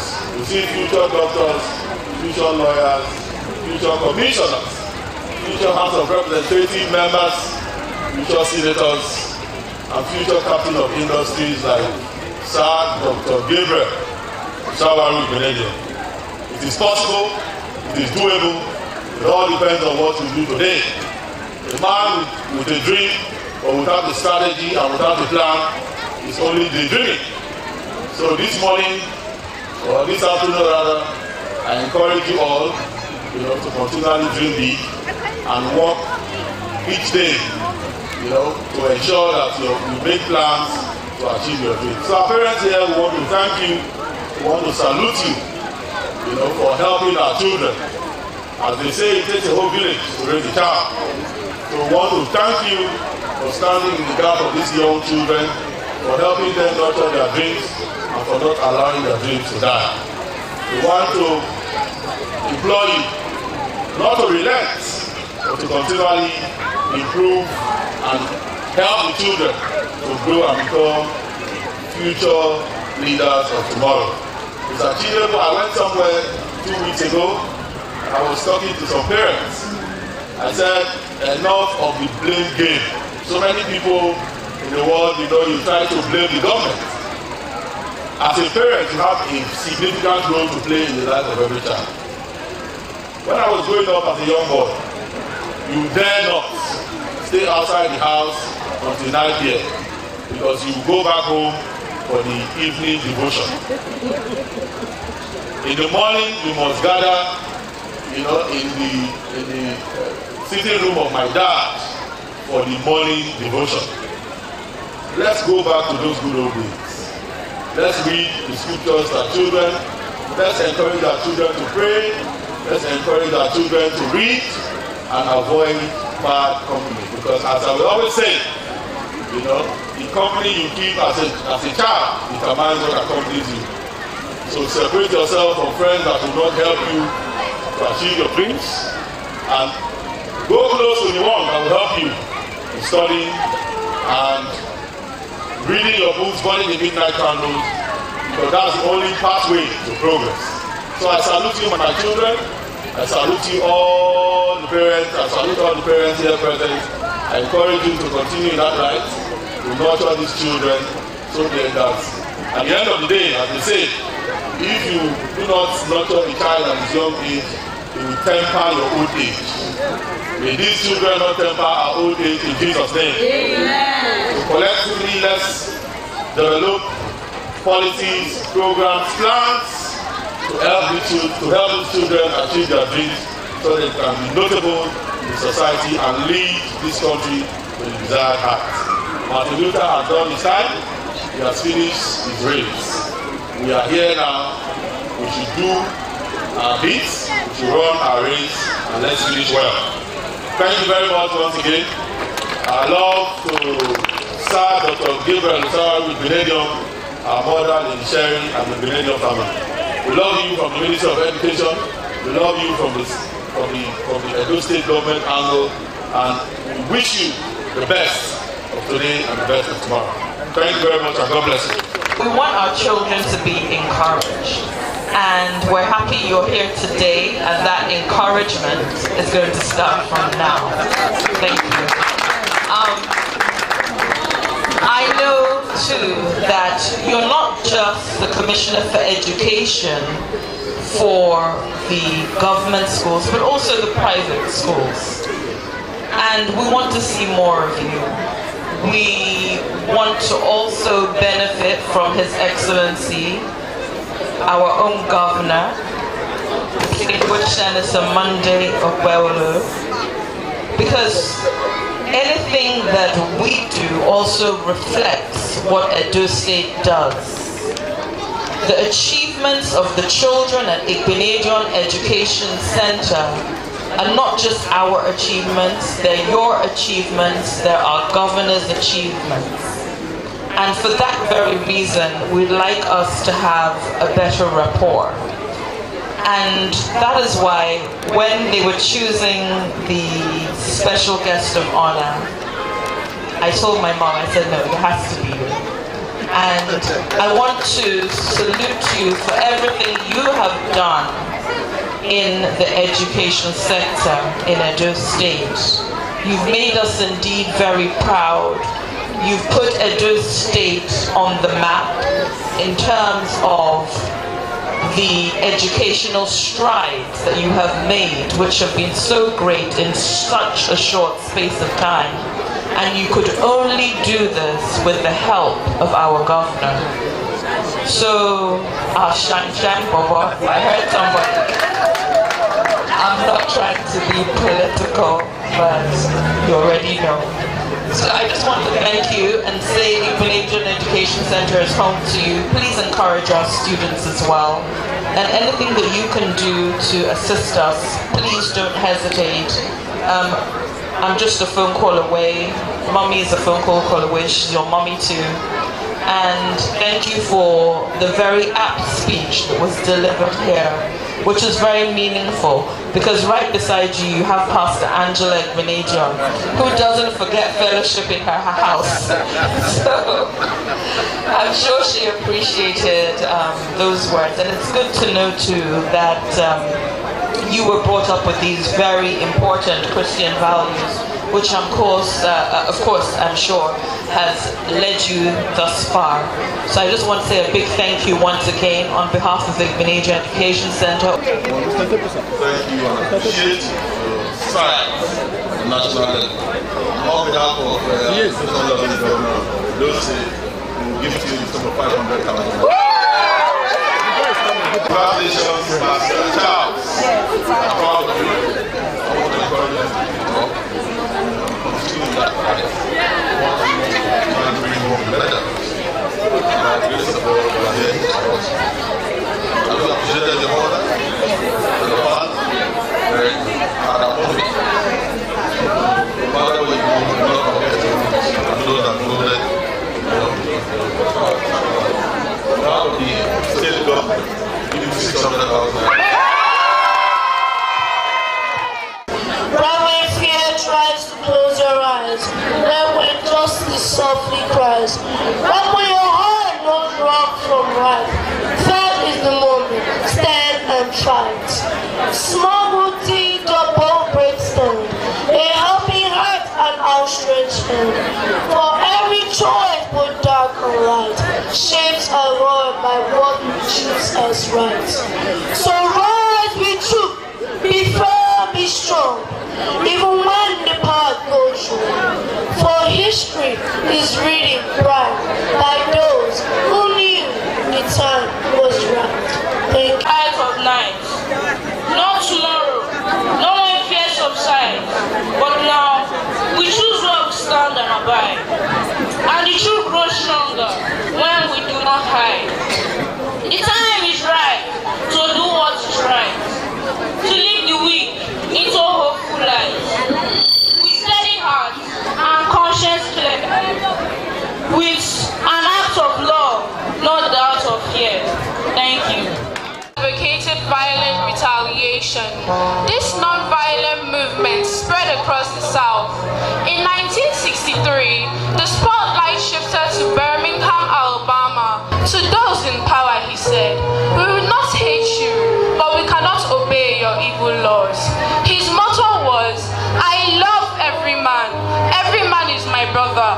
When attacked by dogs and water hydrants, he was daunted and maintained the notion that water can only drown you physically, it cannot drown your spirit. In times of adversity, he advised his fellow blacks, keep moving.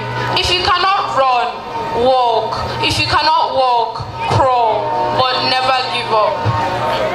We shall overcome. We shall overcome someday.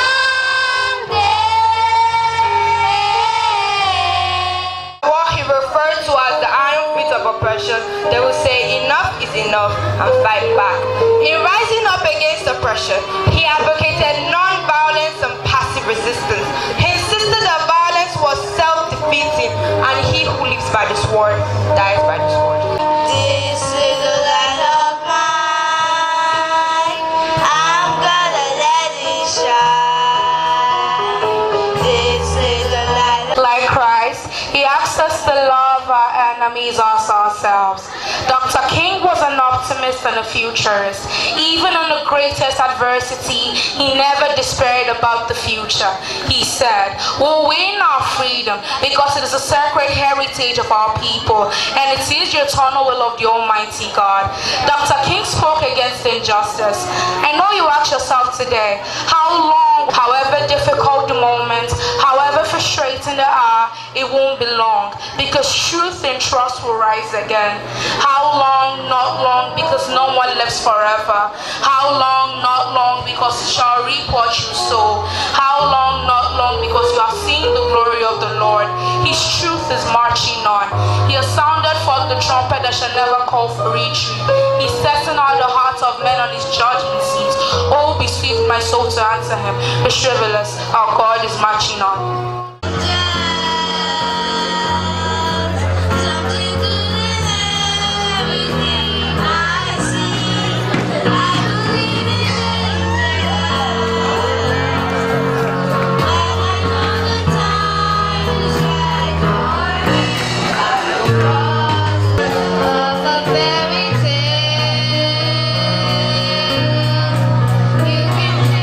future.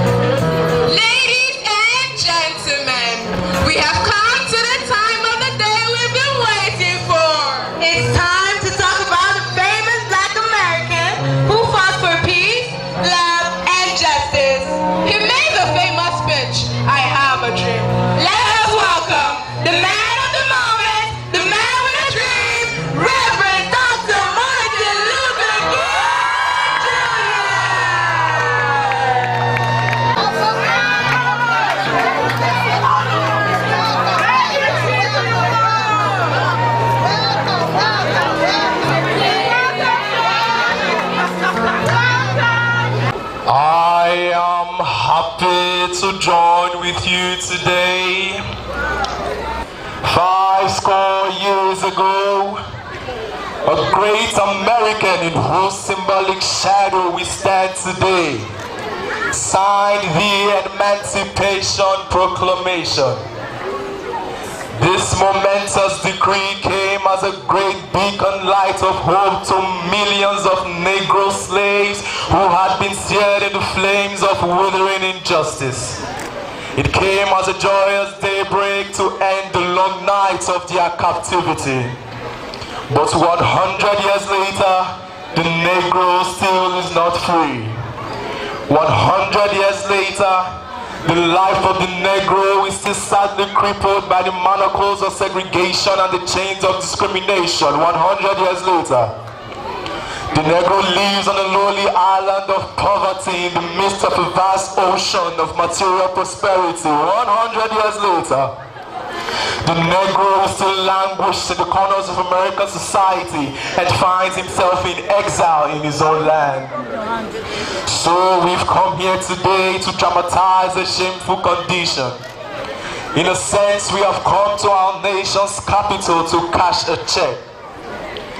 When the architect of our great republic wrote the magnificent words of the Constitution and the Declaration of Independence, they were signing a promissory note to which every American was to fall heir. This note was a promise that all men, yes, black men as well as white men, would be guaranteed the unalienable rights of life, liberty, and the pursuit of happiness. It is obvious today that America has defaulted on this promissory note insofar as her citizens of color are concerned. Instead of honoring this sacred obligation, America has given the Negro people a bad check, a check which has come back marked insufficient funds. But we refuse to believe that there are insufficient funds in the great vault of opportunity of this nation. And so we've come here today to cash this check. A check that will give us upon demand the riches of freedom and the security of justice. 1963 is not an end but a beginning. And those who hope that the Negro needed to blow off steam and will now be content will have a rude awakening if the nation returns back to business as usual. There will neither be rest nor tranquility in America until the Negro is granted his citizenship rights. The whirlwinds of revolt will continue to shake the foundation of our nation until the bright day of justice emerges. But there is something I must say to my people who stand on the warm threshold which leads to the palace of justice. In the process of gaining our rightful place, we must not be guilty of wrongful deeds.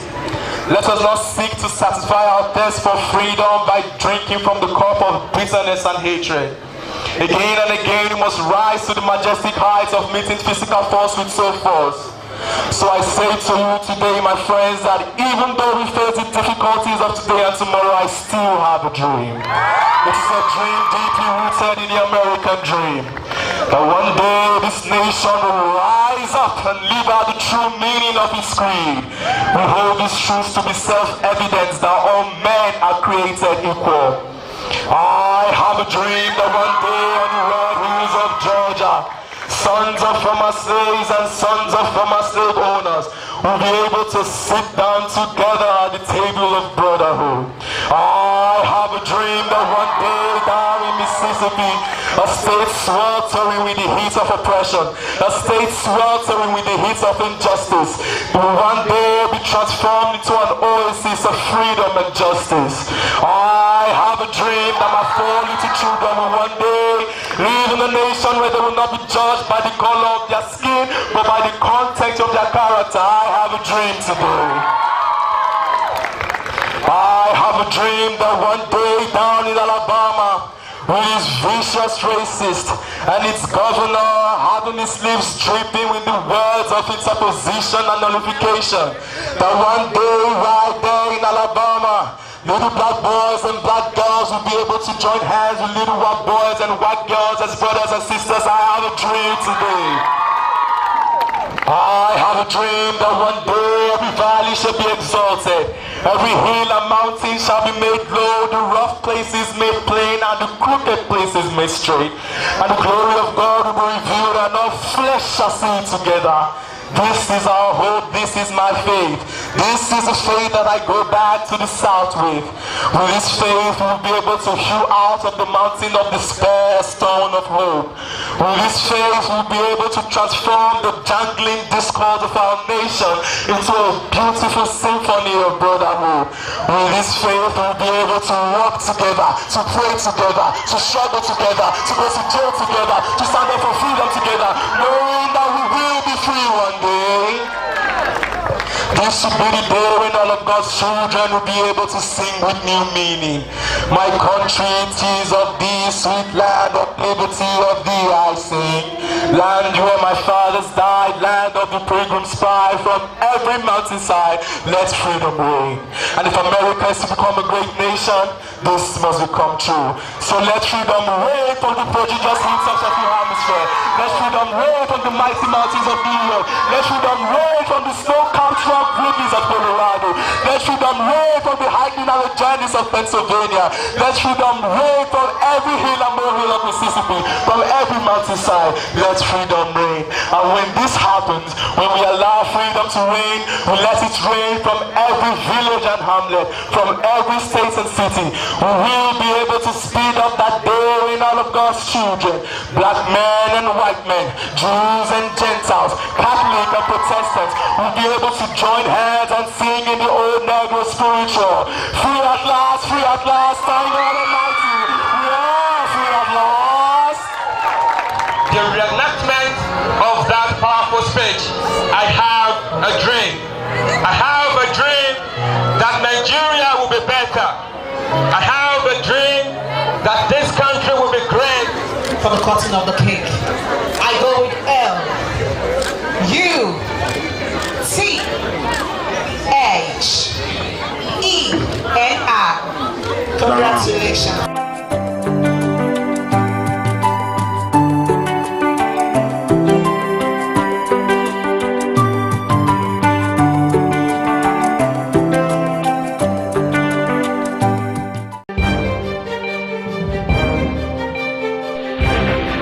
This is ITV.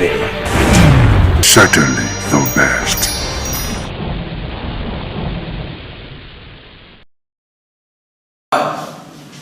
Once again, welcome to this fitness show on ITV this morning.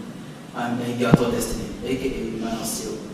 Already, I've introduced us to the use of cardiorespiratory exercises, otherwise known as aerobics. This morning, once again, we want to take another variation of the aerobics.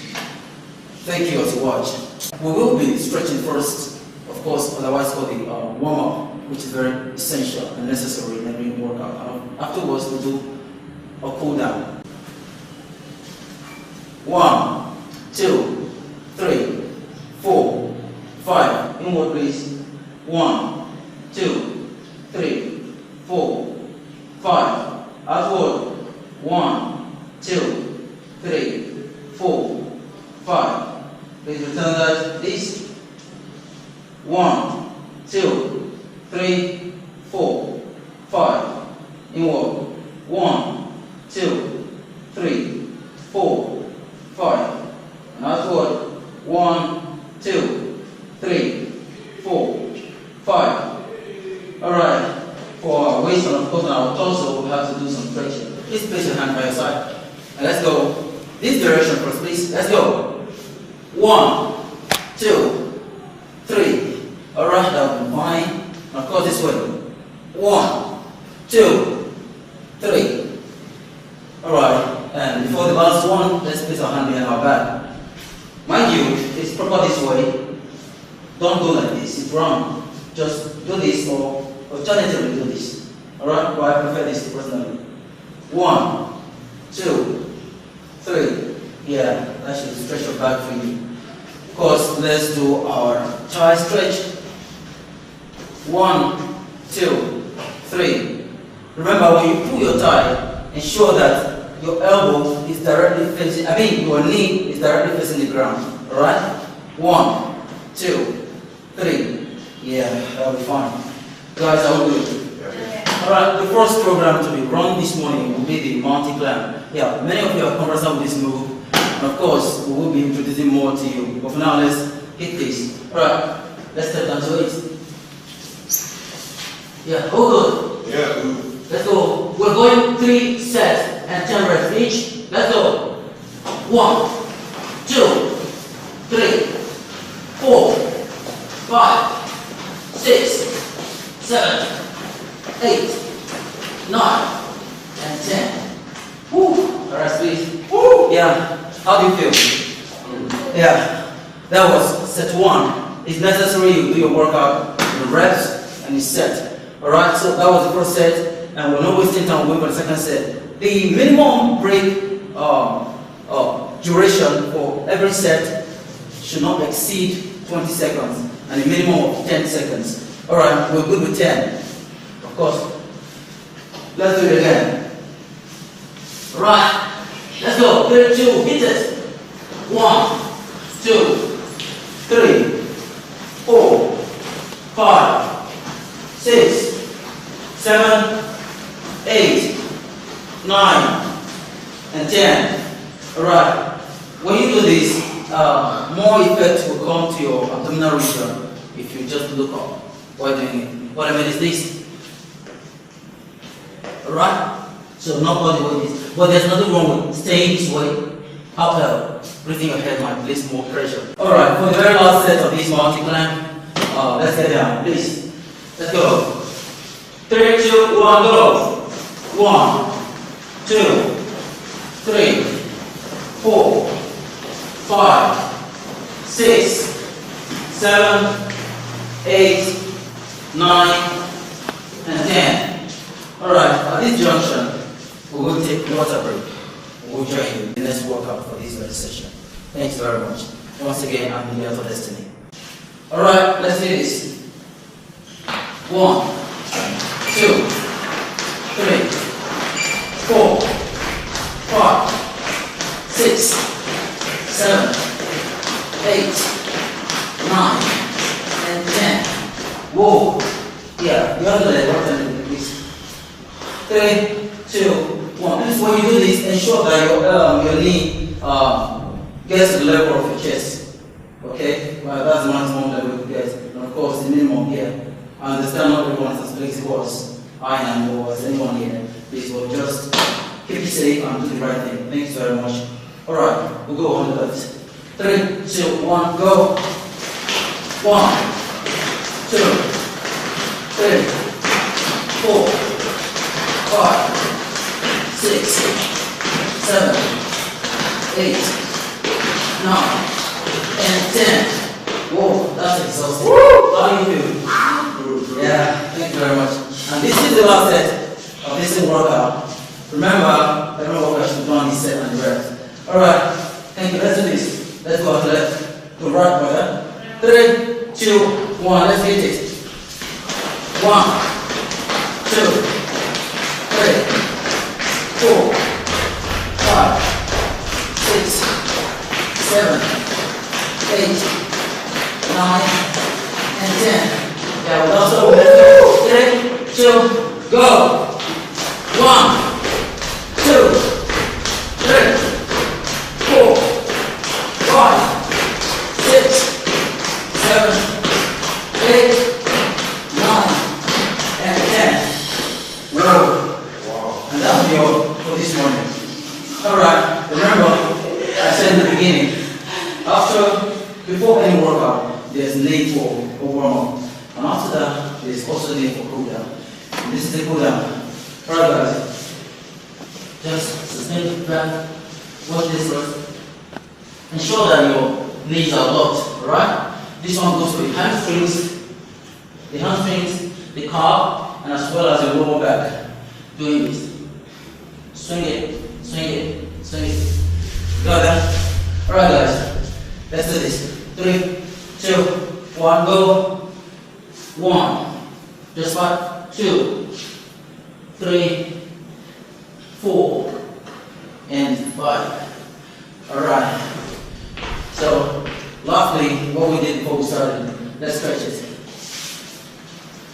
1, 2, 3, 4, and 5.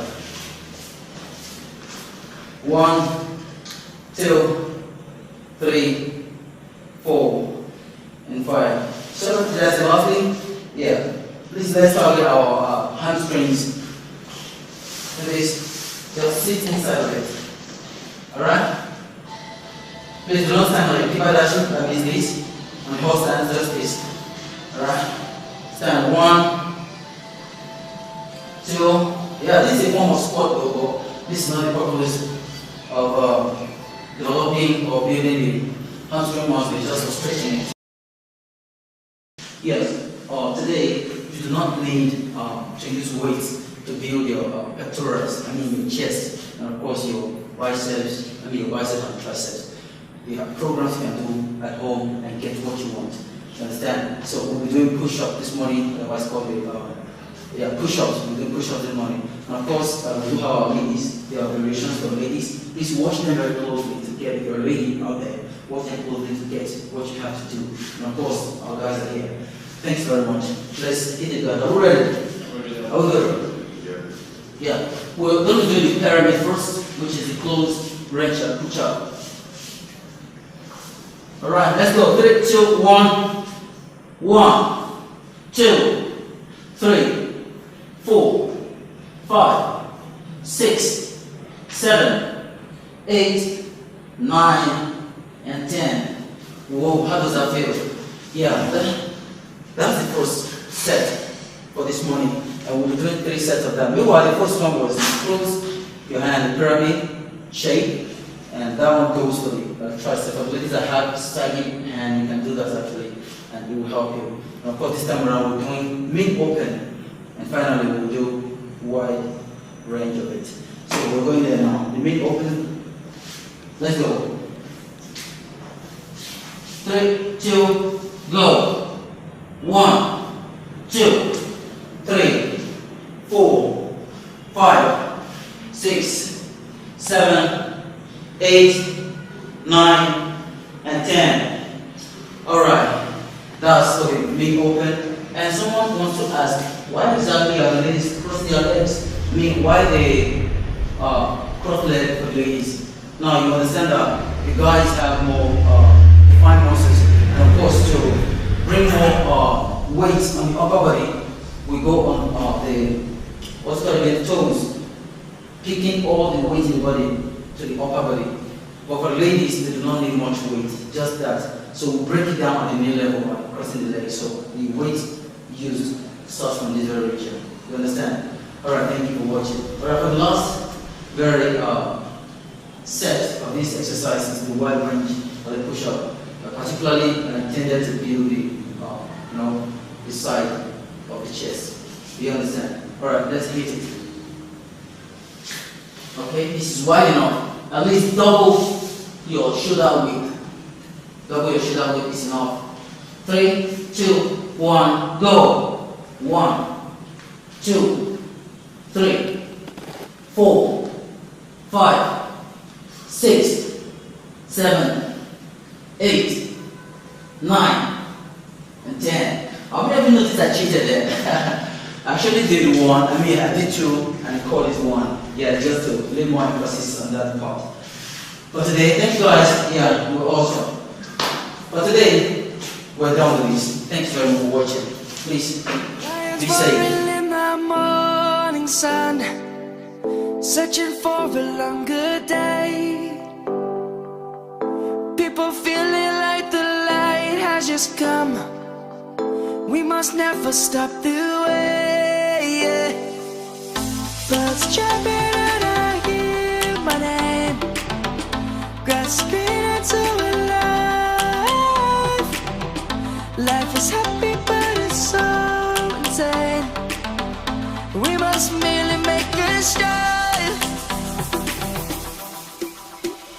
Savannah, I'm coming home. Savannah.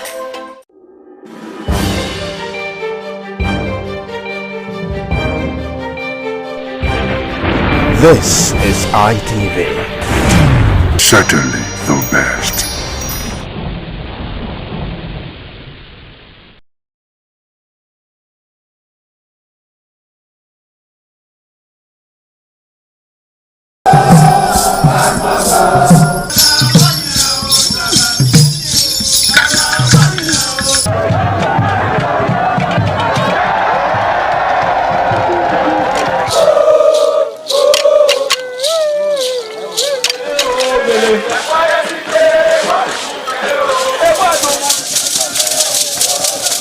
the Ekoko masquerades from Ute village, whose cult is connected with Obaeware and his mother, Elere, appear on this occasion to bless the Oba. Ekoko is a ritual masquerade that dances to please the guests and the Oba.